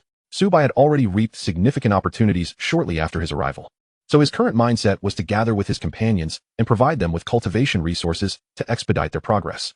With merely 6 months remaining before the war between the human and demon races commenced, he should be able to break through to the Martial Emperor realm within that time frame. As his brothers, they could not be left behind. At the very least, he hoped to elevate their realms to Martial Emperor within 6 months, granting them a fighting chance, or at least a hope of survival. When the war arrived, the legacy of a quasi-divine powerhouse would undoubtedly encompass more than just this. Subai selectively chose the teachings best suited for himself, leaving the rest for Fu Guei, the young fish, and his parents. The myriad cultivation techniques and martial skills from Martial Emperor to Saint Sovereign present in his mind should provide ample options tailored to each of their respective paths. Li Xingqi had no objections to this. His current task was simply to ensure Subai's safety. He He awaited the day this young man became a martial emperor and resolved the crisis plaguing Blue Star. After which he would take him to the upper realms for revenge against that treacherous disciple. The mere thought of it filled Li Xingqi with indignation. Why had he chosen such an ungrateful wretch? Were it not for that traitorous disciple, he would not have fallen to his current plight. However, it is not entirely a matter of misfortune. Li Xingqi's gaze fell upon Su Bai. If this fellow could develop normally after entering the upper realm, he might very well become a quasi-deity, or even a demigod powerhouse in the future. Of course, all of this hinges on the premise that he is able to successfully cultivate to that level. Should he falter midway, even the most extraordinary talent would be rendered futile. Chapter 152, Depths of the Secret Realm. In the following days, Su Bai wandered through the secret realm alongside Li Xingqi, casually foraging for rare spiritual herbs to stash in his spatial ring. After all, one should seize opportunities that present themselves. Moreover, during this period, Su Bai encountered several familiar faces from the martial arts competition finals. After exchanging a few words of encouragement, he left them to their endeavors. The Lioli secret realm is indeed astonishingly vast. It is no wonder that even the martial emperor of the human race previously failed to explore its entirety. At this moment, Su Bai and Li Xingqi had ventured deep into the Lioli secret realm, where the surrounding environment showed almost no signs of human activity, resembling a primitive forest. In this wilderness, one must remain vigilant, for at any moment, ferocious beasts of the 6th or even 7th rank could emerge from the underbrush. While such creatures posed little threat to the duo, an ambush could still prove troublesome, particularly since some beasts possess potent toxins. A single misstep could lead to dire consequences. The Lioli secret realm is so expansive that it nearly rivals half the size of the Blue Star. After some time searching, Su Bai had yet to uncover any traces of Fuguei and the others, so he resolved not to press the issue, instead opting to explore the depths of the realm and seek out 7th or even 8th rank beasts for practice. According to initial reports from others, the entire Lioli secret realm is strictly divided into 3 zones. The first zone encompasses the outer region where the entrance town is located. Within this area, the most formidable beasts encountered are only of the 4th or 5th rank, equivalent to the human realm of master level, thus allowing general practitioners to traverse this outer region with relative safety. The second zone constitutes the inner area of the Lioli secret realm, which delves deeper and entails greater peril. The most formidable beasts here can reach the 6th rank, and occasionally, 7th rank beasts may lurk nearby. Typically, only seasoned battle groups or squads can access the inner area, with their leaders possessing at least master or great master level strength. Naturally, the opportunities for fortune in the inner area far surpass those of the outer region. There are even rumors of a small team that inadvertently stumbled into the inner zone, discovering a cave that turned out to be the lair of a peak 6th rank beast. Fortunately, the beast had sustained severe injuries and returned to its lair to recuperate, only to be encountered by the team. They managed to slay the beast at minimal cost, looting its lair and unexpectedly discovering a vein of spiritual stones, though modest in yield. It was sufficient to greatly benefit the entire team and significantly enhance their cultivation levels. That team later became renowned within the Lioli secret realm, with its captain achieving a breakthrough to martial emperor status, ascending to a position of authority beneath the heavens. The third zone is the most dangerous and deadly core area of the Lioli secret realm, where Su Bai currently finds himself. Those who have ventured into the core region and returned alive have spoken of the countless 8th and even 9th rank beasts lurking within. However, under normal circumstances, these beasts do not stray from the core area unless provoked. Even if they inadvertently wander off, they will swiftly return. Few teams that have sought fortune in the core area have ever emerged unscathed, and even several martial emperors who have visited were compelled to retreat after a mere half-day. Since then, the core area has been regarded as a forbidden zone. Without the strength of a martial emperor, or even a martial sovereign, it is best to avoid entering and courting death. Yet, it is precisely such a place that aligns with Su Bai's current intentions. His purpose for this expedition is to seek out 7th and 8th rank beasts for practice. His rapid ascent in power has left him facing opponents who either fall to him in a single strike or surrender without a fight. He has yet to truly relish a challenge. The only time he engaged in a back and forth was with his doppelganger, which proved dreadfully dull. Whatever move he executed, the doppelganger mimicked, resulting in a monotonous exchange. If this continues, his practical experience may even fall short of that of some masters. Higher realms necessitate increasingly significant combat experience. Thus, with no news of Fuguei and the others, Su Bai ventured into the core area of the secret realm, spending the last few days in search of high-ranking beasts to hone his skills. Over the past 2 days, he has tirelessly sought out 7th rank beasts, initially engaging in melee combat to test his abilities without weapons. At first, he struggled to fully harness the power of a 9th rank martial emperor, but soon he discovered that 7th rank beasts could hardly inflict any harm upon him, even the peak ones. Consequently, he set his sights on the deeper 8th rank beasts. Having previously dealt a crippling blow to a martial emperor with a single strike, Su Bai had a rough understanding of his strength. While he cannot yet contend with 9th rank beasts, he might still manage against 8th rank ones. 8th rank beasts correspond to the low-tier martial emperor realm, with even the weakest capable of matching a 9th rank martial emperor. Nonetheless, each rank represents a significant leap in power, making even the weakest 8th rank beast a formidable opponent, not to be trifled with by mere martial emperors or peak 7th rank beasts. Yet, Subai is no ordinary martial emperor.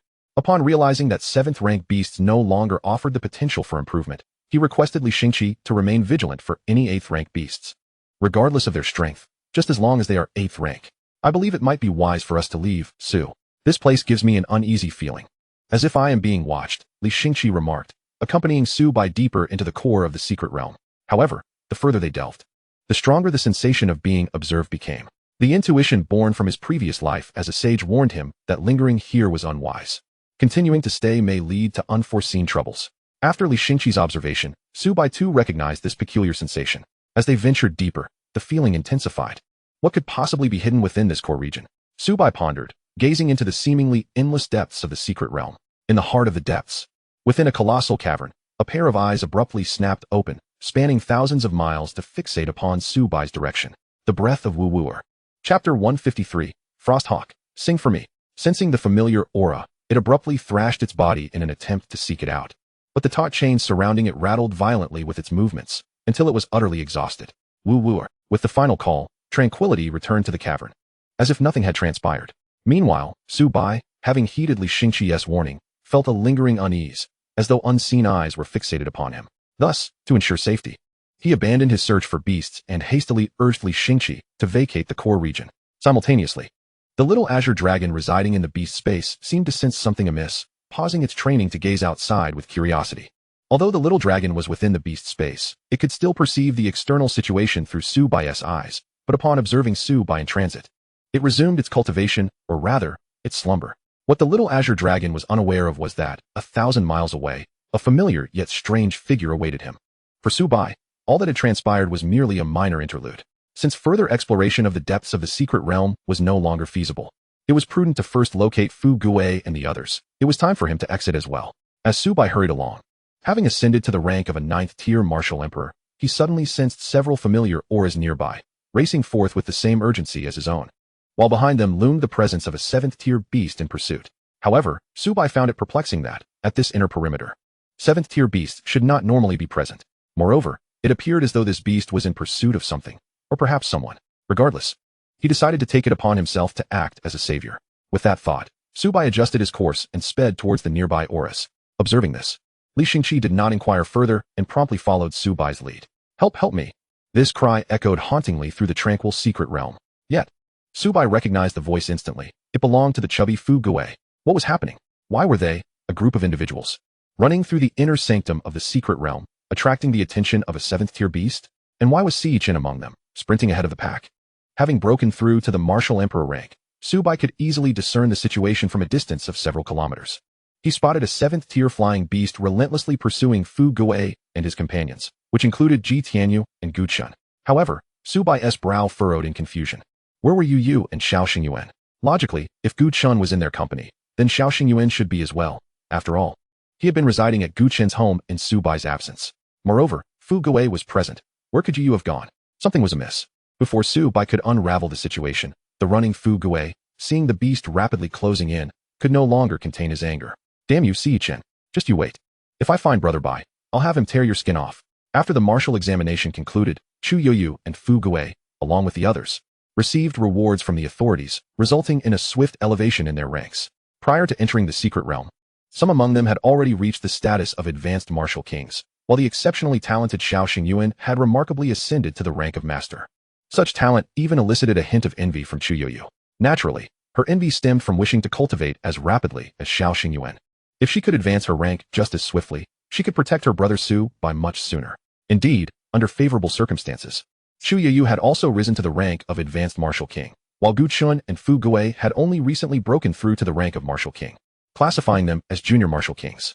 It was quite remarkable that they had achieved such a breakthrough after the examination, an accomplishment that would have been deemed extraordinary in previous years. However, in light of the exceptional talents surrounding them, they appeared somewhat ordinary. Fu Gue's situation was more understandable. Given that he was a Beastmaster, his contracted beasts were his primary means of combat. requiring him merely to remain passive while the beasts bore the brunt of the effort. As for Guchen, he was merely of S-class talent and lacked any particularly unique abilities, so his progress was commendable. However, it was evident that in comparison to Subai, their achievements paled significantly. After all, who else could claim to have reached the rank of Martial Emperor shortly after coming of age? Surely, no one could ascend as swiftly as that. Fu Gui's outburst left Subai momentarily taken aback. What on earth was happening? He recalled Ci Chen clearly, the one who, unable to accept his results, had insisted on retaking the examination, only to plummet from second to fourth place. It seemed that a conflict had arisen between this individual and Fu Gui's group, and the seventh-tier beast was somehow involved, linking back to him. Despite his confusion, as Subai witnessed the seventh-tier beast preparing to attack Fu Gui and the others, he acted without hesitation. Heaven-tier low-grade, by Ling's sword. Subai drew forth the long sword he had fortuitously acquired, unleashing a mere wave of sword energy towards the beast. Caught off guard, the seventh-tier flying beast found its head severed before it even realized what had transpired, its body maintaining its diving posture. With its control lost, the Frosthawk's body crashed heavily to the ground, stirring up a cloud of dust. Hearing the commotion behind him, Fu Gui, who had been lamenting their dire situation, turned to discover the Frosthawk, formerly in relentless pursuit, now sprawled lifelessly on the ground. As Fu Gui slowed his pace, he confirmed that the fallen Frosthawk was indeed the very beast that had doggedly chased them for miles, nearly forcing him to take the blame for Ci Chen's actions. Up ahead, Ci Chen seemed to have heard the disturbance as well. Casting a glance over his shoulder, he noted that the once persistent Frosthawk had vanished, along with Fu Gui and his companions. Realizing this, he gradually eased his pace, exhaling a breath of relief, and then looked down at the sizable egg cradled in his arms with delight. Indeed, the Frosthawk had been relentlessly pursuing them because its offspring had been stolen, and it was desperately trying to reclaim its child. Speak for me. Upon witnessing the demise of the beast, Subai was eager to ascertain Yu Yu's whereabouts. So he promptly manifested before Fu Gui and the others. Brother Bai, Fu Gui, intrigued by the identity of their savior, looked up to see Subai approaching in the distance. Fu Gui, what are you doing here? What is happening? Where is Yu Yu? Subai immediately inquired, cutting to the chase. However, Fu Gui, knowing that Subai was concerned for Yu Yu, succinctly recounted the main events. After Subai had been summoned by the Flame Emperor, he had seemingly vanished without a trace.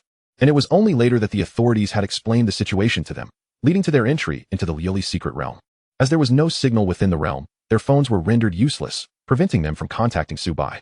Yet, they had grown anxious about his well-being. So they formed a temporary team with a few familiar faces also sent into the realm. Ji Tianyu and Ci Chen had joined them at that time. Initially, they held no fondness for Ci Chen, but they reasoned that having an extra pair of hands would bolster their chances of finding Subai more swiftly. Subai couldn't help but chuckle at their methods of searching. Fu Gui had produced an item imbued with Subai's essence for the treasure-hunting mouse to sniff, leading them to the inner perimeter of the secret realm. Well, it seems that this treasure-hunting mouse has been repurposed into a search mouse. It's quite the disservice to its talents. During their journey, they unexpectedly stumbled upon the Frosthawk's nest, which contained an unhatched egg. While they had no intention of causing trouble, considering their mission was to locate Subai, they wished to avoid any complications. Yet, unbeknownst to them, Ci Chen had seized the opportunity to steal the lone egg, cradling it in his arms as he prepared to make a hasty retreat. Seeing the situation, Fu Gui and the others chose to disregard the fellow, believing it better for him to return, lest any unforeseen complications arise. Little did they know, as they were preparing to follow the treasure-seeking rat, the Frosty Hawk had returned. Upon noticing a group of humans standing outside its lair, the hawk cast a fleeting glance inside and immediately realized its offspring was missing, prompting an unrelenting pursuit of them. As for Ci Chen, he was running at the forefront, and the hawk paid him no heed. During the chase, the group realized this predicament was untenable, so they assigned the most skilled among them, Xiao Xingyuan, to safeguard Chu Youyu, while they devised a plan to divert the Frosty Hawk and seek assistance. Xiao Xingyuan's task was to lead Chu Youyu to a safe hiding place, ensuring they would regroup once the hawk had ventured far enough away. Thus, was the chaos instigated by Ci Chen? Subai gestured to Li Xingqi, who understood immediately and vanished, reappearing beside the already distant Ci Chen in the blink of an eye, as if he were merely a chick in Li Xingqi's grasp. Ci Chen found himself back among his team, his mind flooded with confusion. What was happening? Hadn't he run far enough? How could he have returned in an instant? Is this the fellow? Subai inquired, though he already recognized Ci Chen. Indeed, that is correct. Fu Gui exclaimed, dumbfounded by the scene, utterly astonished. What was going on? With merely a glance from Bai Gu, this man had brought Ci Chen back? It was known that Ci Chen had employed some method to outrun even Xiao Xingyuan, a master of the realm, and yet, within mere seconds, he was back in front of them? What was this man's cultivation level? That instantaneous disappearance. Could he not be a martial emperor? Ci Chen quickly scanned his surroundings, finally grasping the situation. The individual beside him was none other than the notorious Subai. Panic surged within him. He was now in their grasp, and his fate was sure to be dire. Chen was acutely aware of the weight Subai placed on this group, particularly concerning Chuyoyu, who seemed to be his betrothed. His reckless actions had nearly endangered them. There was no way Subai would let him off lightly. Given your unscrupulous behavior, I shall take it upon myself to discipline you by severing one of your hands. Would that be acceptable? Subai stated coolly, as if discussing a trivial matter. No. You cannot harm me. I am from the Sea family. My grandfather is a martial emperor, a 9th-rank martial emperor.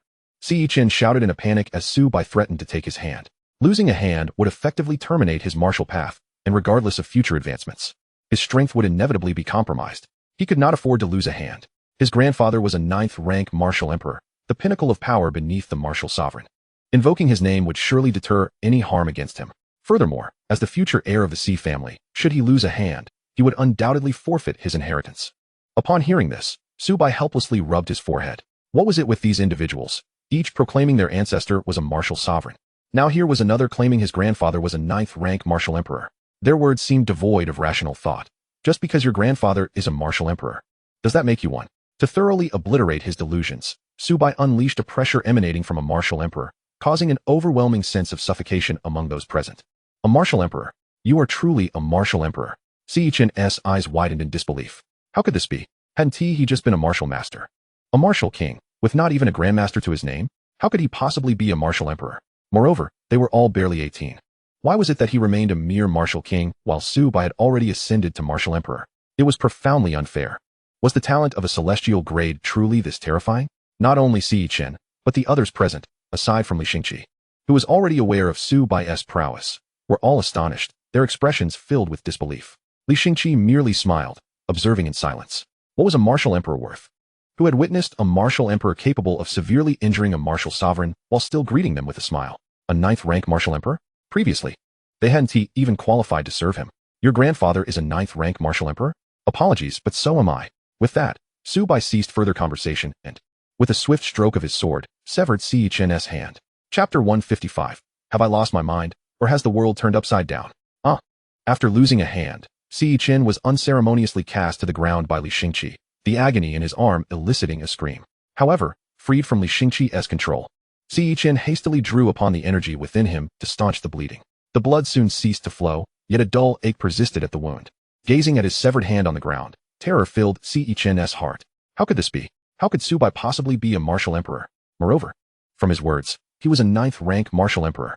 His grandfather had lived for an eternity, yet remained a mere 9th-rank martial emperor, forever stuck at that level, possibly never to ascend further without fortuitous opportunities. Among the renowned martial emperors of Blue Star, how many had not surpassed 50? The average age of a 9th-rank martial emperor was over a century, with the youngest barely reaching 70 or 80. How could Subai, having trained for less than half a year, attain the level of a 9th-rank martial emperor? Was this even right? Chen was uncertain about what was right. But he now understood the gravity of his situation. Once the bleeding had stopped, he lay on the ground feigning death, hoping the others would divert their attention away from him. He had come to realize that the other party was unafraid of the Sea family. After all, Subai was indeed a 9th-rank martial emperor. It was plausible that even his grandfather would have to treat him with respect, let alone a mere grandson like himself. Moreover, Chen discovered another alarming truth. The man accompanying Subai was also a hidden master, though he could not discern the precise level of cultivation. The way he had effortlessly captured him in the blink of an eye was akin to snatching a chick, a technique he had only witnessed from his grandfather. This meant that this man was at least a martial emperor. Chen did not dare to entertain the notion of a martial sovereign, for in his perception, a martial emperor was already an extraordinary figure, and his lifelong aspiration was merely to become a martial emperor. Thus, he naturally assumed Li Xingqi to be a martial emperor as well. For this reason, he refrained from invoking his grandfather's name and chose to concede gracefully. Subai's decision not to kill him was likely due to not wishing to appear excessively brutal before Fuguei and the others, as they had shared a few encounters and did not harbor any deep-seated enmity. Taking one of his hands served merely as a lesson. Oh my goodness, by go, you have become a martial emperor, Fuguei exclaimed in shock. While he had not paid much attention to the previous events, he had almost entertained the thought of killing Chen while being pursued by the Frosty Hawk. Had they not encountered by Go midway, deploying their full arsenal, they might have been unable to withstand the onslaught of the Frosty Hawk and would have been defeated one by one. The thought of their earlier desperate situation only fueled Fuguei's ire. Chen truly got off lightly. If it weren't for that fool attempting to steal someone's child, would the hawk have pursued them so relentlessly? And there was only one egg, one child in that lair. Who could blame anyone for fighting to the bitter end? As Fu Guei spoke, he resembled an inquisitive child, circling around Su Bai, examining him from every angle as if to ascertain whether this truly was his illustrious Brother Bai. It was worth noting that during the last martial arts examination duel, Brother Bai's realm was merely that of a master, was it not? They had all believed that with collective effort, they might eventually match Brother Bai's strides. Yet now it seemed the road ahead was fraught with challenges. Fu Guei had originally intended to showcase his ascension to Martial King to Brother Bai upon finding him in the secret realm, boasting about the fact that the beast he had contracted, a wind wolf with ancestral bloodlines, had now reached the 5th tier, corresponding to the prowess of a master-level expert. He had thought he would finally have the opportunity to brag, only to discover that Brother Bai had surpassed expectations in an extraordinary manner. It had barely been a short while since they last met, yet the transformation was monumental, truly a case of a scholar being a stranger after 3 days. This revelation was not merely surprising, it was utterly shocking. Enough staring. Quickly inform me where Yu and Xiao Xingyuan have gone. Let us seek them out and not linger here foolishly, Su Bai said, tapping Fu Guei lightly on the head. Having felt the familiar gesture, Fu Guei was immediately reassured that this was indeed his Brother Bai, and he exclaimed with delight, "Fear not, Brother Bai. Xiao Xingyuan is now a master, with him around. Sister Yu will undoubtedly be safe." That lad values Sister Yu's life even more than his own, declaring that he would protect her at all costs in your absence. Should she suffer even the slightest harm, you may freely question him. Brother Bai, tell me honestly, have you brainwashed him? How could a genius with an SSS level talent behave in such a manner? In response, Su Bai rolled his eyes and retorted with a hint of annoyance. I brainwash no one. Who knows why he acts this way? He must have been conquered by my charismatic personality. After Fu Guei gestured with a 6 sign, he ceased further commentary and prepared to lead the way to find Yu and the others. Meanwhile, Gu Chun and Ji Tianyu, who had been observing the entire exchange, were engulfed in a tempest of emotions. Gu Chun, as composed as ever, pondered how fortunate it was that his grandfather had recognized such an extraordinary individual. Indeed, he had not misjudged. In such a brief span, Su Bai's realm had already surpassed that of his grandfather. Gu Chun was well aware of the immense effort his grandfather had exerted to transcend from Grandmaster to Martial Emperor, having collected precious herbs and resources over many years to achieve that breakthrough. Yet, who could have anticipated that the fruits of a lifetime of diligence would hold little value in comparison to Su Bai, who soared through the ranks at a phenomenal pace? No, it was even more outrageous than a rocket launch. A 9th-tier Martial Emperor. This placed him among the mightiest forces on Blue Star. As long as a martial sovereign did not intervene, Brother Bai's words would bear the weight of divine decree. Impressive indeed. Meanwhile, Ji Tianyu had grown numb to the situation. Having little interaction with Su Bai, he remained unaware of the depths of his capabilities. Now that Su Bai had ascended to the rank of Martial Emperor, the most astonished among them, apart from Si Chen, was undoubtedly Ji Tianyu, as he was among the few outsiders present. Initially, Ji Tianyu had regarded Su Bai as a benchmark for his own efforts, especially during the martial examination when Su Bai had boldly challenged all comers with nothing but a single sword. Those so-called prodigies from foreign clans had faltered before his second strike, while others had been rendered utterly powerless by a single blow. Who would not envy such prowess? Who would not aspire to embody the unparalleled splendor of Su Bai on that stage? Ji Tianyu had believed that with a little more effort, he might catch up to Su Bai, but who could have foreseen that merely sharing a stage with him previously would mark the pinnacle of his accomplishments? Now, he found himself devoid of even the qualification to stand alongside Su Bai. Ji Tianyu felt as though he had been struck by 1,000 blows. Years of arduous training had paled in comparison to what Su Bai had achieved through a single venture into the secret realm. During the finals of the martial examination, Su Bai had been no more than a martial king master. Now, in the blink of an eye, he had transformed into a martial emperor. Moreover, aside from Si Chen, who lay feigning death, the other two did not seem particularly astonished. Was it he who had lost his mind, or had the world turned upside down? As they gazed at Si Chen's unfortunate state, Ji Tianyu felt a sense of deserved retribution. Si Chen had disregarded past conflicts and joined forces with them. Yet he had insisted on causing trouble, nearly jeopardizing his own life. That was a 7th-tier beast, a being of martial emperor caliber. Had they not prepared numerous life-saving measures before entering the secret realm, they might not have survived long enough to encounter Su Bai, having been annihilated by the Frost Hawk long before. Such selfishness, endangering everyone for personal gain. It was incomprehensible how he had once been regarded as a rival. Ji Tianyu silently shook his head, feeling no sympathy for Si Chen's plight. Brother Bai, if we go to find Sister Yu, what about this brat? Fu Guei asked, pointing at Si Chen, who lay on the ground feigning death. Given that Su Bai had incapacitated one of his arms, leaving him alone in the secret realm would likely result in his demise at the hands of a beast. Of course, whether this fellow lived or died was of little concern to them. Noticing Su Bai's momentary hesitation regarding how to deal with Si Chen, Ji Tianyu stepped forward and suggested, "Why don't you all catch up while I escort Si Chen back? There will be someone waiting for him at the exit." Ji Tianyu's actions were not motivated by genuine concern for Siichen's safety. Rather, he recognized that the group shared a camaraderie that he did not belong to, and remaining with them would render him an outsider. By doing so, he might even leave a favorable impression on Subai. Upon hearing this, Subai cast a surprised glance at Ji Tianyu, but ultimately nodded in agreement. Then I will trouble you. We must seek out the others. We shall take our leave now. Once the matter was resolved, Subai picked up the frost hawk chick egg that had fallen to the ground and tossed it to Fu Guei, addressing Siyichen, who lay motionless. I have decided who this egg will go to. Do you have any objections? Upon hearing this, Siyichen dared not respond, regardless of whether he had any objections. He was too fearful to voice them, lest he find himself with another incapacitated arm. The thought of having stolen the chick egg at the expense of alienating everyone, only to lose his arm and the sole prize he had gained, filled him with regret. Seeing Siyichen remain silent, Subai took it as tacit approval and then called for Fu Guei and Gu Chun to retrace their steps in search of Chu Yuyu and Xiao Xingyuan. On the way back, Fu Guei cradled the frost hawk chick egg and remarked, "Brother Bai, had we not been fortunate enough to encounter you along the way, we might have truly fallen into Siyichen's trap. But thankfully you were here." The look on that brat's face when he realized your realm was astonishingly amusing. I bet he never expected you to advance so swiftly. Indeed, not only did he not anticipate it, but I was also taken aback by your ascent to Martial Emperor. Had I known you had become this formidable, we wouldn't have worried about you at all. You cannot imagine, ever since you left that day, Sister Yuyu has been deeply concerned for your safety. She insisted on finding you first upon entering the secret realm. Otherwise, she would have been utterly restless. Listening to Fu Guei's banter, Subai merely smiled without responding. Once Fu Guei finished, he replied, "This time, I left in haste. I promise to inform you ahead of any future matters. Furthermore, do not act so recklessly again. You are now in the inner region of the secret realm, where high-tier beasts abound. If you continue to delve deeper, encountering 8th or 9th-tier beasts may prove insurmountable, even for me." Understood. With Fu Guei and Gu Chun leading the way, the group retraced their steps for a short distance before soon sensing the presence of Chu Yuyu and Xiao Xingyuan. Upon arriving at the designated meeting point, Fu Guei summoned the treasure-seeking mouse to sniff out the general direction in which Chu Yuyu had departed. Once the direction was ascertained, Subai and Li Xingqi swiftly caught up with Chu Yuyu and Xiao Xingyuan, who were taking a detour to return to the town. "Xiao Xingyuan, Fish Sister, we're here," Fu Guei called out loudly upon spotting the duo from a distance. Both Xiao Xingyuan and Chu Yuyu, who were focused on their path, turned around at the sound of his voice, immediately recognizing Subai and the others approaching behind them. Upon seeing them, the two halted in their tracks, excitement evident in their expressions.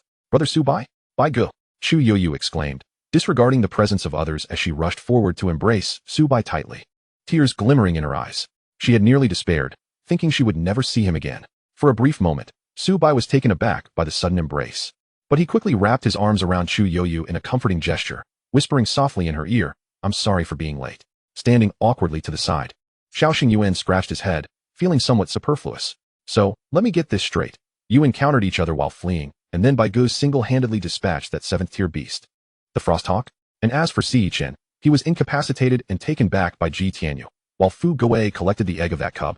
After listening to the account of events, both Xiao Xingyuan and Chu Yuyu could vividly imagine the scene. "Bai Gu, have you really broken through to the Martial Emperor realm?"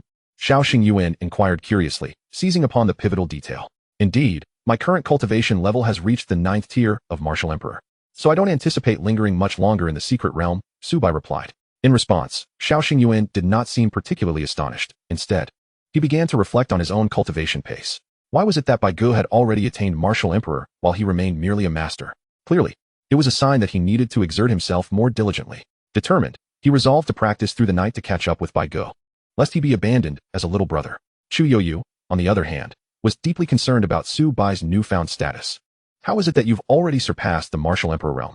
You promised to let me protect you in the future. Yet now you are a Martial Emperor while I am still a Martial King. What if the gap in our realms becomes too vast, and you no longer wish for my company?" No, it appeared she must intensify her training, for one day, she would be the one to safeguard Su Bai. After this exchange, Fu Guei had been observing the duo, eager to witness their astonishment. However, after a prolonged wait, he realized that they showed no reaction whatsoever. They were lost in thought instead. "Excuse me, but may I inquire? A 9th-tier Martial Emperor. Are you not amazed?" Fu Guei exclaimed, exasperated. "You two are making me and Gu Chen look like clowns here. Is it no longer astonishing to be a Martial Emperor at just 18? Gu Chen retorted. "Don't involve me in your clowning." Chapter 157. My Bai Ji's master is a Martial Emperor. You cannot harm me. By the way, Bai Gu, I've been meaning to ask, who is this gentleman by your side? Fu Guei finally seized the opportunity to inquire about the elder accompanying Su Bai.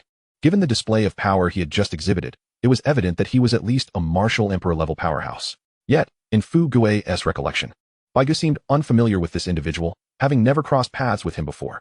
"This is my master," Su Bai explained. "He prefers to remain out of the limelight. So it is only natural that you do not recognize him." He had previously mentioned having a master, and now he had seamlessly introduced the term. "Oh, I see. Since he is Bai Ji's master, if you don't mind, we shall refer to you as master as well," Fu Gui suggested. Wait. I only take disciples based on fate," Li Xingqi quickly interjected. "You can simply call me Li Lao."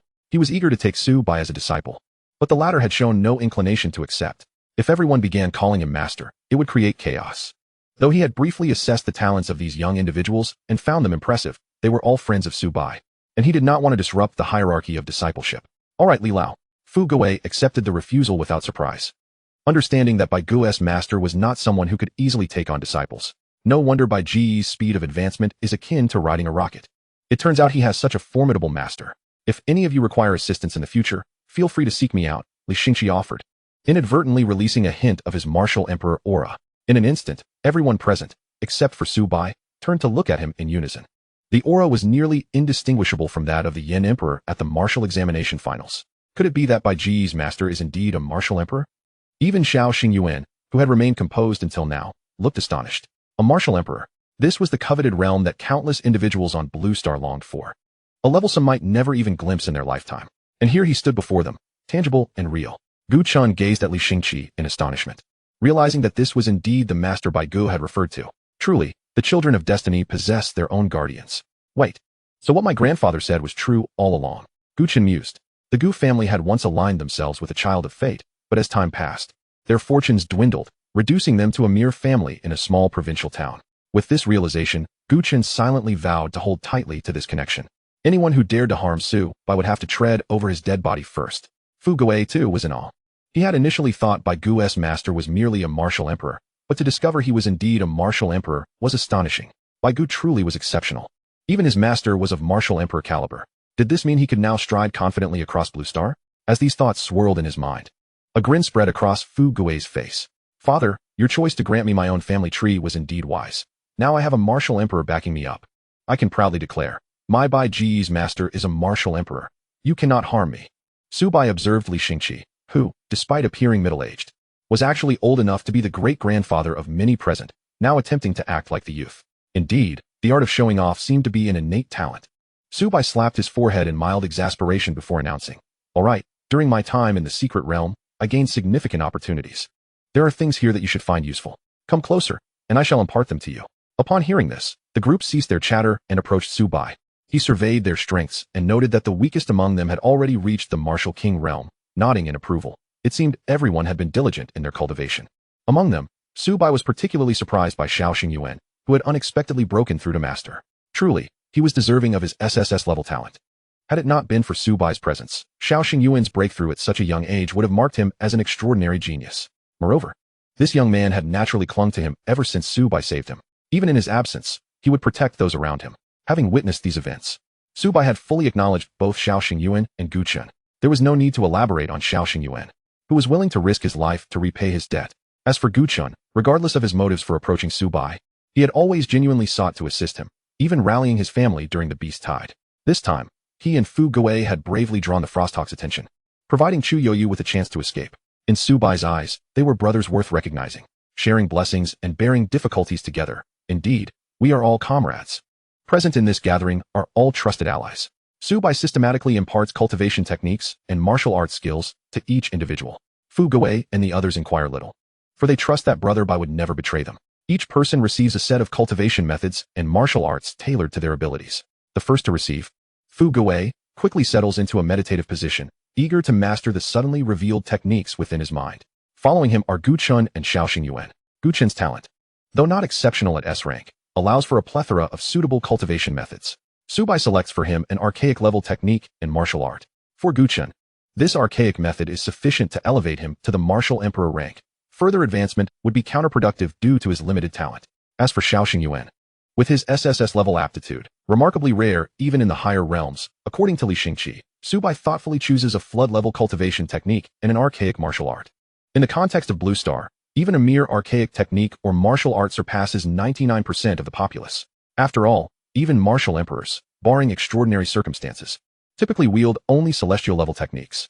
Once one ascends beyond celestial to archaic, the disparity is monumental. For instance, Subai, with a single strike, can severely injure an established martial emperor. The might of the cosmic-level martial art, sword draw to slash the heavens, is truly formidable. And this is merely the perfected form. Should it reach the subtler levels, its power may multiply exponentially.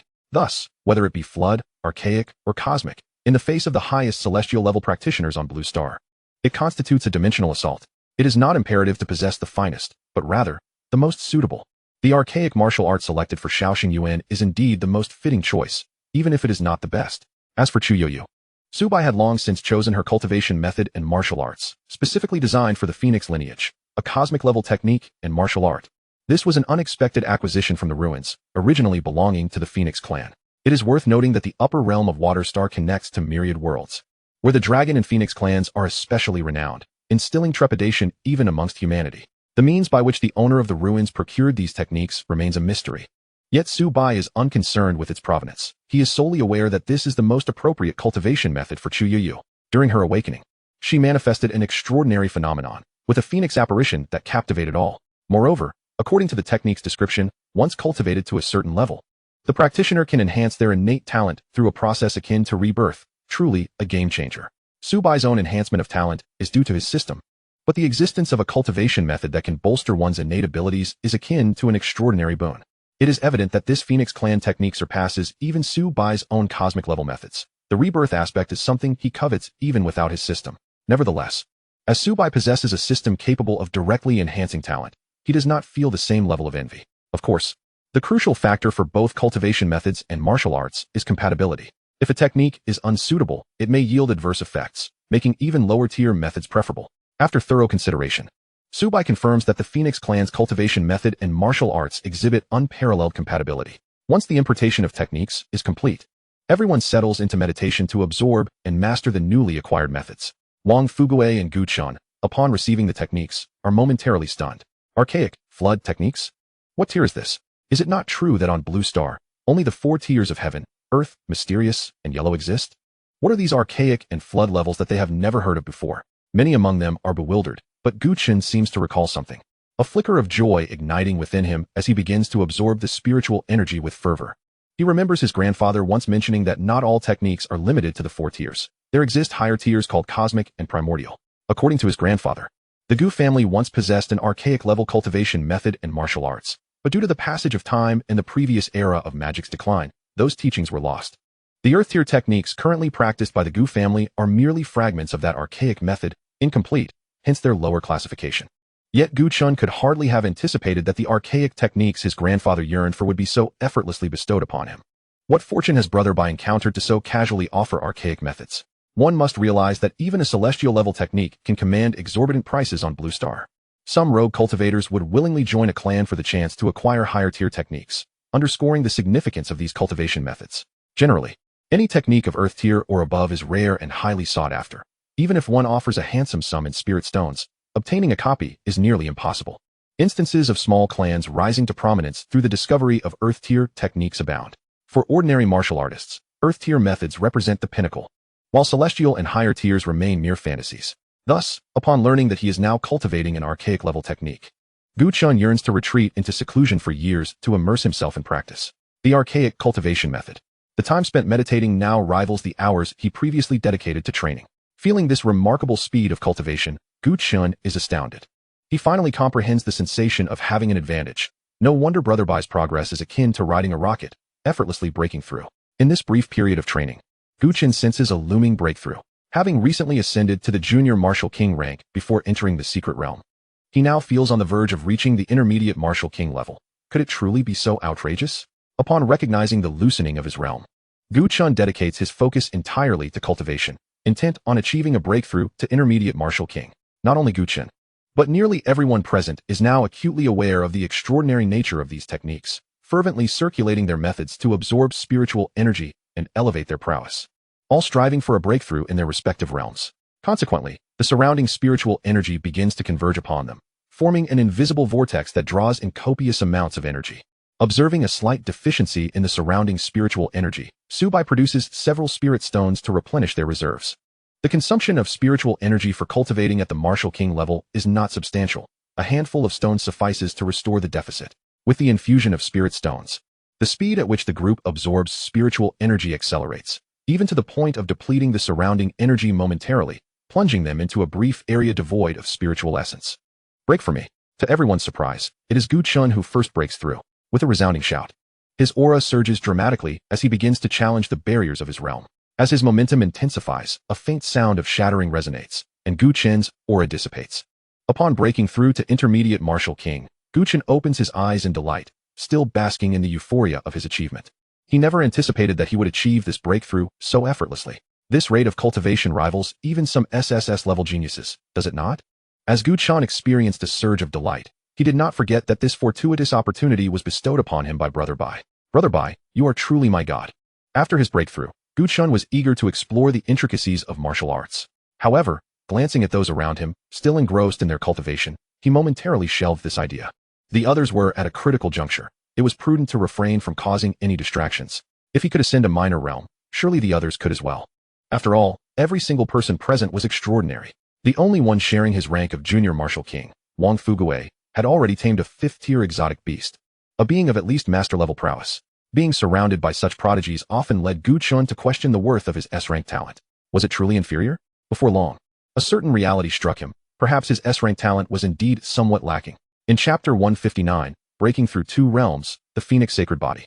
Just after Gu Chun awoke from his breakthrough, he noticed that the aura emanating from Xiao Xingyuan, who was seated nearby, began to swell dramatically. Gu Chun realized that Xiao Xingyuan was also on the verge of a breakthrough. But hadn't he just recently attained the master rank? How could he be poised for another breakthrough? Gu Chun's own elevation had stemmed from a relatively low baseline and the formidable nature of his cultivation techniques, allowing him to ascend a minor realm. But what of Xiao Xingyuan? They had both broken through to the Martial King rank around the same time. The higher the realm, the more arduous the ascent. While Gu Chun's breakthrough had been a confluence of favorable circumstances, how was it that Xiao Xingyuan seemed to breach realms at will? Soon, Gu Chun discerned that it was not merely Xiao Xingyuan. Both Wang Fuguei and Chu Yuyu were similarly experiencing a surge in their auras, indicating imminent breakthroughs. Gu Chun was utterly astonished. It appeared that this mass breakthrough had little to do with him, but rather was a testament to the potency of the cultivation techniques bestowed by Brother Bai. After just a brief period of cultivation, they all showed signs of impending elevation. Even his sister-in-law, a senior Martial King, was on the cusp of a major breakthrough, a challenging endeavor compared to the minor realm ascensions. Yet she too managed to flourish effortlessly due to Brother Bai's powerful techniques. If those trapped outside in the high Martial King realm were to witness this, they would surely be left in awe. Many spend their entire lives ensnared at the Martial King level, while a Grandmaster serves as a guardian of an entire province. And a Master Martial King is already considered elite combat power in a city. Yet here they were, merely 18 years of age, achieving what many could only dream of throughout their lifetimes, a truly terrifying feat. Gu Chun continued to observe quietly from the sidelines. As expected, Wang Fuguei and Chu Yuyu soon awakened from their breakthroughs. Upon regaining consciousness, the three exchanged knowing glances, seemingly aware that each had gained significantly. They then turned their attention to the still unconscious Xiao Xingyuan, whose aura continued to amplify, suggesting he had yet to reach a critical threshold and was steadily building momentum. Intermediate Master. As Xiao Xingyuan broke through a minor realm, his aura did not dissipate. Rather, it surged even more violently with his newfound elevation. Was he preparing to break through 2 realms consecutively? Gu Chun and the others were taken aback. Xiao Xingyuan was the most powerful among them, the sole possessor of SSS-level talent. They had initially thought that achieving a minor breakthrough at his master rank was impressive. Yet no one had anticipated this was merely the beginning.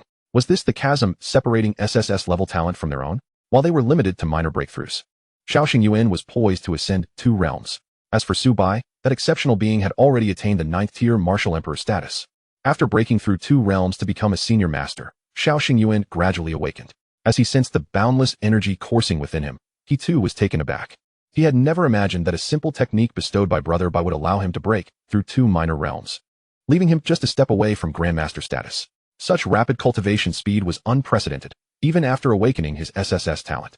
With this realization, Xiao Xingyuan resolved to repay Brother Bai's kindness and diligently cultivate to contribute in return. Once everyone had awakened, Su Bai nodded approvingly and stated, "I do not anticipate any significant advancements in my realm for the time being, so I plan to exit the secret realm. You should all continue honing your practical skills within the secret realm and strive to break through to Martial Emperor before emerging.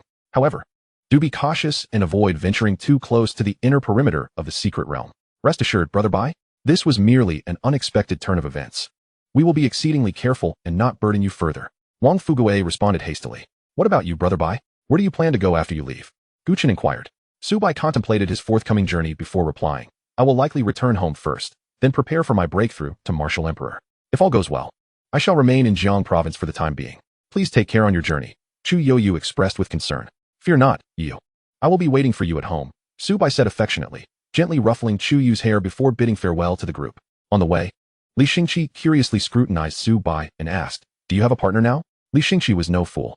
He could easily discern that there was something special between Su Bai and that girl, especially considering she was a rare phoenix sacred body. That was far superior to an SSS level talent. However, her current cultivation level was still somewhat low, unable to even activate a fraction of her sacred body's potential. Otherwise, with such a sacred body, her path of cultivation would be smooth sailing. Even in comparison to someone as prodigious as Su Bai, she would only slightly fall short. Should she ever activate her sacred body, she might even surpass Su Bai's achievements in the future. Yes, she is my fiancée, Chu Youyu, Su Bai nodded affirmatively. You are indeed fortunate to have such a partner, Li Xingqi remarked with a hint of admiration. Being a prodigy himself was one thing, but to have a partner equally formidable was astonishing. It was worth noting that despite his many years of life, Li Xingqi had never engaged in a romantic relationship.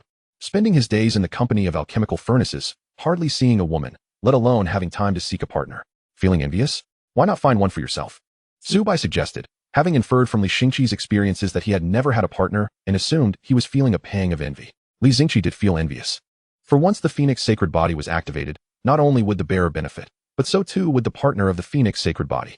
I'm already an old bone. What partner could I possibly find? Li Xingqi retorted, somewhat exasperated. Yet after uttering those words, he quickly realized something. Wait a moment. He had been reincarnated. If one did not consider his psychological age, who wasn't he still a charming young lad? Of course, such musings were merely hypothetical. There was no way Li Xingqi would engage in a relationship with someone young enough to be his granddaughter. Such thoughts felt rather unsettling. Following this, the two traveled in silence. After parting ways, Chu Youyu and her companions returned to the outer region obediently. In truth, if it weren't for the treasure-hunting mouse guiding them, they would not have dared to venture into the inner perimeter, let alone approach the core area. However, their quest to find Su Bai had prompted them to take the risk, and now that they had seen him, they felt at ease. In Chapter 160, your son is now a Martial Emperor. Under the 9th tier Martial Emperor, no one could pose a threat to Su Bai. They should focus on their own cultivation and strive to break through to Martial Emperor as soon as possible. Perhaps one day they could be of assistance. Since they had all participated in the Spark program, each of them was acutely aware of the impending crisis that would unfold in 6 months. This awareness fueled their relentless pursuit of cultivation, resulting in substantial advancements in their realms within a mere month. As Su Bai and Li Xingqi hastened their journey, they swiftly arrived at the exit of the secret realm. After completing the necessary registration, the two passed through the portal and returned to Blue Star. Just as Su Bai had anticipated, upon emerging from the secret realm, he promptly retrieved his long-unused mobile phone to inform his parents of his safety, briefly outlining his recent activities. Following this, he proceeded with Li Xingqi towards Jiang province. Having recently ascended to the 9th stage Martial Emperor, Su Bai found his spatial ability had expanded significantly. Attempting to locate Jiang province, a portal materialized before him. Is that so? Li Xingqi marveled internally at the numerous hidden talents this young man possessed. Now, he had unveiled yet another spatial ability, a talent that was exceedingly rare even in the higher realms. The capacity to instantaneously transport multiple individuals across vast distances was akin to a human portal. If employed judiciously in warfare, it could easily alter the tide of battle. Before long, Su Bai and Li Xingqi traversed the portal and found themselves in Tianhai City, Jiang province. Observing the familiar streets, Su Bai turned to Li Xingqi and inquired, Will you accompany me back? What else would I do? I have no other destination. Li Xingqi retorted with a roll of his eyes. Indeed, Su Bai conceded after a moment's thought. He had initially considered that if Li Xingqi returned home, it would likely entail a lengthy explanation. However, since it was possible that they would journey to the higher realms together, it was prudent to familiarize themselves beforehand to alleviate any concerns.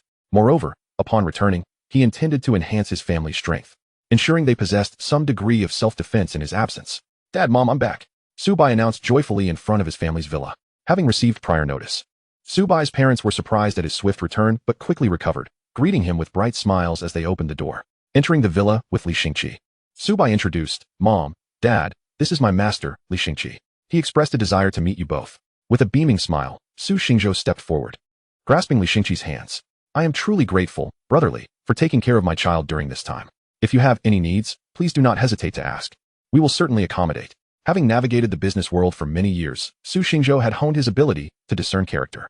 Although he could not perceive Li Xingqi's cultivation level, a single glance revealed that he was no ordinary individual. His mere presence exuded an aura of authority that commanded respect, reminiscent of the Jiang province guardian and the esteemed flame emperor he had encountered before. This indicated that Su Bai's master was at least a grandmaster, if not a martial emperor. Yet, due to his own limited cultivation, he could not fathom the depths of Li Xingqi's strength. Brother Su, there is no need for such formality. Since I have taken Su Bai as my disciple, we are family now. Family members do not speak in such terms, Li Xingqi remarked, catching sight of Su Bai's somewhat exasperated expression, which elicited a chuckle from him. Huh, at long last, I've witnessed this rascal's comeuppance. You've used me as a shield long enough. Now, you shall humbly accept your role as my disciple. Ah, I see. My apologies for the oversight. Brotherly, please. Make yourself comfortable. If there is anything lacking in hospitality, do not hesitate to let me know. We are family after all. Dear, it is almost mealtime. Please prepare something for us to enjoy with Brotherly. Su Xingzhou called out, ushering Li Xingqi to take a seat, while disregarding Su Bai still standing beside them. Goodness. Am I now the superfluous one? Su Bai thought, suddenly regretting bringing Li Xingqi home. Son, please fetch the vegetables from the fridge, his mother, Shiying, urged, jolting Su Bai back to reality. Upon hearing his mother call for him, Su Bai felt a flicker of concern for himself, only to realize she was asking him to retrieve vegetables. All right, the joke's on me. Su Bai thought to himself, though his actions did not falter. After all, he had returned home to bask in the warmth of family. Despite the interruption caused by Li Xingqi, the overall atmosphere remained largely unaffected. Although it was indeed he who had resurrected Li Xingqi, the latter had also significantly aided him, and without Li Xingqi shattering the barrier within the secret realm, he would have been denied access to its legacy. Thus, he would not have achieved his current status as a 9th-stage martial emperor.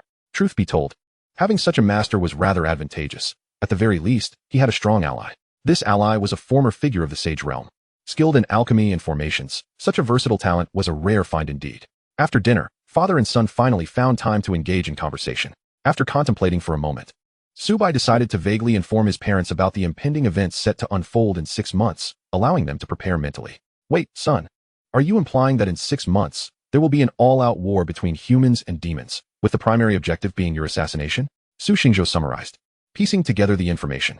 Precisely, that is essentially the case, Su Bai confirmed with a nod. If the demons are intent on killing you, perhaps you should consider retreating to the secret realm for safety. It is far too perilous out here.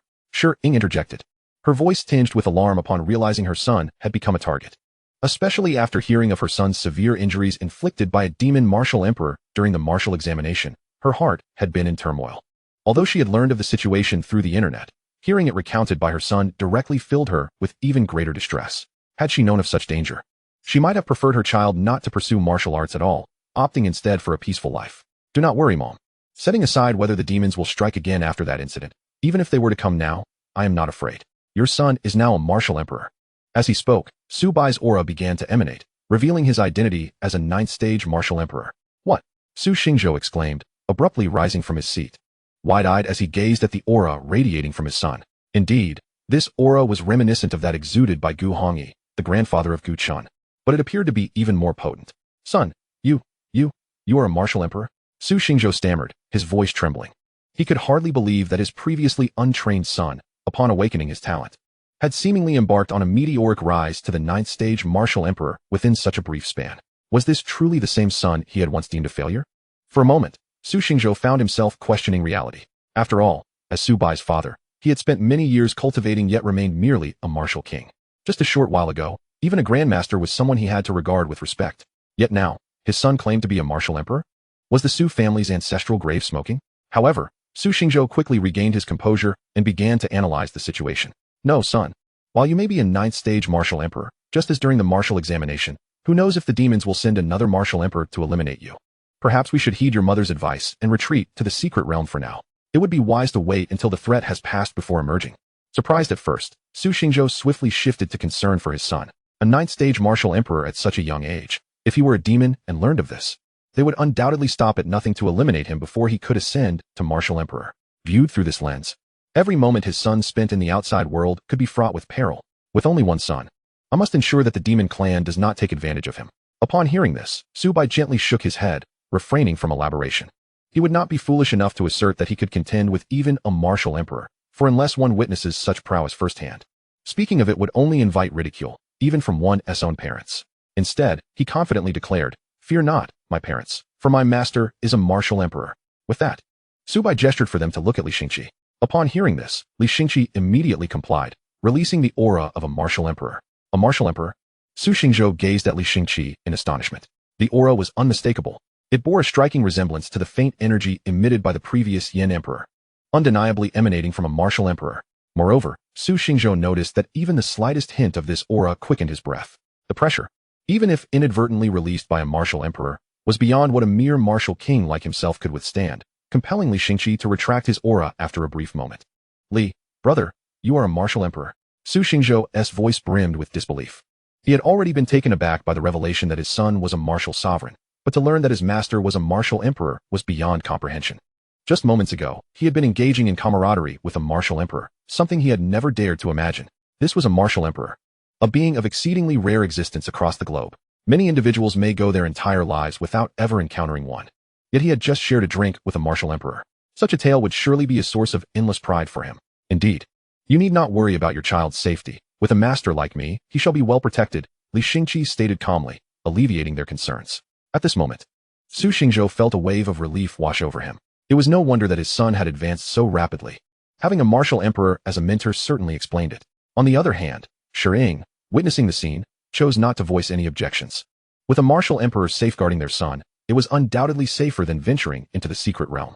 They had heard tales of the perilous beasts within the Lioli secret realm, where even 8th or 9th tier creatures roamed, far more daunting than encountering a demon clan martial emperor.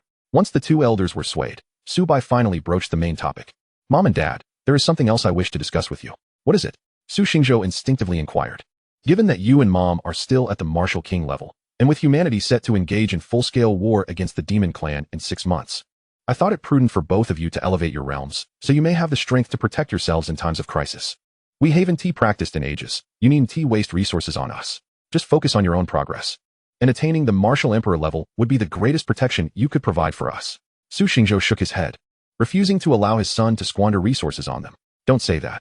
This is also my heartfelt intention, Shiying interjected, shooting a disapproving glance at Su Xingzhou.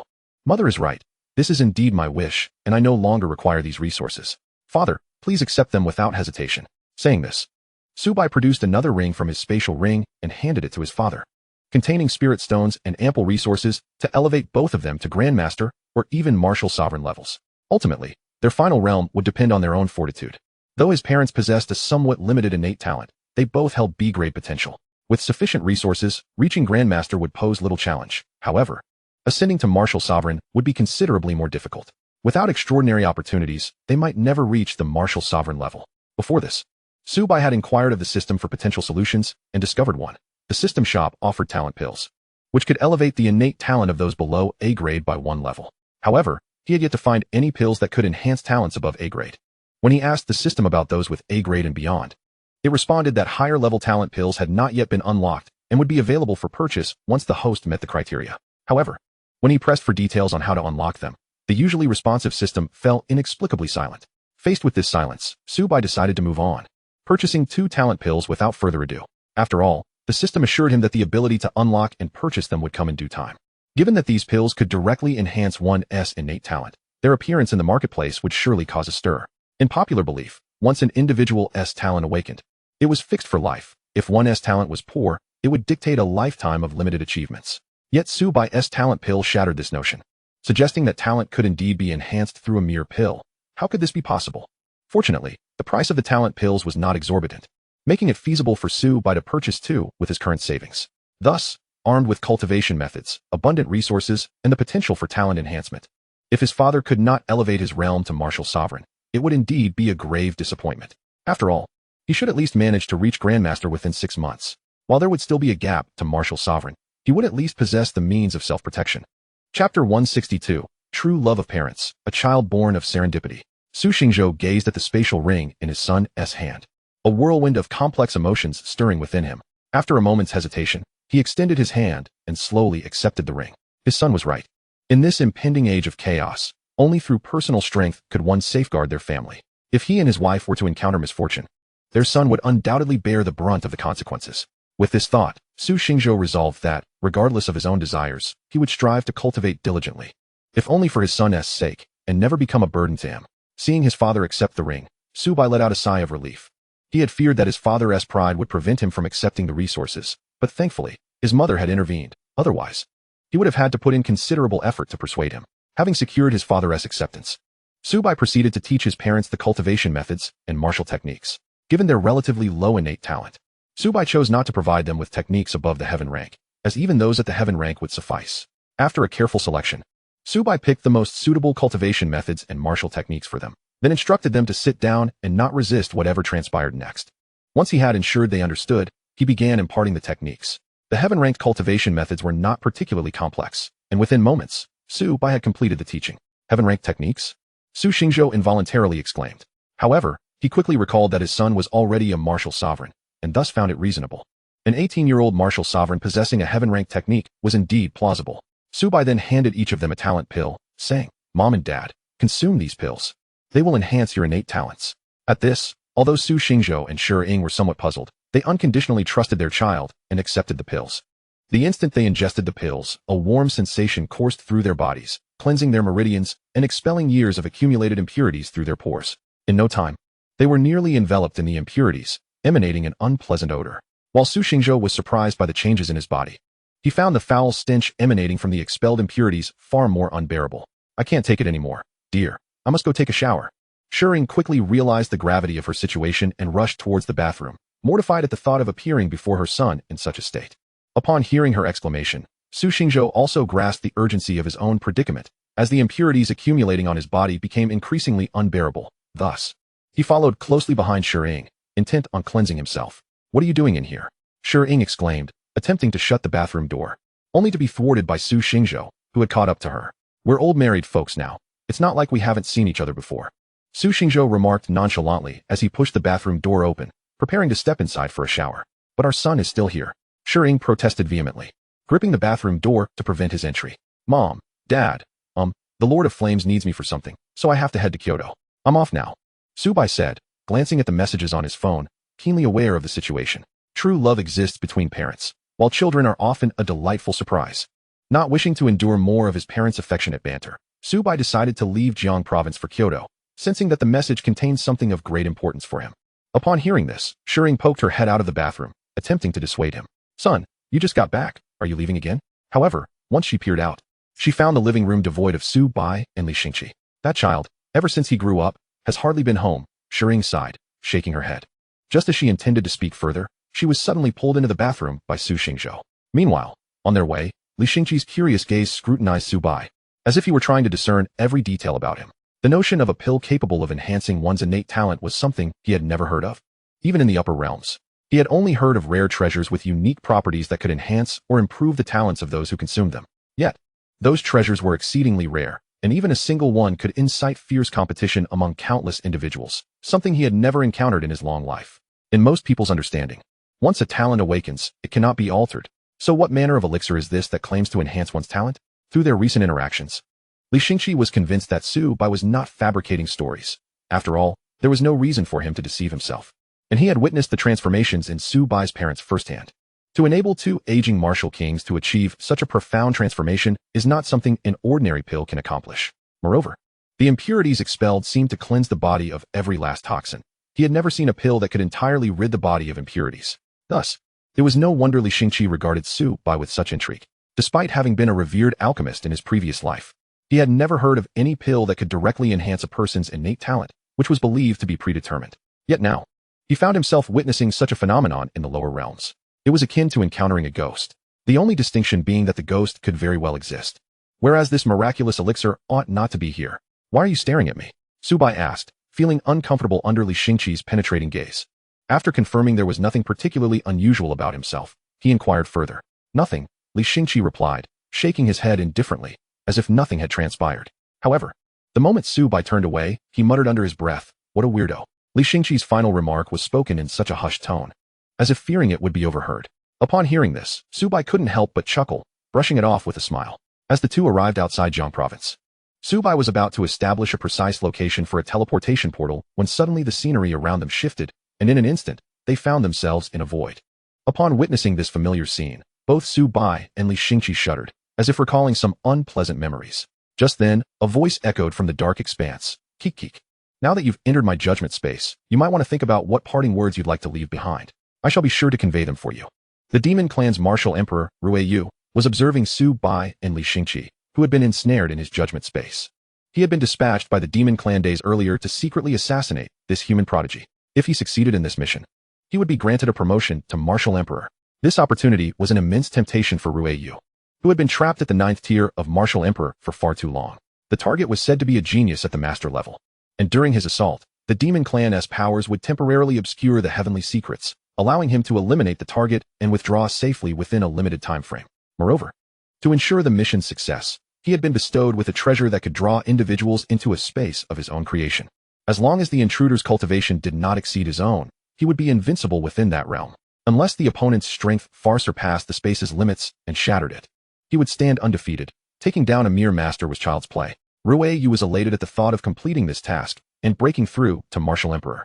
He had never imagined such a lucrative opportunity would fall into his lap. The target was merely a lowly master, easily crushed at his whim. However, an unassuming person with no cultivation accompanied him. Rue Yu scrutinized Li Xingqi, who stood beside Su Bai. If not for Li Xingqi's deliberate release of his aura, Rue Yu, with his Martial Emperor's prowess, would have been unable to discern his true level of cultivation. Thus, he mistakenly believed there was no one of note accompanying the target. After all, in Rue Yu's mind, this mission's objective was simply a master. Even if he were exceptionally talented, it was unlikely that a Martial Emperor would be constantly guarding him, right? To further ensure no one detected any anomalies, he had waited until the two exited the city before springing his trap. Even if they wished to call for help, it would be too late. Consequently, Rue Yu had not given much thought to Li Xingqi's presence. In fact, the simplicity of the task had sparked a desire to toy with them, culminating in the earlier scene. At this moment, Li Xingqi and Su Bai exchanged glances within the space. The instant they were pulled into this realm, both recalled unsettling memories. But once they calmed down, they quickly recognized something amiss. With their current cultivations, they could easily perceive the nature of this space, including the lurking Rue Yu. Seeing that the adversary was merely a Martial Emperor, Li Xingqi felt a twinge of disdain. Having just endured torment in the inheritance space, he was not in the mood for reminiscing about past horrors. In his mind, he had already sentenced this individual to death, with immediate execution warranted. Before Rue Yu could utter another word, Li Xingqi unleashed his true power without reservation. With a mere flick of his hand, a formidable attack surged forth like lightning, striking the seemingly indestructible barriers of the space. In an instant, the sound of cracking echoed relentlessly, as if the very fabric of reality was being torn asunder. The once pitch-black judgment space was violently breached, creating a massive hole. This aperture spread rapidly, akin to shattered glass, with countless fine fissures resembling spiderwebs forming across the entirety of the realm. As time passed, the cracks multiplied and deepened, ultimately leading to the space's complete collapse. At this breathtaking moment, Rue Yu's concealed figure could no longer remain hidden and appeared before Su Bai and Li Xingqi. At first glance, Rue Yu's appearance bore little difference from that of an ordinary human. However, upon closer inspection, one could discern unique traits. His ears were elongated and pointed, reminiscent of a fox, slightly tilted upwards, exuding a sense of agility and cunning. What is particularly striking is the furry tail that has unexpectedly sprouted from behind him. This tail seamlessly integrates with his body, as if it were a natural extension of himself. The fur upon the tail is soft and dense, swaying gently with his movements, imparting an impression of playful charm. However, at that moment, Rue Yu stood there, bewildered, gazing at Su Bai and the other individual, as if witnessing something utterly inconceivable. How could this be possible? How could his judgment space be so easily shattered? Yet, what astounded Rue Yu even more was the apparent lack of cultivation in the person before him, who had suddenly unleashed an attack far exceeding the Emperor of martial arts realm. Martial Emperor, Rue Yu instinctively blurted out, only to quickly clamp a hand over his mouth to stifle any further sounds. Realizing the gravity of the situation, he contemplated making a hasty retreat while the two were still unaware of his presence. These two were evidently not adversaries he could afford to provoke. At that moment, Su Bai also emanated the aura of a 9th-order Martial Emperor, prompting Rue Yu to widen his eyes in preparation for a swift escape. Simultaneously, he inwardly cursed those who had sent him on this mission. What a ridiculous notion of a master. Open your eyes and behold, is this truly a master? One Martial Emperor and one Martial Emperor. Even if a Martial Emperor were to personally intervene, they would likely find themselves at a loss against them, perhaps even prolonging their ordeal until reinforcements arrived. Who told me that the target of this mission was merely a master? Where is that so-called master? With such a formidable Martial Emperor guarding closely, you dare to tell me there is only a minor master? Realizing the severe misinformation, Rue Yu attempted to turn and flee, but a piercing gaze caused his body to come to an involuntary halt. It's over. Rue Yu's heart sank, a chill coursing down his spine, spreading throughout his entire being. His eyes widened in terror as he desperately willed his body to move, to escape this dreadful place. However, no matter how hard he tried. His body remained immobile, as if ensnared by a binding spell. His legs felt as though they were nailed to the ground, utterly unyielding. Meanwhile, Li Xingqi advanced towards Rueyu, each step laden with weight and deliberation, as if he were treading upon Rueyu's heart. The sound of his footsteps echoed in the still air like death knells, intensifying Rueyu's racing heartbeat to the brink of bursting forth from his throat. As Li Xingqi closed in, Rueyu's expression grew increasingly frantic, and before Li Xingqi could strike, he cried out in terror, "Wait!" Ignoring Rueyu's plea, Li Xingqi merely waved his arm, and an overwhelming force, akin to an invisible whirlwind, viciously gripped Rueyu's neck from a distance. Rueyu felt as though his breath had been abruptly severed, his throat ensnared as if caught in a vice, rendering him voiceless. Then, with a swift motion of his arm, Li Xingqi lifted Rueyu's body into the air, as if he were a mere puppet severed from its strings. Rueyu flailed his legs in the void and desperately clawed at the invisible hand constricting his throat, but all efforts proved futile. Li Xingqi's expression remained as cold as ice, devoid of emotion as he gazed at Rueyu's futile struggles suspended in midair, before tightening his grip once more. A sharp crack resounded, and Rueyu's once defiant hands fell limp, as though all strength had been drained from them, hanging weakly by his sides. His body, too, plummeted from the air like a stone stripped of all support, crashing heavily to the ground with a resounding thud. Chapter 164, Master of the Treasure Pavilion, Li Changqing. With another wave of his hand, the lifeless form of Rueyu vanished without a trace, as though he had never existed in this world. Su Bai, witnessing this, shrugged in resignation. Why were there still individuals rushing headlong into their demise? After observing Li Xingqi swiftly conclude the confrontation, Su Bai extended his hand to once again conjure a portal. This time, no unforeseen mishaps occurred, and once the portal stabilized, both Su Bai and Li Xingqi stepped through. Arriving in the capital, concealed behind a tree in the vicinity of the ambush, a contingent led by a master gazed in astonishment at the place where Su Bai had vanished. They had just happened to pass by before the ambush unfolded. Witnessing these two individuals suddenly disappear before their eyes, only to reappear moments later, one now a martial emperor and the other a martial emperor. Moreover, the fox-like being, resembling a human, was also a martial emperor. Subsequently, within their astonished gaze, Li Xingqi effortlessly dispatched the demon race's martial emperor as if crushing an insignificant ant, leaving no room for resistance whatsoever. The entire episode transpired in under a minute, leaving them in a state of shock, unable to regain their composure for a prolonged period. Only after Su Bai and Li Xingqi departed did they finally snap back to reality, their hearts still reeling from the profound impact. It is worth noting that in their minds, a martial emperor represented a pinnacle that would be exceedingly difficult to attain in their lifetimes. Yet, such a formidable figure had been extinguished with the casualness of a mere insect, imparting a shock comparable to seeing a sow climb a tree.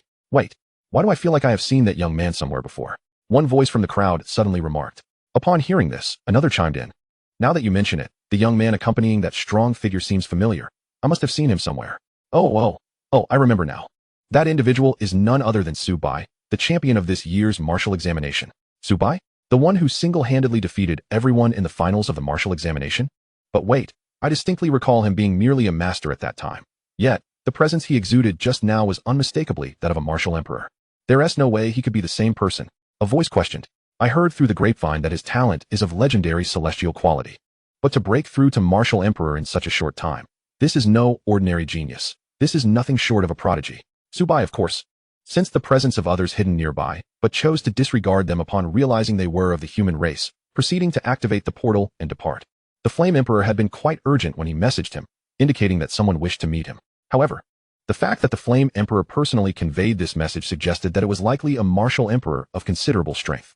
Furthermore, since he had only just emerged, the Flame Emperor must have received news almost immediately, hinting at some pressing matter.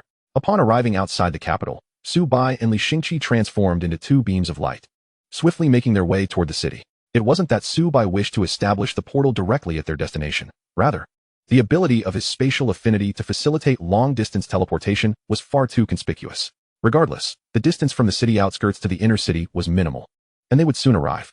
Upon reaching the city walls, Su Bai announced his name, and immediately, someone approached to escort them to their residence. This individual was the same one who had guided them previously and recognized that Li Xingqi was Su Bai's master, thus leading them to the residence of the Flame Emperor. As Su Bai entered the dwelling, he felt a twinge of curiosity. What could this mean? Was this a personal matter?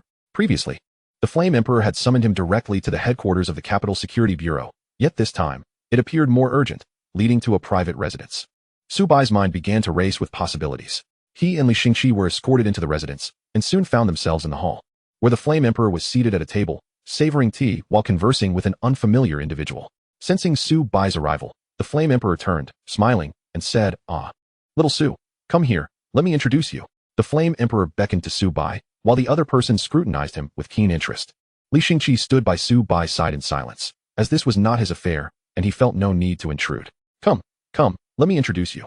Before you stands the legendary master of the Treasure Pavilion, Li Chongqing, who, after being rumored to have ventured into the abyss of 9 hells, has just now emerged.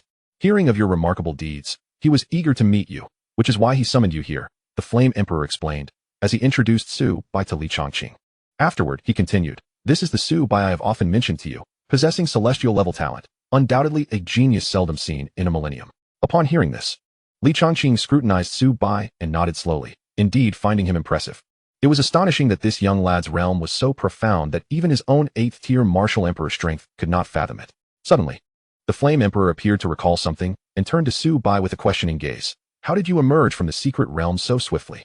Did you encounter some difficulties?" The Flame Emperor had received word that Su Bai had exited the secret realm and had intended to inquire about the circumstances. Coincidentally, after Li Chongqing's return from the abyss of 9 hells, he expressed a desire to meet Su Bai, prompting the Flame Emperor to summon him to the capital. However, considering that it had been less than 10 minutes since Su Bai received his message, the speed at which he arrived was astonishing. The distance between Jiang province and the capital was considerable. Even at full speed, it would take at least several dozen minutes. The Flame Emperor was momentarily taken aback by this realization. Su Bai remained silent, merely revealing his realm. 9th-tier martial emperor. Li Chongqing, beside him, wore a puzzled expression as he glanced at the Flame Emperor, only to find a similar look of confusion on his face. Wasn't this young lad's realm merely that of a master? What was this 9th-tier martial emperor aura? In fact, not only was Li Chongqing bewildered, but the Flame Emperor himself was equally perplexed. He recalled that Su Bai had been merely a master before entering the secret realm. How could he have ascended to a 9th-tier martial emperor in just a few days? Could it be that the Liuli's secret realm truly held such grand opportunities, allowing one to leap from a master to a 9th-tier martial emperor in such a brief span? The Flame Emperor was consumed with questions, for he had spent years transitioning from master to martial emperor, while Su Bai had achieved in mere days what others took years or even decades to accomplish. This extraordinary celestial talent left him grappling with a sense of self-doubt, feeling vastly inferior in comparison to Su Bai. "You have broken through to the 9th-tier martial emperor?" The Flame Emperor asked incredulously.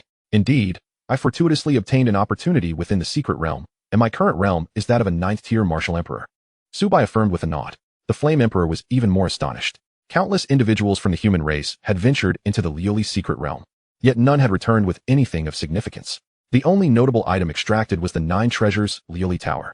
Over the years, many had been dispatched, even the Emperor himself, to explore the realm, yet none had encountered the fortuitous opportunities spoken of by the Sword Saint, leading them to question whether any true opportunities existed within the Liuli's secret realm. However, Su Bai's sudden ascent in realm made the Flame Emperor realize that indeed, the Liuli's secret realm was abundant with opportunities, and they were substantial. After all, how could Su Bai, having barely entered the secret realm, achieve such remarkable progress to the martial emperor level in just a few days? This was utterly preposterous. Yet since Su Bai had already ascended to the martial emperor realm, the Flame Emperor decided it was time to share a matter of significance with him. "Excellent. I truly did not misjudge you," the Flame Emperor exclaimed. Li Chongqing, who had been listening intently, began to grasp the situation and regarded Su Bai with newfound admiration. It was no wonder the Flame Emperor had consistently recommended this young man. He was indeed the perfect candidate for what lay ahead. After weighing his options for a moment, the Flame Emperor hesitated before speaking. "Young Su, since you have already become a martial emperor, there is another matter I sought you for. I had intended to reveal it later, but it seems you are now qualified to know. This is not a matter I should discuss. Let him explain it to you." The Flame Emperor gestured towards Li Chongqing. At this, Li Chongqing adopted a serious demeanor and spoke. "During my recent expedition to the abyss of 9 hells, alongside some minor gains, I acquired a rather extraordinary item." As he spoke, he raised his hand, revealing a seemingly ordinary stone tablet before them. Without waiting for questions, he continued, "When I obtained this tablet, I too suspected it was merely an ordinary stone, but as I approached, an unseen voice urged me to drop my blood upon it. I complied, and upon doing so, my blood was instantly absorbed, and I gained a memory regarding the tablet. According to this memory, the tablet is a special artifact that can connect to the myriad realms of the universe each world possesses, and is limited to one such tablet. Through this tablet, the blood donor can establish a connection, allowing them to enter what is known as the battlefield of the myriad realms.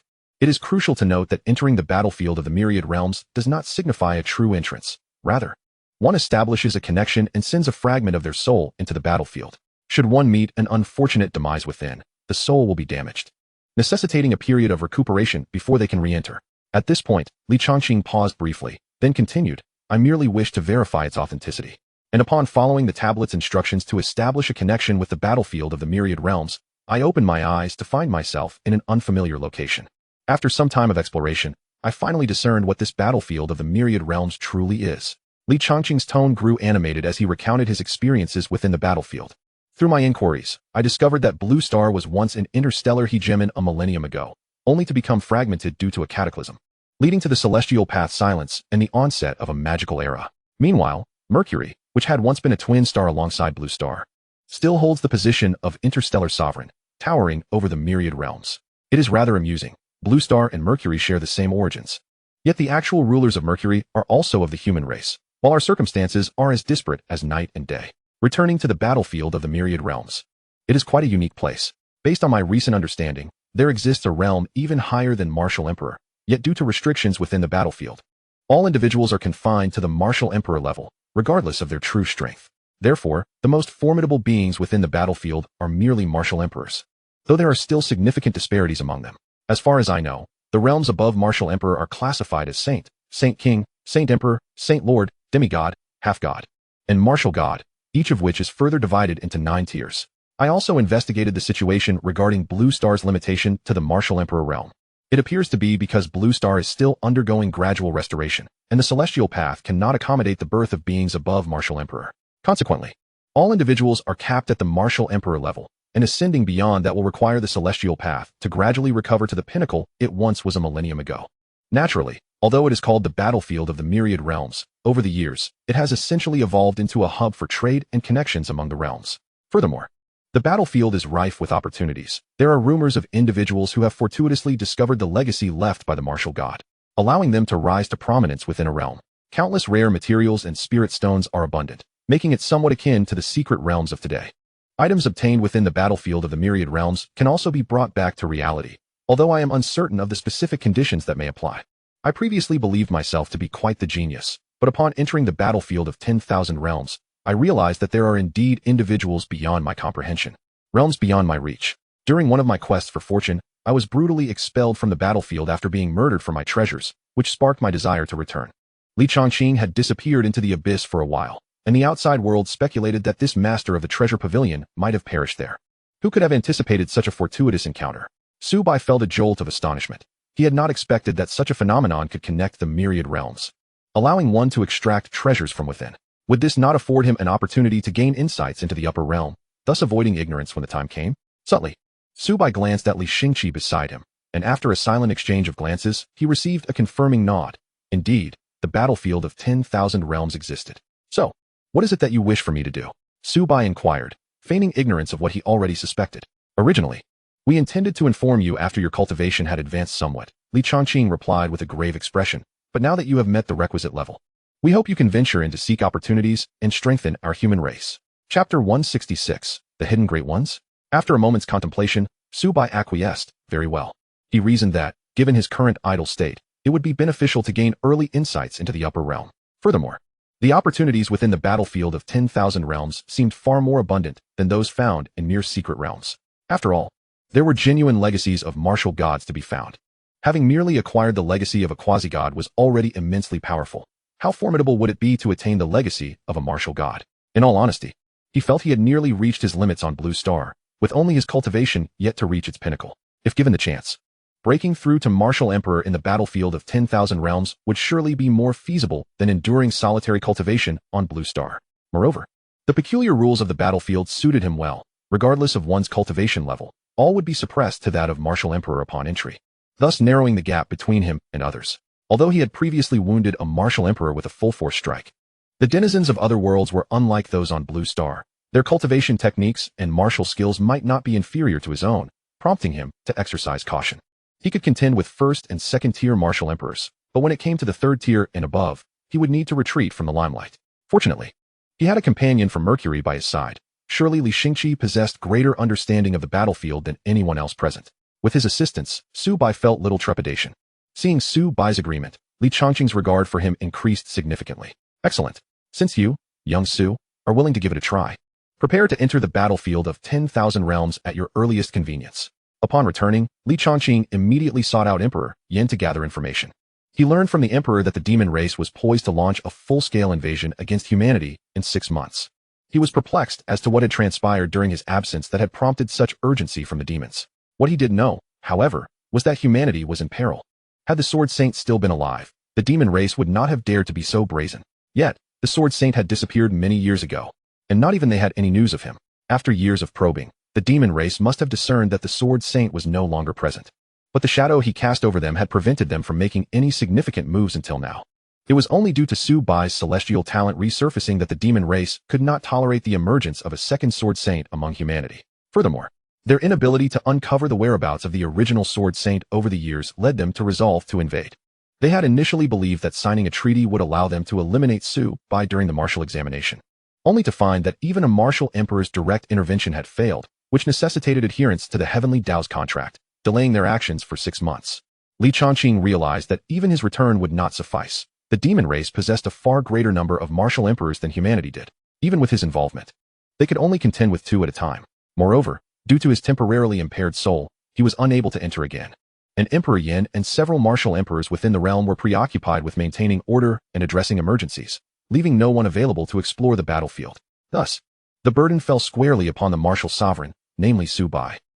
My master also wishes to accompany us to the battlefield of 10,000 realms. Is that permissible?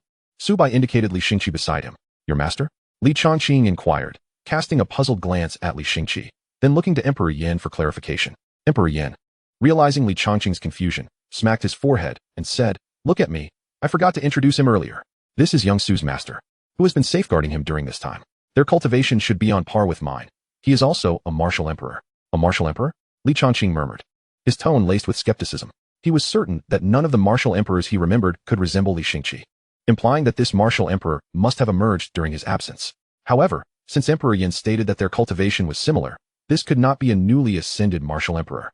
Otherwise, it would be implausible for him to match Emperor Yin's level. Thus, could this be a hidden Great One? Given the vast population of humanity, it was likely that many had transcended to martial emperor status, yet chose to remain concealed. Some may have broken through before the restoration of order, subsequently vanishing from public view to live in seclusion. Such individuals were not rare. He was aware of several hidden families that had birthed martial emperors. Yet they were disinclined to engage with the authorities, simply wishing to remain undisturbed. Li Chongqing and his companions could not compel these reclusive figures to emerge. Their non-involvement was already a blessing, for should they be cornered, it could lead to both internal and external strife, leaving humanity without hope. Nonetheless, it seemed that the individual before him was not from one of those families, as those elder figures would not casually reveal themselves. Of course, it is entirely feasible. There is no specific limit on the number of entrants for this stone tablet. Theoretically, as many as desired could enter, Li Chongqing affirmed, nodding in agreement. If they could have another martial emperor exploring the realm, it would be most advantageous. Should they uncover any opportunities, they might very well alter the current situation on Blue Star. Chapter 167, The Bamboo Slip. Now, prepare yourselves. Upon entering the battlefield of 10,000 realms, your physical forms will remain on Blue Star. I will place the stone tablet here, and there will be someone assigned to guard it. Li Chongqing indicated the stone tablet. If you manage to find opportunities of the Saint King level or higher, exercise utmost caution. As long as you can bring something back, it will be deemed a success. Whether it be techniques or martial arts, any single item you can retrieve would greatly benefit our entire human race. I entrust this to you. Li Chongqing's hand heavily rested on Su Bai's shoulder as he spoke solemnly. Since learning of the existence of realms beyond Martial Emperor, Li Chongqing had been plagued with anxiety. Especially troubling was the fact that he had witnessed the presence of demons within the battlefield, including several races he was intimately familiar with, some of which were among those invading Blue Star. This indicated that the demons had consistently dispatched only martial emperors to invade. The reason for this limitation might be that Blue Star could only endure the presence of martial emperors. Any higher would be met with rejection by the Heavenly Dao. Thus, should the Heavenly Dao of Blue Star continue to recover and improve, it was inevitable that one day, the demons would send beings surpassing martial emperors, namely saints and saint kings, to invade Blue Star. However, the sole piece of good news was that, according to his inquiries, it appeared that the majority of people remained unaware of Blue Star's existence. It was only through extensive investigation that he managed to glean a few vague pieces of information regarding Blue Star and Mercury. It appears that the majority of the worlds remain oblivious to the existence of the Blue Planet, with only a select few from the demon races being privy to this knowledge and clandestinely collaborating. From what he has gathered during this period, It seems that among the lion, wolf, and demon races, the strongest individuals possess strength akin to that of a holy sovereign, with one suspected to have even transcended into the realm of a quasi-deity. The existence of a quasi-deity within a race signifies considerable power, even amidst the myriad realms, generally. Achieving the rank of holy sovereign grants the ability to establish a faction within a realm. A quasi-deity is regarded as a second-tier force, almost equivalent to the power required to dominate an entire realm. Ascending further to the status of a demigod elevates one to a first-tier force, with influence spanning multiple realms, rendering them untouchable by most. The presence of a martial god within a faction transcends the realm of mere influence, earning such factions the revered title of sacred grounds. Among the known sacred grounds in the myriad realms, there are only 3, and humanity is counted among them. Initially, when Li Changqing learned that humanity was indeed one of the 3 sacred grounds, he felt a surge of joy, as he had not anticipated the existence of humans in other worlds, let alone their formidable strength. This raises the question, does the crisis facing the blue planet merely hinge on the utterance of a single statement from them? Therefore, Li Changqing originally approached the search for humans in the battlefield of the myriad realms with this mindset. However, upon encountering others and revealing his origin from the blue planet, he was met with unabashed disdain. Following that, he sought out several individuals, but invariably, upon learning of his origin, their previously neutral demeanor underwent a drastic shift, with some even brandishing weapons in preparation to strike. Fortunately, Li Changqing's cautious nature allowed him to evade such confrontations, having experienced similar situations multiple times prior. It was after these encounters that he completely abandoned the hope of soliciting aid from the human races of other worlds. As if struck by an epiphany, Li Changqing urgently added, "By the way, once we enter, you must not reveal your identity. Under no circumstances should you disclose that you hail from the blue planet. Remember this." Subai regarded Li Changqing with a look of partial comprehension and nodded in agreement. Understood. But, regarding the techniques and martial skills you mentioned, is this what you refer to? As he spoke, several bamboo slips materialized in Subai's hand. These slips serve as vessels for recording techniques and martial skills, allowing one to access their contents by infusing them with spiritual energy, although the number of accesses is limited. Subai had prepared these slips before departing the secret realm. Having already acquired a legacy from a quasi-deity, he intended to share some of these surplus techniques and martial skills with the human powerhouses to bolster their strength in safeguarding the blue planet. Initially, he had been seeking an opportunity to present these slips, but Li Changqing's unsolicited proposal aligned perfectly with his intentions. After all, who could have anticipated that he would obtain the legacy of a quasi-deity in the glazed secret realm? It seemed that even the illustrious sword saint had not left behind any techniques or martial skills surpassing the heavenly tier. Or perhaps he, like Li Xingqi, had merely acquired a portion of the legacy? Subai pondered, believing this to be the most rational explanation. Chapter 168, Higher Tier Techniques. As for why there are no techniques above the heavenly tier on the blue planet, if not for the existence of Li Xingqi capable of opening the relic barriers, even the mightiest martial emperor would find themselves powerless against the barriers. Of course, this does not exclude the possibility that some individuals, blessed with extraordinary fortune, have stumbled upon techniques above the heavenly tier and chosen to conceal them. The adage that a common man is guilty simply for possessing a treasure resonates even more profoundly in this world. Thus, even if someone on the blue planet obtained techniques of the abandoned, or even the cataclysmic tier, such instances would be exceedingly rare, and it is likely that no one would ever learn of their existence until their death. Human nature harbors selfishness. Even a martial emperor, having acquired higher tier techniques, might choose to remain silent. Another possibility is that a family has passed down its legacy for millennia, but this scenario is also of low probability. Setting aside the question of whether such a family would still exist after a millennium, the impact of the past several thousand years of the end of law era has rendered techniques nearly ineffective, with the blue planet possessing very little spiritual energy. The preservation of a legacy over a millennium poses significant challenges. Upon witnessing Subai suddenly produce several bamboo slips, both Li Changqing and the Flame Emperor Yanlin were taken aback, exchanging glances filled with curiosity. When Li Changqing observed the same look of bewilderment on Yanlin's face, he realized that the latter was equally perplexed. At that moment, Li Changqing felt even more confused. He had just articulated that there were numerous realms beyond the Martial Emperor, and what they required now were cultivation techniques and martial skills above the heavenly tier, specifically the 4 levels of cosmic cataclysm. Yet, how was it that immediately after his statement, Subai produced several bamboo slips? Could it be that he was suggesting these contained the coveted techniques above the heavenly tier that had been occupying his thoughts? It was one thing to produce a single slip, but several? This was not a common vegetable to be readily available. After a brief hesitation, Yanlin accepted the bamboo slips offered by Subai, although his subconscious informed him that this was impossible, given that he had only heard of higher tier techniques and legends. The current highest realm on the blue planet was merely that of a martial emperor, and heavenly techniques sufficed for most to break through to that level. However, Ever since Li Chongqing returned from the Nine Nether Realm and shared his experiences, a sense of urgency began to swell within him. They were already on high alert against the demon races, but now they realized that the demons they had encountered were merely a fraction of the myriad world's lesser races. If this was the case, then what would happen if they were confronted with even stronger races? Moreover, according to Li Chongqing, the reason the blue planet only had martial emperors was that it could only sustain that level. What if this upper limit were to increase? If saints, saint kings, or even saint emperors were to invade the blue planet, how would they respond? Even if they could continue to advance, the process would inevitably require time. While the demon races needed no such delay, the demons had an abundance of saint kings and saint emperors at their disposal. Even a single saint could pose a formidable challenge that the current human populace could not withstand. Thus, they had to devise a strategy to seize the initiative and cultivate saints or even stronger beings before the heavenly Tao of the blue planet continued to recover. Only then could they hope to contend with the demon races. Otherwise, a single saint could easily render them powerless, despite their desperate efforts. Although skeptical, Yanlin curiously accepted the bamboo slips and infused them with spiritual energy to investigate, simultaneously handing a few slips to Li Chongqing. As the spiritual energy was infused, the contents of the techniques and martial skills were immediately absorbed by both. Following the descriptions of the techniques, Yanlin and Li Chongqing began to circulate their energy for a full cycle. Instantly, a refreshing sensation engulfed them, leaving both somewhat entranced. Instinctively, they felt compelled to continue their cultivation, but soon realized that this was not the time for such pursuits, and they opened their eyes in excitement, scrutinizing Su Bai with renewed interest. Excellent, Li Chongqing exclaimed first. After circulating energy for a full cycle, he could distinctly sense that his time taken for the circulation had decreased compared to before, and the spiritual energy he absorbed was far more refined. Without a doubt, this was a technique of a higher caliber than his heavenly tier techniques. It was indeed one of those known from the cosmic cataclysm. The specific level was of little concern at the moment. He was overwhelmed with astonishment and joy.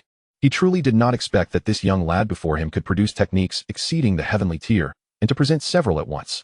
Not only techniques, but he also realized that the material he had just absorbed included martial skills as well. However, if the cultivation technique is already above the heavenly tier, then it stands to reason that the martial arts contained within are equally remarkable. In other words, the higher-level cultivation techniques and martial skills that have occupied his thoughts for quite some time are now within his grasp. Li Chongqing was utterly astonished, his voice tinged with a quiver of excitement as he spoke.